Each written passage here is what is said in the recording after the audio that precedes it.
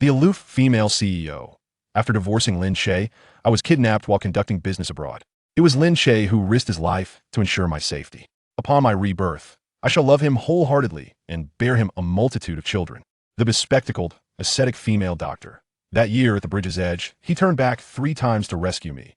He was my savior and, indeed, my redemption for the remainder of my life. The fiercely domineering female tycoon. One cannot encounter someone too extraordinary in their youth, for they will linger in one's thoughts for a lifetime. No matter whom I meet, they are but a shadow of him. The acclaimed actress. I yearn to perform solely for him. That endeavor shall exhaust the entirety of my acting prowess. Chapter 1. The female CEO shall never divorce. Lin Che arrived at Jiang Liu's company, clutching the divorce agreement. Nestled in the capital, it is a Fortune 500 corporation of considerable stature. Jiang Liu is the chairperson and also Lin Che's wife. Sir, may I inquire who you are seeking? The attractive receptionist rose to politely inquire. Yet, her question pierced deeply. Lin Che had been married to Jiang Liu for 7 years, and her company did not even recognize her rightful husband. He indeed felt far from being the legitimate partner. I'm looking for General Manager Jiang. Lin Che cast a glance upward. He wished to spare Liu any trouble. After all, this relationship was on the verge of dissolution, and whether her company acknowledged him was of little consequence. I apologize, sir, but Director Jiang is our chairperson and requires an appointment. Lin Che felt a sense of helplessness. If I could secure an appointment with her, what necessity would your assistance serve? Lin Che and Jiang Liu were childhood sweethearts, having attended the same prestigious university together, embodying the golden couple in the eyes of others. After graduation, Lin Che embarked on an entrepreneurial journey, earning his first pot of gold. Meanwhile, Jiang Liu faced tribulations in her own venture, falling prey to deceit. If she could not produce 1 million, she would face incarceration. Without hesitation, Lin Che sold his startup, borrowing extensively to amass the required sum, thereby securing his wife's freedom. However, their trajectories diverged drastically thereafter. Jiang Liu learned from her misfortunes and, armed with her intellect, propelled her company to a successful public listing. She became the youngest female billionaire, while Lin Che seemed to exhaust his fortune, suffering repeated failures and substantial losses, much of which were covered by his wealthy wife. Gradually, they found themselves devoid of common interests. Lin Che languished in a state of despondency, while his wife traversed both domestic and international business landscapes. It had been half a month since he last resided at home, coinciding with the notorious 7-year itch. Lin Che had long wished to discuss their relationship with Jiang Liu, hoping to bring it to a close. Yet, she consistently claimed to be too busy, making even their meetings a luxury. Thus, Lin Che directly confronted her at the company. Please contact your chairperson and inform her that Lin Che has arrived. Lin Che's demeanor bore signs of impatience. The receptionist nodded eagerly, promising to relay the message. After a time, she returned. Sir, Director Jiang is on the 88th floor. I shall grant you access with this special card. This time, the receptionist regarded Lin Che with newfound admiration, perceiving him as suddenly more handsome. It is noteworthy that the 88th floor serves as Director Jiang's private office, permitting entry only to her personal secretary. At times, when working late into the night, she would even reside there. The man before her was granted access to the chairperson's private office, indicating a relationship of considerable significance. On the 88th floor, Jiang Liu abruptly awakened from her reverie in her executive chair. Clad in a professional suit, she exuded an air of cool detachment. Her slender legs encased in stockings appeared both alluring and elongated. At the mere age of 28, she had ascended to the rank of female billionaire, maintaining an appearance reminiscent of her university days. Her complexion was flawless, captivating beyond compare. Gradually, her astonished gaze returned to reality, realizing she was still in the country, within her familiar office. I have returned. Her expression momentarily reflected bewilderment, before she hurriedly glanced at the clock. The date had reverted to January 1st, New Year's Day. She touched her ample bosom, the tangible sensation grounding her heart. It dawned on her that she had indeed been reborn, emerging anew from profound sorrow. In her previous life, she had divorced Lin Che and immersed herself in her career. 3 months post-divorce, a refined and gentle male CEO entered her life. Initially, Jiang Liu felt indifferent towards the male CEO, viewing their interactions merely as business transactions. However, he frequently invited her to dinner and on business trips, concealing his true intentions. Yet, in her heart, she remained devoted to Lin Che, fully aware that they could never return to their former selves. Later, the male CEO proposed a promising project abroad, inviting Jiang Liu to participate. While she harbored doubts, his hidden motives were too deeply entrenched. In a bid to ensnare her, he meticulously orchestrated his plan over 3 years. The result was nearly catastrophic. She was kidnapped by a fraudulent syndicate targeting wealthy heiresses. Ultimately, it was Lin Che, enduring countless trials, who created immense pressure through the media and government to rescue her. He liquidated his assets and ventured alone with the funds to secure her release. The perpetrators released her, but knowing too much, Lin Che met a tragic end beneath the waves. Upon her return, Jiang Liu succumbed to severe depression, engulfed in the grief of her husband's sacrifice, unable to emerge from her sorrow. She even attempted suicide by consuming sleeping pills. Months of despair culminated in her rebirth. She realized that aside from her parents, the only person capable of loving her was Lin Che, whom she had known for 14 years. What was the significance of the 7-year itch? They had already traversed 2 such crises, having long since intertwined their lives. After her rebirth, she found clarity. What worth lay in vast riches? Her singular desire was to love her husband sincerely and lead a simple life with Lin Che, perhaps even to bear several children. From their high school days to their university years, they had supported each other, achieving their present success. It was time to relish their shared life. She would never again contemplate divorce from the man who loved her so deeply. Never. Lin Che arrived at the 88th floor, knocking on the door. "Come in." Jiang Liu composed herself. Moments ago, the receptionist had called, stating that a man named Lin Che wished to meet her. A wave of unease washed over her, for in her previous life, after divorcing her husband on this very day, she had never seen him again, until she was deceived into leaving the country, only to be kidnapped on a remote island. Lin Che had come personally to rescue her with money in hand. He had been beaten, bloodied, and even kicked into the sea. That was the last time she saw him, gazing at him from a distance through glass in the ship's cabin. By that reckoning, nearly 3 years had passed since their last encounter. From their first year of high school until now, this had been their longest separation. Jiang Liu's heart raced wildly. Lin Che entered the room with an expressionless demeanor. He possessed striking good looks, having been the heartthrob of both high school and university. Compared to those times, however, his complexion appeared somewhat dulled, his hair was disheveled, and his beard was not meticulously shaven. Jiang Liu also yearned for her husband to regain his spirits. Yet, it seemed he had exhausted all his fortune, failing at every endeavor. Thus, Jiang Liu proposed, "Perhaps you should abandon your entrepreneurial pursuits. Allow me the privilege of supporting you for a lifetime." This statement profoundly wounded Lin Che's pride, plunging him further into despondency, ultimately leading to their divorce. Lin Che slowly approached the desk, placing the divorce agreement upon it. "Liu, let's part ways. Please review the contents of the divorce agreement. I do not seek your wealth. The funds I previously lent you have been repaid over the years. We owe nothing to each other. I've already signed it. When convenient, we shall proceed to the Civil Affairs Bureau to finalize our divorce." The joy Jiang Liu had once felt upon her rebirth was now doused with cold reality. The man before her was her hero, who had risked his life to save her, a lover who had knelt on the deck, bloodied yet still managing to gift her a smile. He was a cherished family member who had loved her for 14 years. Jiang Liu resolutely refused to accept the divorce. Chapter 2. Husband, I will gradually mend our relationship. Jiang Liu felt a pang of regret. Having ascended to the heights of wealth as the nation's richest woman, she pondered what she was still striving for. It seemed that work had become her sole purpose. But how could work be an end in itself? It is merely a process, a means to an end, aimed at enriching life. She recalled the tender moments spent in bed with Lin Che during their early days after graduation, whispering, "Darling, let us earn well. Once we amass 5 million, we shall deposit it in the bank and retire right here, living off the interest." Wouldn't that be splendid? At that time, their grandest aspiration was simply to secure 5 million, which would allow them to awaken each day to the soothing sound of interest accruing. They envisioned traveling, hiking, riding horses across the plains, and tending to livestock, one beautiful dream after another, ultimately discarded like refuse. Now, Jiang Liu possessed hundreds of millions, yet the dreams shared beneath the covers with Lin Che remained unfulfilled.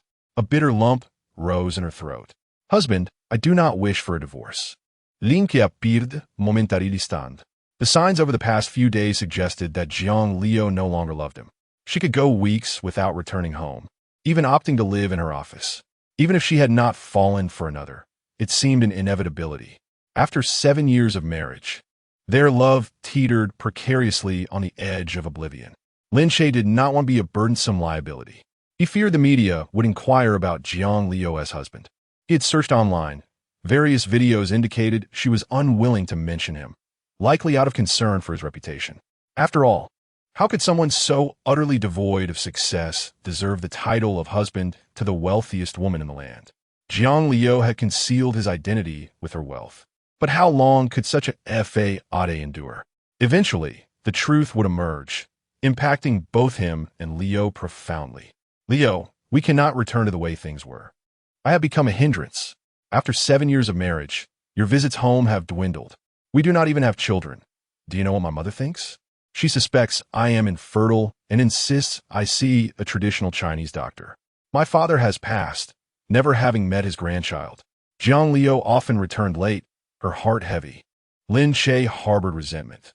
Though he lay awake, he chose to ignore her, shutting the bedroom door and feigning sleep. Jiang Liu, not wanting to disturb him, opted for a luxurious suite in the adjacent room. Gradually, they drifted apart, sharing a bed for the first time in over 6 months. Lin Che gazed at his ethereal wife, the CEO, his heart aching as if a piece of him had been severed.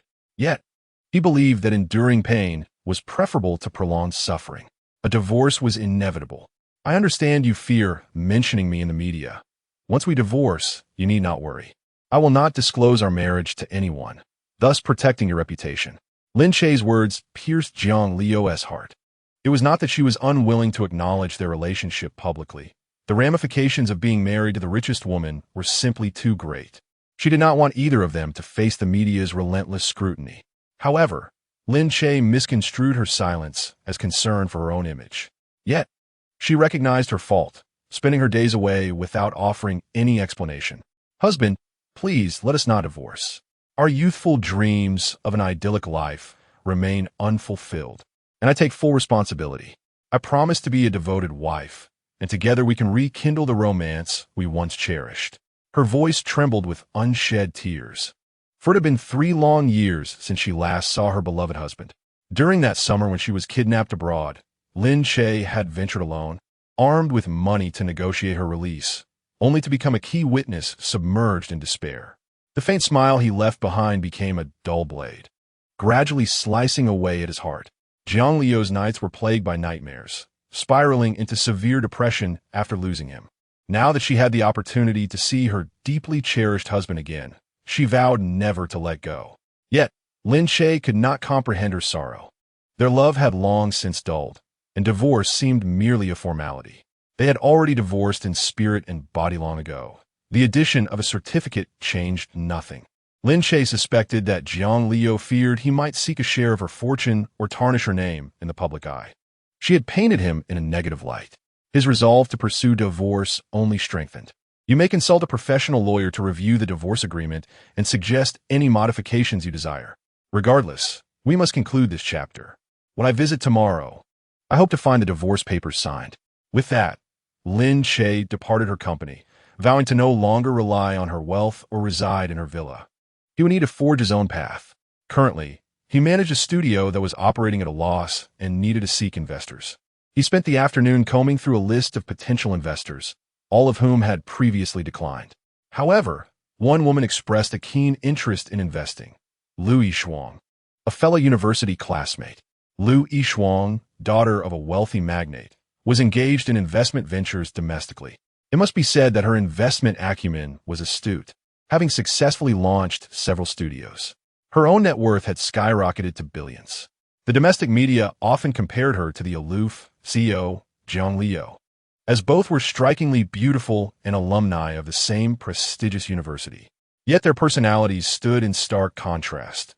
Jiang Liu was distant and cold towards outsiders, revealing her warmth only to those closest to her, while Liu Yishuang was vivacious and sociable, well acquainted with everyone in the industry. Ultimately, Lin Che set aside Liu Yishuang's information. He could not leap from a divorce with Liu directly into an acquaintance with Liu Yishuang. It would appear as though he could only thrive on the goodwill of others. Suddenly, a sultry voice interrupted his thoughts. "Is your boss in?" Liu Yishuang entered, carrying a lunchbox. "Mr. Lin, I brought some food from home that I couldn't finish and thought to share it with you." She blinked her charming eyes playfully. Lin Che felt a twinge of exasperation. Liu Yishuang had merely established an investment firm with a handful of employees, having moved into the office above his 6 months prior. Each day, she had her maid prepare 2 meals. Lin Che was not oblivious to the subtle flirtation Liu Yishuang directed towards him. During their university days, She had made a point to engage with him, and their shared experience during a fog-laden night hike had forged a bond. After becoming separated from their group, they found themselves on a misty mountain, rain falling coldly around them. Lu Yishuang had twisted her ankle, and though Lin Che was already exhausted, he carried her for a long, arduous trek. Finally, when his strength waned, they huddled together on the mountainside for warmth.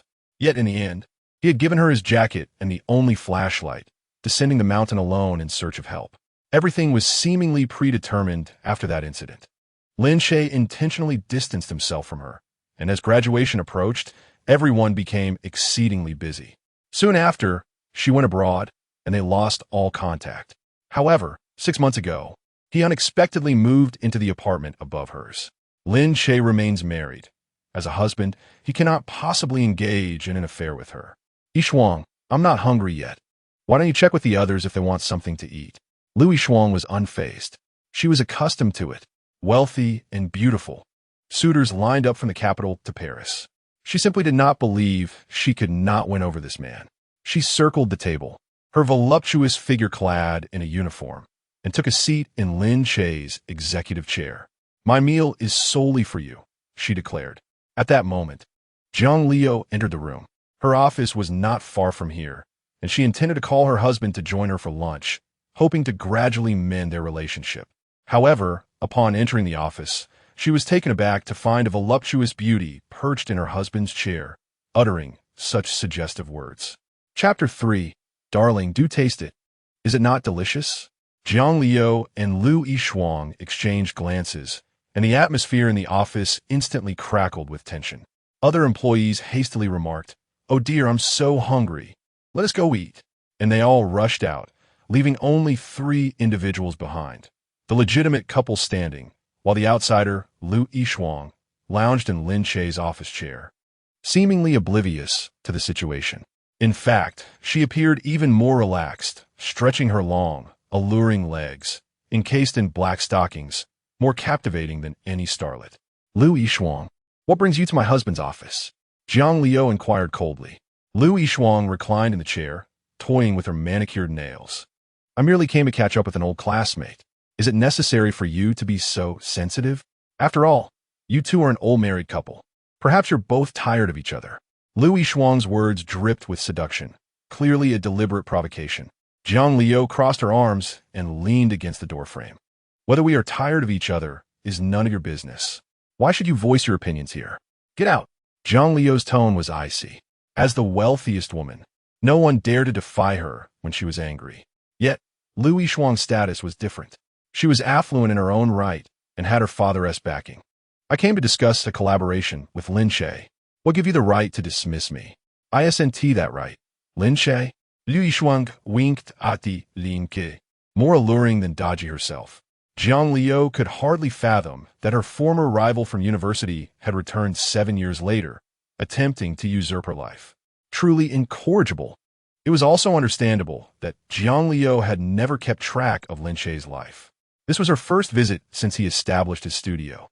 Not long ago, upon hearing that Lu Yishuang had returned to the capital, Zhang Liu assumed she was there to compete against her. Little did she realize the competition was not in business, but rather for her husband. Lu Yishuang even set up her office directly above her man's. How shameless! Lin Che glanced at Lu Yishuang, who sat there unbothered, leaving no grounds to expel her, then turned to Zhang Liu, asking coldly, "What brings you to my office so suddenly? This little place isn't easy to find, is it?" Zhang Liu was taken aback. Had their relationship truly deteriorated to this extent, or was it that her husband had developed feelings for someone else, prompting him to seek a divorce? "I came to invite you for lunch. It's not far," she replied. Lin Che scrutinized her and suddenly remarked, "Is it a farewell meal before our divorce?" His words made Lu Yishuang, still seated, perk up with excitement. Had she finally been granted an opportunity after waiting all these years? Zhang Liu's expression darkened, especially upon seeing Lu Yishuang's eager eyes. "No, darling. I never wanted to divorce you," she insisted, shaking her head while casting a sharp glare at Lu Yishuang, asserting her claim. "Lin Che is mine. I will not allow you to take him away. Although I may not have cherished him before, I have now realized my error. From now on, I will treat him as my most beloved, ensuring he shall never be saddened again. Lin Che stared at her for a few seconds, then noticed her gaze drifting towards Lu Yishuang behind her. Suddenly, he understood. It was her competitive spirit at play. She had never cared for herself, yet possessed a strong desire to win. Otherwise, she would not have built her company to such heights and become the wealthiest woman. Lu Yishuang's sudden appearance in his office had successfully ignited her competitive drive, which is why she was reluctant to part ways with him. I have no relationship with her. You need not worry, Lin Che clarified. Even if we were to divorce, I would not pursue anything with her. Moreover, I will not allow our relationship to be exposed in the media. Rest assured, your reputation will not be tarnished.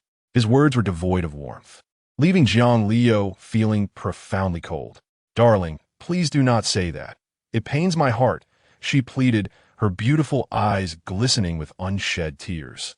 The typically aloof female CEO transformed into a teary-eyed girl before Lin Che. She had faced life and death. He had single-handedly rescued her from a kidnapping abroad, trading his life for hers. The pure smile he had left behind as she was thrust into the sea had left Jiang Liu profoundly shaken. In that moment, she realized Lin Che's significance to her far surpassed that of anyone else. They were lovers, but more importantly, they were family after 14 years of companionship. Beside them, Lu Yishuang interjected provocatively, "Oh, the cold CEO is quite the actress. I wonder if it was this performance that captured Lin Che's heart back in the day?" Lu Yishuang had admired Lin Che since university, not only for his handsome appearance, but also for his gentle yet resilient nature. Among all the boys she had encountered, he was the only one who consistently jogged on the track every evening throughout their 4 years of college. Just this alone set him apart from 99 of boys. After graduation, even though Lu Yishuang went abroad, she kept a close watch on Lin Che's life. Upon hearing that he had sold his entrepreneurial team to make amends for Jiang Liu's mistakes, and that he was now burdened with debts, Lin Che's image as a good man was firmly established in Lu Yishuang's mind. Handsome, kind-hearted, resilient, and deeply in love with his wife. Qualities that made him immensely attractive to a wealthy woman like Lu Yishuang. Thus, when she learned of the crisis in Lin Che and Jiang Liu's relationship, she hurriedly relocated her investment company back to the capital, originally believing their troubles were merely temporary. Little did she know that they had reached the brink of divorce. Jiang Liu, clad in high heels, strode to the desk and forcefully slammed a document down. "What does my relationship with my husband have to do with you?" She glared fiercely, asserting her authority as the female CEO. While others might have been intimidated, Lu Yishuang was not. "You are about to divorce, both emotionally and legally. He will no longer be your husband. You have no right to make decisions for him."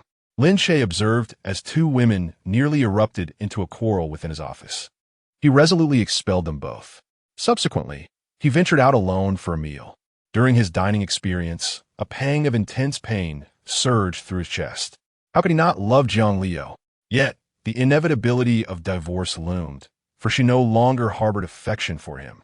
Her declaration today, expressing a desire to avoid divorce, was clearly intended to provoke Lu Yishuang. The competitive spirit of women, particularly that of a formidable CEO like Jiang Liu, would never allow her to concede to another woman. He simply could not play the fool. The divorce must proceed. Lin Che returned home quite late. With no one awaiting him, his return felt inconsequential, leading him to linger in the office until 7 or 8 o'clock. To his surprise, upon entering his home, he discovered the lights on the first floor illuminated and a delightful aroma wafting from the kitchen. He distinctly remembered not having summoned the housekeeper today. However, as he stepped inside, he was met with the sight of Jiang Liu, still clad in her professional attire, which accentuated her alluring curves. No less captivating than any star, rarely did she don an apron, yet here she was, emerging with a platter of braised ribs. The juxtaposition of her business attire and the apron created a striking contrast. Upon noticing Lin Che's return, her doe-like eyes sparkled with joy. "Darling, I've just learned to make braised ribs. Do taste it and tell me if it's delicious." Lin Che studiò momentarilistando. Was this truly his wife? The aloof CEO, Jiang Liu? In his memory, She had not set foot in the kitchen for the past 5 or 6 years. Chapter 4. How to Please My Husband. Darling, today is New Year's Day. Due to my circumstances, we haven't spent New Year's together for several years. Jiang Liu hesitated briefly. I shall endeavor to make amends starting today. Lin Che sensed that something was amiss with her today. Had she been possessed by some strange force, suddenly captivated?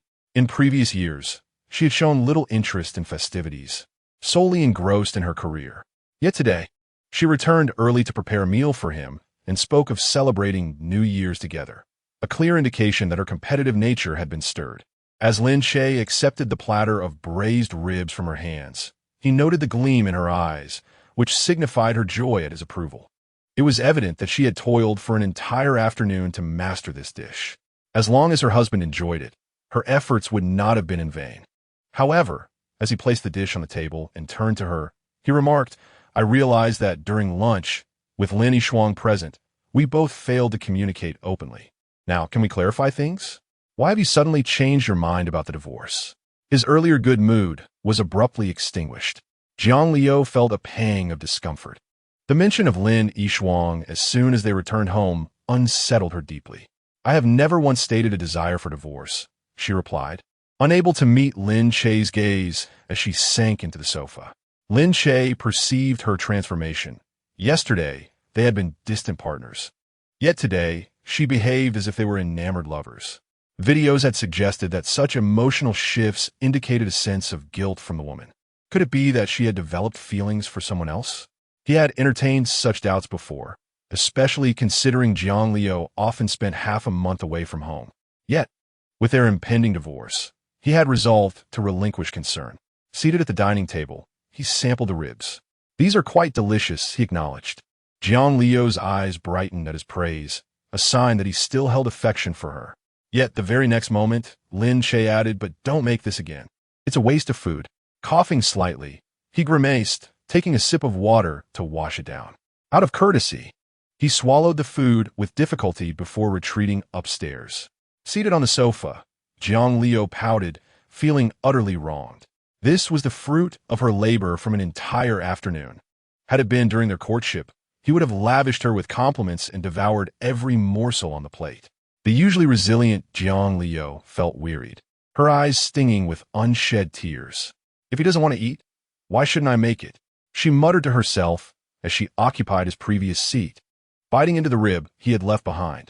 Ugh, this is so salty, she exclaimed. It was as if she had taken a mouthful of salt straight from the shaker. Jiang Liu glanced up the stairs, realizing that despite its saltiness, he had not spat out the bite he had taken. He still must care for me, she mused. Yet, he had changed. The relentless blows to their relationship had left him unable to express his feelings. Likewise, Jiang Liu was emotionally naive. Having been childhood friends with Lin Che since high school, their bond felt more familial than romantic, leaving her uncertain about how to navigate their relationship. Resolving to seek guidance, she opened her phone and turned to her ever-reliable assistant. Qian, have you recently entered a relationship? What are men like? Jiang Liu favored her youthful and vibrant assistant. Zhang Qian, a university student. With a young assistant, she could grasp the preferences of the younger generation and adjust her company strategies accordingly. Moreover, young people could offer invaluable insights into life matters. Moments later, Zhang Qian replied, Director Jiang, men typically favor luxury watches, designer clothing, and high-end cars. Of course, she teased, withholding further details. Men also appreciate black stockings, just like my boyfriend, who insisted I wear a uniform today. Director Jiang, is there anything else? My boyfriend is calling for me. Jiang Liu responded, I hope you both enjoy your time at home. The assistant replied, staying home isn't much fun. We must seek excitement outdoors. The youth of today truly knew how to enjoy life. Jiang Liu pondered her own situation. In her youth, both she and Lin Che hailed from humble beginnings, unable to afford luxury cars or designer watches. Even after Lin Che achieved wealth, she had faltered and squandered their savings in her misfortune. They had learned to be frugal, saving for unforeseen circumstances. As Jiang Liu rapidly ascended to become a wealthy businesswoman, she possessed only a luxurious home and 2 cars, one for her and one for her husband. It wasn't that she clung to her past frugality, but rather, She had simply failed to find reasons to spend money. No wonder her husband no longer cherished her. Throughout the years, she had neglected to gift him even a watch or a luxury vehicle. He must have felt unloved, prompting his desire for divorce. In truth, Jiang Liu had overlooked this crucial aspect. Had Lin Che ever asked for such gifts, she would have readily granted him access to her fortune without a second thought. And thus, the root of the problem lay here. Lin Che, proud and accomplished, being a graduate of a prestigious university and having succeeded in his first entrepreneurial endeavor, would certainly find it difficult to vocalize his desires. Realizing this, Jiang Liu swiftly dialed a number. "Hello, Nick. Please prepare luxury cars, prestigious watches, leather shoes, ties, and clothing for men. How many can you arrange? Get as many as possible and deliver them to my underground parking lot in an hour. Money is no object. I want the finest." Nick was her personal assistant. Once everything was arranged, Jiang Liu felt an overwhelming sense of confidence. Today marked New Year's Day, a splendid opportunity for a counterattack. Soon, she planned to call her husband downstairs, merely suggesting a stroll. Then, she would showcase the opulent cars and exquisite watches in the garage, presenting them as his New Year's gift. Seeking excitement outside also seemed appealing. Indeed, young people know how to enjoy life. She wouldn't be returning home tonight, but instead would head to her usual hotel. It had been too long since they shared the same bed. The mere thought of it stirred a tumult of emotions within her. In just half an hour, Nick announced that everything was ready. Little did he know that his boss, the female executive, actually had a husband. Previously, Lin Che had always purchased his own attire, while Nick specifically catered to Jiang Liu's wardrobe needs. Today, when the boss unexpectedly requested men's watches and luxury cars, Nick was taken aback. Who was this young man fortunate enough to win Jiang's favor? He had evidently bypassed 50 years of obstacles. Moreover, Jiang Liu was no less remarkable than those stars on television. That man was truly fortunate. Jiang Liu gazed at the photos sent by Nick. Although she lacked knowledge about men's accessories and luxury vehicles, she only cared for their price tags. Ecstatic, she knocked on her husband's door, eager to unveil the treasures before him. Chapter 5. Wearing what my husband likes. Knock, knock. Fearing he might be displeased, Jiang Liu politely rapped on the door. After all, this was her room too. 3 years prior, after successfully taking her company public, Jiang Liu had used her first earnings to purchase a grand villa, a dream they had long cherished. They joyfully moved into the spacious and comfortable abode, reluctant to rise from their cozy refuge. At times, sunlight would stream through the windows, with Jiang Liu resting atop Lin Che, the curtains left undrawn, for the villa was so secluded that outsiders could not catch a glimpse. At that time, Lin Che had just sold his first startup, rescuing his wife. Though he endured 2 more setbacks, his spirits remained high. Thus, when his wife's company went public, Lin Che was genuinely delighted, having previously invested his heart and soul into its revival. He fantasized about making a comeback himself, hoping to soon match his wife's success. Yet, 3 years had elapsed, and after numerous trials and tribulations, Lin Che's confidence had been thoroughly eroded. He continued to reside in that room, awaiting his wife's return each night. However, he felt like a solitary widower, as Jiang Liu became engrossed in her work, opting to stay at the company for convenience. Gradually, they grew distant. Even when Jiang Liu returned home, she refrained from disturbing him, choosing instead to occupy a side room. Lin Che, too proud to lower himself to seek her out, allowed misunderstandings to fester, misunderstandings that arose from both unwillingness to concede. Having faced life and death, Jiang Liu learned to view everything with equanimity. Hence, she now sought to humble herself and win over her beloved husband. The bedroom door swung open. Lin Che, with tousled hair and a notebook in hand, inquired, "What's the matter?" Jiang Liu pouted and tugged at his shirt. "This is my room as well. I wish to move back in." Lin Che bowed, then suddenly comprehended her intent. She meant to displace him. Yet, this was only natural. The villa was her purchase, and this room was her favorite, the largest, with the best lighting. "Wait a moment. I will move out shortly," he replied, proceeding to gather his belongings. Jiang Liu had not stayed in this room for some time, and Lin Che had set up a large desk on the balcony for his work, cluttered with various documents. Moving everything wouldn't be an easy task. However, since Jiang Liu had effectively pushed him out, he felt no need to argue. As he busied himself, Jiang Liu cautiously approached, wrapping her arms around his waist, her ample bosom pressing against his back. Though she was an icy beauty, her figure was undeniably alluring. Once, someone had initiated a forum discussion on who the perfect wife was, and Jiang Liu had outshone numerous celebrities, claiming the top spot. Particularly, her wifely attributes left a lasting impression on many men. Lin Che's hands halted momentarily, a sudden pang of sorrow gripping his heart. Did she wish to leave him with one last embrace? Allowing her to hold him for a while, he eventually pushed her away. Have you signed the divorce agreement? Has your lawyer reviewed it? I downloaded a template online. I hope it doesn't adversely affect you later. Lin Che felt grateful towards Jiang Liu, even in divorce. He would not do anything to harm her. My husband, I do not wish to divorce. Jiang Liu's tone grew firm. I cannot lose you. During her abduction abroad, the only ones who genuinely cared were her parents, frantically worried, yet powerless to help.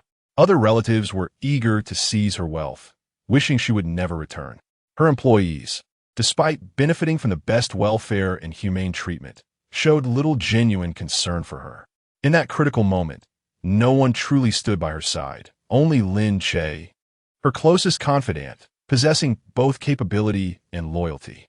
He was the sole person she could rely on. Even if they divorced, she could remarry at any time, as suitors were plentiful. Yet, how many truly loved her? Most were interested in her wealth or her body. Only Lin Che had walked alongside her through hardship. Their bond had transcended mere affection. They had become inseparable. Now, Jiang Liu harbored a strong desire to have a child with Lin Che.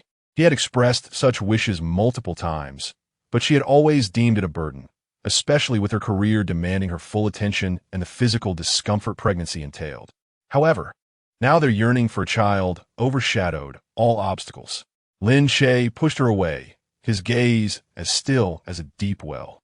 You do not fear losing me. Rather, you instinctively dread the thought of separation. We have been together long enough that this fear could hinder our progress, even our happiness. Look at these past few years. Though we are married, we sleep apart and go days without seeing each other. This is not the life you desire, nor is it what I want. Taking this step could bring us both freedom. Lin Che had pondered this for a long time, coming to a clear realization. Her sudden plea for reconciliation was merely a manifestation of her subconscious fear, not a true reflection of her love for him. Divorce would be beneficial for both. Jiang Liu shook her head, unwilling to confront Lin Che's words, hastily shifting the topic. Darling, it's New Year's Day. Please accompany me to watch the fireworks. I have prepared gifts in the garage to surprise you. Lin Che set down the manuscript he had been working on. So you do remember the holidays are meant for family to be together. Though he spoke with an air of calmness, the underlying resentment was palpable. The last time they had spent a holiday together seemed to have been during last year at Qingming Festival. Lin Che had informed Jiang Liu a month in advance that they would be visiting his father's grave. Lin's father had held Jiang Liu in the highest regard, believing that marrying her was akin to a stroke of ancestral fortune. Thus, even if Lin Che had a plead, he insisted that Jiang Liu accompany him to the burial site. To ensure this arrangement went smoothly, he not only notified her a month ahead, but also reminded her daily to prevent any mix-up with dates that might result in a scheduling conflict. For the sake of spending a holiday together, he had gone to such lengths. What was the point of continuing on like this?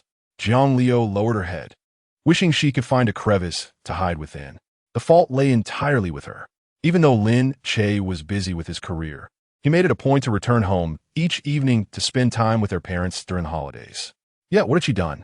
She had failed to fulfill any of those expectations. Darling, I was wrong. From now on, I will ensure to be with you for all significant holidays, she thought. Lin Che sighed. With divorce imminent, he felt no need to ask her for any promises. Let us go, it's time to change clothes. Change clothes? Jiang Liu suddenly recalled what Qian had mentioned about black stockings. Was it possible that the only time they had indulged in playful intimacy was when they were younger? It had been 3 or 4 years since they had intentionally engaged in such matters. Perhaps he was finally interested in her again. Or was it merely a last attempt to find satisfaction before parting ways? Jiang Liu felt a surge of joy. Regardless of the motivation, It at least proved that her body still held some allure for him. Surely, she could still entice him and prevent him from leaving. In truth, Lin Che was merely contemplating accompanying his wife to watch the New Year's fireworks one last time before their impending divorce, which was no issue. However, Jiang Liu, still clad in her professional attire, was far from suitable. Of course, she needed a change. Chapter 6. The Failed Gift of a Luxury Car. After changing, Lin Che waited in the living room, pondering what she could possibly be taking so long to change into. He had grown accustomed to the fact that women took at least half an hour to prepare before going out. Thus, he returned his focus to his work. Suddenly, a message popped up on his phone.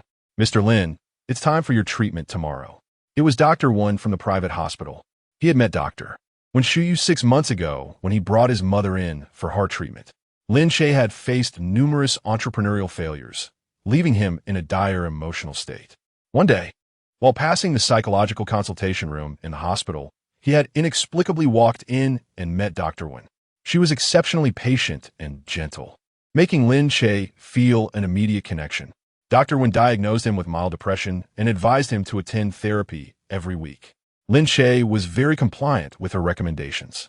If it were just him, his own well-being might not matter. However, he had a mother to care for, and he could not selfishly seek his own freedom at the expense of her suffering. Thus, he typed back, "All right, Dr. Wen, I will be there at 9 tomorrow." After sending the message, he lay back, realizing that his work time would be further shortened the next day. The progress of his current project was exceedingly challenging, plagued by funding shortages and insufficient testing time. Lin Che lacked a successful background, making potential investors reluctant after conducting background checks. His team was composed of individuals he had personally recruited from universities, funding their salaries through bank loans. What would happen when he could no longer pay their wages? Would he have to disband the team? Lin Che then thought of Lu Yishuang. Did she see potential in him? After all, she was a renowned investor who would not engage in a losing venture. Yet, harboring such absurd thoughts only made Lin Che feel more juvenile. Lu Yishuang had initially pursued him during their university days, likely out of nostalgia for their past relationship. Moreover, the competitive spirit among women was strong. Jiang Liu and Lu Yishuang had once fought fiercely over the title of campus belle. Now, they were competing for his affection, not out of love, but rather to prove their superiority. Lin Che couldn't help but smile bitterly at the realization that he had become a mere pawn in their rivalry. Nevertheless, if it came down to it, he would have to consider Lu Yishuang's investment. He would never seek financial aid from Jiang Liu, as he had already burdened her with too much debt. With Lu Yishuang, he would feel no such obligation, as it was a contractual agreement he would honor. But with Jiang Liu, she would never demand repayment, not even if he offered it. Such a situation felt akin to living off her generosity, rendering his entrepreneurial journey quite farcical. Lin Che was resolute. He would never tread that path. Why is she still not out? He glanced at his watch, realizing he had been waiting for nearly an hour. Growing impatient, he looked up the staircase, only to see an ethereal beauty descending slowly. Jiang Liu, adorned in red high heels, velvety black stockings, a plush turtleneck, and a chestnut-colored coat, exuded an air of grandeur. Her thick, flowing hair cascaded over her shoulders like a silken waterfall, presenting a striking contrast to her otherwise aloof demeanor. He couldn't help but admit that Jiang Liu was stunningly beautiful, especially with her long legs encased in black stockings, emerging from beneath her coat, radiating a commanding presence. "What are you dressed up for?" Lin Che frowned and inquired. Jiang Liu approached, stating, "It's New Year's Day, and I wanted to look presentable to bring you some pride. If only Christmas had not passed, I would have worn my reindeer outfit." Back then, during Christmas, Jiang Liu had yet to undergo her rebirth and was unaware of her love for her husband. Lin Che, the high and mighty image of Jiang Liu, dressed in such a manner, was a stark contrast to the woman who had once been his. Now, her radiance overshadowed him, making him feel inadequate. In truth, if Lin Che were to groom himself, trim his hair, shave, and don suitable attire, he too could be quite the handsome man. However, after successive entrepreneurial failures, his outlook had grown dim and heavy, and he exuded a sense of melancholy. He wondered how long he would have to wait if he asked her to change again. Let us just go, he decided, stepping outside. Jiang Liu hurried to follow him. Upon entering the elevator, Lin Che pressed the button for the first floor, while Jiang Liu pressed for the basement. What are we doing in the garage? I thought we were going for a walk, Lin Che inquired, frowning. Darling, I bought you a New Year's gift. It's in the garage, Jiang Liu replied with confidence. Since embarking on her entrepreneurial journey, she had not purchased anything for him, assuming that if Lin Che desired something, he would buy it himself, given that he was not short on funds. However, this very mindset had contributed to the gradual erosion of their relationship. To maintain a sense of novelty in their marriage, they needed to foster more interaction, even if it was over something trivial. Yet Jiang Liu had once neglected this understanding and had forgotten it over time. It was only after losing Lin Che in her past life that she realized nothing was more important than him.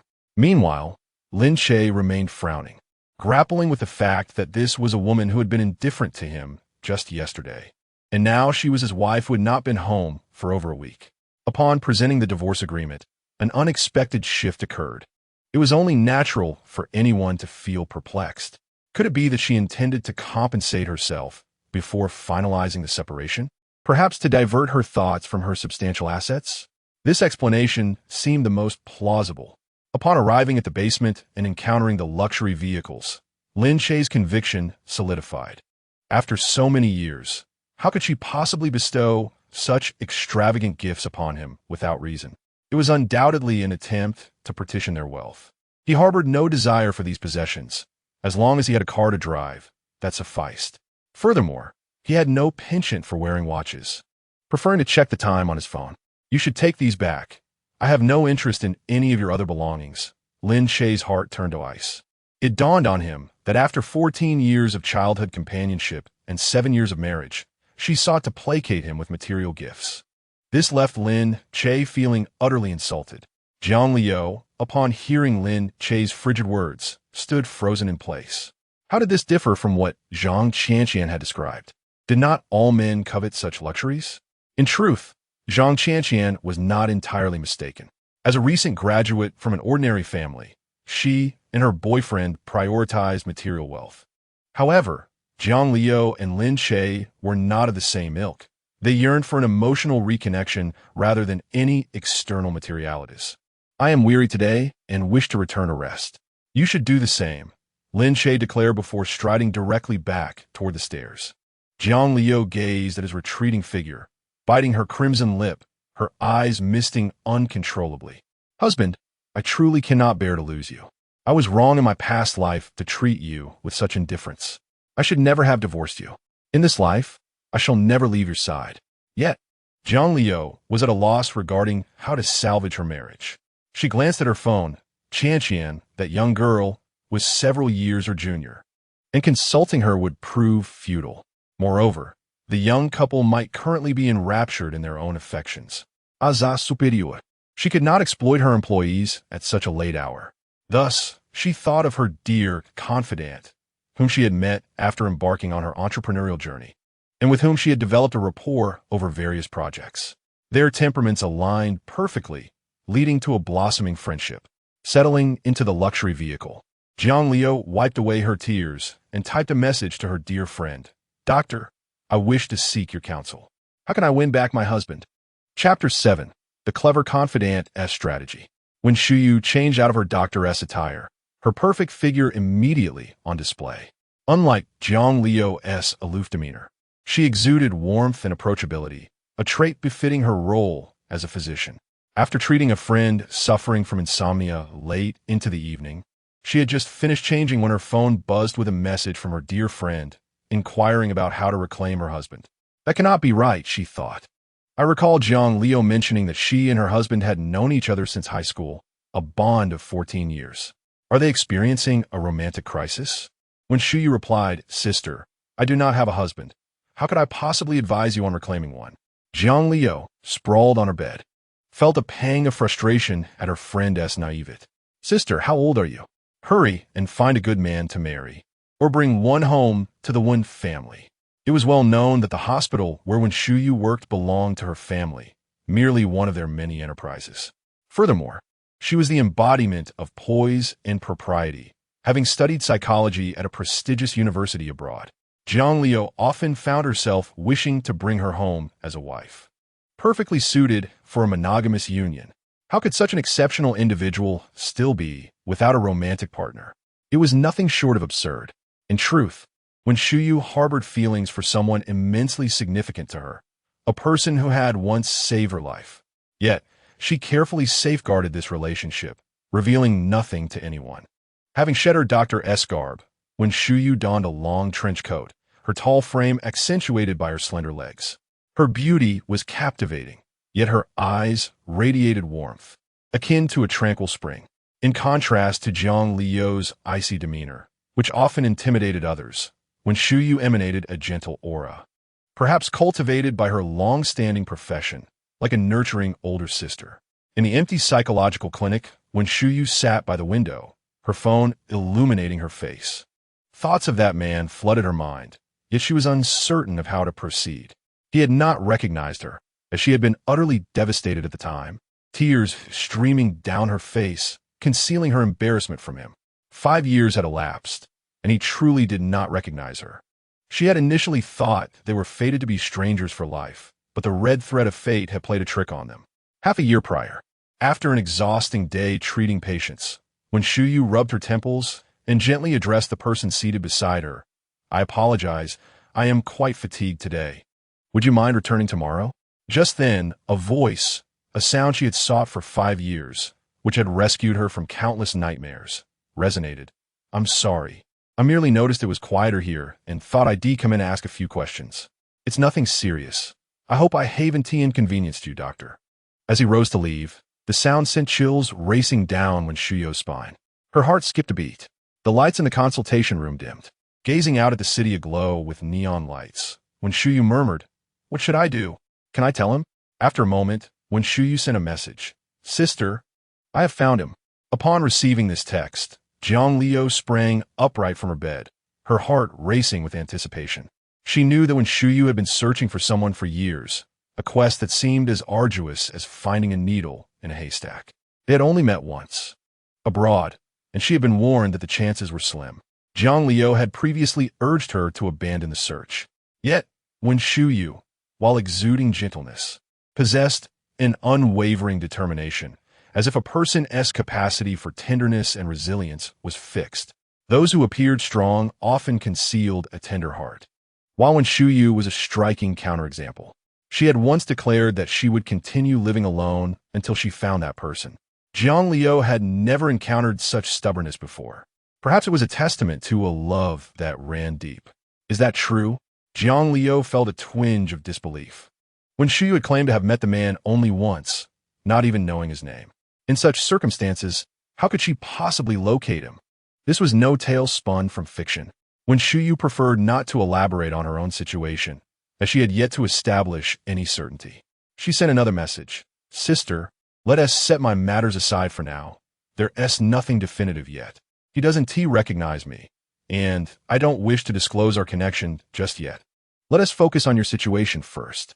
Understanding her friend's temperament, Jiang Liu knew further inquiries would yield no answers, and thus she turned her attention to her own predicament. "As a psychologist, I wish to delve into the intricate thoughts of your husband. Allow me to offer some strategies to win his affection." When Shuyu chuckled in exasperation at this message, does the domineering female, CEO, truly believe that life is devoid of challenges? "Sister, I am a doctor, not a deity. If you bring your husband to see me, I shall provide him with a diagnosis." Jiang Liu contemplated for a moment. "He is on the verge of divorcing me. He would certainly not accompany me to a doctor. Based on your patients, what are the typical reasons for couples seeking your counsel during discord?" When Shuyu pondered deeply, 90% of the time, infidelity is the culprit. Jiang Liu's expression instantly mirrored that of a subway elder engrossed in his phone. "Impossible. My husband is pure-hearted. For 14 years, since high school, he has had little interaction with other women." Yet, as soon as she typed those words, Jiang Liu thought of Louis Xuan. Could it be that they truly have an affair? When Shuyu messaged back, "Sister, are you absolutely certain? Given your husband's status, he must be quite affluent. If indeed a young and beautiful woman were to pursue him, could he possibly resist?" Jiang Liu fell silent. After a while, she sent another message. What about the remaining 10% possibility? The response came swiftly. He no longer loves you. Boom! Jiang Liu felt as if struck by lightning. How can it be that the only alternatives are infidelity or a lack of love? Is there truly no way to salvage this? Jiang Liu no longer wished to look at her phone, tossing it aside and burying her head beneath her soft pillow, resembling an ostrich hiding in the sand. She murmured softly, "Husband, I do not wish to lose you." Meanwhile, when Shu Yu, being a renowned psychologist, could surmise the underlying reasons. Sister, what I have stated is not absolute. If you both stand on equal footing, then perhaps he has strayed. However, if he feels inferior in this relationship, could it be that your cold demeanor has led him to feel undervalued? The longer they have known each other since childhood, the more pronounced the disparity becomes. One ascends to a lofty position as a female CEO, while the other remains unremarkable, undoubtedly causing discomfort. Of course, if he were initially a Phoenix man living off a woman, that would be a different matter entirely. Clearly, Lin Che is not such a person. Yet, when Shuyu found it perplexing, despite becoming the richest woman, why this fear of divorce? Is this what true love entails? After a brief moment, Jiang Liu checked her phone. Chapter 8. The Redemption of a Lifetime. Jiang Liu replied candidly. Yes, I should have been more attentive to him in the past. When Shuyu, drawing on her psychological expertise, proposed a solution. This is quite simple. You could attempt to rekindle the passion of your youthful romance, fulfilling the responsibilities of a lover. A man's heart is easily softened. As long as you treat him with tenderness, it will not be long before he is moved by your gentleness. Jiang Liu experienced an epiphany. Though she had displayed tenderness today, it starkly contrasted with the frosty demeanor of the past few days. Leading her husband to believe her behavior was a reaction to his divorce proposal. Therefore, she must maintain this state, alleviating his doubts, and gradually rediscover the passion they once shared. For instance, regarding their separate sleeping arrangements, it had been a pretense on her part. She had chosen the adjacent room merely to avoid disturbing him upon returning late. Yet, it was also born from her own stubbornness.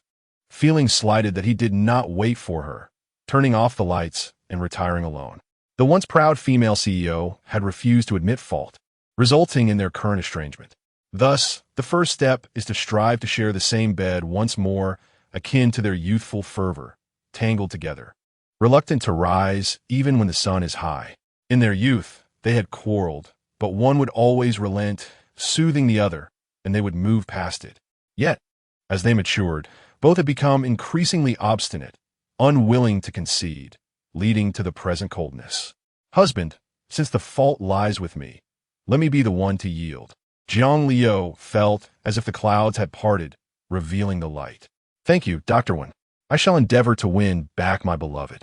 May you also seek your true love and find success. When Shuyu smiled at the forthright message from the once aloof CEO, she scrolled back through their previous conversation. Pininga contact, Lin Che. The man she had sought for 5 years, from abroad to domestic, from the chilly streets of Paris to the opulent capital. You are my savior, my redemption for the years to come. On the second day of the new year, the first thing Jiang Liu did upon waking was hastily rise to prepare breakfast for Lin Che, fulfilling her duties as a wife. However, she discovered that her husband had already left. On the table lay 2 boiled eggs and a bowl of 8 treasure porridge, alongside a signed divorce agreement. In a fit of anger, Jiang Liu seized the divorce papers, tearing them to shreds and casting them into the trash. He still loves me. He even remembered to make breakfast for me. Given Jiang Liu's delicate stomach and busy work schedule, she often found herself unable to eat breakfast in time. Whenever she returned home at night, Lin Che would boil her 2 eggs in the morning. It was the simplest yet most nutritious breakfast, far superior to any bread or fried eggs. Reflecting on her thoughts from the previous night, she resolved to return home early that evening to prepare dinner for him and rearrange the bedding for a shared slumber. After all, her husband had never insisted that she sleep in another room. Starting tonight, they would resume their shared sleeping arrangement. Lin Che arrived punctually at the psychological therapy room, always half an hour early. In this space, he could set aside all external distractions, free from the burdens of work and life's trivialities. It was akin to a man who, after a month of toil, indulges in a soothing massage upon receiving his paycheck. Of course, Lin Che sought not such base physical pleasures, but rather a respite for his spirit. "Mr. Lin, you're quite early today," Lin Che noticed when Shuyu emerging from the back room, oddly not clad in her usual doctor's attire, but rather in casual wear adorned with unique patterns. The subtly pink hue of her clothing imbued the air with a hint of sweetness. Lin Che inexplicably felt rejuvenated, a sudden wave of romantic impulse washing over him. This was the advantage of Wen Shuyu as a psychologist. She understood how to enhance feelings of attraction through psychological suggestion. Even the decor of the therapy room was meticulously chosen, exuding warmth and a sense of homeliness. Lin Che sensed something was amiss. This was markedly different from his previous visits. He had known Dr. Wen since 6 months ago, due to his mother's heart condition, yet the decor had remained unchanged. Today, however, was an anomaly. "Dr. Wen, are we expecting any significant guests today?" Lin Che inquired with a somber gaze. Once a vivacious and cheerful young man, life had dulled his edges, leaving behind merely a shadow of his former self. Wen Shuyu adjusted a round stool and positioned herself opposite Lin Che. "I have discovered that this proximity benefits your condition. My approach to every patient is rooted in the unwavering belief that I will restore them to health." She sat exceedingly close to Lin Che, her long legs nearly overlapping his due to the stool's inadequate height. This proximity compelled Lin Che to instinctively lean back, though his chair was fixed and offered no retreat. Clad in tailored white trousers that accentuated her statuesque form, Wen Shuyu's appearance did not betray any bulkiness. She leaned forward, using her stethoscope to listen to his heartbeat, her warm breath brushing against Lin Che's face. Adorning glasses, she exuded an air of restrained allure. Her once gentle visage now bore a touch of aloofness. Her kindness, a product of her professional demeanor, belied the formidable intellect honed through years at prestigious institutions abroad, where she cultivated not only her knowledge, but also a resolute character. Lin Che felt a flush creeping to his cheeks as her pristine trousers grazed the upper part of his thigh. His wife, Jiang Liu, maintained an icy demeanor towards outsiders. Yet in private, they shared an intimacy reminiscent of young lovers. The contrast presented by the doctor was stark, particularly her aura of chastity. "Dr. Wen, I assure you, my heart is in good health."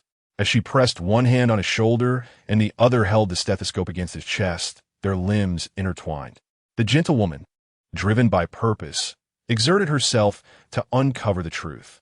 "Your mother has a history of heart disease, which may very well be hereditary. Allow me to conduct an examination to preempt any issues." Her reasoning was sound, leaving Lin Che with little room for objection. "All right, thank you, Dr. Wen."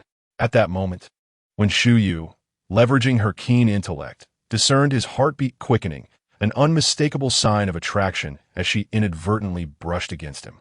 Lin Che inwardly cursed. What a blatant tactic to ensnare a man.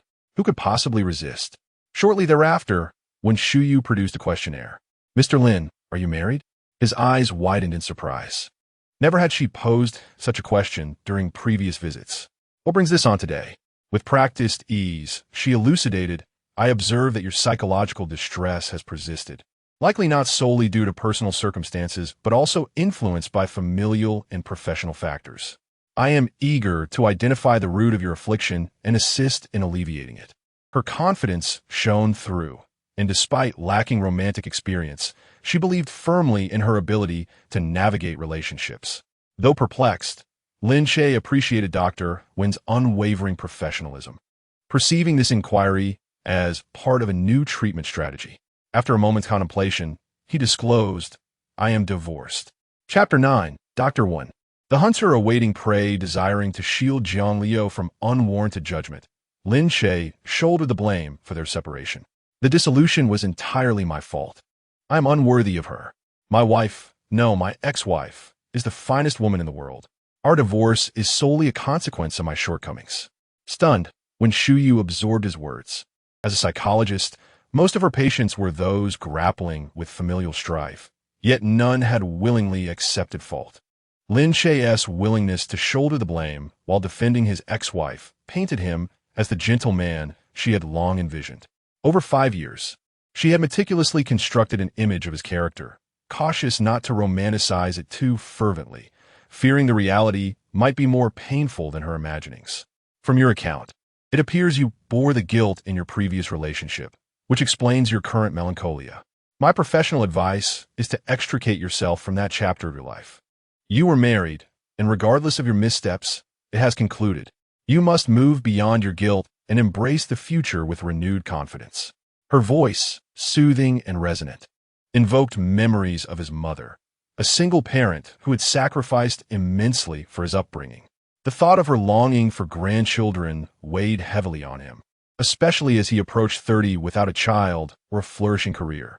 Lin Che sighed deeply, reflecting on how Leo had never expressed a desire for children. Perhaps she deemed him inadequate. In light of this, he conceded that Dr. Wen's advice resonated profoundly. In relationships, both partners often share a sense of mutual guilt. Lin Che had once liquidated his startup to rescue Zhang Liu, only to find himself repeatedly failing in subsequent ventures. Unlike others who might have succumbed to complacency, he pressed on. When Shuyou's perception of him grew increasingly admirable, solidifying the image of the man she had long envisioned. She carefully tucked away his records and handed him a book on psychological therapy. Throughout the morning, her thoughts lingered on how their relationship might evolve. Hours slipped by as Lin Che quietly absorbed the material, occasionally savoring a sip of coffee. Bright sunlight streamed through the floor-to-ceiling windows, casting a warm glow upon Lin Che. He still resembled a spirited young man, much like the passionate youth he had been during his university days. However, now he carried an air of maturity and depth. As noon approached, Lin Che gathered his books and said, "Dr. Wen, I have matters to attend to this afternoon, so I won't be coming back." He intended to converse with Lu Yixiang later in the day. When Shuyu smiled and remarked, "You used to spend entire days here. Is today's matter really that significant? Also, your mother hasn't come for a checkup in quite a while." Lin Che rubbed his temples, feeling the weight of his busy days. "I've been quite occupied lately. Let me find time to come by tomorrow." When Shuyu refrained from suggesting they share a meal or from pressing him to stay longer, she understood Lin Che's character well. If she were too forward, he would surely become suspicious. Thus, everything needed to unfold subtly. Just as Lin Che was about to leave, when Shuyu unexpectedly mentioned, "This hospital has an attached nursing home, and I know the director. Perhaps I could arrange a discounted bed for your mother, so she could stay here." Lin Che's eyes lit up at her words. His mother had been living alone, and years ago, he had encouraged her to find companionship, yet to no avail.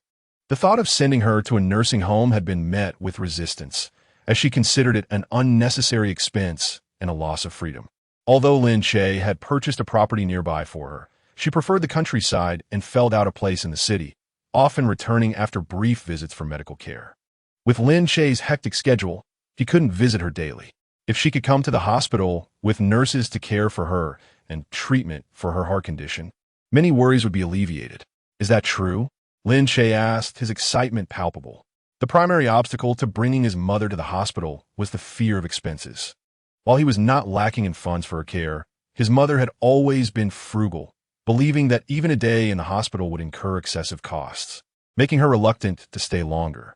This private hospital indeed had a wing designated as a nursing home, primarily for the relatives of officials and the elderly from affluent families. Hence, it was a lucrative establishment. However, gaining entry there was not easy, unless through connections like Zhang Liu's. Lin Che was astounded to learn that when Shuyu knew the director. "Dr. Wen, are you serious?" he inquired, his enthusiasm growing. When Shuyu tilted her head slightly and replied sweetly, "I must confirm this, as the director is a distant relative of mine, and I cannot guarantee it will work." She was being deceptive. The director was her mother. Not only could she secure a bed for Lin Che's mother, but even accommodate his entire family, including his ex-wife, without issue. When Shuyu had no intention of revealing this, as she was determined to pursue the man before her, putting forth her utmost effort. This approach would surely evoke a sense of gratitude in Lin Che. As expected, Lin Che expressed his appreciation fervently. "Thank you, Dr. Wen. This is wonderful, truly wonderful." "Thank you." When Shuyu responded with a gentle smile, radiating warmth akin to 37-degree spring water, perfectly attuned to the human body, devoid of any abruptness. It would be best if you could come back tomorrow. The consummate hunter waits for the prey to take the initiative. While she did not view Lin Che as mere prey, she aimed to present herself in the most favorable light to win his heart. Unbeknownst to him, as he exited the hospital, he expressed his gratitude no fewer than 10 times. In the office of Lu Mu Venture Capital, Lu Yixiang donned a form-fitting skirt, her legs, ensconced in black stockings, elegantly revealed beneath. She wore a tailored blazer that accentuated her figure, a sight that would stir any man's blood. She was currently analyzing a foreign company when her assistant entered to report, "President Lu, Lin from Curson is downstairs and wishes to see you." Curson was Lin Che's studio, dedicated to creating a major IP game. Lu Yixiang smiled mischievously and instructed her assistant to tell him to wait, as she was in a meeting with a client. Finally, he had come. She had moved her office upstairs over half a year ago, and this was the first time Lin Che had deigned to visit. Lu Yixiang was not in a hurry to see him for 2 reasons. First, to test his patience, and second, to retouch her makeup after a meal had ruined her lipstick. After a brief wait, Lu Yixiang emerged from the inner office, her long, graceful legs accentuated by high heels. Her figure was stunning, surpassing even the most alluring of forms, with her fitted skirt emphasizing her curves and her decolletage drawing attention. "Lin, you are quite the rare guest. It's been half a year of being neighbors, yet you finally decided to drop by," she said, holding a tall glass of vibrant red wine, crossing her legs as she settled onto the adjacent sofa. Lin Che, however, did not glance her way. He placed his project proposal on the table and began his presentation. "Yixiang, this is my game project from early last year. After more than 10 months, I now have 13 employees and plan to." Before he could finish, Lu Yixiang interrupted him, a playful smile on her lips. "So Lin, do we consider this a relationship between classmates or investors?" Lin Che hesitated before responding, "A relationship of investment and being invested in." He did not wish to exploit their past camaraderie, despite having had conflicts during their university days. Those memories were precious, and he sought to preserve their purity. Upon hearing this, Lu Yixiang's smile faded. She crossed her legs, the black stockings accentuating her long limbs. "Then why do you call me by my name? It should be President Lu." Her slender calves swayed slightly, her high heels adding to her allure. Lu Yixiang was indeed a formidable woman, fully aware that while she harbored feelings for him, he would not be swayed by softness. No matter how kind she was to him, he would remain unresponsive. Just like during university, even with luxurious cars, designer clothes, and watches, he could not be swayed by the allure of wealth. Now, he was even less susceptible to the charms of kindness. This is why Lu Yixiang had to be so ruthless. She had to entice him at every turn without always offering sweet rewards. Lin Che licked his chapped lips. Over the years, he had sought numerous investments, consistently encountering situations like this, which he had long since grown accustomed to. Yet with Lu Yixiang, it was different. She was his classmate, someone who had once pursued him. Their relationship had almost crossed into something deeper, making the dynamics between them exceedingly delicate. "Lu Yixiang, take a look at our company's current state, including employee conditions and project progress," Lin Che said as he pushed the project proposal towards her. However, Lu Yixiang did not glance at the document. Her leg crossed casually, hands gently clasped, a glass of red wine held aloft as she reclined on the sofa, her starry eyes fixed on Lin Che. "I want you to explain it to me." Lin Che nodded. "All right." He then began to articulate the details of his project, just as he would to any other investor. Yet Lu Yixiang absorbed none of it. Instead, her mind drifted back to their university days, particularly the student council's hiking and camping trip. That night, they had lost their group amidst a thick fog. Lin Che and Lu Yixiang had become separated, and soon it began to rain, drenching them completely. It was early spring, with the air still chilly, and they faced the grim possibility of hypothermia if they did not find warmth. Thus, they huddled together for heat. When they finally stumbled down the mountain, Lu Yixiang had twisted her ankle and could scarcely move. Lin Che had carried her for a stretch, but the treacherous terrain, coupled with a day of strenuous hiking, had exhausted him. If they had stayed on that mountain overnight, neither would likely have survived until morning. So, Lin Che declared he would descend to seek help. He stripped off all but his single layer of clothing for Lu Yishuang and ran down the mountain. Yet, after he left, he did not return. Alone in the rain-soaked mist, Lu Yishuang waited. Ultimately, it was her wealthy father who, upon hearing of the incident, rapidly assembled a search party of thousands to find her. After that hiking fiasco, Lin Che and she grew distant. Lu Yishuang had longed for an explanation from him, but at that time, she had been embroiled in conflicts with Jiang Liu, coupled with the school's punishment of their student council. Lu Yishuang never got around to asking Lin Che where he had gone or if he had returned to rescue her. 8 years had slipped by in the blink of an eye. Time was fleeting and elusive. During these years, countless individuals had entered Lu Yishuang's life, yet none had ever penetrated her heart. Lu Zong, I have finished my presentation. What do you think? Lin Che's words interrupted Lu Yishuang's reverie, prompting her to feign annoyance. Not impressive. Lin Che lowered his head in silence. They were ultimately old adversaries, and it seemed that collaboration would not come to fruition. Well, thank you, Lu Zong, for listening to my report. I shall take my leave now. He gathered the project documents and stood, but Lu Yishuang's high heel snagged his pant leg. I said it was impressive, but I didn't say I wouldn't invest. Why the rush? Lin Che had no choice but to sit back down. I currently bear a loan of 1.5 million, and with project expenses and employee salaries, I will need about 7 million. But rest assured, once this project succeeds and the IP sells, our sales will exceed 1 billion, yielding profits that I can share with you, certainly not allowing you to incur losses, Lin Che stated earnestly. Yet Lu Yishuang merely smiled. Was she truly interested in such trifles? 500,000 was merely a month's worth of her expenditures. You may invest, but there is one condition. Lin Che se ais brightened. What condition? If you desire shares, we can negotiate. Lu Yishuang chuckled lightly. My stomach is not well. I require breakfast daily. Until I recoup my investment, you must prepare breakfast for me every day, and it must be varied to suit my taste. Chapter 11. When will you two divorce? Lin Che pondered for a moment. He had previously prepared breakfast for Liu, so adding another meal wasn't a burden. No, it wasn't just adding another. He was on the verge of divorcing his wife, and he wouldn't be making her breakfast in the future. So just breakfast, is it? Lin Che found the condition relatively reasonable. Although it might not seem like a typical business arrangement, at least Lu Yishuang hadn't made any more outrageous demands. What? If you wish to prepare lunch as well, that would be acceptable. Lu Yishuang, her delicate foot teasingly brushing against her high heel, smiled sweetly.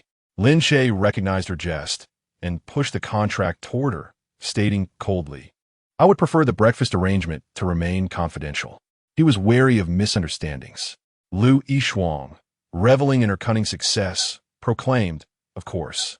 Her claim of having a weak stomach was merely a ruse. The real motivation lay in knowing that Jiang Liu had similar issues. Back in university, Lin Che had delivered breakfast daily to the girls' dormitory, where girls would line up to catch a glimpse of the campus heartthrob. The memory sent a thrill through Lu Yishuang, who wished for a time machine to return to those days, to win Lin Che's heart and bask in the envy of all the girls. However, now, stealing Lin Che away would suffice to instigate Jiang Liu's envy, satisfying her vanity to a significant extent. After all, Jiang Liu had always been her rival. After signing the contract, Lu Yishuang inquired, when will you two divorce? Lin Che refrained from giving a definite answer. That is a matter of personal life, outside the scope of our collaboration. No comment. He stood to leave, akin to a scoundrel who had taken what he wanted and was ready to depart. Lu Yishuang suddenly felt that her conditions were too lenient. As a friend, you should at least inform me. Lin Che shook his head. This is an office. We discuss business, not personal matters. He truly did not wish to divulge to Lu Yishuang that he was on the verge of divorcing Jiang Liu, fearing she would cling to him further. Upon returning to the office, his assistant, Li Meng, entered Lin Che's cubicle with a worried expression. Given that their studio comprised only about 10 individuals, all technical staff, her concern was palpable. As Lin Che's assistant and the company's accountant, she spoke, Boss, the accounts are running low again. Can today as salaries be dispersed? Li Meng felt conflicted. Knowing that her boss was taking out loans to pay their wages weighed heavily on her conscience.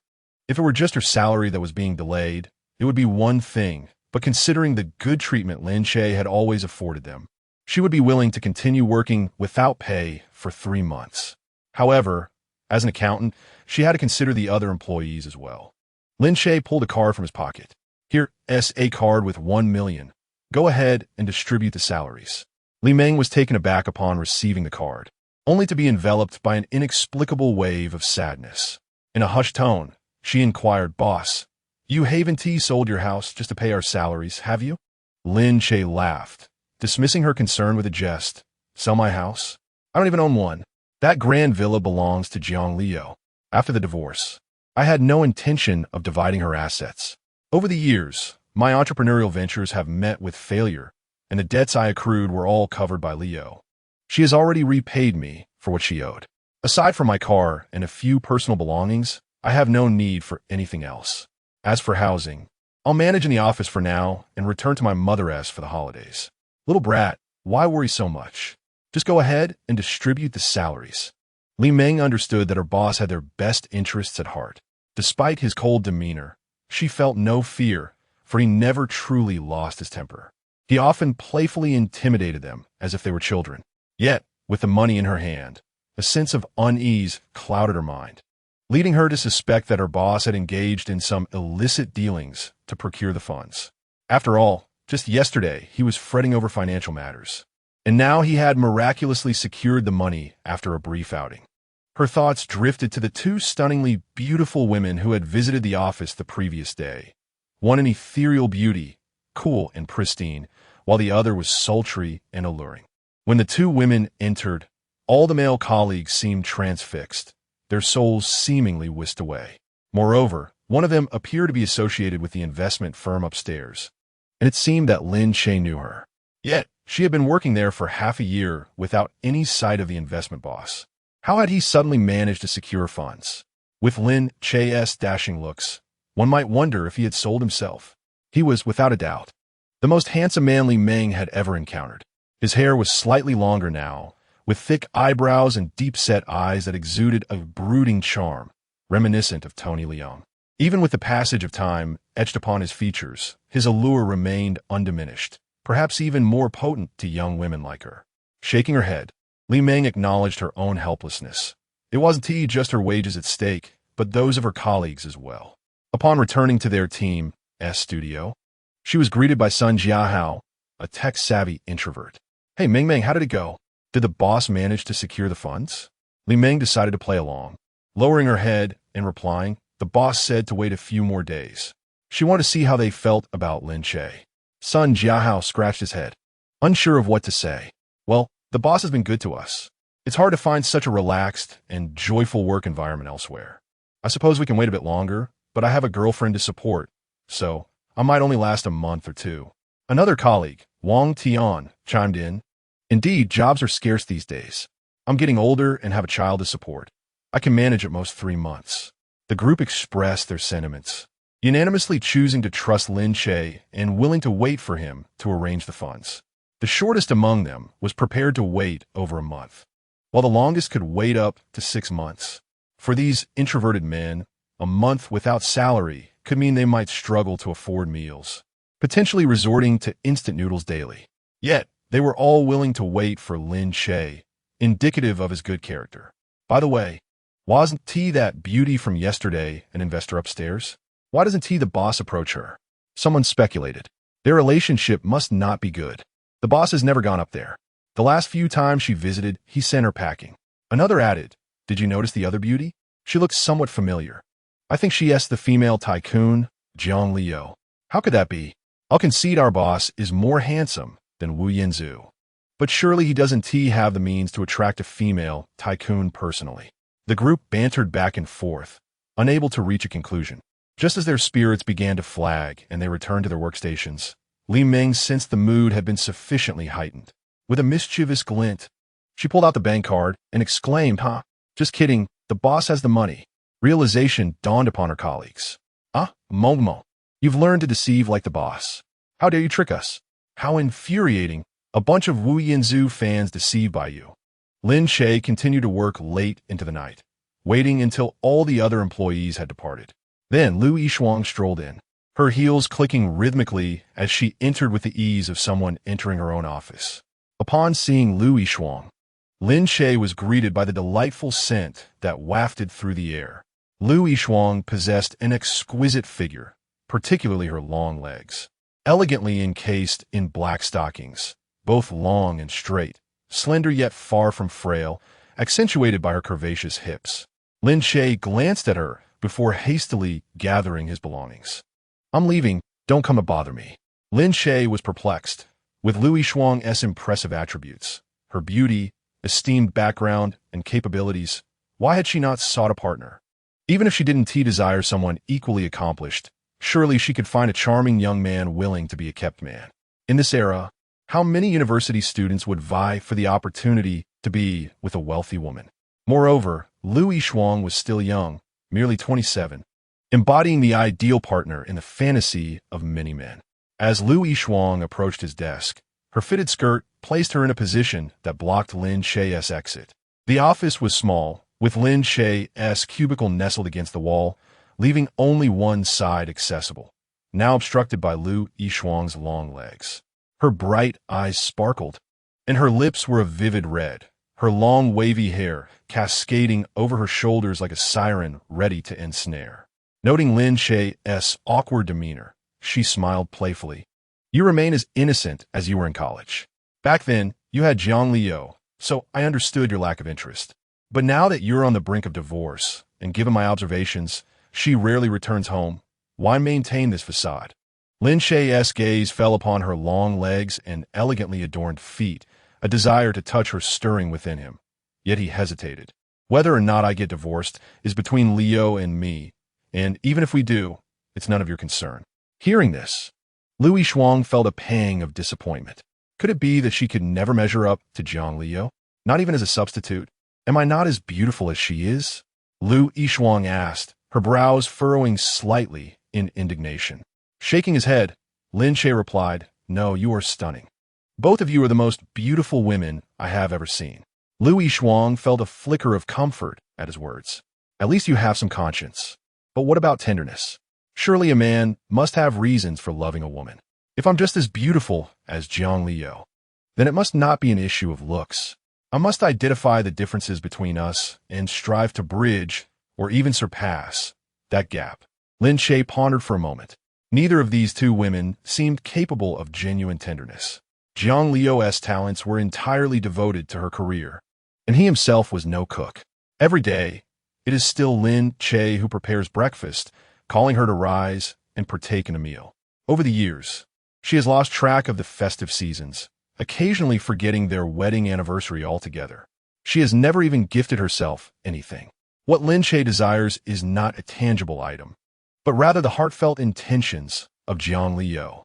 Just yesterday, she had dragged him to the underground garage to admire luxury cars and designer watches, likely spurred by his mention of divorce, as if attempting to compensate for it. As for the wealthy second-generation heiress and investment mogul, Lu Yishuang, it is a stretch to say she is capable of caring for others. She would do well to learn the art of self-love first. Lin Che candidly expressed, "You are both equally unkind. Neither of you knows how to care for others." Lu Yishuang was momentarily taken aback, silently noting this observation. To elicit such a response from Lin Che certainly struck a chord deep within him, revealing a potential breakthrough. Lu Yishuang yearned to inquire further, but Lin Che abruptly interposed with a folder, pushing aside her long legs. With a sudden flick, Lin Che extinguished the lights, plunging the room into darkness. "I am leaving," he declared at the doorway. Suddenly, a sultry figure dashed forward, pinning him against the door. In the enveloping darkness, soft, fervent lips pressed against his. Lin Che was momentarily stunned. Wait, is this how direct we are now? He had been caught off guard by Lu Yishuang's bold kiss, which was both commanding and passionate. It had been years since he had experienced such fervor with Jiang Liu. He had almost forgotten that a kiss could stir such emotions within him. It wasn't until the luxury car emerged from the underground parking that he jolted back to reality, cursing inwardly, realizing he had been violated by that madwoman, Lu Yixiang. Should he report it? After much hesitation, he decided against it. There was no evidence, and speaking out might only invite ridicule. He adjusted the rearview mirror to examine the lipstick mark on his lips, pulling out a wet tissue to wipe it away. Although his home was often empty, with Jiang Liu likely absent, he still felt uneasy sporting that mark. Upon returning to the garage, he lingered in the car for a moment. At his age, he relished the tranquility of solitude within the confines of his vehicle. After 2 songs played, Lin Che finally gathered his laptop bag and headed home. When he opened the door, darkness enveloped him. As expected, she was not home. He flicked on the light, changed his shoes, and was about to prepare a meal for himself when he noticed 4 dishes and a soup laid out on the dining table. Did the housekeeper come by? At that moment, Jiang Liu appeared at the top of the stairs, clad in a silk nightdress and ice silk stockings, exuding sensuality and allure. She struck a teasing pose, arching her hips and bending slightly to adjust her stockings. "Darling, why are you home so late today?" Lin Che gazed at her, feeling a rush of desire surge through him. He smirked slightly. "And why are you home so early? Moreover, why are you dressed like that?" Jiang Liu approached slowly, the scent of shampoo and body wash mingling with her natural fragrance enveloping him. At that moment, she was more enticing than any woman in the world. "I finished work early today and hurried back to cook for you. Is there a problem?" Lin Che was momentarily taken aback. As the chairman of a Fortune 500 company, "You finished early? It's not even 9 o'clock, and you're dressed like this?" In the past, even when she returned home, she would be clad in professional attire. Only when it was time to sleep would she shower and slip in her nightwear. Today, however, she wore a silk nightdress that was thin as gossamer, revealing every detail beneath. Jiang Liu softly remarked, "I was covered in the smell of oil and fish after cooking, so I want to take a shower." "Come, darling. I haven't eaten either. Let us dine together." She eagerly lifted the lids off the dishes, steam wafting upwards, revealing the meal she had just reheated: braised ribs, steamed pork, stir-fried vegetables, pan-seared steak, and black-bone chicken soup. None of the dishes were spicy, as they both preferred milder flavors. Jiang Liu had a weak stomach, and Lin Che favored light cuisine. Today, she had spent the day learning from the chef in the company cafeteria, bringing back semi-finished dishes. "Did you make all this?" Lin Che exclaimed in disbelief. Jiang Liu playfully rolled her eyes at him. "Oh, darling, why are you so surprised? I will cook for you every day from now on. Now let me serve you some soup." As she bent down to ladle the soup, her nightdress slid down slightly. "Ah, darling, my dress." Jiang Liu feigned a gasp. "There's a button at the back. Please help me fasten it." Chapter 13. I'm trying to conceive with Lin Che. Lin Che glanced at her.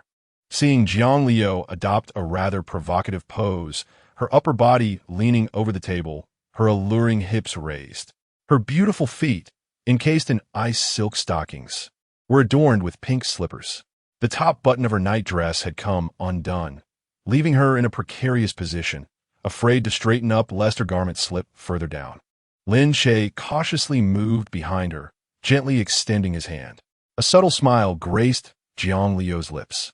Today, she had researched many strategies to rekindle the spark between longtime partners. Some flirtatious gestures were essential. That was why she adorned herself so seductively today, and she timed the slipping of her garment perfectly.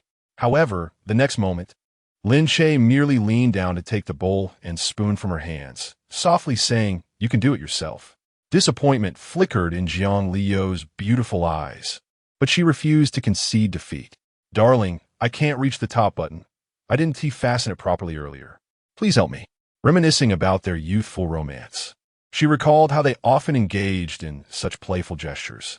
Yet, over time, those little intimacies had been forgotten. Lin Che, feeling he had no choice, set down the bowl and positioned himself behind Jiang Liu. Though he was careful not to touch her, fastening the top button necessitated some contact, especially as she deliberately leaned into him. The warmth of her body was a sensation he and T enjoyed in ages. In the past, Jiang Liu had taken such moments for granted. Now, she resolved to cherish them. The captivating fragrance enveloped him, and the silky smoothness of her skin brushed against him. Lin Che hurriedly secured the button, retracting his hand as if it had been burned. Let us eat. They sat across from each other. The only sounds in the room the soft clinks of their utensils. After sipping the soup, Lin Che inquired, Leo, have you signed the divorce agreement? Upon hearing those words, Jiang Leo's body tensed. Darling, I was wrong before. I will change. Can we take some time to ease the tension? Most crucially, Jiang Leo had torn up the divorce agreement, feeling exasperated at the mere sight of it. Having been given a second chance at life, she was determined to hold onto the one who loved her most. Without her signature on the divorce papers, Lin Che found himself at an impasse. He simply could not comprehend the significance of their current state of stagnation. It would be far more sensible for them to part ways and lead separate lives post-divorce. At that moment, Lin Che's phone rang. Hello, Mom. I'm having dinner with Liu. No, how could we possibly be getting a divorce? Please don't jump to conclusions. Lin Che's mother, Li Xiuyan, adored Jiang Liu as her daughter-in-law. She often declared that marrying Jiang Liu was the most joyous event in their family's life. Given her fondness for Liu, Lin Che dared not confide in her about his desire for a divorce. His mother already had heart issues.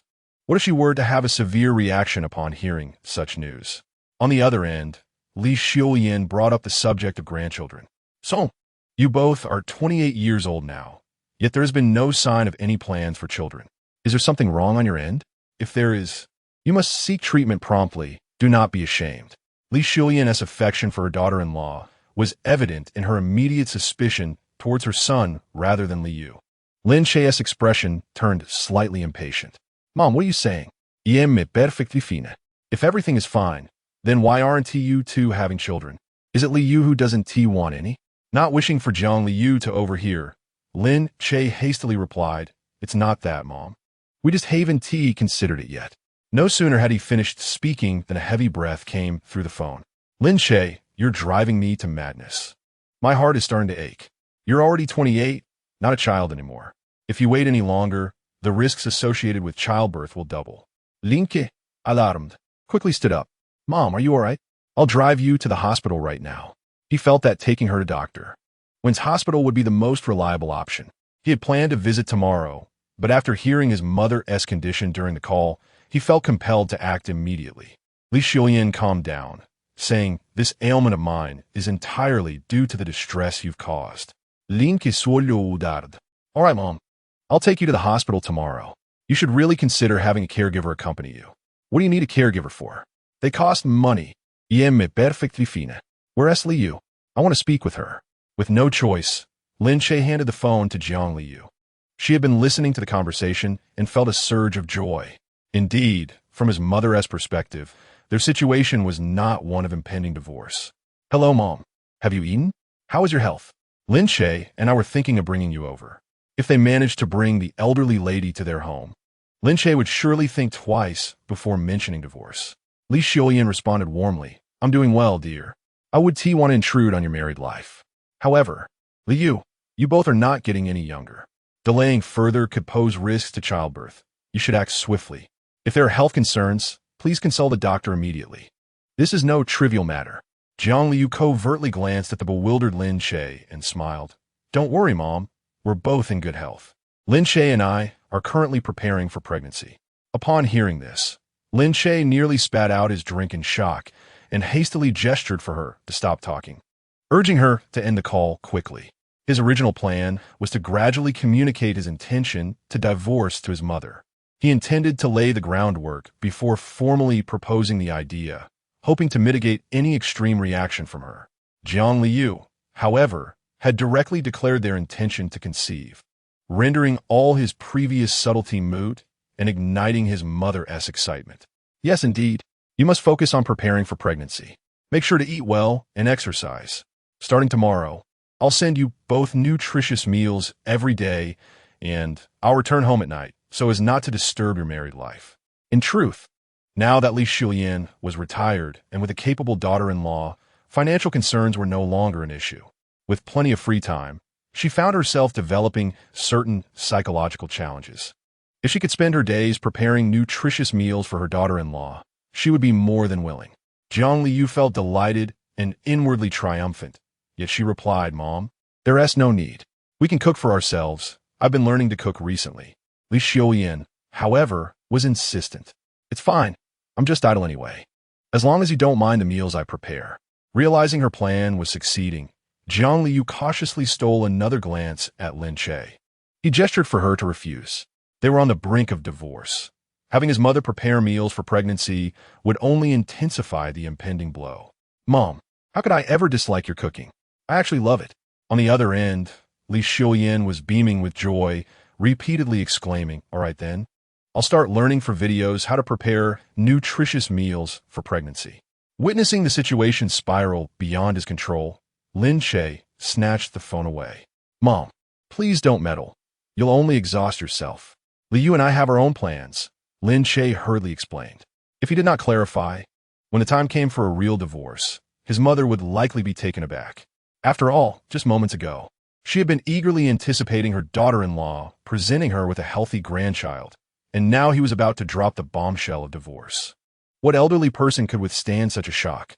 Furthermore, his mother had a heart condition. Yet, Lin Che's words were met with resistance from his mother. What are you talking about, you rascal? Liu has already informed me that you both are preparing for pregnancy, and you're still unwilling? Is there someone else involved? In Li Xiuyan's eyes, her son and daughter-in-law had known each other since high school. Although there had been a parent-teacher meeting back then, she had seen how genuinely fond they were of each other. Liu was an intelligent and charming young woman, excelling academically and possessing striking beauty. Fearing that an opportunity might slip through their fingers, she had discussed with her husband, allowing their son to make his own decisions as long as it didn't adversely affect his studies. Ultimately, both had gained admission to top-tier universities and had become the envy of their high school. Li Xiuyan felt fortunate that she had not interfered in their budding romance. Eventually, both her son and daughter-in-law ventured into entrepreneurship. While her son faced repeated failures, his wife soared to success. Initially, she had worried that her daughter-in-law might grow disillusioned with her son. However, now that Liu herself had expressed a desire for pregnancy, their relationship seemed to be flourishing. And this reassured Li Xiuyan. All right, Mom. Let us not discuss this any further.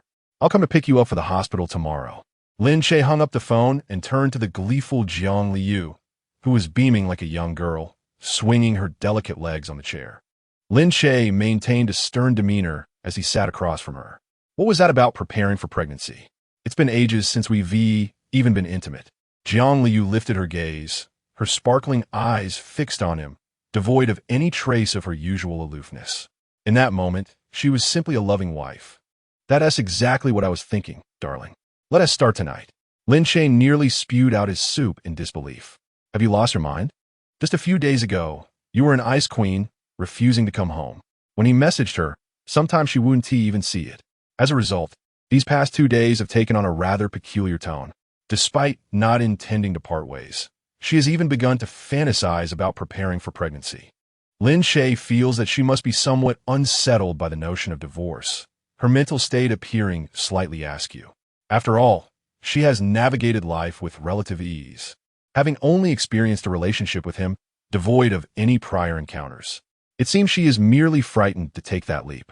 Her heart has not truly swayed back in his direction, nor does she harbor lingering affections for him. After finishing his work, Lin Che took a shower and prepared to retire for the night. Although his career has faced turbulence in recent years, he has remained committed to his fitness regimen. His physique, adorned with defined abdominal muscles, remains neither overly lean nor excessively plump, retaining the same handsomeness of his youth. Draped in a towel, he returned to his room, only to discover Jiang Liu seated at the edge of his bed, applying body lotion. Jiang Liu had already bathed and applied lotion earlier, but suddenly conceived an excellent idea for interaction. She would ask him to assist her in applying the lotion. Thus, she took another shower. This interaction was akin to earlier moments when she had him assist in fastening the buttons of her silk pajamas. Jiang Liu had discerned a method. She knew that requesting a hug or a kiss would be futile, given his disillusionment stemming from her previous indifference. She intended to rekindle their relationship through small gestures, gradually warming the emotional atmosphere. Therefore, she needed to propose actions that he would find difficult to refuse, yet still intimate. Upon Lin Che's entrance, Jiang Liu revealed her smooth, toned arms. The firmness of her chest muscles and the allure of her eight-pack abs stirred a longing within her to touch. Reflecting on the nights spent wrapped in his embrace, she felt an overwhelming sense of regret. It was entirely her doing, and now she was determined to win back her husband. She immediately lay on the soft bed, her damp hair cascading over her fragrant shoulders. With a slender waist, curvaceous hips, and long legs, her porcelain-like feet moved gracefully. The translucent silk pajamas barely concealed her thighs, adorned with garter stockings, creating an allure that surpassed nudity. Her figure was exquisite, and the thought of holding her in his arms filled Lin Che with unspoken joy. Feigning surprise upon seeing Lin Che, she lifted her head with a playful demeanor. "Darling, I can't reach my back. Could you help me apply the lotion?" Lin Che frowned, taken aback by her sudden presence. She had not entered his room in months. What prompted such unusual behavior today? She made no greeting, directly occupying his bed. However, it was not entirely unfamiliar territory, as this was the bed they once shared. Yet, due to Jiang Liu's prolonged absences, Lin Che had unconsciously claimed the entire bed for himself. This room had been implicitly designated as his domain. Was she here to assert her claim, to reclaim her rightful place in this space? After all, it was the largest, most well-lit, and comfortable room in the villa. Had she spoken up, Lin Che would have vacated it without hesitation, for this was her villa. Lin Che approached the bed, frowning. "Don't you apply lotion every day? Why can't you reach it today?" He jested. "Surely, you don't expect someone to apply it for you every day?" Jiang Liu's ruse had been unveiled, and she looked at him with a pitiful expression. "Darling, I had a long day at work and cooking. I'm too tired to move. Please help me, won't you?" Her eyes sparkled like those of a cartoon heroine, large and expressive, on the verge of tears. Anyone would feel their heart soften at that sight. Lin Che found himself unable to resist. After all, he had just enjoyed the meal she had prepared. "Come closer," he said coolly. Earlier, in her attempt to be endearing, Jiang Liu had sprawled on the edge of the bed, leaving Lin Che with nowhere to sit. "Oh." Upon hearing her husband's agreement to assist with the lotion, Jiang Liu eagerly dove into the bed, her soft body sinking into the plush duvet. The fabric clung to her form, illuminated in the soft light, her skin appearing even more porcelain-like. As Lin Che reached out to apply the lotion, a thought suddenly struck him. "Do you have any disposable gloves?" Upon hearing this, Jiang Liu's expression soured. "Darling, do you so despise my body that you need to wear gloves?" Lin Che replied candidly. "No, I just thought with our impending divorce, such intimate contact might not be appropriate." Jiang Liu flailed her arms and legs playfully. No, darling. My skin is sensitive. I'm allergic to those low-quality, disposable gloves." In truth, she was not sensitive at all. Occasionally, when on business trips with her assistant, she would have Qian help her apply lotion while wearing gloves. But today, she was adamant that her husband not wear gloves. It was essential for her skin to feel the warmth of his hands. Lin Che had no choice but to evenly distribute the lotion onto his hands before gently lifting the hem of Jiang Liu's sleepwear. Chapter 15. Darling, help me apply the lotion. Expanses of her alabaster skin were revealed, delicate and exquisite. Under the light, her skin appeared to radiate a soft, rosy glow. Lin Che's palm pressed against her skin, yet his calloused hands, a result of years of creative labor, nearly grazed her tender flesh. It was worth noting that the skin of a billion-dollar female CEO was indeed precious. Her entire being was insured for a staggering sum, and even a minor ailment would result in substantial financial ramifications for the insurance company. Jiang Liu let out a soft moan, prompting Lin Che to quickly switch hands. He then proceeded to gently spread the lotion across her back. Every subtle movement did not escape Jiang Liu's notice. She suddenly recalled her past life. Although the man who pursued her appeared gentle and considerate, his actions were meticulously premeditated. For instance, pulling out her chair during meals or reminding her to dress warmly based on the weather were all carefully orchestrated gestures, revealing a lack of sincerity and hidden motives. Only her husband, who had loved her for 14 years, truly exhibited meticulous care, protecting her in the minutiae of life. He cautiously avoided the calluses on his hands, ensuring his touch traversed her back with tenderness, allowing the lotion to seep into every inch of her skin. Jiang Liu lay upon his pillow, inhaling his scent, slowly savoring the warmth of his palm spreading across her back. Such a tender moment had eluded her for many years. In her previous life, she had spent 4 years estranged from her husband, and following their divorce, 3 more years passed before her rebirth. Adding the 4-year estrangement of this life, she realized with a pang of anguish that 11 years had elapsed since she had shared such intimacy with her husband. It was all her fault. This time, she was determined to make amends. Jiang Liu relished every moment, the sweet taste of happiness spilling forth in soft, involuntary sighs. Just as she was on the verge of slumber, a gentle male voice inquired, "Are you planning to sleep here? You stay in this room, and I shall retire to the adjacent one to fetch your blanket and pillow." Jiang Liu gradually awakened, her eyes still heavy with sleep. Her long lashes fluttered, and her countenance bore no trace of the aloof and commanding woman she was by day.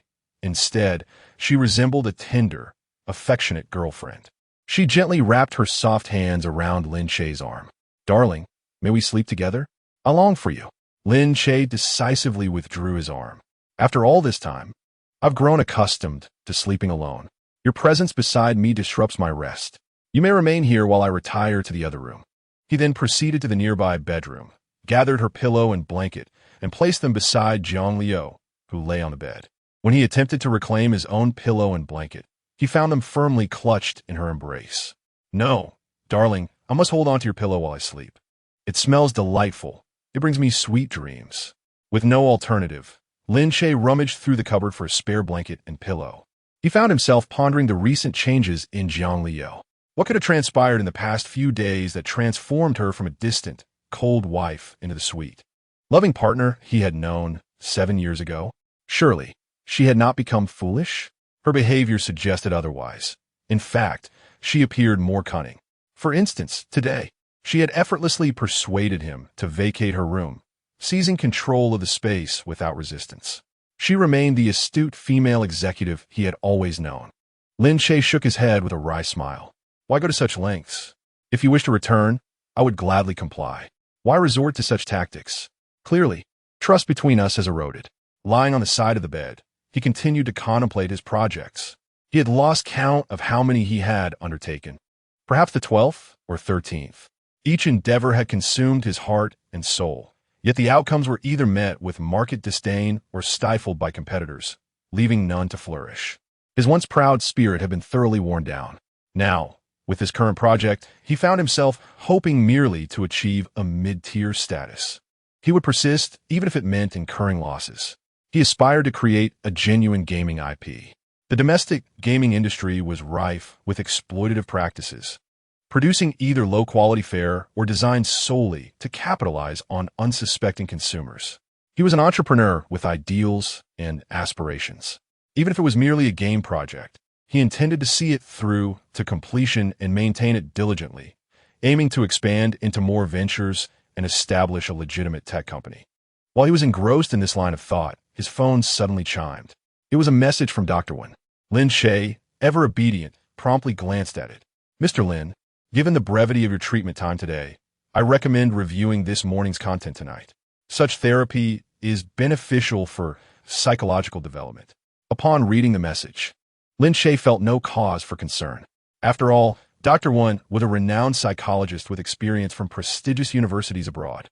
He quickly responded, "Thank you, Dr. Wen, for considering your patients even at this late hour." Almost immediately, she replied, "It's my pleasure. I treat every patient as family, dedicating myself to their care." To her, others were merely patients, but Lin Che was akin to family. At that moment, Lin Che sensed something unusual about Jiang Liu's condition and decided to inquire of Dr. Wen. "Dr. Wen, may I ask, if my ex-wife suddenly begins to treat me kindly, what could be the reason?" On the other end, when Shu Yu, having just finished her bath and clad in a wine-red silk nightgown, reclined on her bed. Her hair cascaded down her shoulders like a waterfall, emanating an aura of elegance and gentleness. Her figure was curvaceous, with long, fair legs extending from her gown. Upon seeing Lin Che's message, her brow furrowed slightly. Why does he bring up his ex-wife again? Haven't they divorced? After a moment's contemplation, she replied, "Could it be that she has done something to wrong you?" Perhaps she now feels guilty and wishes to make amends. This was one possibility, yet when Shuyu subtly guided the conversation in that direction, hoping to encourage Lin Che to reject his ex-wife more resolutely. Lin Che mused for a moment. My wife wouldn't betray me. We've been together far too long. If there were another man, I would have noticed. This means she acknowledges her past indifference towards me and seeks to atone. Yet over the years, I have attempted to salvage our marriage repeatedly, only to be met with her indifference. Thus, I have resigned myself to the end. Before retiring for the night, he sent one final message. No matter her intentions, we have concluded our chapter. Thank you, Dr. Wen. Tomorrow, I will take my mother for treatment at the hospital, and I will see you afterward. You will be there, correct? After a brief pause, when Shuyu replied, I will be mature and elegant. She felt no need for excessive words. A single response sufficed to pique interest. Lin Che replied, Thank you, Dr. Wen. Chapter 16. The Female Executive's Secret Scheme. He contemplated sending a simple goodnight. However, Lin Che hesitated, considering that messaging another woman in such a manner might be sensitive. In truth, he meant no ulterior motives. It was merely a habitual inclination to bid goodnight. Just as he would with his employees or assistants, he would conclude evening messages with a courteous goodnight. Yet, when communicating with Dr. Wen, his thoughts unconsciously veered toward a more intimate interpretation of their exchange. Perhaps it was their shared age that contributed to this perception. Dr. Wen did not respond further.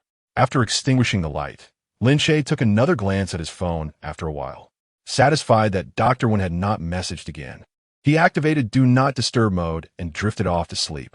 Meanwhile, when Shuyu also prepared for bed, having executed her plans for the day, she had intentionally stirred Lin Che's interest, allowing him to reminisce about the morning's events, thereby intensifying the emotional connection between them. This was a psychological technique aimed at fostering attachment. When Shuyu felt somewhat unscrupulous, during her studies in psychology, she had vowed never to use her knowledge to manipulate others, only to heal and mend. Yet, with Lin Che, her desires proved irresistible. He was her lifeline during her darkest days, the sole beacon of hope amidst her despair. Alone on the streets of France, she felt devoid of warmth. Plagued by internal turmoil, she suffered from severe psychological distress, often contemplating ending her suffering by jumping into the frigid waters. But Lin Che had come to her rescue. He had driven past her and, upon noticing her distress, turned back 3 times to ensure her safety. He had uttered words that warmed her soul, illuminating her path ahead. Each day of happiness brings you closer to the things you cherish. If you cannot attain them, then take a moment to rest. Those 2 sentences enveloped Wen Shuyu in warmth, lighting her way forward. Indeed, her life is already quite affluent, with family circumstances surpassing those of 99% of the population. Her own attributes are of the highest caliber. Why must she strive for that particular outcome? She merely needs to gradually approach her ultimate goal, and in doing so, she would become the happiest person each day. Even if she never attains it in her lifetime, as long as she walks the path toward happiness, she should not face death with regret, but rather with the contentment of having been perpetually close to joy. Now, she has a new aspiration, Lin Che. After years of searching for him, she never expected that he would come into her life so effortlessly. Perhaps the matchmaking deity is indeed weaving their fates together. If one has no destined partner, how could they have such a remarkable experience in a foreign land?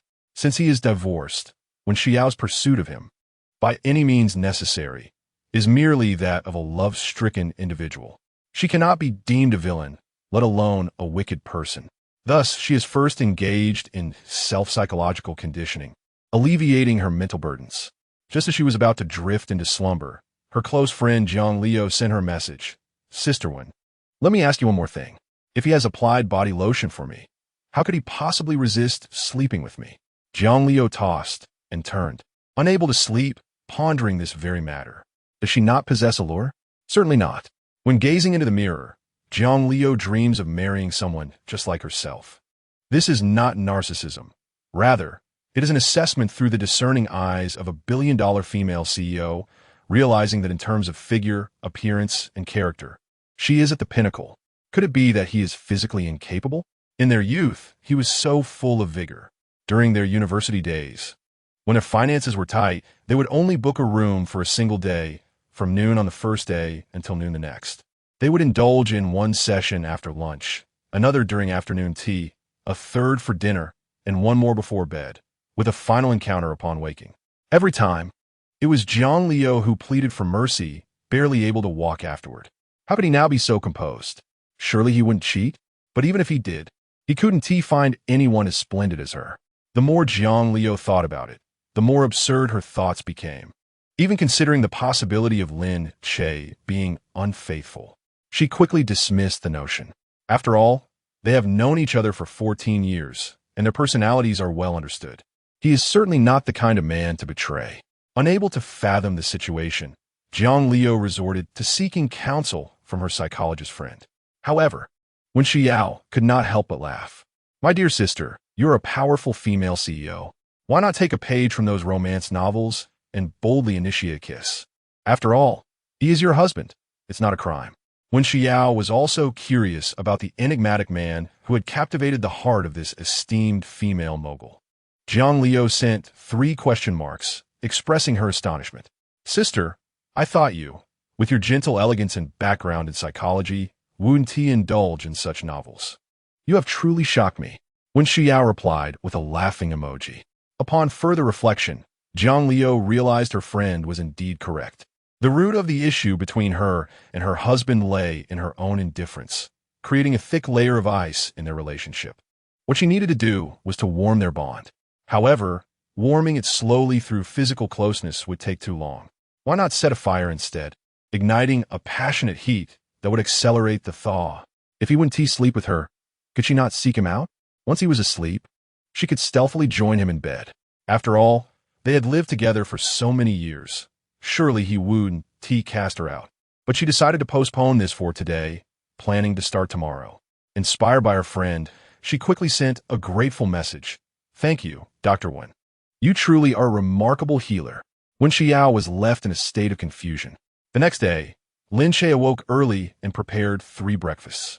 He ate one for himself and set aside another for Jiang Liu. Although they were set to divorce, he still resided in her home, particularly as he did not want to feel indebted. Jiang Liu had a sensitive stomach, and making an extra breakfast for her was no burden. After all, they had loved each other for 14 years. Even in divorce, they were still something akin to family. Just as he was about to leave with the thermos, Jiang Liu appeared sleepily at the top of the stairs. Husband, why are you up so early? I want to make you breakfast. Lin Che nodded, well aware of how much she loved to linger in bed.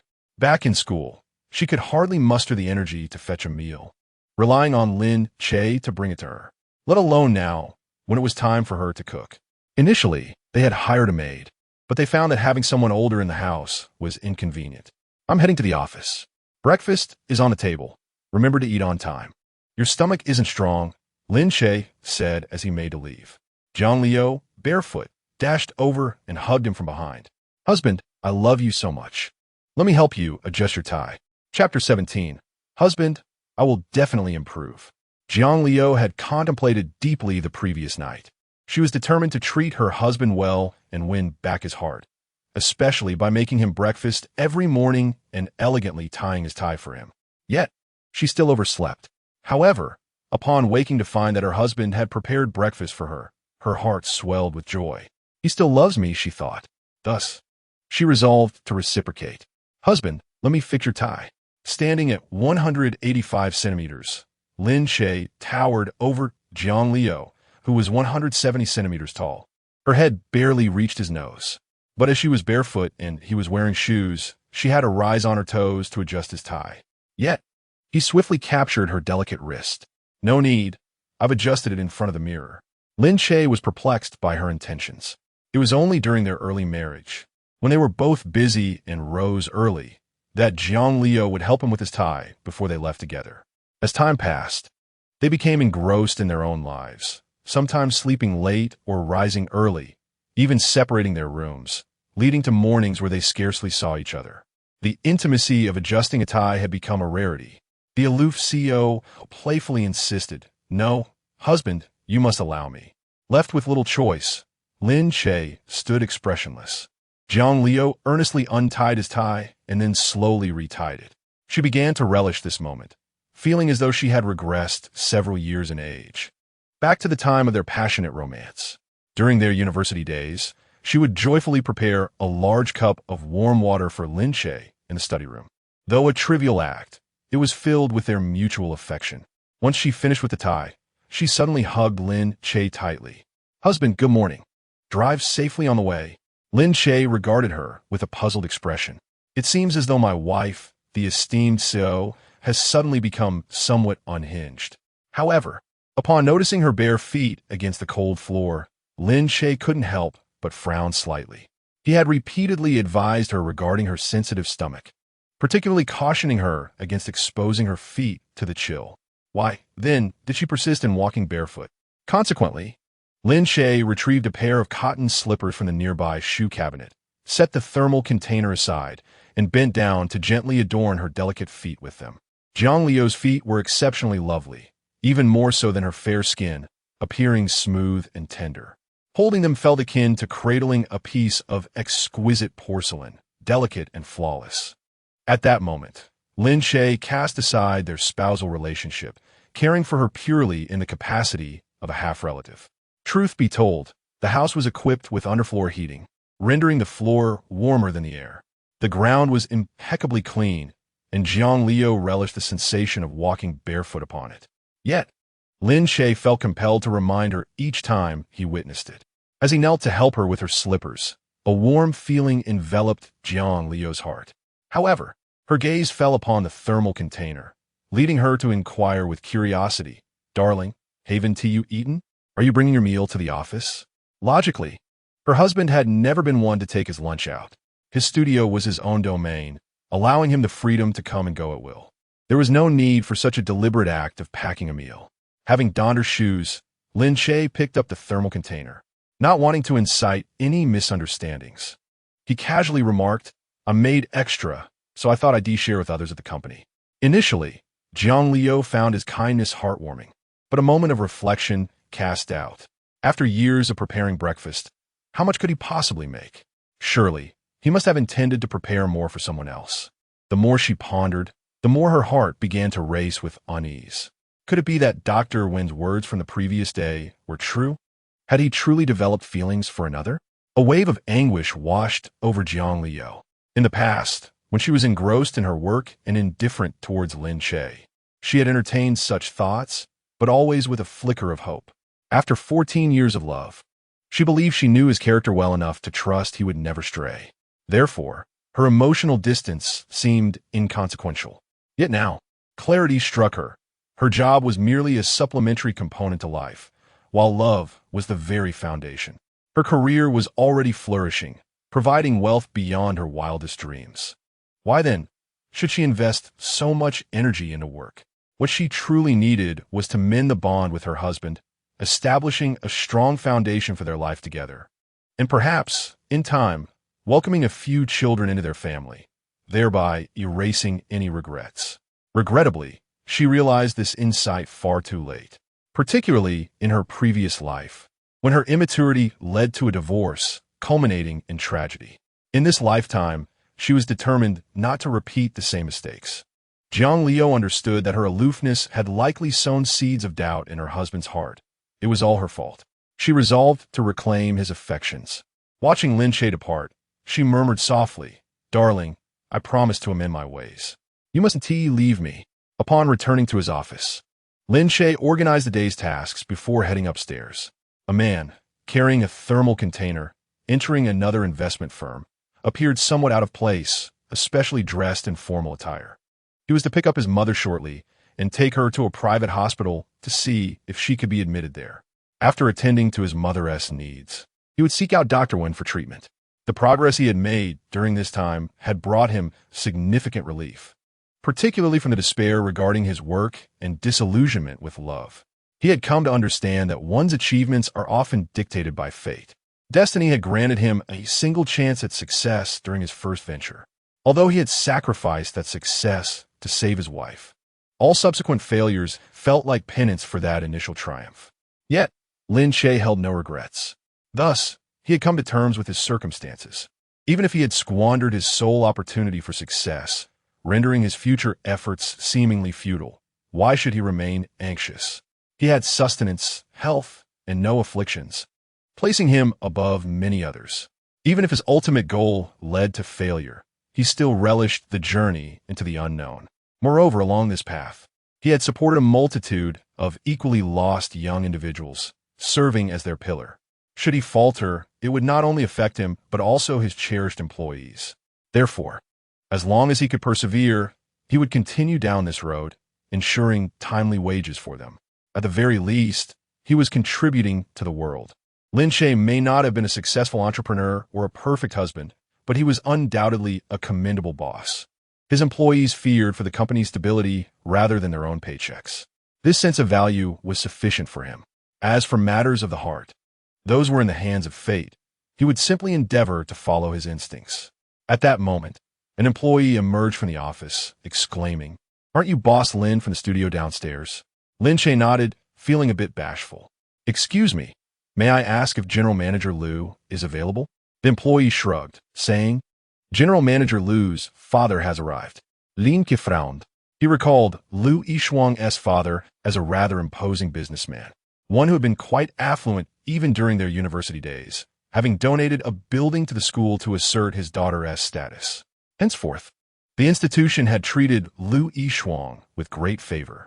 After graduation, Lin Che had seldom inquired about her affairs.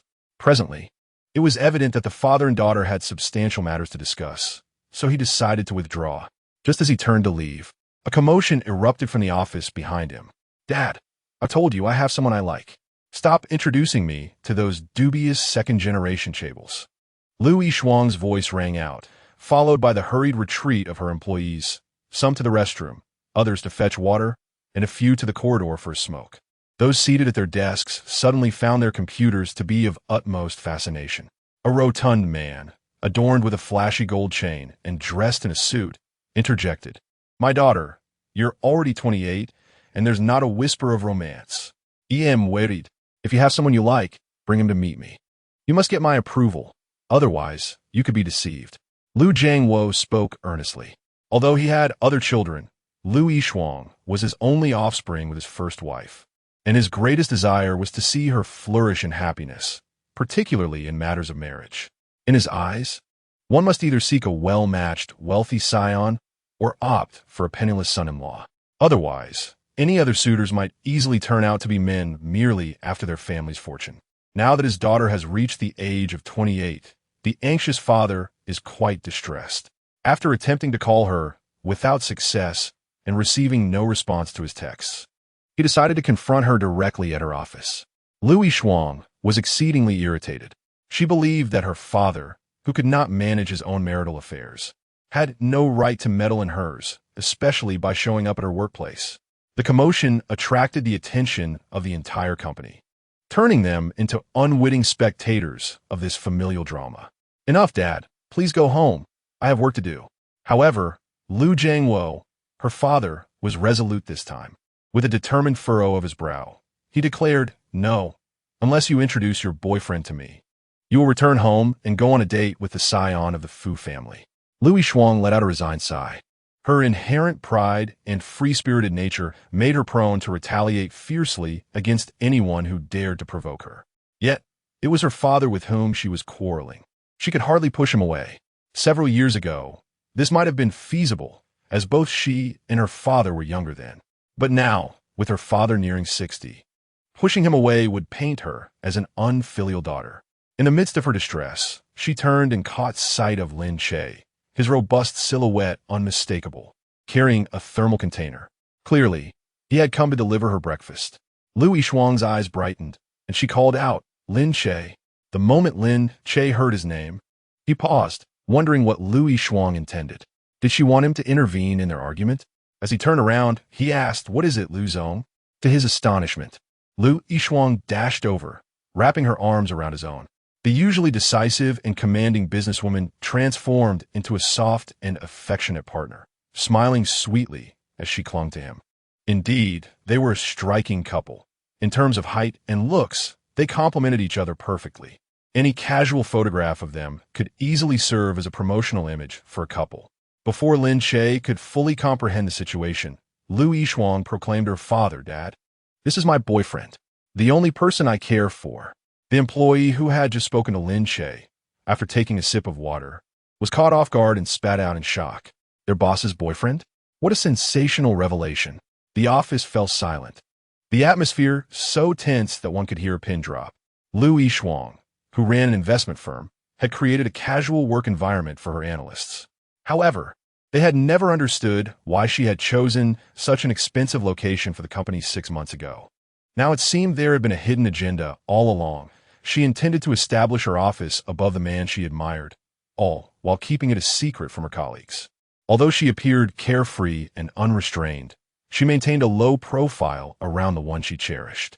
At that moment, Lu Jiangwo stood in the middle of the office, hands clasped behind his back, momentarily at a loss for words. His prior requirements for a son-in-law were simple: either a well-matched gentleman to safeguard the family fortune or a son-in-law who could not abscond with any wealth.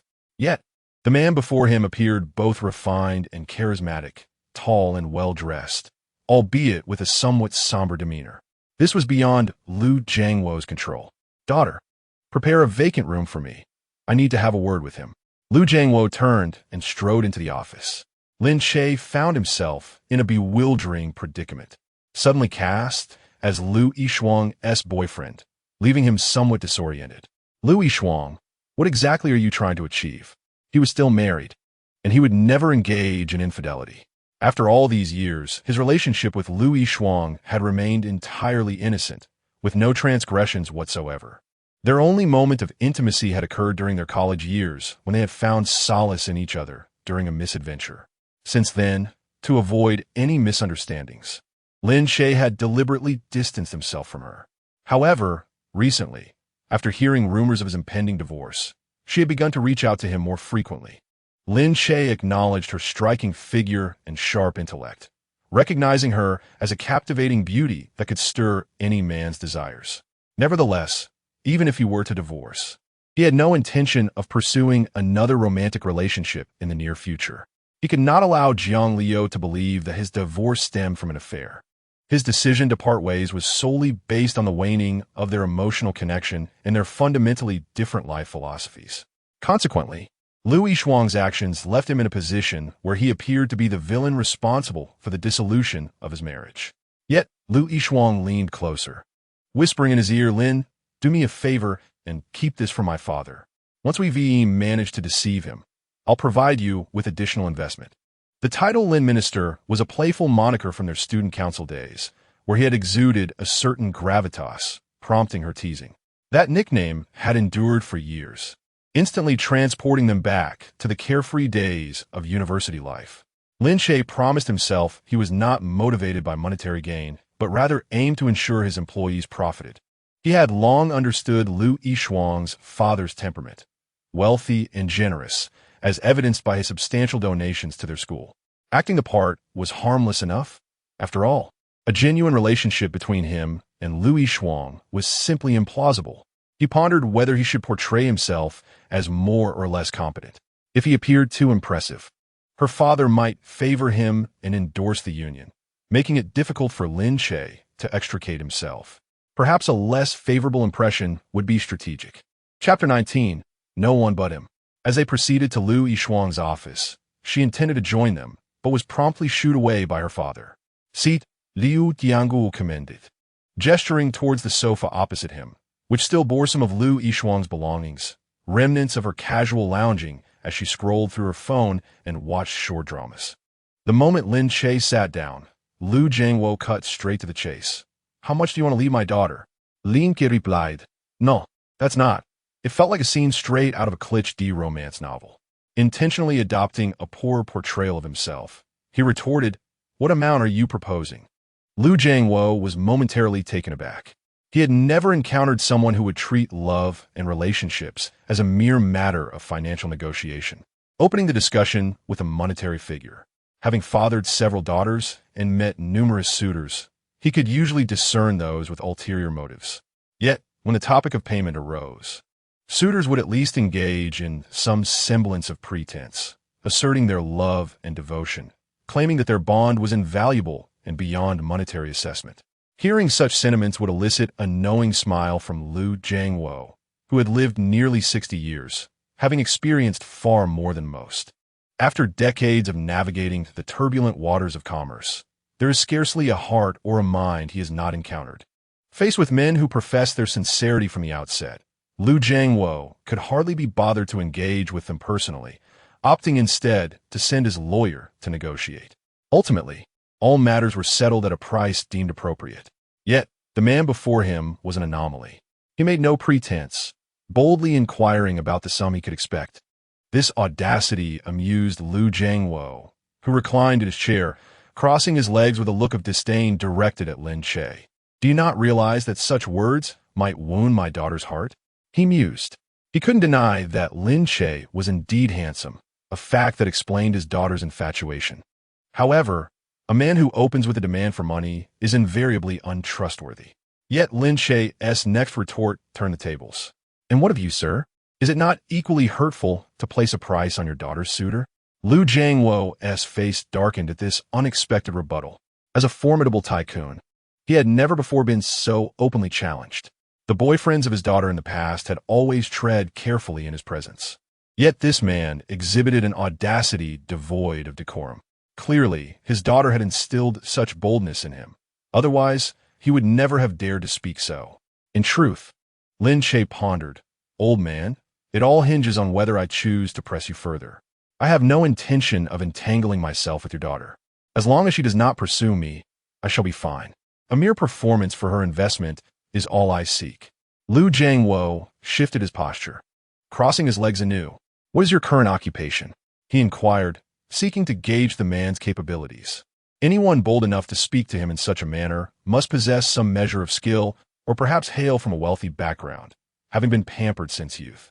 If he were indeed a second-generation rich kid, Liu Jiangwo might even consider him seriously. Lin Che replied candidly, "I run a small studio downstairs." Liu Jiangwo pressed on, "What is its valuation?" Lin Che answered honestly, "There is no valuation. Whether it can survive is still uncertain." Liu Jiangwo was momentarily taken aback. How could this young man speak so freely? Unlike previous suitors who had adorned their words with flattery, this one showed no inclination to boast. Surely, he must come from a decent family, for those from less fortunate backgrounds seldom venture into entrepreneurship. Liu Jiangwo then asked, "What does your family do?" Lin Che responded with equal honesty, "My father passed away early, and my mother was an ordinary worker. She is now retired." Upon hearing this, Liu Jiangwo was slightly taken aback. How could someone from such humble origins dare to pursue his daughter? Yet, Lin Che's straightforwardness was refreshing, a quality Liu Jiangwo valued amidst the deceit he routinely encountered in business. Thus, he categorized Lin Che as the second type, not a wealthy scion seeking to latch onto the Liu family for a free ride. "Would you consider becoming part of our family? Any children born would be raised as Liu heirs," Liu Jiangwo proposed. Lin Che's eyes widened. Just moments ago, he had been asked how much he would accept to leave Liu Jiangwo's daughter, and now they were discussing the prospect of his incorporation into the family. He shook his head. "Uncle, you're overthinking this. I am my own person, with my own life," he asserted, implicitly rejecting the notion of becoming a son-in-law. Liu Jiangwo, visibly irritated, nodded in agreement. "Very well, young man, you possess integrity, and thus, there is nothing further to discuss." In truth, there had never been anything to discuss. At that moment, Liu Yishuang burst into the room, having prepared a plate of fruit herself. Her rebellious spirit, usually fiery, softened at the sight of the two men, her father and the man she had adored for 7 or 8 years, yet could not claim. One must not encounter someone too dazzling in youth, lest they remain forever etched in memory. Henceforth, every individual she met would inevitably be compared to him, and none would measure up. Lin Che was the most remarkable person Liu Yishuang had encountered during her most formative years, illuminating her life like a radiant sun. Without him, even under the brightest moon or amidst a sky full of stars, the path ahead would remain obscured. He was simply too brilliant, rendering her incapable of envisioning life devoid of his presence. How goes your discussion, gentlemen? Lu Yishuang inquired, her eyes glimmering with hope. If her father were to approve, it would open new possibilities for her and Lin Che, especially since he was on the brink of divorce. She would pursue him with reckless abandon. In Lu Yishuang's eyes, Lin Che was flawless, and she believed her father would see that too. However, to her dismay, both men spoke simultaneously. Lu Jiangwo declared, not promising, while Lin Che added, the negotiation has collapsed. Lu Yishuang sighed. Very well. I suppose I should not have harbored expectations. In Lu Jiangwo's perspective, he assessed Lin Che not by any singular merit, but through a systematic evaluation based on his understanding, personal strength, family background, character, and temperament. Given Lin Che's current circumstances and familial roots, he was immediately dismissed. Although Lu Jiangwo appreciated his honesty and lack of sycophancy, it was insufficient. Had Lin Che been willing to consider becoming part of the Lu family, there might have been room for negotiation, but as it stood, no discussion was feasible. Initially, Lu Yishuang had entered the room with a glimmer of hope, but that quickly dissipated. She slammed the fruit-laden plate onto the table, crossed her arms defiantly, and proclaimed, Father, I am resolute in my affections for him. Regardless of your opinions, he is the only one I desire. Lu Jiangwo's frustration soared, his blood pressure rising. Daughter, he is only after your wealth. Do not fall for his trap. I have seen many like him, and you will surely regret this choice. Lu Yishuang retorted impatiently, Father, you do not understand. If he were truly after my money, he would have eagerly accepted my advances. Moreover, Lin Che's ex-wife, Jiang Liu, was a billionaire CEO. Lu Jiangwo slammed the table in exasperation. No, I absolutely refuse to condone this relationship. Lu Yishuang, having reached her limit, declared, Father, whether you approve or not, my heart belongs to him. I will marry no one else. As tensions escalated, Lu Jiangwo felt his heart race, exclaiming, You are driving me to my wit's end. Where are my blood pressure meds? He fumbled for a box of tablets, hastily swallowing two. Water. Lin Che, standing near the water cooler, politely filled a cup with warm water and placed it on the table. I must take my leave now. I have other matters to attend to. I need to take my mother to see a doctor and then visit Dr. Wen myself. He had no time to indulge in further theatrics. This was the first time Lu Jiangwo had encountered someone so dismissive of his authority, especially someone aspiring to be his daughter's partner. Absolutely not, he resolved vehemently. Once Lin Che departed, Lu Jiangwo laid bare his grievances. Daughter, do you know what he just asked me? He inquired how much I would pay him to leave you. Lu Jiangwo grossly misrepresented the conversation, for it was Lin Che who had initially asked what sum would persuade him to depart from his daughter's life. Now, the tide has turned against Lin Che. Yet, Lu Yishuang knows that Lin Che is not that kind of person. He is not someone who values money. Lu Yishuang hastily retrieved the thermos that Lin Che had brought. Dad, he is not like that. Look how considerate he is for bringing me breakfast. Lu Jiangwo scoffed. If mere consideration could win my precious daughter's heart, then every man in the country would be considerate and would prepare breakfast. Lu Jiangwo was all too aware of the tactics men employ to pursue women. Having married 6 times, he certainly understood the complexities involved. However, Lu Yishuang remained unfazed. She placed the thermos on the table and turned her back angrily while sitting on the sofa. I don't care. You like Lin Che. When you asked me who I liked earlier, I now answer. It is him, and only him, both in the past and in the future. During that hiking trip organized by the student council, when she had sprained her ankle amidst the darkness and mist, with a fine drizzle in the air, he had held her close to keep warm. Then Lin Che had carried her on his back, navigating the treacherous mountain path downwards. He had stumbled multiple times, his clothes torn by branches, and his skin marred with countless scratches. Yet, he remained silent, resolutely carrying her down the mountain until he could go no further, stopping only when his strength was utterly depleted. Had they stayed on that rain-soaked mountain for a night, they might have succumbed to hypothermia. It was Lin Che who had stripped off his own shirt to give to her, placing the only reliable flashlight in her hands before rushing into the night to seek help. But he never returned, nor did she receive any explanation. After returning to school, their encounters dwindled, and soon after, she graduated and went abroad. Liu Yixiang initially thought she had completely given up on this man. Yet, many years later, she realized it was not her feelings for Lin Che that had died, but rather her heart itself. A heart that has perished can only be revived by the one who extinguished it. For all these years, Liu Yixiang had refrained from seeking a boyfriend, quietly keeping tabs on Lin Che. She witnessed his graduation, his marriage, his entrepreneurial endeavors, his sacrifices, his rescue of Jiang Liu, their passionate romance, and the gradual erosion of their feelings. She watched as he hosted guests in his high-rise, only to see it collapse. Finally, she glimpsed the possibility of a future with him, a glimmer of hope worth a lifetime of fortune to grasp. Liu Jiangwo felt a profound helplessness. "Daughter, you," he sighed. When he saw his daughter secretly wiping away tears, his heart softened. Yixiang was the only child of him and his first wife, his most cherished daughter. No matter the cost, even if it were 1 billion or 10 billion, he wished for her happiness. Yet, his daughter was inherently proud, with an indomitable spirit coursing through her veins, looking down on everyone.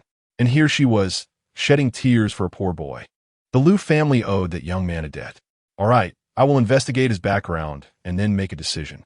Liu Jiangwo stood up, the keys at his waist jingling. Only then did Liu Yixiang dry her tears, feeling somewhat better.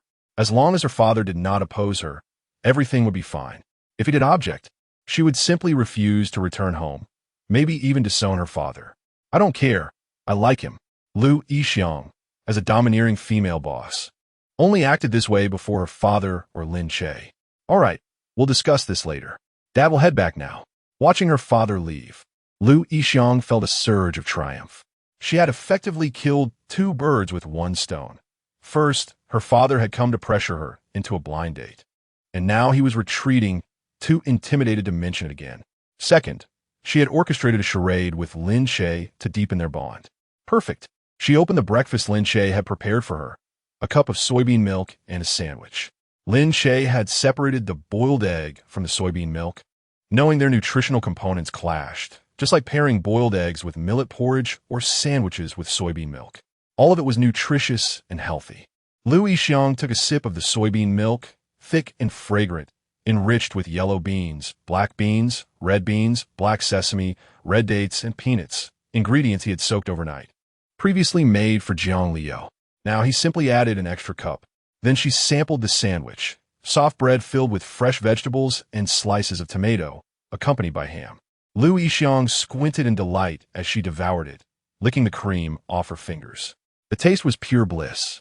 That wretched Jiang Liu truly didn't know how to cherish such moments. Well, if she didn't appreciate it, then it would be left for Liu Yixiang to treasure. "Mom, how's your heart been feeling lately? Any discomfort?" Lin Che returned to his hometown to fetch his mother. Li Xiuyan had always lived in their ancestral home. Although Lin Che had bought her a house nearby, she refused to live there, unable to adapt to city life. Li Xiuyan sat in the passenger seat, holding a thermos. "Dear, if you and Leo hurry up and have a child, I'll feel as healthy as can be, no ailments at all." Li Xiuyan found it strange.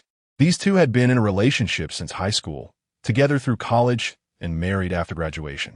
Their child was far more intelligent than they were, attending a prestigious university, and their life plans were beyond their concern.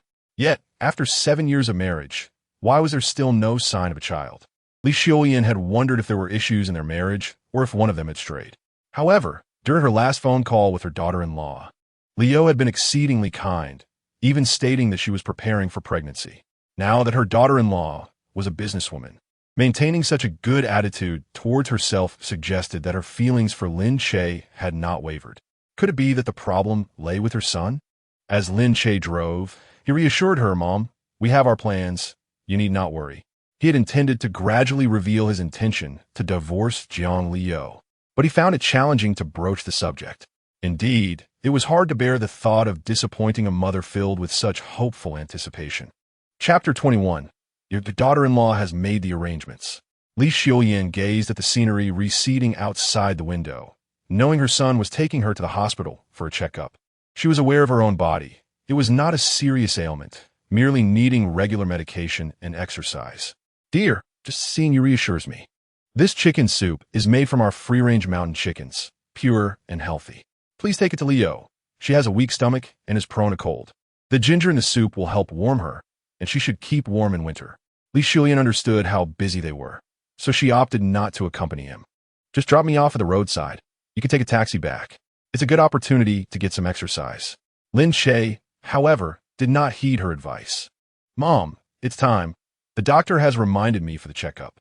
Also, didn't you want to prepare more nutritious meals for your daughter-in-law? Since she is at the nursing home, it's close by, and you can cook at home. I would feel more at ease. Hearing the first part of his statement, Li Xiuyan was utterly unwilling. Why would a person in good health choose to reside in a nursing home? What a waste of money. After all, money does not come easily. Yet, she later mentioned the proximity, which would allow her to prepare nutritious meals for her daughter-in-law during her pregnancy, and that made her waver. Thus, the nursing home was no longer an option. Instead, she could return to the house her son had purchased. All she desired was to witness her daughter-in-law safely conceive and give birth to a healthy baby boy, which would bring her immense satisfaction. Lin Che did not elaborate further. He first drove them to the hospital, where he ensured that his mother underwent a thorough examination to confirm there were no significant issues. However, Lin Che found himself at a loss as to what to do next. Yesterday, Dr. Wen had mentioned that she knew the director and would arrange a living space akin to a nursing home for them today. Aware of Dr. Wen's busy schedule, he refrained from inquiring further. After a brief wait, a nurse's assistant clad in a white coat approached. "Are you Mr. Lin?" she inquired. Lin Che promptly stood up. "Yes, that's me." The nurse politely gestured to one side. "Hello, Mr. Lin. Dr. Wen sent me to guide you this way." "All right, thank you." The nurse's assistant then led Lin Che and his mother to a separate area, which was distinctly separated from the hospital by a large garden, showcasing two contrasting styles. "Dear, where exactly are we headed?" the mother asked. The nurse's assistant warmly explained, "Annie, this is the nursing room Mr. Lin has arranged for you. A nurse will measure your blood pressure daily and remind you to take your medication. Aside from that, this will serve as your private residence." Upon hearing this, Li Xiuyan attempted to turn back. No, son, you're wasting money again. Such places must be exorbitantly priced."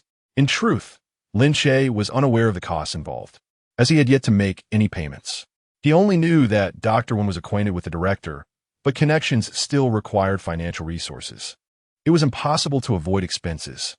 The nurse's assistant, of course, understood this well. Such upscale private nursing homes were typically reserved for the families of the wealthy or political figures. The monthly fees began at over 100,000. Each resident had a spacious 100 square meter room, with additional services for cooking, health checks, and housekeeping. For the affluent, such costs were not considered exorbitant. Lin Che had no choice but to say, "Mom, the payment has already been made. If we don't stay, they won't refund us." The elderly lady, though aged, was far from foolish. She insisted, "That's impossible. I refuse to believe they wouldn't refund us. If they don't, we'll sue them." The elderly woman was remarkably stubborn and possessed a clear mind. Payments were non-refundable unless for custom services. Since she had yet to occupy the room or utilize any services, a refund was inevitable. Faced with her obstinacy, Lin Che finally said, "Mom, this was arranged by your daughter-in-law, so you can prepare nutritious meals nearby." He understood his mother's stubbornness. She was unlikely to heed his words. However, if it came from Jiang Liu, she would be much more compliant. Upon hearing this, Li Xiuyan's expression brightened instantly. "Oh, my daughter-in-law arranged this for me? Then I must stay. I'll be able to learn how to make pregnancy meals for her every day through video calls." The nurse, standing nearby, looked somewhat bewildered. The room had been booked with Dr. Wen's assistants, and she was the director's daughter. Could it be that this handsome gentleman before her was Dr. Wen's boyfriend? The nurse's demeanor immediately grew more amiable. "Auntie, let me help you with your bag." The elderly lady handed over her bag, thinking that the nurses here were quite nice. "Mom, let us go. We shouldn't delay the nurse's work." All right. Lin Che helped his mother settle into the room, confirming that the environment was satisfactory, which put his mind at ease. He then made his way to Dr. Wen's office. She was clad in her white coat, attending to patients. It must be said that even in her doctor's attire, she appeared anything but bulky. Instead, there was a curious contrast to her figure. just as many young men enjoy seeing their girlfriends in doctor uniforms. Lin Che found himself subconsciously comparing her to Jiang Liu. Liu looked out of place in such attire, given her cold and aloof persona as a high-powered CEO. Yet, under Lin Che's encouragement, she had donned such outfits on numerous occasions. Her cool demeanor, combined with the specially designed, alluring doctor's uniform, imparted an ethereal purity to her. However, once she became engrossed in her work and expanded the company, Jiang Liu had never worn such attire again. She must have grown indifferent toward herself. Lin Che would not intrude upon her. Love is a mutual endeavor, and unilateral affection could only lead to detrimental consequences. In fact, his careful maintenance of their relationship ultimately led to divorce. He stood in the corridor, lost in thought, gazing at Dr. Wen from a distance, until the last patient in line left, and he was brought back to reality by Wen Shuyu standing before him. "Mr. Lin, what are you doing? Are you daydreaming?" Lin Che quickly shook his head. Sorry, Dr. Wen. I was lost in thought. Have you finished your work?" Wen Shuyu glanced around and shrugged. "Well, it's noon. Time for a break." Lin Che checked his phone and realized it was already past noon. "I apologize for interrupting your lunch." "It's all right," Wen Shuyu replied gently. "I was just about to have lunch. Would you like to join me?" Lin Che pondered for a moment. Doctor Wen had taken the time to find a wonderful rehabilitation space for his mother. According to the nurses, this private hospital's nursing home was not accessible merely through wealth. Qualifications had to be scrutinized. It seemed that Dr. Wen truly had connections with the director. She had put in a great deal of effort on his behalf. Understanding the nuances of human relationships, Lin Che realized he should express his gratitude.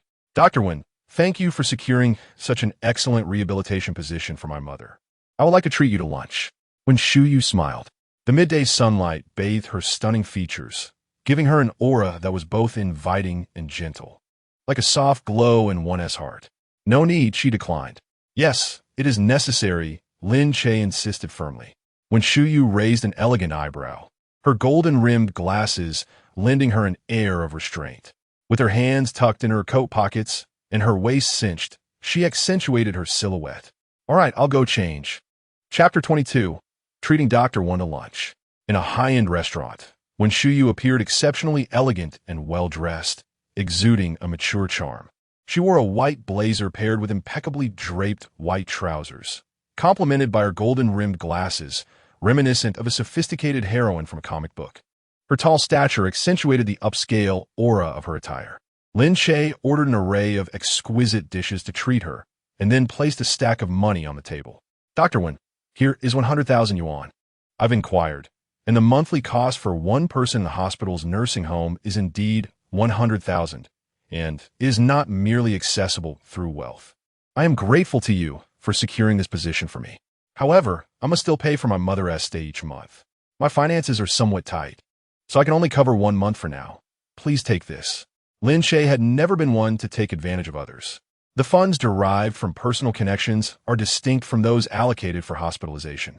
Securing a bed in the hospital is a matter of human relationships, not merely a financial transaction. Thus, Lin Che will invite Dr. Wen to dinner. Moreover, should he frequent the hospital in the future, he will continue to extend such invitations. He understands that Dr.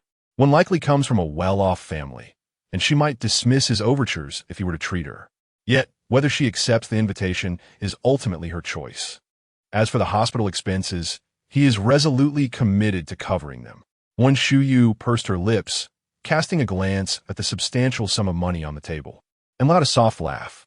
This amount barely represents the trifling earnings she accumulates. She feels little attachment to it. Her family harbors guilt towards her, which prompted her to request a spot in a rehabilitation center for her mother. Without hesitation, her mother acquiesced, incurring no expense. Lin Che, on the other hand, is her greatest benefactor. When she found herself alone overseas, grappling with severe psychological distress and contemplating suicide, it was Lin Che who intervened and saved her. Wen Shuyu vividly recalls that frigid, dark night, still in the early hours. She had chosen a secluded spot, ready to leap from the bridge into the icy waters below to end her suffering. A car passed by her from behind, and with no ill intent, She planned to wait for it to leave before making her own descent, hoping to spare the driver any psychological burden. However, the vehicle slowly glided across the bridge and vanished around the bend. Climbing back over the stone railing, she noticed the car returning, circling back 3 times.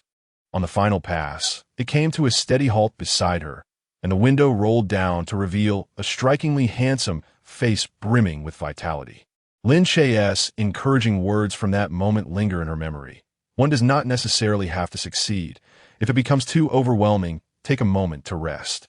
At that time, when Shuyu stood in the shadows, her face drenched in tears. She had been covering her face, reluctant for him to witness her distress, which rendered Lin Che unable to recognize her. Yet, she etched his visage deeply into her mind. She searched extensively afterward in the circles of study abroad in France, inquiring about Lin Che, but to no avail. Eventually, she returned home and began her career as a psychologist in her mother's hospital, resigned to the thought that she might never encounter him again. Yet one fateful day, a familiar yet distant voice echoed in her office, a voice that had reverberated in her mind countless times, offering a lifeline during her darkest nightmares. After a day of treating patients, when Shuyu turned to see the man who had pulled her back from the brink of death and could potentially heal her for the rest of her life, her heart skipped a beat. It felt as though Lin Che had stolen it away. Quietly, she gazed at the substantial sum of 100,000 on the table and nodded in acquiescence. She, as a psychologist, understood Lin Che's psyche. If she were to decline the money, it would disturb him, prompting him to ponder the reasons behind his unprovoked kindness towards her. Without resolution, he might leave the hospital with his mother, and she could lose the chance to see him again. When Shuyu could not afford to gamble on such uncertainties. If she recounted her experiences to Lin Che, what would follow?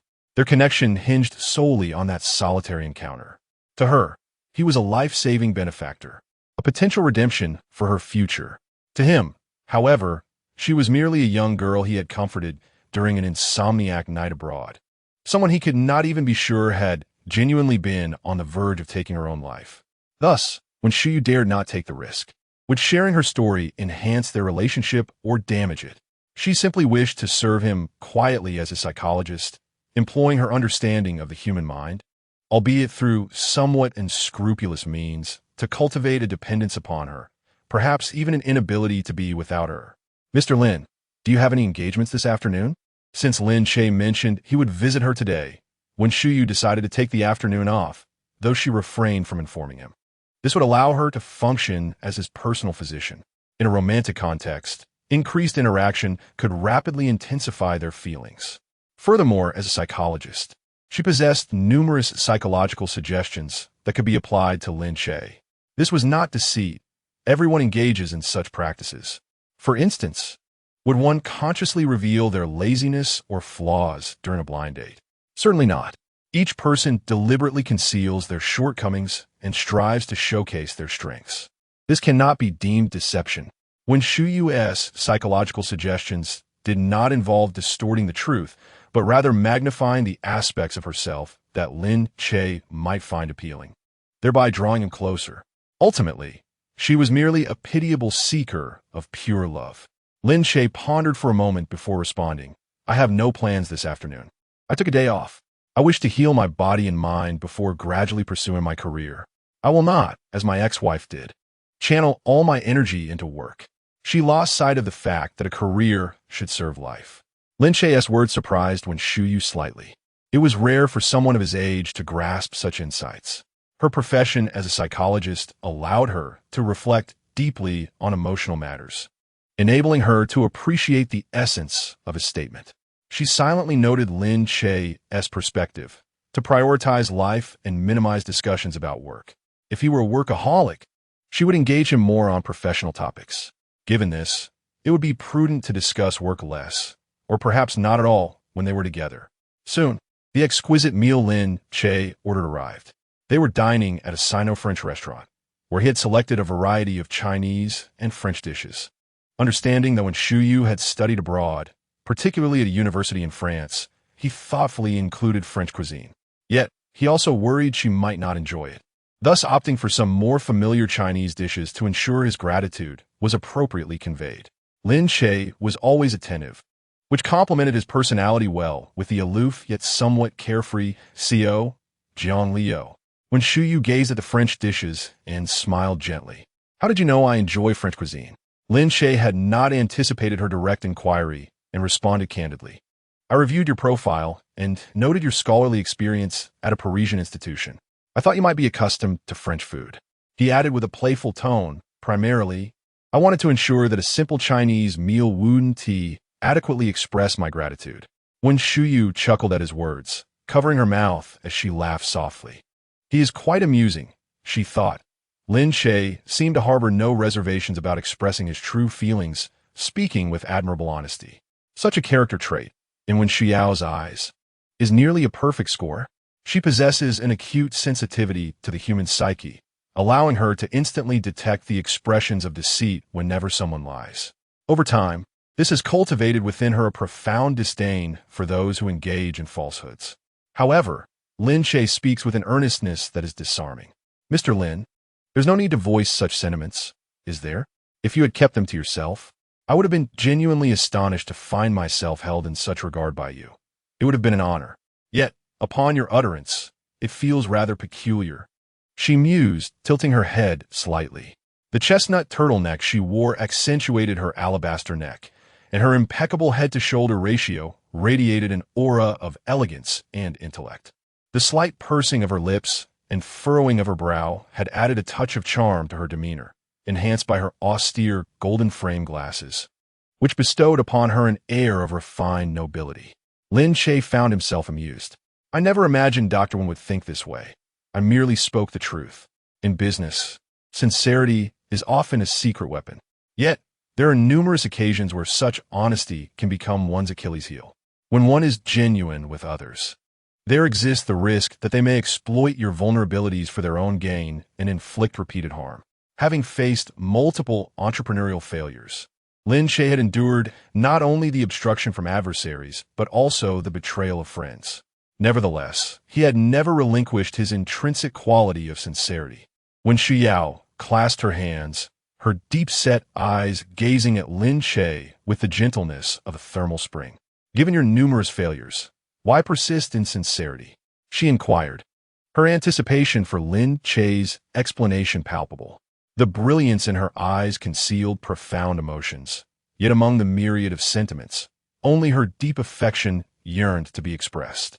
For now, however, she could only carefully mask her feelings, ensuring Lin Che remained oblivious. As Lin Che savored a piece of steak he shared, my father instilled in me the value of sincerity from a young age. I have reaped much from it, including my ex-wife and a significant success. Thus, there is no reason to abandon sincerity simply because it was once betrayed. His words were straightforward and devoid of any emphasis, reflecting his genuine thoughts. Yet, they lingered in Wen Xiao's mind, prompting her to ponder for a considerable time before casually posing her most pressing question. Mr. Lin, have you ever been to France? Lin Che nodded naturally. Yes, I have for business purposes. He had nearly forgotten the specifics of that trip, as it had marked his inaugural foray into entrepreneurship, aimed at negotiating a collaboration in France. He had spent about a week there, engaged in discussions that often stretched late into the night. As a first-time entrepreneur, the pressure had been immense, and sleepless nights found him driving aimlessly to relieve his stress. When Xiao's mind raced as she feigned nonchalance, asking, did you meet any compatriots while you were there? Lin Che furrowed his brow, considering the triviality of the question before responding, yes, many people from our country. However, I believe one can encounter compatriots anywhere in the world where living conditions are suitable.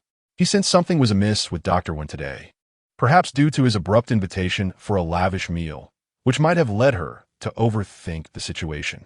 Thus, he quickly clarified, please don't misconstrue my intentions, Dr. Wen. I only wish to express my gratitude for your assistance in finding a wonderful rehabilitation location for my mother. There are no ulterior motives. Lin Che valued her expertise and friendship, particularly as she was his first doctor friend within his social circle. As a distinguished businessman, he understood the significance of such relationships. When Xiao elegantly tucked a strand of hair behind her ear, though a hint of disappointment flickered in her eyes. She had hoped for deeper feelings to blossom between them. After all, Lin Che was divorced, and she possessed commendable qualities. Could he truly harbor no ulterior motives?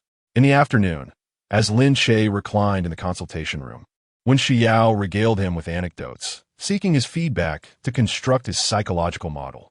Subsequently, he settled beneath the expansive window, basking in the warmth of the winter sun. Quietly immersed in a book, Wen Xiao relished this serene state until an unexpected intrusion shattered their tranquil solitude. A woman, adorned with earrings, elegantly dressed, and carrying an expensive handbag, stormed into the consultation room, immediately directing her ire at Wen Xiao.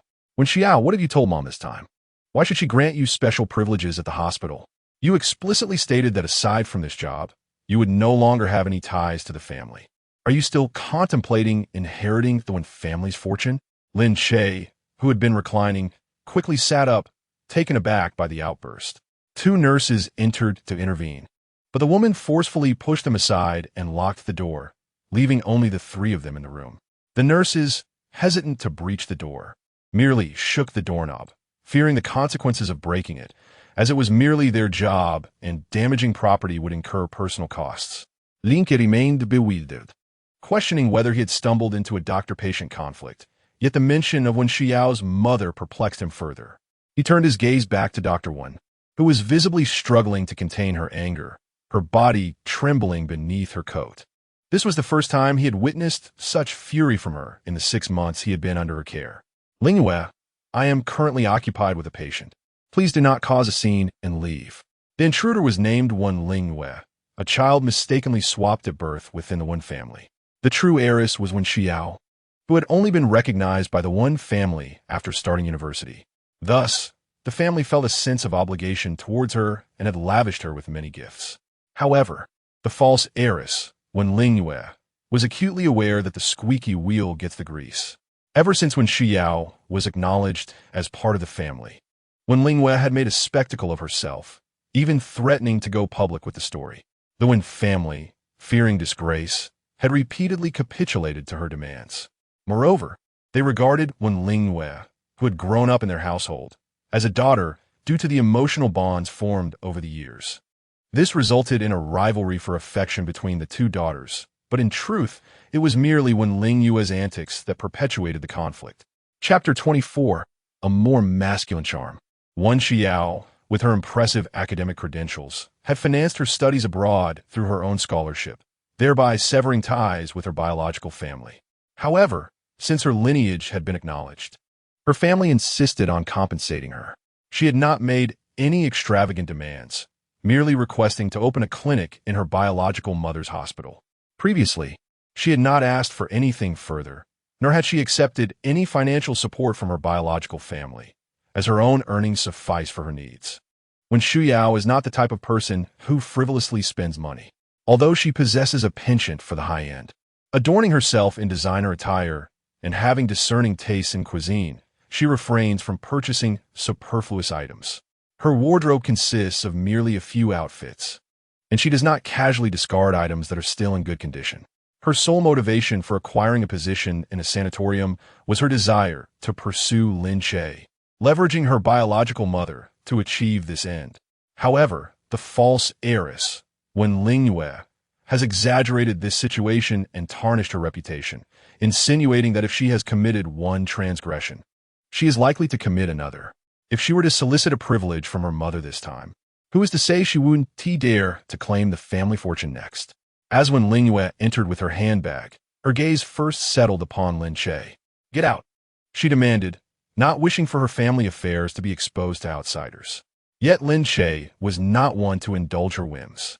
He was undergoing treatment, and upon her arrival, she began to hurl insults at Dr. Wen, showing utter disrespect towards both him and her. Lin Che, not devoid of conscience, felt compelled to defend Dr. Wen, who had been devoted to his treatment. He rose from the treatment apparatus, his 185-meter stature instantly eclipsing the impudent girl before him.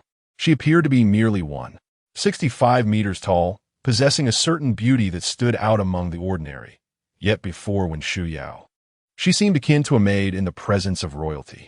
This disparity was not merely a matter of physical appearance, but stemmed from an innate aura and cultivated refinement. As Lin Che approached, the girl instinctively recoiled, her eyes narrowing in trepidation. What do you intend to do? I am the eldest daughter of the one family. Lin Che found her declaration puzzling. If she was indeed the eldest daughter, then what of Wen Shu Yao? Were they both to be considered daughters of one family? Yet, if they were sisters, how could they be at such odds? Unmoved by her bravado, Lin Che retorted coldly, I do not concern myself with your identity. Firstly, you have interrupted my treatment. I have paid for this time, and your intrusion has cost me that. Secondly, this is a hospital, where it is common knowledge that one must maintain decorum. Should you continue to raise your voice, I shall have no choice but to call the authorities to escort you out. Lin Che refused to engage in a petty squabble. To argue with her would reduce him to a mere bickering fool. He spoke the truth, presenting logical reasoning that left Wen Lingyue at a loss for words. Her face flushed with indignation. In a fit of rage, she flung her handbag directly at Lin Che's chest. Standing tall, he effortlessly blocked her attack. Enraged, Wen Lingyue noted that this man, robust and clearly not a patient, was obstructing her. A glance at Wen Shu Yao revealed her absence of the customary white coat. Today she donned a high-necked sweater, a chestnut-hued long coat, and dignified white trousers, complemented by gold-rimmed glasses that elevated her beauty to new heights. This was not a mere medical consultation. It appeared more akin to a rendezvous. Wen Lingyue quickly grasped the situation. So, Wen Shu Yao, you're using your work hours to secretly meet a lover. I shall inform Mother and make sure the entire hospital is aware. And we shall see how you maintain your position here. Wen Shu Yao, recognizing Wen Lingyue's erratic behavior, understood that she had taken a leave of absence today, leaving her actions beyond reproach. However, in today's society, the loudest voice often prevails. Those who are most unruly tend to garner sympathy. Should Wen Lingyue truly unleash her outburst, it would be difficult for Wen Shu Yao to clarify her innocence, regardless of her leave. You come back here. Wen Shu Yao reached for her arm, yet Wen Lingyue, accustomed to getting her way in her affluent upbringing, was not one to be easily restrained. She had often bullied servants and was unhesitant to resort to violence, even against the true heiress, Wen Shu Yao. With a forceful flick, she aimed her handbag squarely at Wen Shu Yao's flawless face. Though she feigned it as an accident, her intent was malicious. Consumed by jealousy over Wen Shu Yao's exquisite beauty, Wen Lingyue swung her handbag with malicious intent, knowing it could cause significant harm. The handbag contained numerous small trinkets that, if they struck Wen Shu Yao's delicate face, could result in dire consequences, perhaps even disfigurement. Furthermore, Wen Lingyue could claim self-defense, arguing that Wen Shu Yao had grabbed her hand, thus shifting the blame. A loud crash echoed as Wen Shu Yao gasped in shock. Turning to witness the downfall of her rival, she instead found that the man from earlier had intervened once more. With a single hand raised, he thwarted the forceful swing of her handbag, the trinkets striking his hand and drawing blood. Despite the pain, he remained silent, his gaze icy as he fixated on Wen Lingyue. Fear crept in her heart, yet she stubbornly insisted, I don't know. I didn't see anything. He ran into me. The woman possessed a tongue that was anything but eloquent. Lin Che coldly addressed Dr. Wen. Please call the authorities. She has disrupted the order of the hospital. Oh, Wen Shu Yao hurried to grab her phone. It was then that Wen Lingyue began to panic. Call the police for such a trivial matter? What are you thinking? She then turned to Lin Che, attempting to provoke him further. And you, a grown man, ready to call the police over a mere scratch? Is that what it means to be a man? Do you have any pride? Had Lin Che not been well-mannered, he might have unleashed a torrent of curses. However, he was composed, yet not a pushover. With a frosty demeanor, he replied, First, I do not require your judgment. Secondly, while your assault on me may be a minor issue, disturbing the hospital's order is a grave matter. And if you question my masculinity, shall I reveal my credentials for your inspection? His outburst left both women momentarily speechless. Wen Lingyue stood frozen, gazing up at him as if she were a monkey before the Buddha, genuinely shaken. After all, she was the eldest daughter of the Wen family. Who had not heard of her in the capital? Yet here was a man treating her with such unbridled disdain. Wen Lingyue sensed that provoking this seemingly composed man could unleash a ferocity she had never encountered. It is said that those who are mild-mannered rarely display anger, but when truly incited, they could be the fiercest adversaries. Fearful, when Ling Wei fell silent. On the other side, when Xu Yao too was taken aback. Over the past 6 months, Lin Che had always projected an image of restraint, nobility, and elegance. Today, however, he had exhibited a readiness to defend her, resorting to coarse language and outright confrontation. Rather than diminishing his stature in her eyes, it enhanced his character, rendering him more vivid, more three-dimensional, and undeniably masculine. Chapter 25. No reconciliation. When Xu Yao's understanding of Lin Che deepened, revealing a man more grounded, embodying a sense of responsibility that surpassed her initial perception. Initially, she harbored concerns that if she were to truly find that person, it might shatter the sacred impression she held of him in her heart.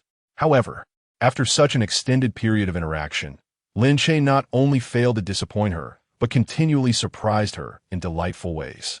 He was, without a doubt, the epitome of her ideal partner. At that moment, the call finally connected. "Hello, I need to report an incident.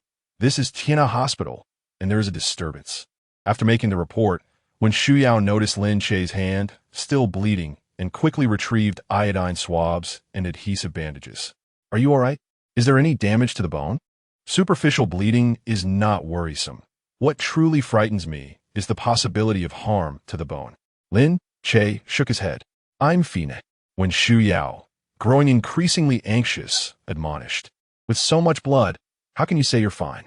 Next time, never use your hand to block. The fingers are too fragile." She cautiously placed a pillow on the table and laid Lin Che's hand upon it, gently wiping away the bloodstains from his knuckles. The sight of a large patch of torn flesh on his hand made Wen Shuyao's heart ache profoundly. Even though he had not suffered on her behalf, she felt a deep pang of sympathy, for he was the one she constantly thought of. Moreover, Lin Che had indeed taken on the brunt of the harm meant for her. Had he not shielded her from those injuries, the sight of them marring her exquisite face would have been utterly dreadful. Such scars would have marred a masterpiece of beauty that graced the world. At this moment, when Xu Yao was genuinely flustered, her hair slightly disheveled. A few strands fell across her forehead, obscuring her cheek, adding a touch of chaotic beauty to her appearance, something rarely seen in the typically poised and elegant Wen Shuya. This disarray arose solely because the injured party was Lin Che. Even a minor injury he sustained resonated deeply within her heart. Lin Che held such significant weight in her life that it surpassed even her own. Even when Ling Yue, who stood by in a daze, was bewildered.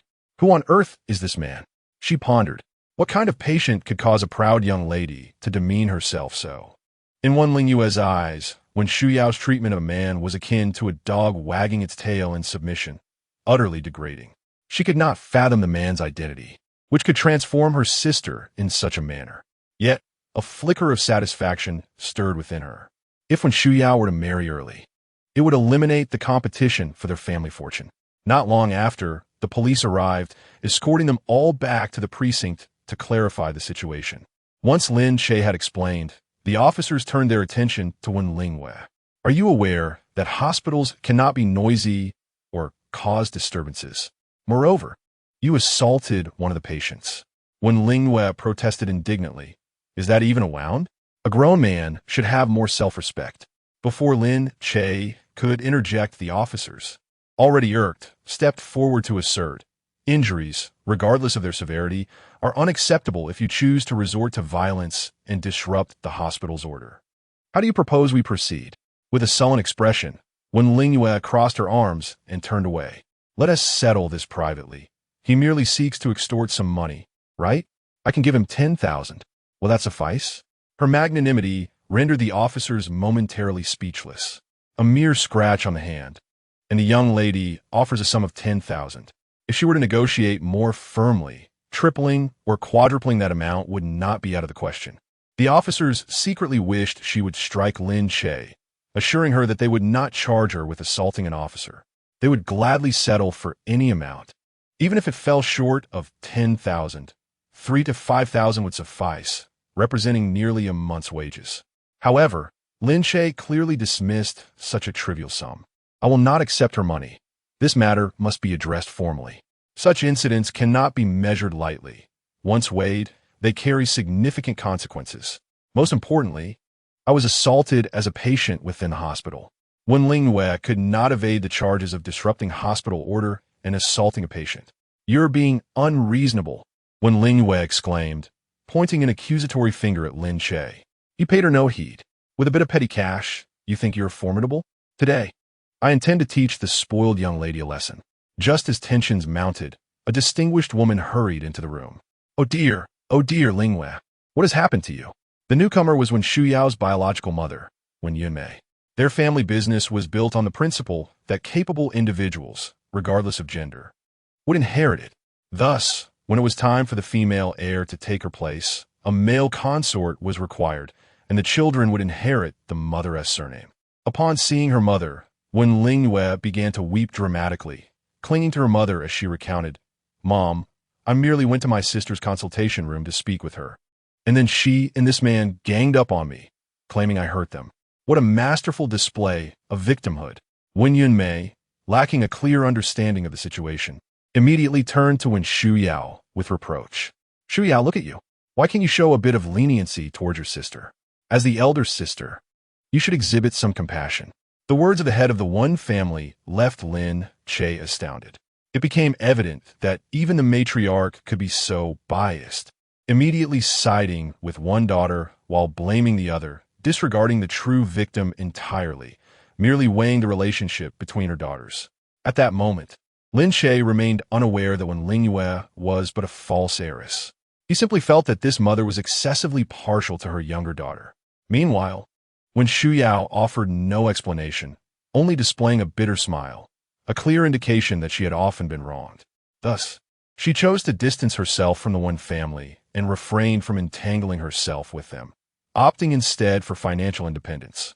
However, in her quest to assist Lin Che's mother, she sought a position at the rehabilitation center. Unexpectedly, the false heiress Wen Lin Che assumed she was vying for the family fortune, leading her to insult Wen Shuyao. Her biological mother, however, remained oblivious to the nuances, solely focused on balancing the two sisters. Not merely balancing, but consistently favoring her younger daughter. It seemed that any criticism directed at her would result in feelings of guilt, as if it would lead to her ostracism from the Wen family. Both Wen Shuyao and Lin Che were disinclined to clarify matters, allowing the police to elucidate the entire situation. After hearing the accounts, Wen Yunmei exhaled, "Oh dear, I was worried about something serious. It's merely a trivial matter that scared your mother half to death. Shuyao, this gentleman is your patient, and since he has been injured, let us settle this matter financially. I will cover the costs." When Shuyao glanced at Lin Che, aware that he would not tolerate such a resolution. "Mom, I cannot take responsibility for this. It was Lin Che who harmed Mr. Lin. Let her resolve it herself." Lin Che mentally applauded Wen Shuyao. "Well done, Dr. Wen." Subsequently, Wen Yunmei approached Lin Che again, inquiring if a reconciliation could be reached. The offer even escalated to 100,000, leaving the nearby officers feeling uneasy. This amount rivaled their annual salary, all for a mere scratch. Yet, Lin Che remained resolute in his refusal. He aimed to see the arrogant young lady spend a few nights in the police station. Seeing that Lin Che was unyielding, Wen Yunmei called Wen Shuyao aside. "Shuyao, what's going on? He is your patient. How can he be more important than your sister? You must persuade him to let this go. Wouldn't he that resolve everything amicably? You are sisters, bound by blood. So what is the significance of a festive occasion?" Chapter 26. I only wish to stand up for you. When Shuyao could no longer endure her mother's blatant favoritism, she resolutely declared, "Mother, Mr. Lin is merely my patient. I cannot dictate his thoughts. If you wish for reconciliation, let Lin Che approach him." In truth, Wen Shuyao was aware that Lin Che held no interest in wealth. What he truly sought was respect. This sentiment resonated with Wen Shuyao, as she too embodied such principles. Wen Yunmei also perceived that Shuyao was simply the physician of that patient, with no deeper connection between them, likely unable to hold a meaningful conversation. Just as she was prepared to abandon the idea of persuading Lin Che on Shuyao's behalf, when Lin Che interjected, "Mother, My sister simply refuses to assist me. Look at her attire today. It is evident that she shares a special relationship with that man. When I entered her consultation room, I saw them engaged in a rather intimate conversation. When Ling Yue's fabrications rolled off her tongue effortlessly, having grown accustomed to deceit since childhood, she had thickened her skin to the point where no trace of her mendacity was visible. Her intent was clear when she entered. She was fixated on Wen Xiao.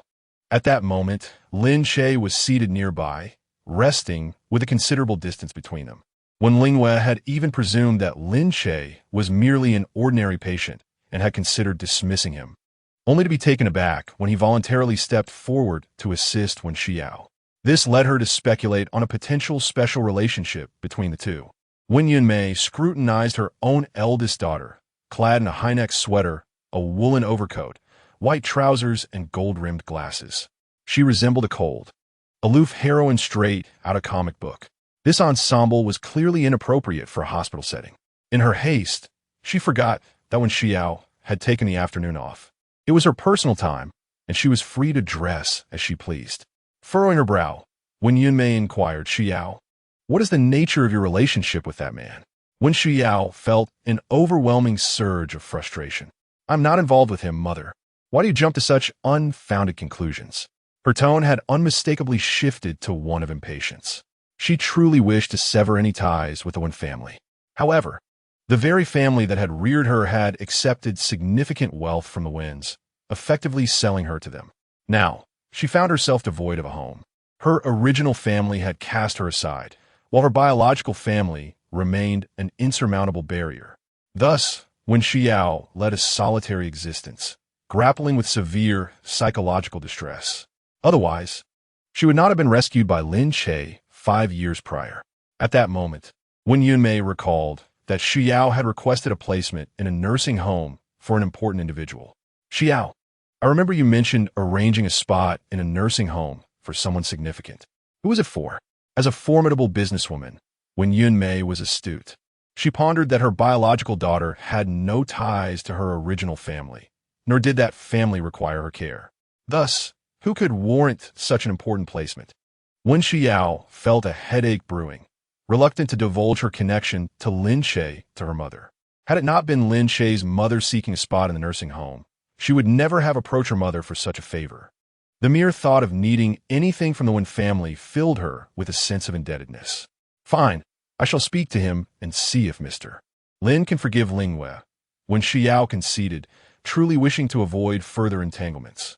She was a person who cherished tranquility, possessing a profound intellectual refinement. Engaging in trivial matters only served to exacerbate her agitation. Within the isolation room, Wen Xiao and Lin Che sat together. Dr. Wen, I notice your mother seems to favor your sister. They haven't mistreated you, have they? Lin Che still believed the two sisters were of the same flesh and blood, merely that their mother favored the younger daughter. Many families operate thusly, allowing the older siblings to show leniency towards the younger ones, all under the guise of responsibility.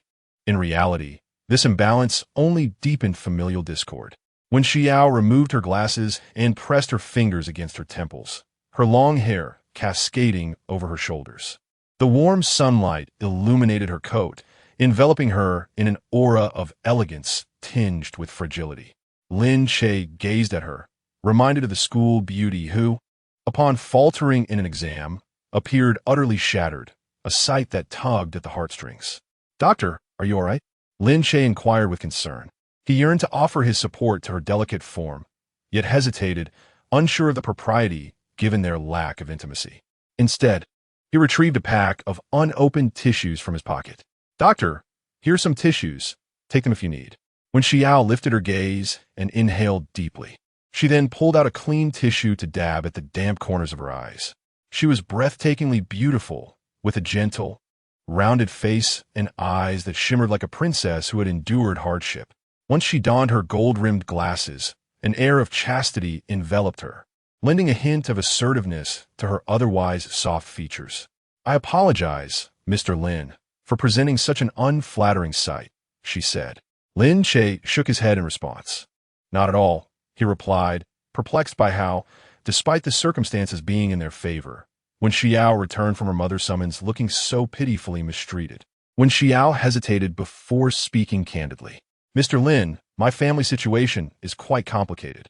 At present, my mother and that younger sister are unwilling to escalate matters further. Hence, Lin Che immediately understood, interjecting, I comprehend, Dr. Wen. You need not elaborate. I will inform the police that we have reached an understanding. His empathy left when Xiao, utterly astounded. He had anticipated her unspoken thoughts even before she had finished voicing them, displaying a level of compassion that was profoundly moving. He did not even mention any other conditions, which only intensified her emotional turmoil. Throughout her life, she had encountered individuals driven solely by monetary gain, willing to abandon her for the sake of profit. The family that raised her had cast her aside for financial gain, while her biological family merely sought to utilize her, forbidding her from revealing her identity lest it bring disrepute to the Wen family. Only Lin Che stood apart, akin to an angel sent to redeem her.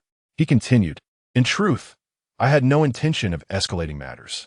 A mere scrape on my hand is inconsequential for a man. However, witnessing your sister bully you to the point of distress compelled me to act on your behalf, if only to ensure she learns a lesson and refrains from mistreating you in the future. Lin Che's words left Wen Shuyao in a state of profound shock. It felt reminiscent of that night 5 years ago when he had appeared like an angel, saving her from despair. Now, his words resonated as if from a divine being, lending strength to her fragile spirit. Earlier, she had thought Lin Che was simply unwilling to acquiesce to the indignity he had suffered, but it turned out he was motivated by a desire to vindicate her. In that moment, all her grievances and emotions surged forth, overwhelming her with a bittersweet ache. Her deep-set eyes glistened with unshed tears, and her slender waist began to tremble. With her hands covering her face, she could not help but sob softly, reminiscent of 5 years ago. Chapter 27. Dr. Wen embraces her. When Shuyao had originally believed that the passage of 5 years would render her heart as unyielding as stone. After all, throughout these 5 years, regardless of the discrimination she faced or the slander directed at her, she had chosen not to compete or argue. She simply aimed to live her life well. Today, she did not feel particularly distressed. However, Lin Che's concern caused her to unleash her pent-up resentment. It is not always malice from others that brings one to tears. Sometimes, a moment of genuine concern from another can be enough to make a wronged person weep uncontrollably. Lin Che was at a loss, unsure if he had misspoken. Why had Dr. Wen suddenly started crying? She was a psychologist, after all, and should possess a formidable psychological defense. For the past 6 months, Lin Che had been visiting her clinic weekly for therapy. No matter how troublesome her patients or their families, Dr. Wen always met them with a smile, never allowing their troubles to weigh on her. Her demeanor was calm and gentle, like tranquil water. Such an intense, emotional outburst was unprecedented. Lin Che instinctively glanced at the door to ensure it was closed. He knew that someone like Dr. Wen valued her dignity greatly. If anyone else witnessed her tears, it would undoubtedly leave her feeling quite uncomfortable. Fortunately, he had locked the door upon entering. He then pulled out a tissue, intending to help her dry her tears. Yet, Dr. Wen kept her hands over her face, her arms resting on the table, her delicate frame trembling. As Lin Che's tissue brushed against her fingertips, he asked softly, Dr. Wen, are you all right? In the next moment, Wen Shuyao suddenly turned and threw herself into Lin Che's embrace, burying her tear-streaked face into his clothing, seeking solace in his warmth and the rhythm of his heartbeat. Those countless nights over the past 5 years, awakened by nightmares, had all led to this moment. She had never anticipated it would finally come to fruition, and under such circumstances, as a doctor and a patient in a police station, Lin Che was utterly bewildered, internally exclaiming, Ah, Dr. Wen, I admit you are strikingly beautiful. Your long, slender legs, the high-necked sweater accentuating your delicate waist and curvaceous figure. Dressed in white trousers and a woolen coat projecting an air of sophistication, and those gold-rimmed glasses heightening the allure. But you cannot take advantage of me. I am a married man. I cannot indulge in such impropriety. Cautiously, Lin Che shifted his chair back, but Dr. Wen clung to him tightly. Her face pressed against his chest, her slender hands encircling his waist. Such intimacy had only ever been shared with Jiang Liu, and Lin Che had never been so close with any other woman.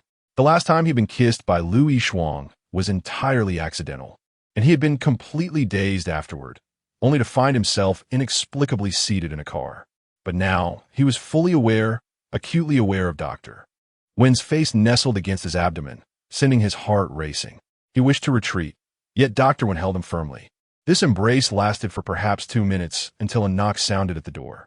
"Ladies and gentlemen, how is the mediation progressing? This room needs to be made available for others." Hearing the commotion, Wen Shuyao quickly withdrew, turning away. Lin Che cautiously offered her a tissue. "Thank you," she murmured softly, dabbing at the corners of her eyes before retrieving her makeup kit to swiftly touch up her appearance. As she donned her glasses, she transformed back into the poised, aloof woman she typically embodied. Despite the remnants of tears on her face, she remained stunning, and the recent intimacy made her seem all the more captivating to Lin Che. He too tidied the traces of tears from his shirt and fastened his jacket.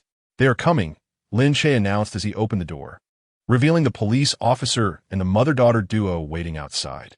"Mr. Lin, have you come to a decision?" the officer inquired. Lin Che glanced at the two women. Wen Yunmei was anxiously concerned for her younger daughter, while Wen Lingwei worried for herself, fearing they might have to endure an uncomfortable stay at the police station. Lin Che truly wished to hold her accountable, unable to tolerate her haughty demeanor. However, since it would cause Dr. Wen distress, he decided to let it go. "All right, I agree to mediation." The mother and daughter visibly relaxed at his words.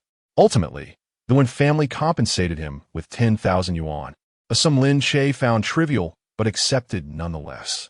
Exiting the police station, Wen Yunmei turned to Wen Shuyao. "Shuyao, you haven't come home for dinner in ages. Come back this weekend." Wen Shuyao had no desire to engage further with her family, yet declining was not an option.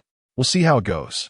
If I'm not busy, I might return," she replied, though in truth, she did not want to go back. Living independently was far more appealing. She could avoid the fear of false accusations and favoritism. Yet the thought of living alongside Lin Che filled her with unparalleled happiness.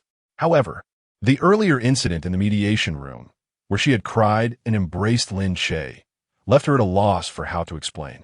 Beside her, when Ling Wei chimed in, "How dramatic. You need to find time to go home." "Mom, look at me. I would never hesitate. If you want me home, I can return any time." Wen Lingwei was adept at vying for parental affection, the kind of child who cries to receive more love. When Shuyao chose to ignore her, after the mother-daughter pair departed, Lin Che turned back to Wen Shuyao. "Dr. Wen, earlier." Before he could finish, Wen Shuyao raised her slender finger to his lips, silencing him.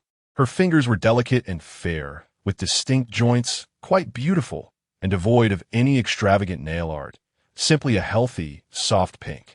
Her gaze was tender, and as she parted her red lips, she implored, "Mr. Lin, please do not speak of this. Consider it a request from me. Can we keep it a secret between us, never to be mentioned again?" Lin Che pondered for a moment before understanding. She must have been in a state of extreme distress, seeking someone to serve as a comforting presence to mask her tears. And he happened to be the only other person in the room, sitting close by, leading to this misunderstanding. It felt akin to waking on a bus to discover one's head resting on the shoulder of a striking stranger. This stranger did not express disdain or awaken you, silently enduring your presence until the stop was reached. Lin Che realized their relationship mirrored that strange familiarity, devoid of romantic intentions, merely a beautiful misunderstanding. He nodded, his voice warm as the winter sun. "All right." Chapter 28. The wife is terribly frightened. Lin Che was bewildered by the unfolding events. When Dr. Wen declared that the two of them should refrain from mentioning the matter of their embrace, he felt an inexplicable pang of disappointment within his heart. He found himself unable to discern the true nature of his emotions. Perhaps it was merely the dependence of a patient on their physician. Disrupted by Wen Lingwei's interference during the afternoon therapy session, when Shuyao offered her apologies, saying, "I am truly sorry, Mr. Lin. It's all my thoughtless sister's fault. Since you have settled the full medical fee, I can allocate an additional afternoon for you next week." apart from your regular treatment time. However, it would be best to inform me in advance so that I can organize my schedule accordingly. With her hands tucked elegantly into the pockets of her trench coat, she exuded an aura of poise and refinement. Standing tall, likely over 7 meters, she was dressed in pristine white trousers that lent her an ethereal quality, reminiscent of a saint emerging from the pages of a book. Untouched by the stains of the world, her oval face appeared gentle, yet beneath her golden-rimmed glasses lay a unique charm. Lin Che felt as though the psychologist could truly peer into his soul, prompting him to avert his gaze slightly. Very well. Once I select a time, I will inform Dr. Wen in advance. Thank you for your assistance, he expressed sincerely. When Shu Yao raised an elegantly arched eyebrow and nonchalantly extended her right hand from her trench coat pocket. I must thank you today for coming to my rescue, Mr. Lin. You could be deemed my benefactor. At that moment, the sun shone perfectly, casting a soft light at a 45-degree angle across, when Shu Yao's exquisitely sculpted visage. She finally uttered these words, a long-awaited expression of gratitude for the life-saving favor she had received 5 years prior. Her delicate nostrils and subtly thin lips enhanced the allure of her restrained beauty. Lin Che, captivated, nodded in astonishment. By the time he regained his senses, when Shu Yao had already driven away, he felt the lingering warmth of her presence in his hand, raising it to inspect it, only to find a faint fragrance remaining. He then unbuttoned his coat, lifting the lining to inhale the lingering scent. A red sports car screeched to a halt at the roadside, and a long, alluring leg emerged from the vehicle. Jiang Liu, adorned in high heels, stepped out, her long wavy hair billowing in the wind. She exuded an icy elegance, yet her long, supple legs and voluptuous curves added a compelling allure, embodying the ideal of every man's dream. A combination of pure beauty and irresistible charm. This was Lin Che's wife. In a flurry, she rushed over upon hearing that Lin Che had entered the police station.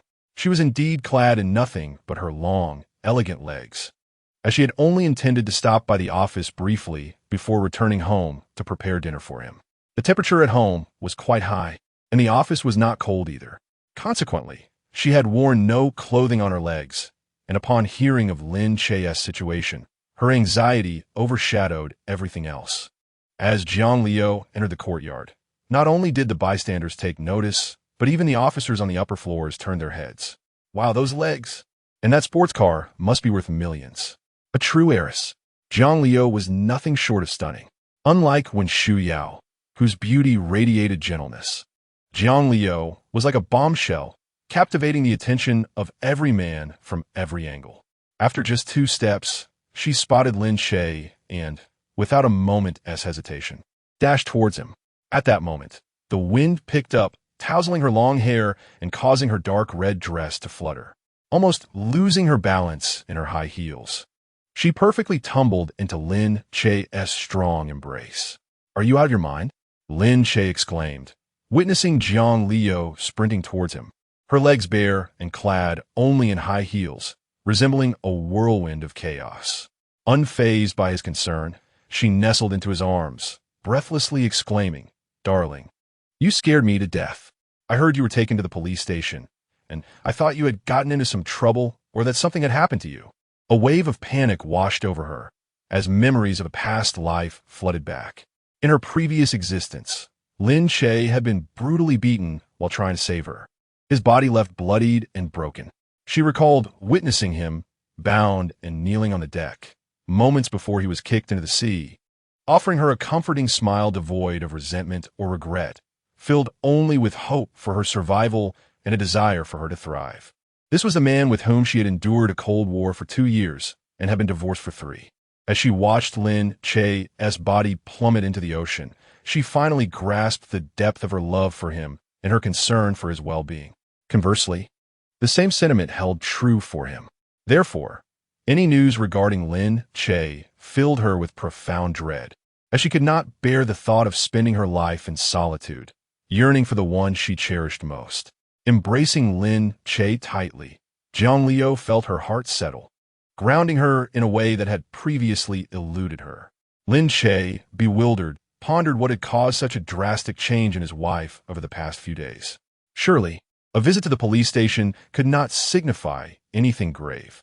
If it were serious, he would either be in the hospital or the morgue, not merely visiting the police station.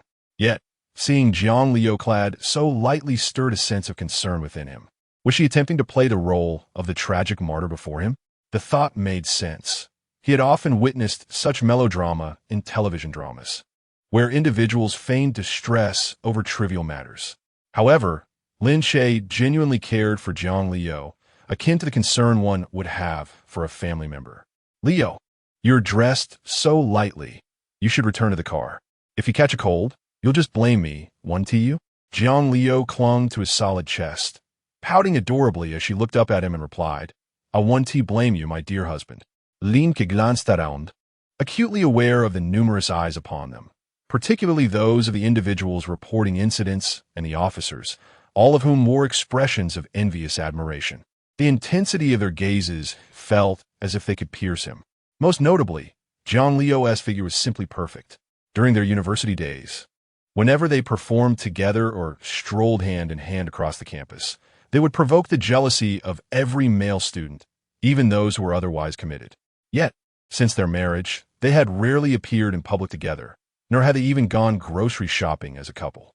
Lin Che surmised that Jiang Liu's status as a wealthy heiress made her wary of exposing her husband's identity, while he relished the tranquility of their private lives. Thus, instances of such public displays of affection had become quite rare. After approximately 30 seconds, Jiang Liu finally sensed the chill in her legs and began to shiver uncontrollably. Lin Che furrowed his brow and reproached, wearing so little. Now you realize it's cold? Why must you be so vain? He then removed his coat and draped it over Jiang Liu's shoulders, stepping forward slightly to shield her from the wind as they returned to the luxury car. Chapter 29. The billionaire female CEO also knows how to seduce. Observing her husband's thoughtful gestures, especially as he had shed his own clothing to protect her from the chill, Jiang Liu felt a surge of happiness within. He truly still loves me. Upon reaching the car, Lin Che effortlessly escorted her to the passenger seat. With your driving skills, what car can you handle? From now on, let your assistant drive, he declared with an air of authority, reclaiming his coat and donning it once more before taking the driver's seat. Are you heading home or back to the office? Jiang Liu, still basking in her earlier delight, nestled closer into Lin Che's embrace and playfully declared, wherever you go, I shall follow. Lin Che found himself at a loss. This woman had suddenly transformed into the clingy, coquettish wife reminiscent of 7 years ago. Yet, in Lin Che's eyes, it seemed merely a ploy to stave off divorce, especially after 3 years of her coldness since the day she had proposed separation on New Year's Day, only to start acting differently now. He reminded himself not to be swayed by her sugary words. However, he contemplated that he had no pressing matters for the afternoon. He could effortlessly manage his work from home, where he also had access to a computer, allowing him to delve into his research more thoroughly. Lin Che also wished to grant his employees a respite, opting not to intrude upon their time. Truly, he epitomized the ideal boss, always considering his employees' comfort while even lending them money for their salaries. Shall I drive us home then? Lin Che gently patted Jiang Liu on the head, attempting to push her away. However, she clung to him like a ravenous wolf, refusing to budge. Yes, I want to go home with you, she replied in a sweet, soft voice that belied her status as a billionaire CEO. As Lin Che reached to change gears, Jiang Liu obstructed him, playfully insisting, you can't reach the gear shift. Burying her face in his chest, she suggested, then you can reach in and shift the gears. Lin Che glanced down, bemused, as the gear lever was nestled amidst Jiang Liu's ample bosom. Enough of this. I need to drive. It's far too dangerous, he insisted. Jiang Liu's arms, which were wrapped around him, suddenly became restless. Since you're driving, let me help you with the gear shifts, all right? Lin Che, momentarily taken aback, failed to react in time as Jiang Liu's delicate hand ventured toward his lap. Realizing what was happening, he swiftly grasped her by the neck, much like one would handle a playful puppy. Jiang Liu, can you act a bit more appropriately in public? He admonished, his irritation palpable. Yet, Jiang Liu pouted in defiance. Husband, We used to play like this when we first fell in love. Do you think I've grown old? Her eyes sparkled with a feigned innocence. Lin Che waved his hand dismissively. Enough of these dangerous games. I wish to live, and I assume you do too. With that, he engaged the gear, and the luxury vehicle sped away under his command. Jiang Liu promptly fastened her seatbelt, leaving an imprint across her chest. Hey, husband, why are you suddenly so serious? Lin Che chose to ignore her as he drove into the dimly lit underground parking garage, where few people remained, as it was still before closing time. Just as he unbuckled his seatbelt, Jiang Liu swiftly unfastened hers and leaped into his arms. Husband, let me hold you for a while. She reminisced about the days when they first purchased their car, fondly recalling how they would embrace and steal kisses within it. Those moments had been exhilarating. Realizing he could not push her away, Lin Che resigned himself to the situation and began browsing his phone. However, Jiang Liu remained anything but still in his embrace, her hands restlessly exploring. Though he tried to suppress his impulses, he found it increasingly challenging as her sensuality enveloped him. Her cascading waves of hair falling gracefully over her smooth shoulders, accentuating her delicate neck and slender fingers. Suddenly, Jiang Liu's movements halted abruptly. Initially oblivious to the scent, she now recognized it, the unmistakable fragrance of a woman. Slowly, she lifted herself and tugged down Lin Che's shirt to cover the loose waistband. Husband, what is that scent? She inquired, a wave of dread washing over her, for it was a fragrance distinct to women. She could scarcely fathom that Lin Che would betray her, and she wondered what kind of woman could ever compare to her. Faced with Jiang Liu's probing question, Lin Che understood that words would fail him. Truth be told, he hadn't noticed when Shuyo's scent. Perhaps his nose had grown accustomed to it, or maybe he simply hadn't registered it. Nonetheless, he had engaged in no infidelity. When Shuyu had suddenly lunged at him, he had felt a firm internal refusal, convinced that as a married man, he would never betray his vows. Thus, at this moment, he felt no guilt. However, with his wife's inquiry hanging in the air and the difficulty of explanation weighing upon him, he opted for a different narrative. I ended up at the police station today because of a woman. She attacked my attending physician, and I intervened to protect the doctor. That's when she struck me, and I must have gotten the scent then. Lin Che spoke merely to find peace, as there had been no real incident with Dr. Wen, making it impossible to clarify further. Jiang Liu pondered this for a moment, and it made sense. Her husband was unlikely to cheat. He had indeed been at the police station, not in any compromising location. Instantly, her demeanor softened. Oh dear, husband, I misjudged you. Will you punish me? She inquired with wide, hopeful eyes. In the early days of their marriage, such playful punishment had been a way to ignite passion between them, accompanied by various, amusing toys. Now long forgotten and gathering dust in the storage room, Jiang Liu felt a flicker of anticipation. It was a rare occasion to return home with her husband early. After all the wrongs she had committed and her coldness toward him, perhaps allowing him to unleash his frustrations upon her could mend the rift between them. Yet Lin Che coldly retorted, "You're being ridiculous," before exiting the car. The light in Jiang Liu's eyes dimmed instantly. Perhaps she had hurt him too deeply. Yet, she had seen his reaction earlier, which indicated that she still held a certain allure for him. However, her previous mistrust had made her feel like a poor wife. Realizing her missteps, she hastily opened the car door to pursue him. Husband, let me wash your clothes. Hand-washed, impeccably clean. The billionaire female CEO's hands are indeed invaluable. Yet she insists on washing Lin Che's clothes herself, only to be met with a firm refusal from him. There's no need. I can simply toss them in the washing machine. As they step into the elevator, Jiang Liu seizes the moment to link her arm with her husband's. Then shall I assist my husband in washing his underwear? It seems they might have become a tad soiled. Lin Che could hardly suppress the urge to utter a sharp retort. Even the billionaire CEO possesses a certain charm. Chapter 30. The adorned actress of the entertainment world. Upon returning home, Jiang Liu hurriedly made her way to the kitchen, eager to showcase the culinary skills she had learned that day for her husband. She had previously instructed the housekeeper to procure the necessary ingredients and store them in the refrigerator. Today's dish, Angelica and ginger lamb soup. The chilly weather made it the perfect remedy to warm the body, and lamb, being a warming ingredient, was known to invigorate the kidneys and enhance vitality. She yearned to bear children with her husband. Lin Che had intended to prepare dinner himself, but upon witnessing Jiang Liu's enthusiasm as she dashed into the kitchen, he opted to refrain from intruding. Primarily, he was apprehensive about the inconsistency of her cooking skills, which often led to a regrettable waste of agricultural produce.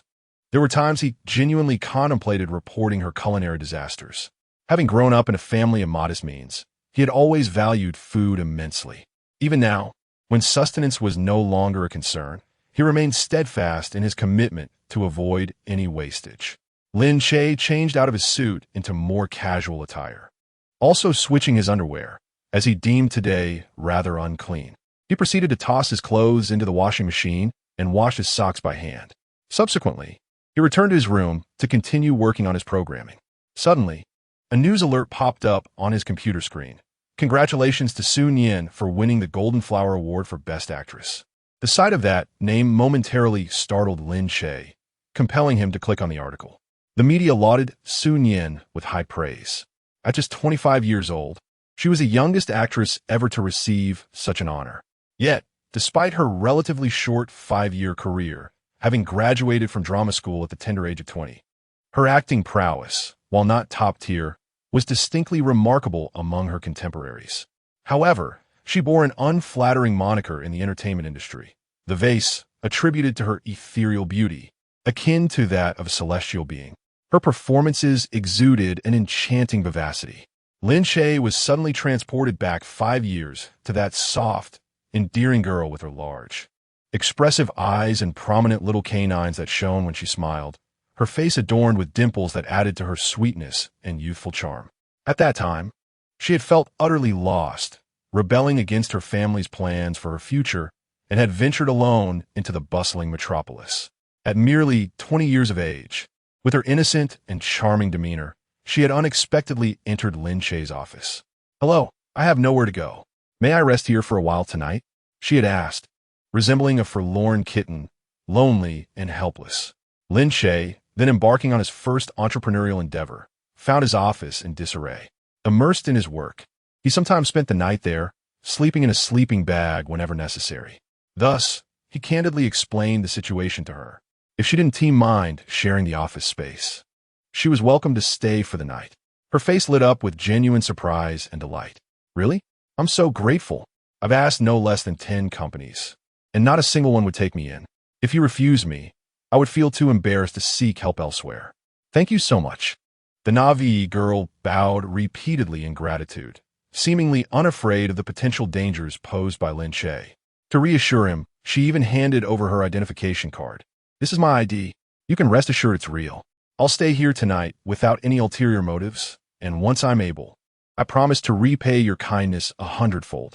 She insisted he keep her ID, so he wouldn't worry about her absconding, though she might need it occasionally. Her sincerity took Lin Che aback. He couldn't fathom how such an adorable girl could possibly deceive him, so he declined to take her ID. Nevertheless, she insisted on placing it in his drawer. From that moment on, Lin Che tidied up his office, clearing out unnecessary items and setting up a small bed for her, locking the door at night for her safety. On occasions when he couldn't return home, he would sleep outside in his sleeping bag, making an effort to return home daily to avoid misunderstandings. The girl stayed for nearly half a year. Then one day, she announced she had received a role in a film.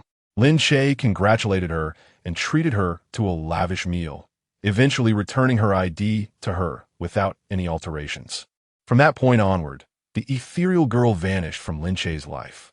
As he scrolled through the comments, Lin Che noted that Sun Yin had garnered a fair share of detractors, likely due to her stunning beauty inciting jealousy.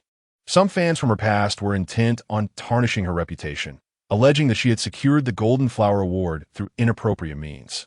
Lin Che found himself unable to tolerate the vitriol spewed by these online trolls and responded with a few remarks. "Perhaps you should consume less salt. It seems you have too much time on your hands. Do you live by the sea? Why are you so concerned?" Ultimately, the sheer volume of Sun Yin's critics rendered Lin Che's responses futile. He recalled that innocent, pure girl with her large, expressive eyes and charming smile. her two little canines, and delightful dimples. Such sweetness was truly the embodiment of every man's ideal. He couldn't help but wonder, after 5 years, whether she had succumbed to the corrupting influences of the entertainment industry.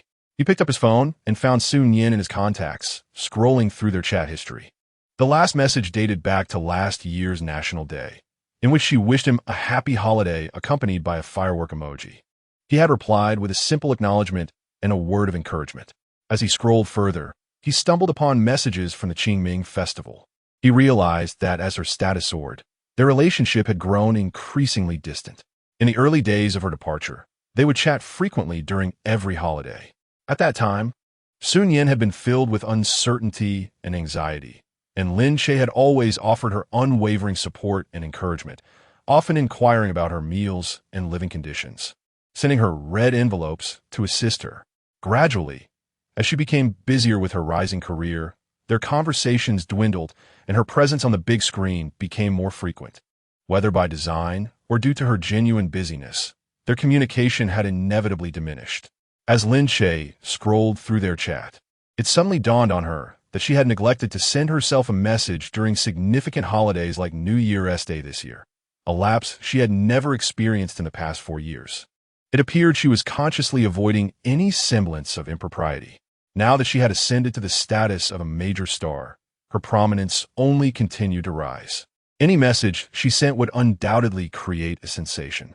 Thus, Lin Che glanced at her phone, exited the chat, and locked the screen, returning to the meticulous study of her program. She wished to avoid causing any inconvenience to Sun Yin, and it was prudent for them to maintain a respectful distance. However, just then, her phone flickered to life. Fearing it might be an urgent communication from her staff, she took a quick look, only to discover it was a stunning portrait of Sun Yin. Chapter 31. The Rising Starlet. Sun Yin backstage at the Golden Flower Awards ceremony. Sun Yin donned a floor-length white gown, its flowing hem reminiscent of ethereal clouds, trailing behind her in an elegant arc. The delicate crystals adorning the fabric sparkled like stars in the galaxy. Her figure was graceful, with a long, swan-like neck and an exquisitely charming collarbone. Each step she took on the stage, illuminated by the flashing lights, resembled a scene from a glamorous photo shoot, particularly as her assistant reviewed the earlier photographs. The spotlight cascaded down like a brilliant galaxy, transforming the stage into a dreamlike realm. Standing at the center, she became the focal point of the world. Her slender legs emerged from the gown, the side slit daringly high, nearly reaching her thigh. She bashfully raised a hand to shield herself, enhancing her allure. Once backstage, she quickly snapped a photo with her trophy and sent it to the one person she had longed to impress. "Boss Lin, I finally did it." Hee. Her fingers trembled with excitement as she typed, yet a tinge of uncertainty lingered in her heart. It had been 5 years since she last saw him, and she was unsure whether he had married. With it still being work hours, he was likely absorbed in coding his program. Over the years, Sun Yin had often instructed her assistant to inquire about Lin Che's whereabouts, discovering that during her time of residing with him, he had been preoccupied with a project he was eager to transfer at a low price for personal reasons. As it was an unfinished venture, others had offered him a meager amount. In a bid to assist her benefactor, Sun Yin was compelled to seek financial aid from her family, marking the first time she had humbled herself to them since their estrangement, to secure the funds necessary to purchase Lin Che's project at a premium. She signed an agreement with her family, which stipulated she must remain estranged for 5 years, regardless of her success or struggles during this period. She was obliged to return home and comply with their arrangements once the time elapsed. Sun Yin, possessing an indomitable spirit, had persevered over the past 5 years. Now, having secured the prestigious Golden Flower Award, she had proven her worth. Yet, due to the agreement made 5 years prior, she was now bound to return to the Su family. Life in the entertainment industry was demanding. Although she relished it, her body required rest. This was an opportune moment to fulfill her family's agreement while taking a brief respite in the capital. Nevertheless, in her heart, she vowed never to acquiesce to her family's dictates. At that moment, her assistant reminded her, "Yin Yin, we have a banquet tonight. You should quickly change into another outfit for the event." Sun Yin waved her hand dismissively replying, I know, don't disturb me. I have important matters to attend to. Zhang Hong, observing Sun Yin's breathtaking beauty, noted that her focus was solely on her phone, her expression shifting subtly. As someone who had experienced similar situations, she was acutely aware of the romantic aura emanating from Sun Yin. However, as a rising star and newly crowned queen of the screen, she firmly believed that Sun Yin should not engage in romantic entanglements. The majority of her 1 million fans were male admirers captivated by her beauty.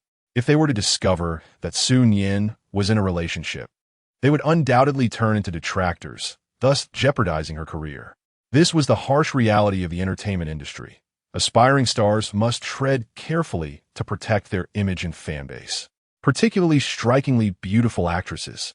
Consequently, many celebrities resorted to clandestine romances, fearing public exposure. Zhang Hong understood that Sun Yin harbored feelings for a particular man. However, given her daily filming schedules and her phone being in Zhang Hong's possession most of the time, she had not observed any frequent communication between them. It seemed that upon winning the award, Sun Yin was eager to share her joy with someone special. Zhang Hong could only offer her advice, unable to prevent her actions. Yin, as a major star, you must be cautious and avoid any rumors. Additionally, be mindful of your wording when messaging. If it gets leaked, it could have a profound impact on your career. The entertainment world was rife with individuals who had their secrets exposed by those closest to them. Even couples legally bound by marriage could find their secrets unveiled in times of conflicting interests. How much more perilous was it for those merely dating? Sun Yin, being so innocent and naive, had never experienced love and could easily lose herself in a relationship, potentially falling prey to deceit and heartbreak. Hongjia, I understand. You go ahead to the banquet. I'll join shortly. Zhang Hong's heart felt heavy. Ultimately, she decided to impart a crucial warning to the Navi Sun Yin. Leaning in close, she whispered, Yin, at tonight's celebration, the esteemed judge, Master Sun Yecheng, will also be in attendance. If they offer you drinks, try to limit your intake. Upon hearing Sun Yecheng's name, Sun Yin froze momentarily. She was all too familiar with him, the young heir of the Shun family in the capital, a figure of immense influence in the entertainment industry. How else could he serve as a judge at such a prestigious award ceremony at such a young age? He had leveraged his family's resources to star in several prominent dramas, showcasing rather mediocre acting skills, but winning over countless hearts with his strikingly handsome visage. Moreover, he was notorious for his flirtatious nature. Once he set his sights on a female star or artist, he could charm her with ease. The Shin family's wealth and power afforded him a carefree lifestyle, leaving no repercussions for his escapades. Not long ago, they had collaborated on a short drama, and Sun Yecheng had taken a keen interest in Sun Yin. Despite his previous hints, she had remained indifferent. She had assumed that, given her overwhelming advantage in winning the award, his vote would not matter. Yet, he had cast his vote for her, which naturally led to his invitation to the celebration. Sun Yin was acutely aware of his lingering interest, especially after witnessing how her high-end gown had captivated him on stage. Tonight, vigilance was paramount. Addressing her manager, Zhang Hong, Sun Yin affirmed understand Hongjia. But I'm not someone he can easily manipulate. Though Sun Yin had severed ties with her family, their support still lingered due to the agreement made 5 years prior. Given Sun Yecheng's status as a young prince of the capital, he cannot possibly be unaware of Sun Yin's family background. While the Su family may not rival the Shin family, he would need to tread carefully if he sought to pursue her. All right, Yin, as long as you exercise caution. Zhang Hong had been by Sun Yin's side for 5 years, serving as her manager from the very beginning, and naturally, she was aware of the substantial background that supported Sun Yin. However, that background had remained shrouded in mystery, never revealing itself. Otherwise, given Sun Yin's beauty, had she been alone in the cutthroat entertainment industry, she would have undoubtedly faced untold degradation by now. Yet, Zhang Hong was acutely aware that Sun Yin remained untainted. After Zhang Hong departed, Sun Yin noticed that Lin Che had not yet replied and prepared to change her outfit. Just as she stood up, her phone chimed with a message. Congratulations, su superstar. I may no longer be able to reach your heights. Lin Che had added a playful panda emoji covering its eyes. Upon reading this message, a smile involuntarily crept across Sun Yin's lips. No worries, Boss Lin. If you ever find yourself in need, I shall support you. Chapter 32. I shall support you. After much hesitation, Sun Yin finally sent the message. During the time they lived in Lin Che's office, they had been quite carefree. 5 years ago, Lin Che was 23 and Sun Yin was merely 20. Their dynamic resembled that of university students, with one being the senior and the other a junior 3 years younger. As they spent more time together, the atmosphere became increasingly lighthearted. Sun Yin, as the younger sister, often teased Lin Che. For instance, she would jest, "Today I dwell beneath the roof of Boss Lin. Should you achieve success in the future, I shall express my gratitude with a fortune." At that time, she fantasized about the day when Lin Che's company might falter and she would arrive in her grand vehicle, declaring, "I shall support you." The mere thought thrilled her. She had already fulfilled one of her 2 conditions. The grand vehicle was ready. The other condition hinged solely on Lin Che's downfall. Ahem, she was merely joking. Sun Yin had no intention of harboring such malice. On the other end, Lin Che chuckled at Sun Yin's message. She remained as endearing as ever, the same uninhibited girl from before. 5 years ago, she had vowed to achieve success and become a household name. Now, she had finally realized that aspiration. She didn't shy away from her past, effortlessly invoking the phrase, "I shall support you." Lin Che felt a swell of pride. At least he had successfully defended her against those malicious trolls. Lin Che did not take her words to heart, treating them as jest, and replied courteously, "All right, now that you are a star, when will you return to Beijing to treat me to a grand meal?" His message was purely a formality, akin to how one might say, "Please come again," when parting ways. Such expressions often faded into silence, mere remnants of past affections, unrealized due to life's myriad changes. To his surprise, Sun Yin quickly responded, "Sure, Boss Lin. Can you guess where I am now?" Lin Che furrowed his brow upon reading the message, then recalled that she was attending an awards ceremony today, which was indeed taking place in Beijing. "You can't mean." Sun Yin's excited fingers quickly typed back, "Correct. I'm in Beijing, heading to the Royal Hotel. I'll be attending a banquet shortly, so, Boss Lin, let us chat later." With that, she went to change her outfit. However, during the brief interlude, she placed her phone atop the wardrobe, glancing intermittently to see if Lin Che had sent any messages. Lin Che understood that Sun Yin's status had changed. She was now a top-tier celebrity, and the banquet she was attending would surely gather numerous luminaries. Unsure of what to say, he simply replied, "All right, stay safe. You have a low tolerance for alcohol, so drink sparingly." He recalled how, during her time living in his office, she would celebrate after earning money on set by purchasing beer and barbecue, sitting on the floor with him, vowing to drink until they stumbled home. In truth, Sun Yin had a low tolerance for alcohol. Even a single bottle would leave her cheeks flushed and her eyes glazed. It took less than a bottle and a half for her to be rendered insensible. Yet, she remained blissfully unaware, often boasting of her ability to down 5 bottles with ease, starting with an entire case. Lin Che could hardly fathom how such a beautiful woman could be so inexperienced yet possess such a penchant for indulgence. Once Sun Yin changed into her outfit, she saw Lin Che's message and felt a pang of nostalgia. After all these years, he still remembered her poor alcohol tolerance. Yet, throughout her time in the entertainment industry, many had sought to ply her with drinks, their intentions far from genuine. Apart from her manager, Hong Jie, who truly cared for her well-being and shielded her from excessive drinking, others merely wished to witness her inebriated state, driven by a perverse curiosity. She hastily replied with a simple, "All right." Emerging from backstage, she had exchanged her high-end white gown for a form-fitting, thigh-high split dress. Sun Yin was not fond of such attire. She preferred the comfort of casual pants, reminiscent of a university student. However, whether for an award ceremony or a gala, the choices were predetermined, leaving her with little agency. At that moment, the black slit dress accentuated her silhouette, highlighting her curves exquisitely. The strapless design showcased her impressive décolletage, drawing attention with its enticing depth. Her delicate collarbone shimmered under the lights. and her slender waist contrasted sharply with her well-rounded hips, creating the quintessential S-curve. Sun Yin felt quite out of her element in the high-slit dress, constantly adjusting it, fearing an accidental reveal. Yet, it still showcased her long, elegant legs, which appeared even more luminous under the spotlight, exuding an irresistible allure with each step. At the end of the corridor stood a tall man in a gray suit, leaning against the wall and smoking.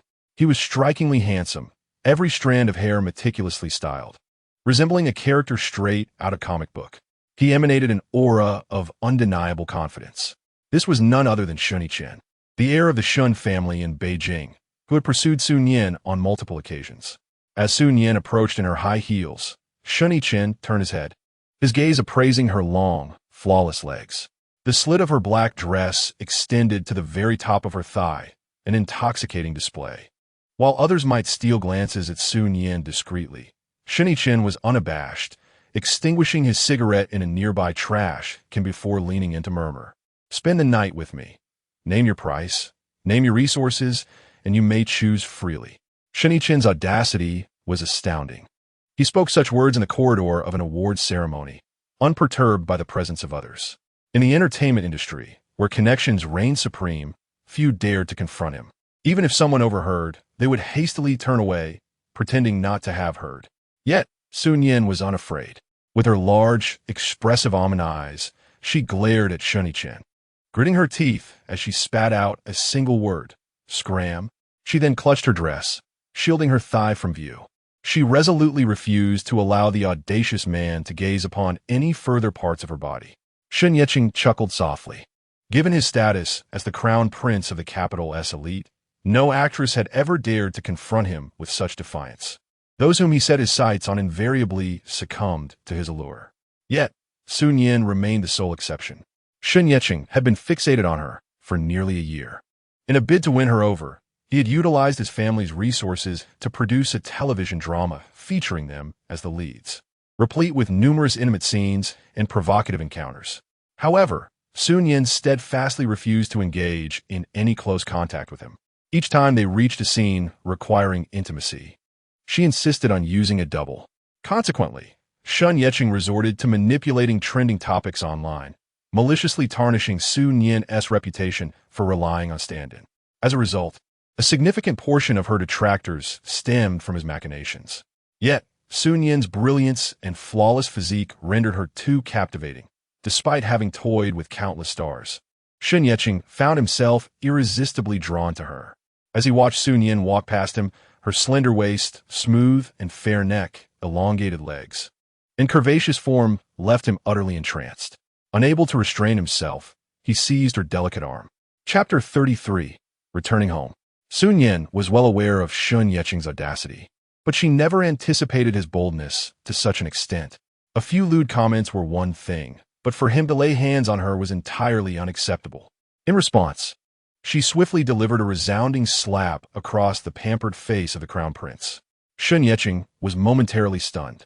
It was the first time in his life someone had dared to strike him, and the force of her blow left a vivid mark upon his cheek.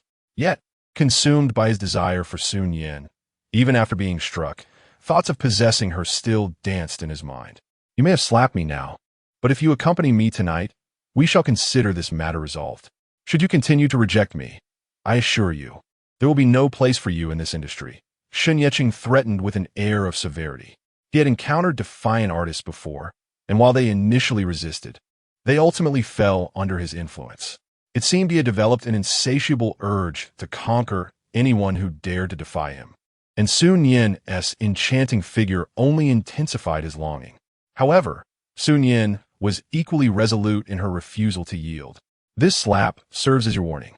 Should you dare to touch me again, I shall kick you where it truly hurts," she retorted, casting a determined glance at his groin, as if she were prepared to act on her words at any moment. With that, Sun Yin forcefully wrenched her arm from his grasp, leaving a distinct red imprint on her pale skin. With a determined stride, she departed without a backward glance. Lin Che's gaze lingered on her retreating silhouette, her enchanting waist and ethereal hair stirring something deep within him. He touched his flushed cheek, retrieving a tissue to wipe away the evidence of her slap. Damn it. You may be tough now, but just wait until we're in bed. We'll see whose resilience prevails, he mused with a wicked grin, fully aware that Sun Yin would not give in so easily. Thus, he meticulously orchestrated the evening's banquet, ensuring that all present would conspire to ply Sun Yin with wine. Once sufficiently intoxicated, the others would conveniently excuse themselves, leaving her entirely at his mercy. The mere thought of indulging in her exquisite form in just a couple of hours ignited a fervent heat within him. Meanwhile, Lin Che continued to refine his software. Yet unease gnawed at him ever since his conversation with Sun Yin. Why was his heart racing? Was it her unexpected return to the capital? If that were the case, he should be elated. Or was it concern for her safety? Yet, they hadn't seen each other for 5 years. During that time, she must have attended numerous celebratory banquets. Why did this particular instance cause him such distress? Lin Che had always regarded Sun Yin as a sister, devoid of any ulterior motives. His care for her had been akin to that of a family member. With a sigh, he chided himself for his needless worry. His compassionate nature rendered him unable to overlook the injustices of the world. Whenever he encountered someone on the verge of despair, he would do his utmost to encourage them, often providing material support without expecting anything in return. Frequently, he wouldn't even know their names, leaving no trace of his generosity. Lin Che did not believe that performing good deeds would result in personal fortune or an afterlife of bliss. He simply could not bear to see others suffer. His heart was too tender. This inherent kindness, however, led to repeated failures in his business endeavors. He was too trusting, readily offering his sincerity to others, and lacked the ruthlessness required to part ways with underperforming employees. Ultimately, he had resigned himself to a life of modest achievement, sufficient to meet his needs while allowing him to assist others in small ways. A voice broke through his reverie. "Darling, dinner's ready. Come downstairs." Jiang Liu called from the upper floor, her words pulling Lin Che back to reality. It struck him that it had been quite some time since he had heard his wife summon him for dinner, perhaps 3 years. In the early days of their marriage, they would alternate cooking and share evening meals together. But since venturing into entrepreneurship, their time together had dwindled, rendering even shared meals a luxury. Having completed the final segment of his programming, Lin Che descended the stairs and washed his hands. Jiang Liu embraced him from behind. "Darling, how fortunate I am that you can still enjoy my cooking." Lin Che smirked. "Your words sound almost like a curse. Do you wish for me to never taste your cooking again? Or perhaps, after I'm gone, you'll bring my meals to my grave?" Jiang Liu hurriedly protested, then stood on her tiptoes to silence him with a kiss. "Darling, no more nonsense. Come and savor the soup I've made. Angelica and ginger lamb soup. The lamb nourishes and invigorates, while ginger warms the stomach. The essence of Angelica is a reminder that when you're meant to return home, you must come back for dinner," she patiently explained. Though Lin Che understood the soup's significance without her elaborating, he found himself puzzled by Jiang Liu's sudden transformation into a devoted wife. A day or two of kindness could be rationalized, but this had persisted for nearly 5 days. Despite having broached the subject of divorce several times, she had consistently rebuffed him. Now, her exemplary behavior left him at a loss for words. Yet, shadows of failure loomed over their marriage, preventing him from approaching love with the same unwavering confidence he once had during his first romance. Was their marriage destined to drag on interminably? "Darling, come, drink the soup. I secretly tasted it earlier, and it's absolutely delightful," Jiang Liu urged, holding out a bowl and spoon towards Lin Che. He glanced at her, caught in a moment of uncertainty. It felt as though she would utter the words, "Come, my dear, it's time for your medicine." Lin Che took the bowl from her delicate fingers. "I can manage on my own. It's too hot. I wouldn't want you to burn yourself." The latter part was a casual addition, for Lin Che was always the one to take care of others. Yet Jiang Liu, who overheard this, felt a surge of delight within her. All the toil of cooking was swept away by that simple phrase. "My husband still loves me. He's concerned that I might get burned." In the span of a meal, Jiang Liu was expressing a singular sentiment. "Darling, I'm hungry. Let's eat." It was as if her hands had a mind of their own, opening wide with an insatiable appetite, demanding to be fed by her husband. She entirely shed her aloof CO demeanor, transforming into a soft and adorable figure in the privacy of their shared moments. In stark contrast, Sun Yan's situation was far less favorable. Since the banquet commenced, everyone had sought to raise a toast in her honor. Given that she was the star of the evening, it was difficult for her to decline. While others came to congratulate her on winning the Best Actress award, turning down their offers would seem terribly impolite. Therefore, when toasting her, Sun Yan merely sipped politely. Yet, even this small gesture could not withstand the numerous congratulations being showered upon her. Gradually, her cheeks flushed, and her vision began to blur. Her manager and assistant, Zhang Hong, was growing anxious. However, as the focus of the evening, Sun Yan had no one to shield her.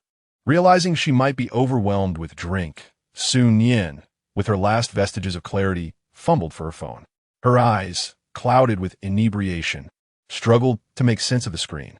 She recalled that the Su family's butler had contacted her earlier, inquiring if she would return home for her grandmother's 70th birthday celebration. Thus, she chose to message her first contact. "Uncle Wong, please come to the Royal Grand Hotel to pick me up. I've been overserved." Just as she sent the message, another round of toasts was directed at her. She had no choice but to lock her phone and set it aside, oblivious to the fact that her message had been sent to Lin Che. Chapter 34. The Overindulgence of the Film Queen. While washing the dishes, Lin Che noticed the message and furrowed his brow. "Calling me Uncle Wong? I don't even share that surname. Could be a mistake." He quickly dried his hands and sent a reply. "Nian Yin, what's wrong? Are you all right?" Lin Che's use of Nian Yin was not an expression of intimacy, but rather a term of endearment reserved for someone he considered a younger sister. After Sun Yan had stayed in his office for nearly half a month, they had grown quite familiar, prompting him to adopt that nickname. However, when no response came, Lin Che's heart began to race, especially upon reading her mention of being overserved. Recalling their earlier conversation where she expressed her intent to celebrate at the hotel, the pieces began to fit together. Could she truly be intoxicated to the point of sending the wrong message? Hastily, Lin Che finished tidying up the dishes and donned his shoes and coat at the door. Better to be safe than sorry. At that moment, Jiang Liu emerged from the shower, her graceful figure descending the stairs. She intended to give her husband, who was diligently washing the dishes, an affectionate embrace. To appeal to him, she had specifically chosen a ylang scented body wash, having researched that this fragrance could pique a man's interest. Consequently, she purchased an entire box. After using it, the scent was indeed delightful, compelling her to kiss her smooth arm in admiration. Yet, just as she reached the staircase, she spotted her husband at the door, changing his shoes. "Darling, where are you going?" Jiang Liu inquired, a hint of surprise in her voice. In her recollection, her husband rarely ventured out after returning home. Lin Che was of a quieter disposition, preferring the tranquility of home, perhaps to watch a film or read a book. Seldom engaging in social outings, especially in the evening. During their early marriage, he had displayed a particular distaste for late-night drinking sessions, which were sometimes necessary for his career. However, today from Lin Che's perfect profile, Jiang Liu discerned only urgency. She had seen that expression on him once before, when his mother had suffered a heart attack. And he rushed home. Jiang Liu, with bare feet and a delicate waist, hurried down the stairs. Fresh from her bath, she exuded an enchanting fragrance. Her skin smooth and radiant, with long, straight legs that seemed almost ethereal. Particularly alluring was the semi-transparent nightgown she had chosen, subtly revealing the contours beneath. It would be enough to captivate any ordinary man, and even the most stoic deity would be tempted. "Darling, it's late. Where are you headed?" Jiang Liu was resolute. No matter what, she intended to share a bed with her husband that night. If he was inclined to invite her, she would take the initiative. Should he refuse her entry to the bed, she would wait until the lights were out and quietly slip into bed beside him. Surely, he wouldn't be so heartless as to push her away. Jiang Liu understood her husband. Even in the event of a divorce, he would not be so cruel. Lin Che wished to clarify, for they were not yet divorced. If he were to explain that he was leaving in the middle of the night to rescue a beautiful woman, how would she perceive it? Surely, she would think he was unfaithful. Nonetheless, Lin Che upheld his integrity, unwilling to engage in any indiscretions while married. "My mother has a minor issue. I need to go check on her. Lin Che succinctly provided an explanation. Strangely, he found himself compelled to fabricate excuses more frequently of late. Previously, he had never lied. He would attend social gatherings and honestly disclose any close interactions with women. Yet, recently, several extraordinary women had appeared in his life, each bringing unforeseen circumstances. There was Liu Yishuang, who, after 7 years of no contact since graduation, had suddenly moved into the apartment above his. Then there was Dr. Wen, with whom he found himself entangled in inexplicable situations. As for Sun Yin, Lin Che had assumed their paths would never cross again after she moved away. Yet recently, a series of unexpected events had unfolded around him. None of these occurrences were of his own volition. He was merely a reluctant participant. For instance, Liu Yishuang had unexpectedly kissed him after the lights were turned off, an encounter he had certainly not sought. He recalled that during their university days, she had harbored unrequited feelings for him, occasionally resorting to such tactics to provoke a reaction. Lin Che had scolded her vehemently, yet to no avail. After his relationship with Jiang Liu solidified, Liu Yishuang had gone abroad. Thus, her influence was beyond his control. As for Dr. Wen, that was also a sudden twist of fate. Lin Che found himself compelled to conceal these matters entirely. Upon hearing Lin Che mention his mother, Jiang Liu felt a wave of anxiety wash over her. "Darling, wait for me. I need to change clothes as well." Lin Che gently altered. "You needn't bother. You've had a long day. Just rest at home. My mother's situation isn't serious. It's the same old issue, perhaps a bit of high blood pressure." Feeling a tad uneasy, hearing Lin Che insist that she stay behind only heightened Jiang Liu's worry. But darling, Lin Che had already opened the door. The cold wind rushed in, lifting the hem of Jiang Liu's nightgown, revealing glimpses of her undergarments. Lin Che cast a fleeting glance and felt his blood surge. Jiang Liu's figure was nothing short of perfection. Even after years of being married, every time he beheld her, it ignited the primal instincts within him.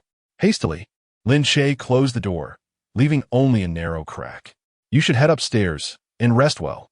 I will return shortly." With that, he shut the door firmly. Subsequently, Lin Che descended from the courtyard to the basement and entered his car. He had recently told Jiang Liu several lies, which left him feeling unsettled. Having been raised with impeccable manners, he was burdened by guilt. However, the mere thought that he had already initiated divorce proceedings offered a certain justification for his deceit. If he continued to feign the role of a devoted husband, presenting a harmonious facade to Jiang Liu while secretly engaging with other women and weaving a web of lies, that would indeed be the mark of a scoundrel. Now that he had proposed divorce and had not engaged with anyone else, his lies were merely a means to maintain dignity on both sides. There was nothing inherently wrong with that. After a brief moment of contemplation, Lin Che cast aside his gloom and swiftly started the engine, setting the navigation to the Royal Hotel. Sun Yin had achieved remarkable success, becoming a nationally renowned star. If anything were to happen to her, all her hard work would be rendered futile. Lin Che genuinely cared for her well-being. Such a young and beautiful girl, so innocent and endearing. If she were to face any violation, the psychological burden she would bear was unimaginable. Just the thought of the consequences made his heart race. He truly regarded Sun Yin as a sister. With a roar, the luxury car surged out of the garage, racing down the expansive night road. Inside the private room, amidst the clinking of glasses, Sun Yin's face was flushed, her eyes hazy, and her steps unsteady as a group of older men persistently poured drinks for her. "Yin Yin, you are a big star now. Your future looks bright. If I ever cast you in a film, you mustn't act like a diva." Sun Yin nodded with a rosy face, oblivious to who was speaking. Repeatedly, she asserted, "I want tea, I want tea." "Then come on, Yin Yin. Let us have a toast." Sun Yin waved her hands. No, I can't drink anymore." Zhang Hong, her agent, interjected humorously. "Director Wang, let me toast on behalf of Yin Yin. She truly cannot drink anymore today." The old man's expression darkened. "No, if she refuses to drink, it implies she looks down on me." At that moment, Zhang Hong quickly retreated to her seat, forcing a bitter smile. The other party held considerable sway in the industry, and she wished to continue her career as an agent. If she offended him, Her own prospects would be jeopardized. The old man discreetly glanced at Shun-Chen, who was lounging with his legs crossed, swirling a goblet in his hand, his piercing gaze fixed on Sun-Yin's exquisite physique, akin to a wolf eyeing a tender rabbit. A pang of regret washed over the old man. Shun-Chen had commanded him to intoxicate Sun-Yin, and he found it hard to refuse. Yet, the thought of Sun-Yin's graceful form being toyed with by the young master tonight filled him with profound unease. He was envious to the point of distortion. He had long set his sights on Sun-Yin, yet his numerous insinuations had gone unheeded. With her rising status, she had slipped beyond his grasp, and his words no longer held weight. But as he observed Sun-Yin in her high-slit gown, her delicate legs seemingly illuminated, and her smooth collarbone, accentuated by her strapless attire revealing a deep cleavage, he could not help but be captivated. Any man would find it impossible to resist her allure. At that moment, Sun-Yin's face was flushed, adorned with a smile, her cheeks dimpled and intoxicating. The two small canine teeth she revealed were irresistibly adorable. Her playful, crescent-shaped eyes resembled a sealed jar of wine, enchanting all who beheld her. Sun-Yin embodied a striking contrast, her innocent visage juxtaposed with her alluring figure, making her exceptionally enticing. The old man mused, young Master Shun is rather stingy, wanting to monopolize the starlet entirely. If only he would allow us a turn after his indulgence. Unable to fulfill this desire, he resolved to satisfy his twisted urge to see Sun-Yin utterly inebriated. Come now, Yin, if you wish to honor me, you must finish this glass. He filled her glass with red wine to the brim. Sun-Yin, unable to refuse, swallowed her revulsion and drank. After half a glass, she could no longer continue. I can't anymore. I'll be sick. At that moment, Shun-Chen deemed it sufficient. He stood and declared, since our leading lady, Sun-Yin, has had her fill, this evening's banquet shall conclude here. Everyone may return to their respective homes. I am quite familiar with Sun-Yin and shall escort her back to her room. Having previously starred alongside Sun-Yin in a drama as the male lead, his claim of familiarity was not unfounded. However, he could not surpass Zhang Hong in terms of closeness. Desperate to save Yin, Zhang Hong rushed to support her. Oh, young Master Shun is likely exhausted. I'll take Yin back. But to her surprise, Shun-Chen shot her a glare that sent chills down her spine. Do you not understand my meaning? I am taking Sun-Yin back. His commanding presence radiated an aura of menace, his sharp features further accentuated by his dark demeanor. Zhang Hong, unveiling to relinquish Sun-Yin, forced a trembling smile. Young Master Shun, is that truly necessary? Her voice quivered. She understood that if she let Shun-Chen take Sun-Yin to her room tonight, her reputation would be irrevocably tarnished. For years, rumors had circulated that Sun-Yin had leveraged her body to ascend the ranks. But only Zhang Hong knew that she had never compromised herself, climbing to success through sheer determination and an undisclosed family background. After years of perseverance, could all be ruined on the very day of her greatest accolades? As a woman, Zhang Hong understood the importance of purity to a woman. Moreover, Yin had someone she deeply loved, often murmuring that person's name in her sleep.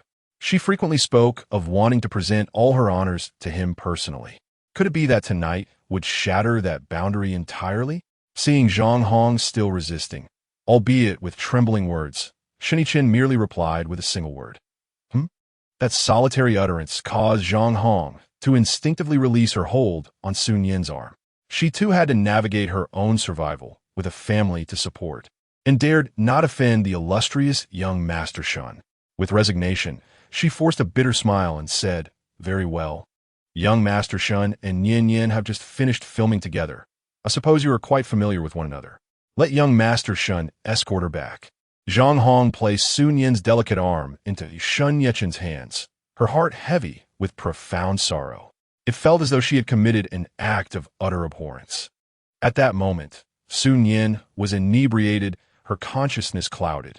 She mumbled incoherently, Sister Hong, once I'm drunk, you must take me home. I don't wish to drink with them. You must protect me. I want to bring all my honors and myself to him intact. Zhang Hong felt a sharp pang in her heart upon hearing this, yet she dared not confront the situation any further. Pretending she had heard nothing, She hurriedly exited the private room, her demeanor disheveled. Now, the room contained only the dazed Sun Yin and Shun Yechen. As Sun Yin continued to murmur, Shun Yechen's expression grew darker. How do you think of others? Today I, young Master Shun, will let you experience my might. He grasped her slender arm and led her out. Given that the private room was under surveillance, despite his overwhelming desire, he would never dare to act inappropriately within. In the corridor, surrounded by unfamiliar passers-by, Shun Yechen maintained a semblance of propriety. He restrained himself from wrapping his arm around Sun Yin's slender waist, choosing instead to support her arm, signifying he had not overstepped any boundaries. He feared being captured by the prying eyes of others or the hotel's surveillance. Although Shun Yechen was accustomed to the industry and unfazed by fellow entertainers taking snapshots, he was wary of the hotel staff and the surveillance personnel, whom he could not control. Yet the thought that Sun Yin, a vision of beauty, was his for the entire evening made the momentary restraint worthwhile. In the moments leading up to bliss, the anticipation was the sweetest of experiences. Shun Yechen felt as if he had been celibate for 2 or 3 years. The hunger for Sun Yin's form had driven him to the brink of madness. Yet, he had been entwined with another starlet the previous night. No matter how exquisite she might be, she paled in comparison to Sun Yin. At last, they reached the hotel entrance.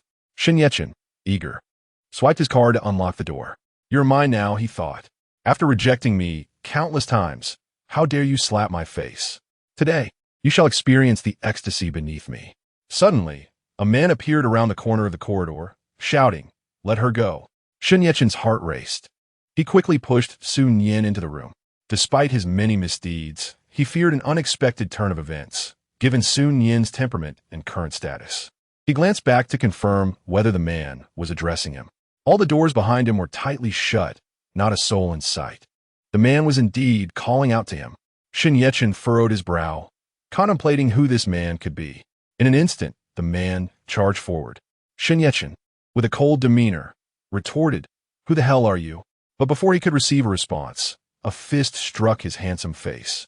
Chapter 36. A dramatic tale of suffering? Lin Che arrived at the hotel and inquired with several individuals. However, everyone was too fearful of offending Shun Yechen to divulge any information. The hotel staff, in particular, were reluctant to disclose any details about a guest's private matters. Ultimately, Lin Che encountered a woman in her 30s who cautiously revealed Shun Yechen's room number. This woman was Zhang Hong, burdened with guilt. Upon seeing Lin Che's anxious inquiries about Sun Yin, although she was unaware of his intentions or status, she could discern his concern for Yin Yin through his urgent demeanor.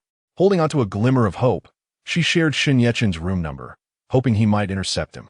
Fortunately, Lin Che was swift in his ascent up the stairs, managing to block Shun Yechen just as he entered the room. Bang! Another punch landed on Shun Yechen's face. His light makeup was instantly marred as blood streamed from his nose.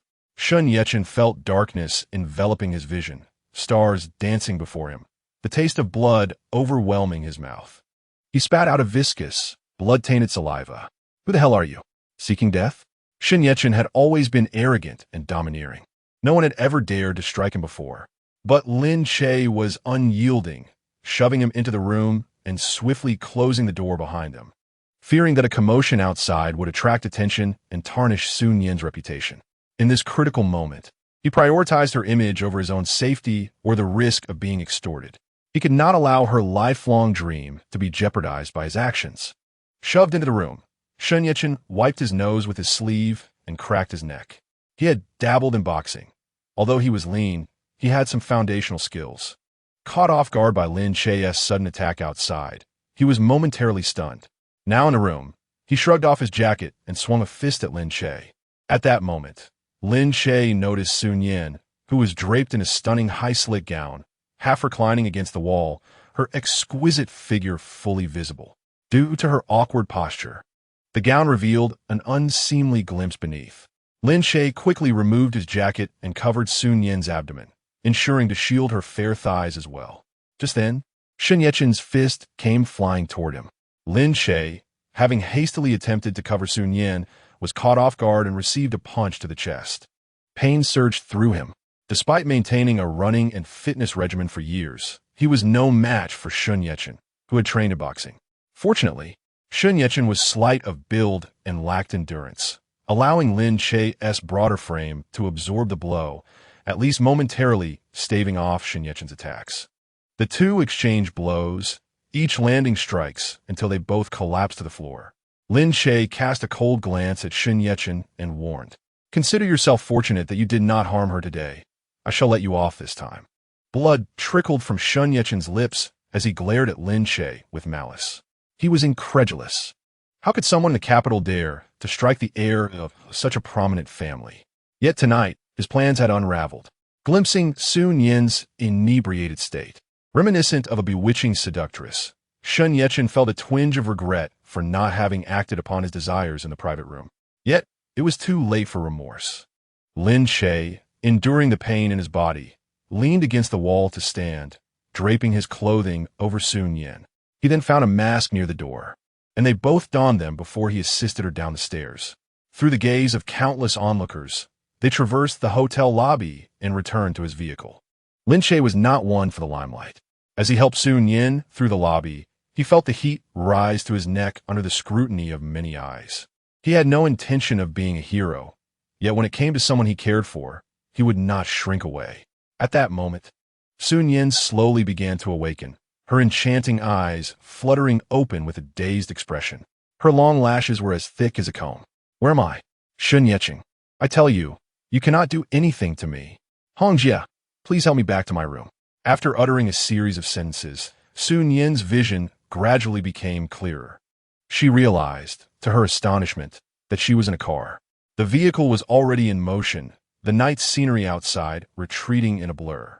Sun Yin was startled, as her subconscious had been urging her to have her manager take her back to her room, a manifestation of her inner instinct for self-preservation.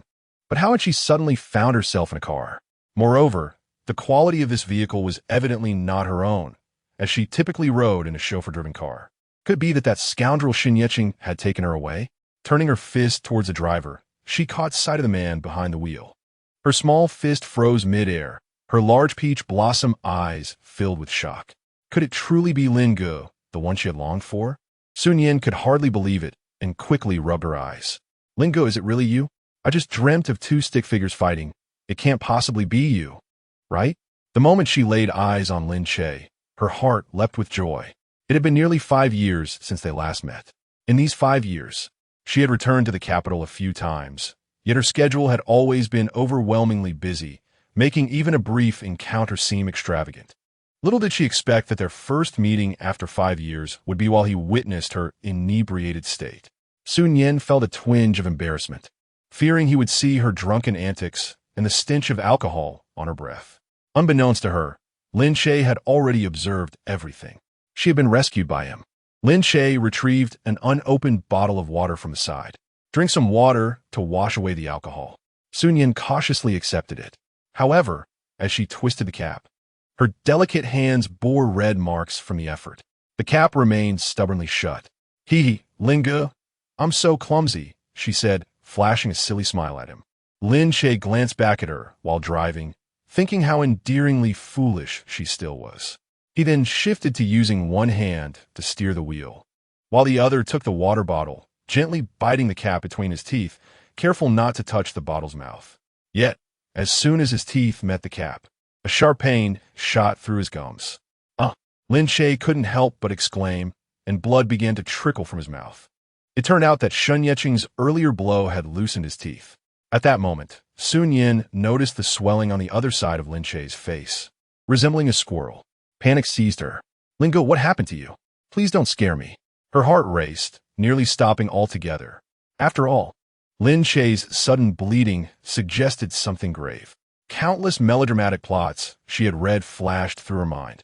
Could it be that the Lin Che she had missed so dearly was truly suffering from a terminal illness, here to bid her farewell? Was she destined to experience one of those tragic narratives in which, after years of hard work to achieve her dreams, she turned around only to find her beloved had been given a dire prognosis? Yet Lin Che spoke slowly. "Who is that man you were with?" His blows were truly vicious. "I nearly lost a tooth." Hearing Lin Che's words, Sun Yin felt a wave of relief wash over her. She patted her ample chest and exclaimed, "Thank goodness. Thank goodness, you scared me to death." Sun Yin expressed her relief, but Lin Che misinterpreted her reaction. "What?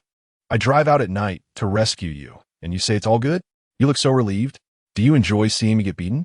Lin Che knew Sun Yin didn't mean it that way, but wanted to tease her. As expected, Sun Yin widened her clear eyes and hurriedly shook her head. No, Linga, I just thought you were seriously ill at first. But now that I see your face is so swollen, you should go to the hospital."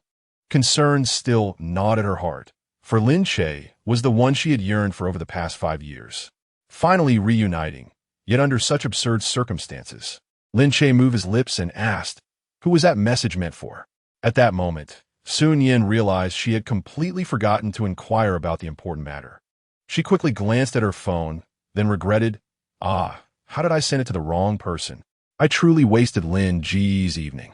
In Sun Yin's recollection, Lin Che's routine had always been very regular. Sometimes he stayed in the office, but always adhered to a schedule. After 5 years of separation, they had become somewhat estranged. Sending such an abrupt message asking him to pick her up at the Royal Hotel seemed incredibly out of place. Lin Che, I knew that as soon as you returned, you wouldn't let your brother have a moment's peace. Will you be moving into my office now? Lin Che, who naturally had a serious demeanor, appeared even more so when speaking seriously, resembling a stern teacher. His employees understood he was merely joking. Sun Yin's peach blossom eyes curved with delight, her dimples appearing as she revealed her adorable little fangs. She was charmingly cute, but also tall, akin to a 17 or 18-year-old high school girl who had suddenly grown to over 7 meters. Despite her naive demeanor, her figure was fully developed, sexy, and alluring. Actually, if I can take some time off, staying in Lin Gu's office wouldn't be so bad, Sun Yin mused, finding the idea amusing. Deep down, she genuinely felt that way. However, Lin Che was alarmed and quickly responded, "Better not. If a star, Sun Yin hides in my little office. Won't your fans and haters tear it down?" After hearing Lin Che's remark, Sun Yin felt he was still as amusing as he had been 5 years ago, and she let out a silly giggle. Yet Lin Che suddenly furrowed his brow, driving with one hand while clutching his abdomen with the other. The pain from Sun Yeching's earlier blow surged again, causing him to wince. Sun Yin grew anxious once more, urgently asking, "Brother, what's wrong?" Lin Che replied through gritted teeth, "That man hit hard. What's your relationship with him?" Sun Yin pondered carefully, shaking her adorable little head as if her brain were filled with mush needing a good shake. "You're not referring to Sun Yeching, are you?" She had completely forgotten the events that had transpired earlier, having been intoxicated in the private room. She only remembered being helped out and then drifting off to sleep in a daze, vaguely seeing 2 stick figures fighting. She had thought it was Lin Che who rushed into the room to rescue her. But how could he have sustained so many injuries? And he mentioned having fought with that man. Upon reflection, it must be Sun Yeching, as he had been so persistent about her company, even stating that he wanted her to accompany him before the banquet. Lin Che, being indifferent to the entertainment industry, naturally did not recognize Sun Yeching. Thus, he recounted the events with utmost candor. "You merely sent me a text, and upon my arrival at the hotel, I could not locate you. Eventually, a woman in her 30s informed me of your room number, prompting me to hasten upstairs, only to witness that he had already ushered you into the room. I did not recognize him, just a handsome man who seemed intent on taking advantage of you. I charged at him and delivered a punch that sent him sprawling. Am I not dashing, dear brother?" Lin Che teased with a playful tone. As he turned around, he beheld Sun Yin, her eyes sparkling like stars, blinking in admiration as she gazed at him. With a playful embrace of his right arm, she exclaimed, "Brother, you have saved my life. I must dedicate myself to you." Lin Che assumed she was jesting, for this illustrious star had once declared 5 years prior that once she achieved fame, she would support him. Back then, her words were a playful jest, and it seemed they remained so now. Hence, Lin Che retorted without hesitation, "Get away. If others discover that the famous Sun Yin wishes to dedicate herself to a penniless fellow like me, your fans would tear me to shreds." He was acutely aware of Sun Yin's legion of detractors. Yet, even these critics bore a semblance of affection. After all, They criticized her for her outspoken nature, claiming she offended other stars and became the target of their slander. However, her beauty remained beyond reproach, drawing admiration from all quarters.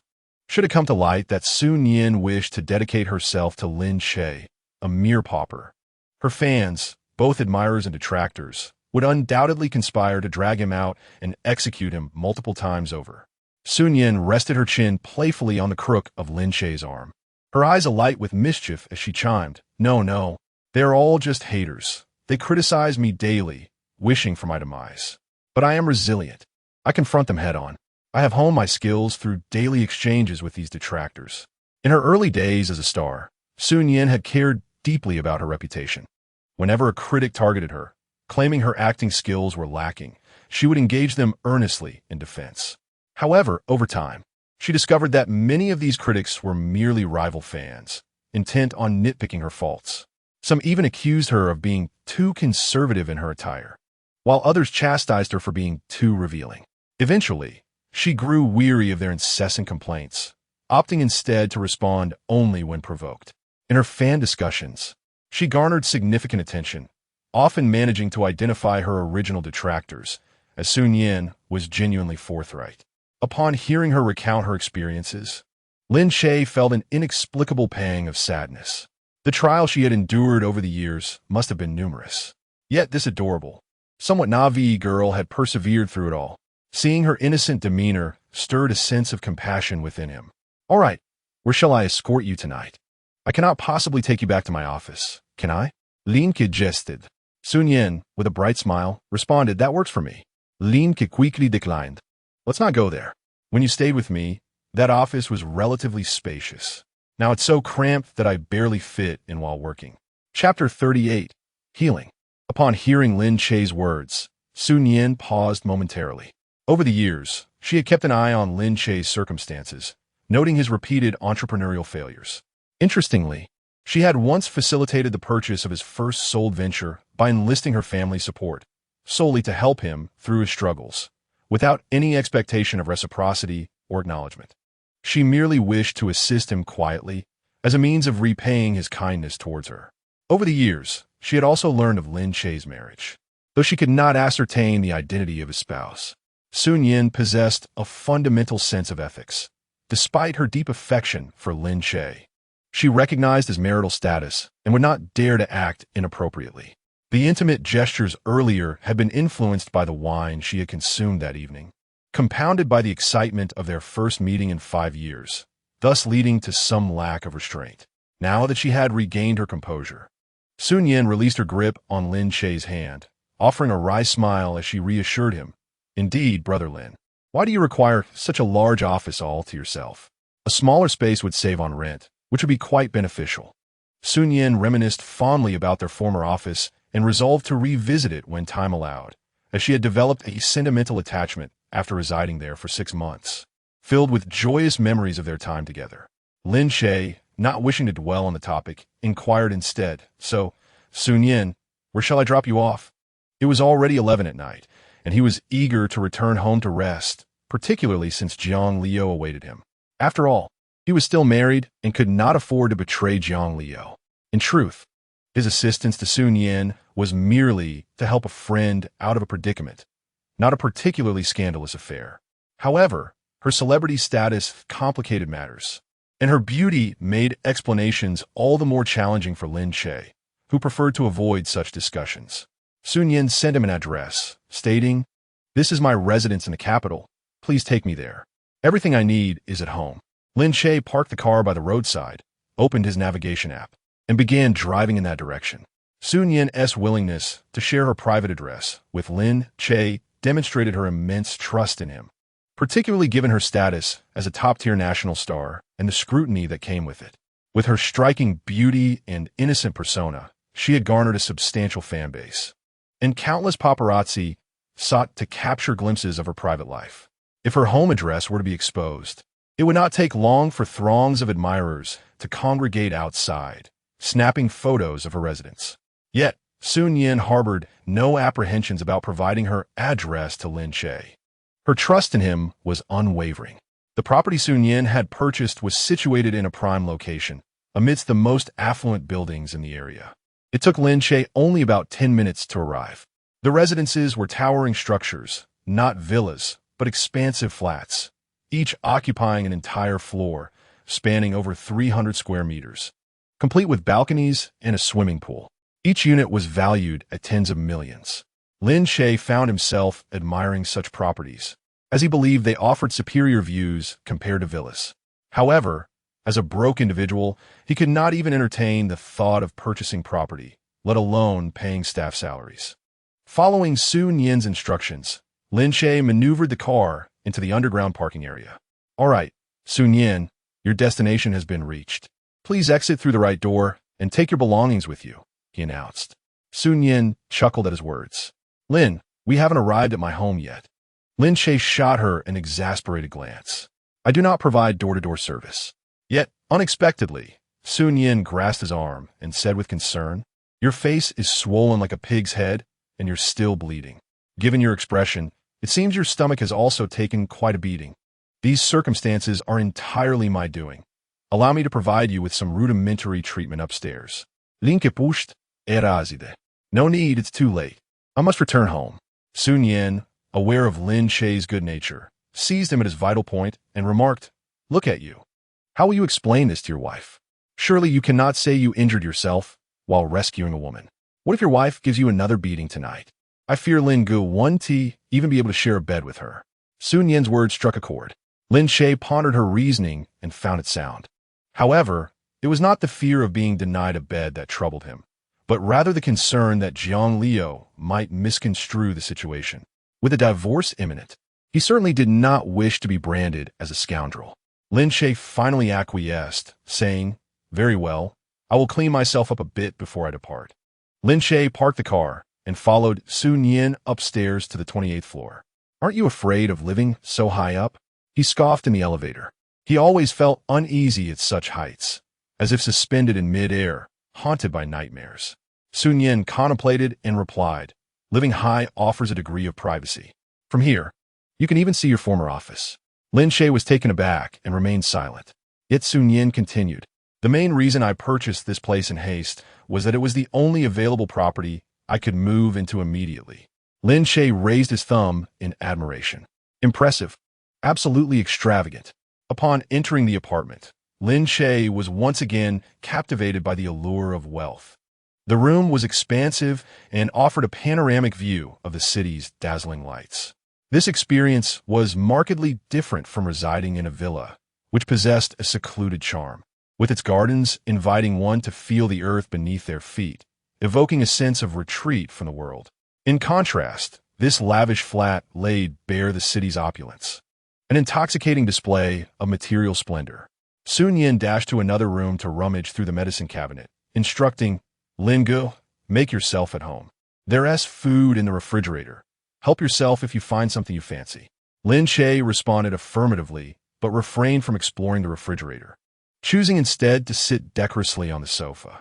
This was, after all, someone else's home, and despite their close relationship, he would not overstep his bounds. After a while, Su Nian emerged with the medicine box, muttering, "My father always reminds me to carry a first aid kit wherever I go. Surprisingly, it often proves quite useful. Here, Lin Gu, let me disinfect your wounds." Finding it challenging to treat him while seated side by side, Su Nian placed a cushion on the floor and knelt upon it to tend to his injuries. "Oh, you needn't," Lin Che attempted to protest. "How can a guest have the host kneel to treat them?" However, Su Nian pressed his raised hand down. "Lin Gu, please remain still. You were hurt while helping me, and I feel a deep sense of guilt. I must make amends. Otherwise, I will be tormented by this remorse." Hearing her words, Lin Che reluctantly withdrew his hand, allowing her to proceed with the treatment. She began by applying alcohol to the swelling on his face, then fetched a cold towel for him to place over the injury. Upon examining Lin Che's bleeding gums, she discovered only minor bleeding, thankfully without significant looseness. Nonetheless, he should see a dentist. After all, this particular tooth would not regenerate. Lin Che waved his hand dismissively. "It's nothing. I can leave soon." However, just as he stood, a sudden pain in his abdomen caused him to clutch his stomach. His expression contorted in discomfort. Seizing the moment, Sun Yin cautiously lifted his sweater and gasped at the bruising on his abdomen. Lin Che quickly pulled his sweater down. Reluctant for her to see, he was well aware of his injuries. Although he felt no internal damage from the blow to his stomach, the superficial bruising was evident. Since he had sustained this injury while assisting Sun Yin, he did not wish for her to feel guilty. "Oh dear, how did you end up like this?" Sun Yin lamented, her heart aching for him. Lin Che was the person she cared for most, the one she missed dearly. Yet upon her return, she had inadvertently brought him such trouble. She felt almost cursed, believing that the closer someone was to her, the more likely they were to be harmed. Her mother had suffered, her father had suffered, and now Lin Che was too. Consequently, Sun Yin felt compelled to distance herself from home, where an elderly lady had accused her of bringing misfortune. Thus, she was determined to carve out her own path in the world. Lin Che grasped her wrist and smoothed out his sweater. "It's nothing serious, just some bruising. I'll be fine after a couple of days." He sought to alleviate her worries, enduring the pain in his abdomen. However, Sun Yin was unyielding, tugging at his arm to pull him back onto the sofa.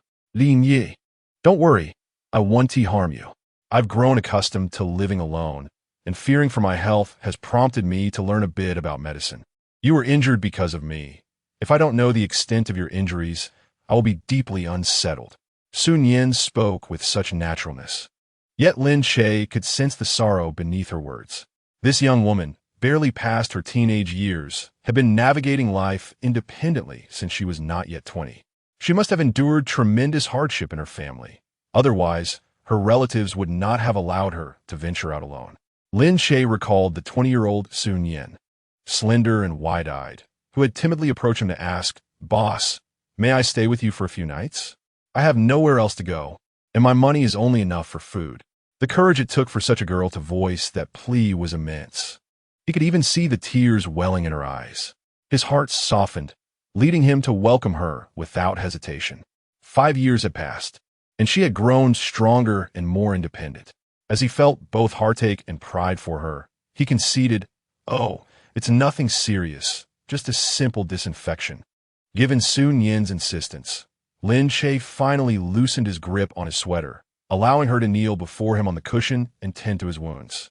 Sun Yin noticed a bruise the size of a palm on Lin Che's abdomen. Dipping a cotton swab in iodine, she cautiously applied it to the surface. Lin Che felt a cool sensation and instinctively tensed his abdomen. Mistaking his reaction for discomfort, Sun Yin immediately halted her actions. "Does it hurt? Should we go to the hospital for a checkup?" She was genuinely concerned about the possibility of internal injury.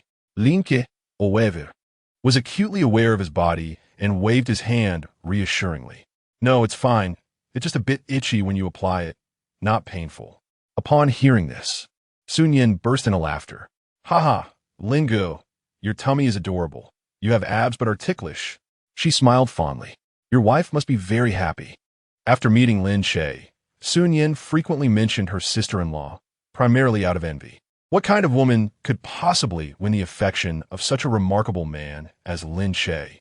Sun Yin was not the type of woman to harbor ill intentions. She merely wished for Lin Gu to lead a happy and fulfilling life with a woman who cherished him, thereby allowing her to take a step back and contribute silently from the shadows. In truth, when Sun Yin first moved into Lin Che's office, she had already heard whispers of his marriage, which deterred her from pursuing him fervently. On one hand, she could never bring herself to disrupt another's marriage, and on the other, she lacked the means to support herself at that time and did not wish to burden Lin Che. Sonia empecé a estar resilient espíritu, determined to become strong enough to protect those she cared for most. Thus, she often fantasized. If one day Lin Che's office were closed, she would arrive in a grand car, just as the doors shut, presenting him with a bank card. Or, during the unfortunate collapse of his marriage, she envisioned herself appearing in a wedding gown, sweetly declaring, "I will take care of you." Sun Yin yearned to be the hero who would rescue Lin Che from despair. Yet heroes only emerge in moments of crisis. Most days, she was content to observe his blissful life from the sidelines, playing the role of a mere background figure. Lin Che remained silent. He and Jiang Liu were teetering on the brink of divorce, yet sharing such thoughts with Sun Yin seemed futile. He had no desire to elicit sympathy or gain anything from her, rendering the conversation unnecessary. He shifted the topic, inquiring, what happened with that person today? The mention of Shun Yeqing ignited Sun Yin's ire. That guy, the renowned Shun family scion from the capital, once collaborated with me on a project and attempted to seduce me. I'm not someone to be trifled with, so I slapped him. Now, he might use tonight's banquet to get others drunk and try to take advantage of me. She recounted the truth, as there was no need for concealment, especially in front of Lin Ge. After a few moments of silence, Lin Che gently caressed the top of Sun Yin's head. As a top-tier celebrity, her hair was impeccably maintained, thick and lustrous, cascading like a waterfall down her smooth, delicate collarbones. Dressed in a strapless outfit, her shoulders were exposed, revealing a tantalizing expanse of fair skin beneath her collarbone. You must have endured a great deal of hardship over the past 5 years, Lin Che asked, his concern evident. His touch was tender, reminiscent of an elder brother's affection toward a younger sister, filled with warmth and care. However, the usually strong Sun Yin felt a sudden wave of sorrow at his words. A torrent of emotions surged within her, rendering her throat tight with unshed tears. Each step she had taken over the past 5 years replayed in her mind like a slideshow, highlighting the challenges she faced and the heights she had climbed. This stubborn young woman, unwilling to yield to others, found her path even more arduous. Sun Yin never bowed to the vitriol of detractors. Her heart had grown as hard as stone. She could retort to others' insults with indifference. Yet Lin Che's unexpected kindness broke her defenses, causing a flood of emotions to swell within her. Tears streamed down her cheeks like a dam burst open. Chapter 40. Can you give me 3 more seconds? Sun Yin remained resolute, bowing her head to conceal her visage from Lin Che. While tending to his wounds, her tears fell silently onto his lap. Lin Che's heart ached at the sight, but there were no tissues nearby. He clenched his sleeve, wishing to offer her some comfort. But Sun Yin abruptly stood and rushed to the restroom, quietly sobbing. Lin Che let out a gentle sigh, refraining from immediately comforting her. He sat on the sofa for a few moments until his phone buzzed with a message. Upon opening it, he saw it was from Jiang Liu. Honey, is everything all right? When will you be back? Lin Che glanced at the closed restroom door. Inside, Sun Yin sat on the toilet, her fragile figure reflected in the room. Initially, he intended for her to tend to his injuries. He had planned to head home directly. However, given the sudden turn of events, his sense of responsibility kept him from leaving just yet. He typed a message. I'm a bit busy here. You should sleep first and don't wait for me. Lin Che thought to himself. After all, they were already sleeping in separate rooms. Why should she concern herself with him?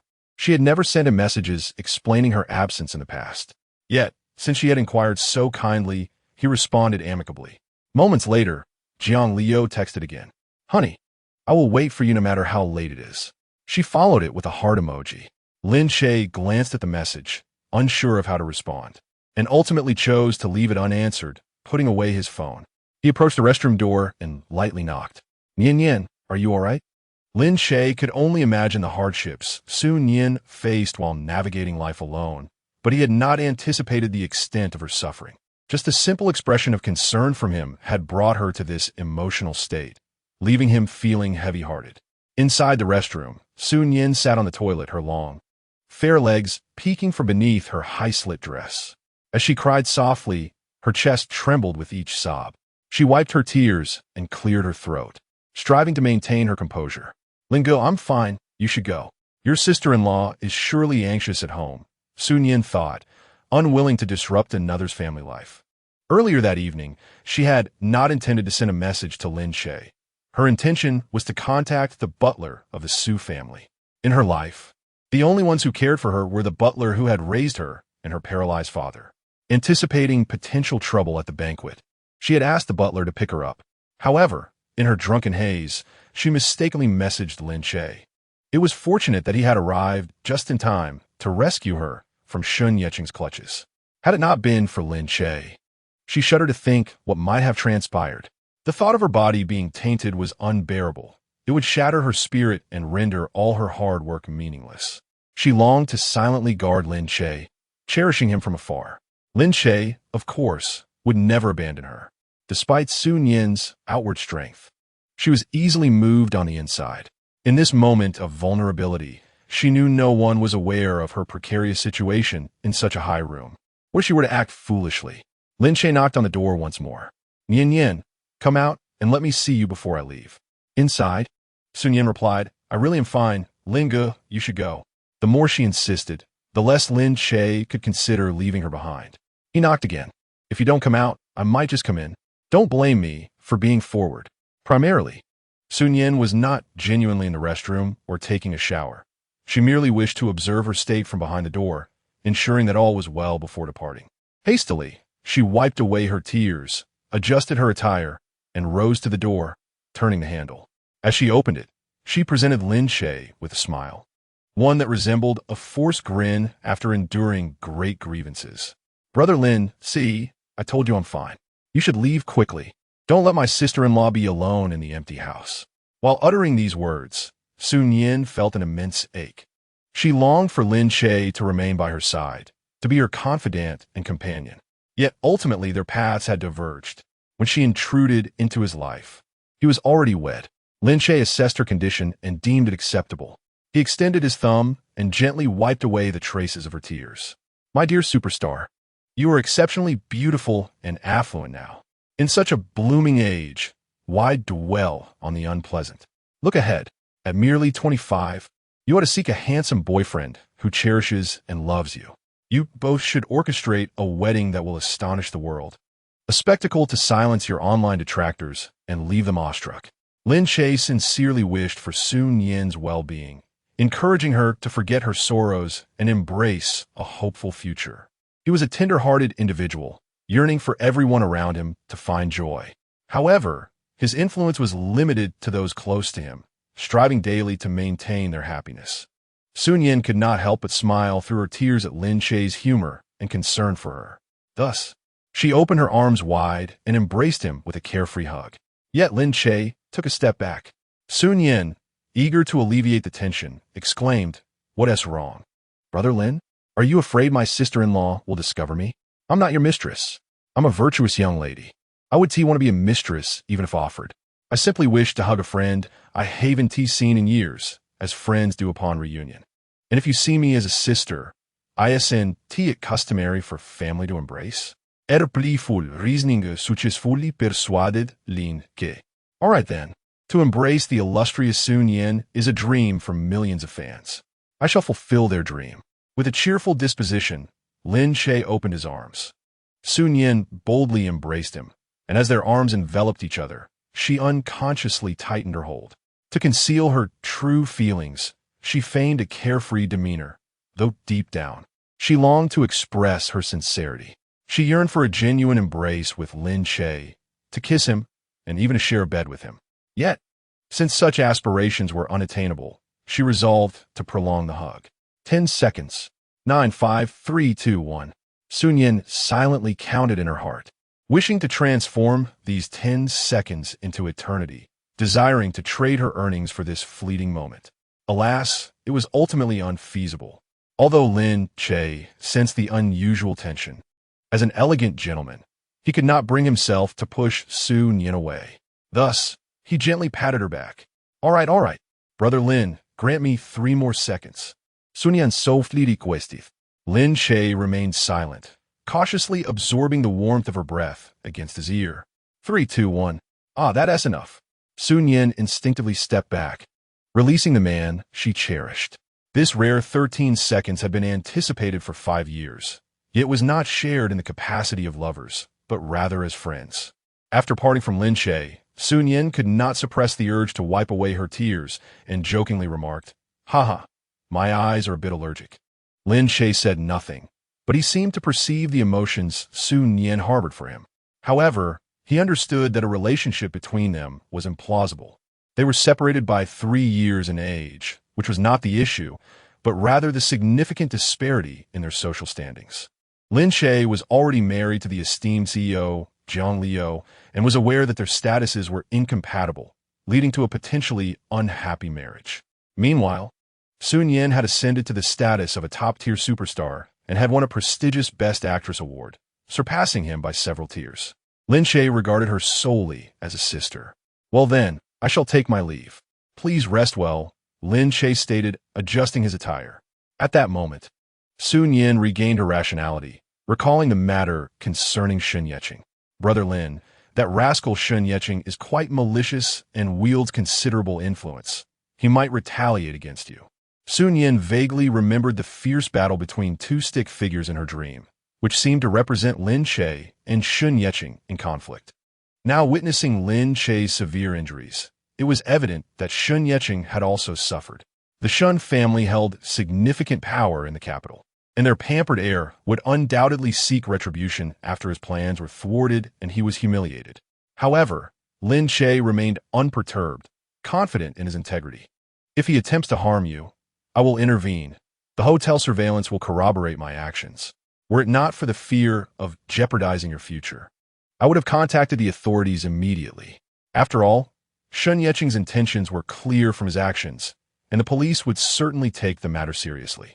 Yet, should this news leak about you, it would cause irreparable damage to your reputation, regardless of whether you were actually harmed. Therefore, even though I have been injured, I believe it is best if this matter comes to a close for your sake. Sun Yin nodded in agreement. All right, Brother Lin, if he dares to target you, I will ensure he experiences my wrath. Clenching her fist, she displayed an adorable yet fierce gaze. I promised I would protect you, Brother Lin. Now that I am back, no one can bully you. The female warrior has returned. No one shall dare to offend my shining star. Sun Yin was somewhat indulging in youthful bravado. Lin Che then took his leave. Once in his car, he glanced at his reflection in the rearview mirror. The swelling had subsided, though some signs of injury remained. He smiled at himself, feeling a slight looseness in his teeth. He decided to visit the clinic the following day. As for his other injuries, they were not visible to outsiders, and he shared a separate room with Jiang Liu.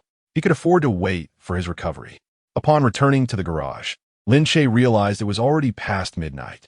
He habitually listened to a couple of songs in the car. Given the late hour, Jiang Liu, who was always attentive to her appearance, would likely be asleep, as late nights were detrimental to her skin. He took the private elevator upstairs, gently opened the door to avoid disturbing Jiang Liu. The entire residence was shrouded in darkness, allowing Lin Che to breathe a sigh of relief. He undressed to take a shower, and after bathing, he naturally entered his side room. Since he began sleeping in the side room yesterday, he found no discomfort. The villa was exceedingly spacious. Although termed a side room, it bore little difference from the master bedroom, save for being slightly smaller. The abode remains remarkably comfortable. Lin Che, weary from the day's exertions, found himself disinclined to even switch on the lights. He instinctively reached for the bed and reclined, only to discover the weight of the duvet, heavy and unyielding, as if it were concealing a person. Lost in contemplation, he was momentarily startled, but then swiftly comprehended the situation. The villa's security measures were impeccable. It was inconceivable for anyone to have entered without detection. Thus, only one possibility remained. With a decisive click, Lin Che illuminated the room. The sudden brightness startled Jiang Liu, who had been blissfully ensconced in dreams, tightly embracing her husband in a moment of intimacy. She clutched the duvet, enveloped in the scent of her spouse, akin to being in his arms. Abruptly, the world around her transformed into a blinding white, rousing her from slumber. With delicate hands, she shielded her eyes from the intrusive light. As her vision cleared, she beheld a man, robust and clad only in a bath towel, standing resolutely at the bedside. His long eyelashes fluttered like the wings of a butterfly, framing a countenance both ethereal and tantalizing. Darling, you've finally returned. Is mother all right? Jiang Liu extended her arms, yearning for Lin Che's embrace. He replied nonchalantly, nothing amiss. Why aren't you in your own room? Lin Che pondered the peculiarities of this woman, who had ousted him from a master suite the previous night, only to occupy his side of the bed today. However, her demeanor was so amiable that he felt akin to a frog gradually boiled in water, unable to muster any ire. I can't, darling. I'm frightened sleeping alone. I want to be with you, she implored, her voice sweet and childlike. Since her rebirth, Jiang Liu had not shared a bed with Lin Che. In both this life and the last, it had been years since they had slept together. After a heart-to-heart with her best friend, Jiang Liu resolved to restore their intimacy. She had eagerly anticipated this night, initially planning to stealthily slip beneath the covers once he settled in. If he attempted to shoo her away, she would cling to him, like a leech, determined not to be cast aside. But tonight, her plans had been thwarted as Lin Che had temporarily departed due to family matters. Unable to wait for the morrow, she boldly occupied his space. She had intended to await his return in a state of readiness, but fatigue overtook her, leading her to slumber. Fortunately, fate smiled upon her. He returned from his shower and climbed into bed, awakening her in the process. This time, there was no chance of him leaving. He must acquiesce to her desires. Lin Che was nearly amused by her audacity. You've been asleep for 3 years without a care, yet now you feign fear? He glanced down at Jiang Liu, whose wide, mournful eyes belied her status as a formidable businesswoman, revealing instead a captivating enchantress. Clad in a semi-transparent nightgown, she wore nothing beneath it, her alabaster skin visible as she hugged her legs. The flawless contours of her shoulders and collarbone gleamed, while her lustrous hair cascaded down her back. Her beauty was enough to make any man weak in the knees. Despite the allure of her appearance, Lin Che could not overcome the lingering frustrations of the past 2 or 3 years. Resolutely, he pushed her hand away. Just as he attempted to rise, Jiang Liu, undeterred, seized his towel, pulling it away from him. She exclaimed, feigning shock as she covered her eyes. Lin Che, unperturbed, turned to her with a cold demeanor. Return it to me. He reached for it, but she rolled away, clutching the towel, retreating to the corner of the room. No, she declared, her tone reminiscent of a petulant child, utterly devoid of her usual commanding presence. Irritation flicker din Lin Che sais. He knelt on the bed, one hand bracing himself, while the other reached for the towel. Jiang Liu, having anticipated this move, awaited his approach. As he extended his hand, she swiftly countered, wrapping her arms around his waist and using her weight to pin him to the bed.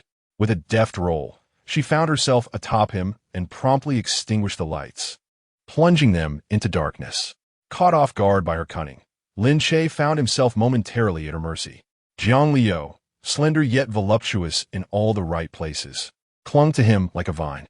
Her skin was warm and velvety, and the fabric of her nightgown felt cool and inviting against his skin. He struggled to maintain composure. Get off me, he urged, but the intoxicating scent of her enveloped him, an aroma that was undeniably her own, unlike any artificial fragrance. In the dark, she lifted her head from his chest, shaking it gently. Darling, I wish to sleep with you. Lin Che was tempted to kick her away, but such a reaction would betray his character, so he suppressed the impulse. If you persist, I shall have no choice but to sign the divorce papers. Only upon hearing this threat did Jiang Liu reluctantly roll off him. Yet, she was not finished with her schemes. Instead of retreating inward, she positioned herself outside of Lin Che, effectively blocking his escape. Let us reach a compromise, darling. I shan't pursue you, but you must not leave either. You may peacefully slumber in this bed, and I will quietly remain beside you. Jiang Liu, ever astute, recognized that when faced with a formidable challenge, one must adopt a conciliatory approach. Her sole desire was to share a bed with her husband, yet knowing he would object, she exaggerated her intentions, suggesting a more scandalous motive. This strategy bore fruit, as Lin Che found himself unable to refuse her request. Very well, he conceded, but you must remain still throughout the night. We shall draw a line between us, akin to the boundaries set between school desk partners. Jiang Liu promptly marked an imaginary line at the edge of the bed. Darling, the entire bed is yours. Even I am yours. You may treat me as you wish. You need not regard me as a person, but as a doll or a pillow. In her fervent attempt to win back his affection, Jiang Liu seemed to abandon all sense of decorum. After all, she could easily forsake money. The facade of a poised and aloof CEO was essential when outside. But within the confines of her home, she merely needed to embody the role of a delicate and charming wife. In the past, she had struggled to distinguish between her public persona and her private self, often exhibiting excessive coldness at home. This had fostered a rift between the couple, bringing them perilously close to divorce. Now, however, She had attained clarity and vowed to fulfill her duties as a wife diligently. Is he sick? Lin Che turned away, moving deeper into the house. Yet, he felt a sense of relief. Fortunately, when he had turned on the light earlier, Jiang Liu had not reacted from the darkness, failing to notice his swollen face or the injury on his abdomen. At the very least, he would not have to waste words explaining himself. However, as he lay there for a while, a delicate hand suddenly crept up his back, slithering like a tempting serpent. Lin Che, in irritation, pushed her hand away, only for it to return again. Push away. Climb back. Exhausted, Lin Che closed his eyes, choosing to ignore her. The following morning, Lin Che rose early to prepare breakfast.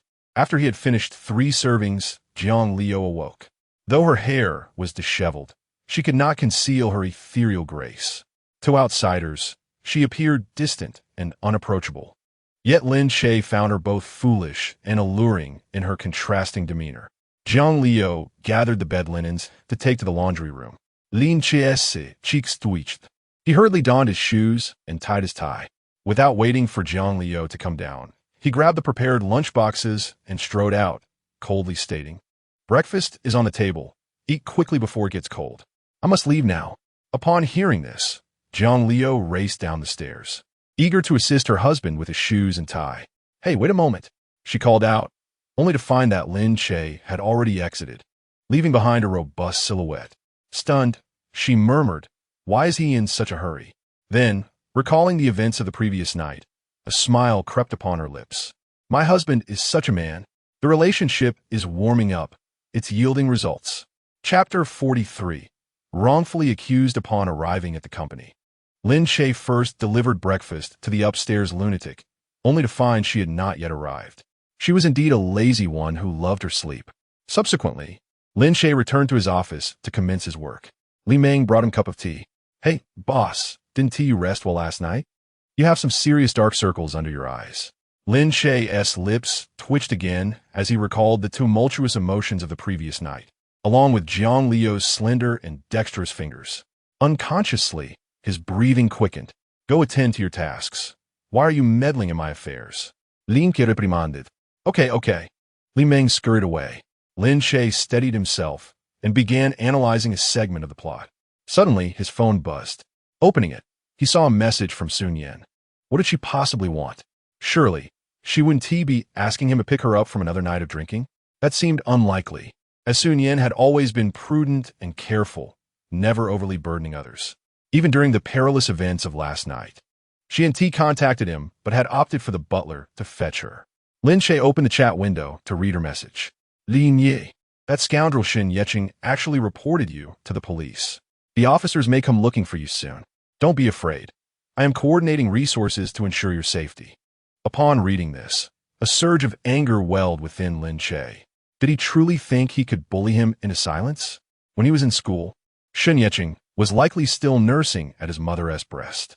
Had it not been for the concern over Sun Yan, he would have had that scoundrel arrested yesterday. How dare he act inappropriately towards a celebrity?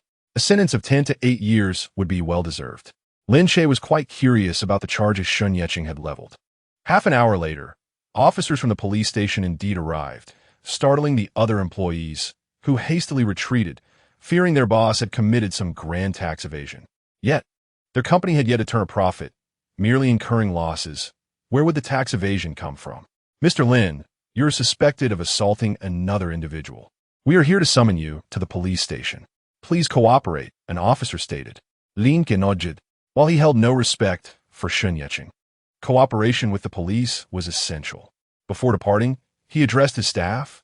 "I assure you, there is nothing to worry about. Continue with your work as usual. Your salaries will not be affected, and the company will not go under. Yesterday, I dealt with a scoundrel, and today, I intend to ensure he compensates me." Upon hearing Lin Che's words, the employees rallied behind him, raising their hands in unison, chanting, "Long live the boss! Long live the boss!" The officers exchanged glances, feeling somewhat helpless. After all, the complainant was none other than the privileged Shen Yecheng from the capital. With substantial influence, he had come to report the incident with dark circles under his eyes, prompting their superiors to act swiftly and locate Lin Che's office to bring him in. It appeared this matter would require serious handling. Mr. Lin might either face a hefty fine or incarceration. With Shun Yeching's connections, a mere report would likely bring Lin Che to his knees, possibly resulting in a scene reminiscent of a melodramatic novel where one pleads for mercy. At the police station, Lin Che was led in, immediately spotting Sun Yan. She wore a mask, tight-fitting jeans accentuating her long, vibrant legs, paired with a plush jacket and a scarf. She resembled a spirited university student, her outfit exuding youthfulness. Her well-maintained figure, complemented by cascading, slightly curly waves of hair, distinctly set her apart from ordinary students, suggesting she hailed from a wealthy family. The officers eyed her curiously, asking, "Who are you? What brings you here?" Sun Yan, still masked, replied, "I am a party involved from yesterday. I am here to provide a statement." The officer glanced at her before nodding. "All right, you may come in." Inside the mediation room, Shun Yeching lounged in his chair, donning a mask and sunglasses, adorned with earrings. He exuded a carefree, arrogant demeanor, his lengthy legs clad in dark jeans and oversized shoes, reminiscent of a boy band member, likely adored by many young girls. Yet, in reality, he appeared somewhat frail compared to Lin Che, whose well-proportioned physique boasted 8-pack abs from regular workouts. Upon seeing Lin Che enter, Shun Yeching's expression darkened, his eyes glinting with menace as he regarded Lin Che like a hawk eyeing its prey, intent on ensuring that he would not leave the police station unscathed. Once seated, the officer began, "Mr. Lin, this Mr. Shun has reported that you assaulted him at the Royal Hotel last night at 11 o'clock. Is this true?" Lin Che suddenly chuckled softly. "The dog has learned to bite first, has he?" As Shun Yeching heard Lin Che's words, he abruptly sprang to his feet, ready to deliver a kick with his oversized shoe. Lin Che, however, was equally prepared. He swiftly pushed his chair back and raised his right foot, directly placing it on the table, causing a scene that left the police officers bewildered. "Are you truly daring enough to engage in a brawl at the police station?" Realizing one party was the esteemed young Master Shun, the officers begrudgingly suppressed their irritation and quietly implored, "Mr. Shun, Mr. Lin, this is a police station, not your residence. Kindly lower your legs." Only then did the two men part ways. The officer turned to Lin Che and inquired, "Mr. Lin, please enlighten us about last night's events." Lin Che glanced at Sun Yan, contemplating whether to disclose her near assault. If he remained silent, he would lack justification for his actions.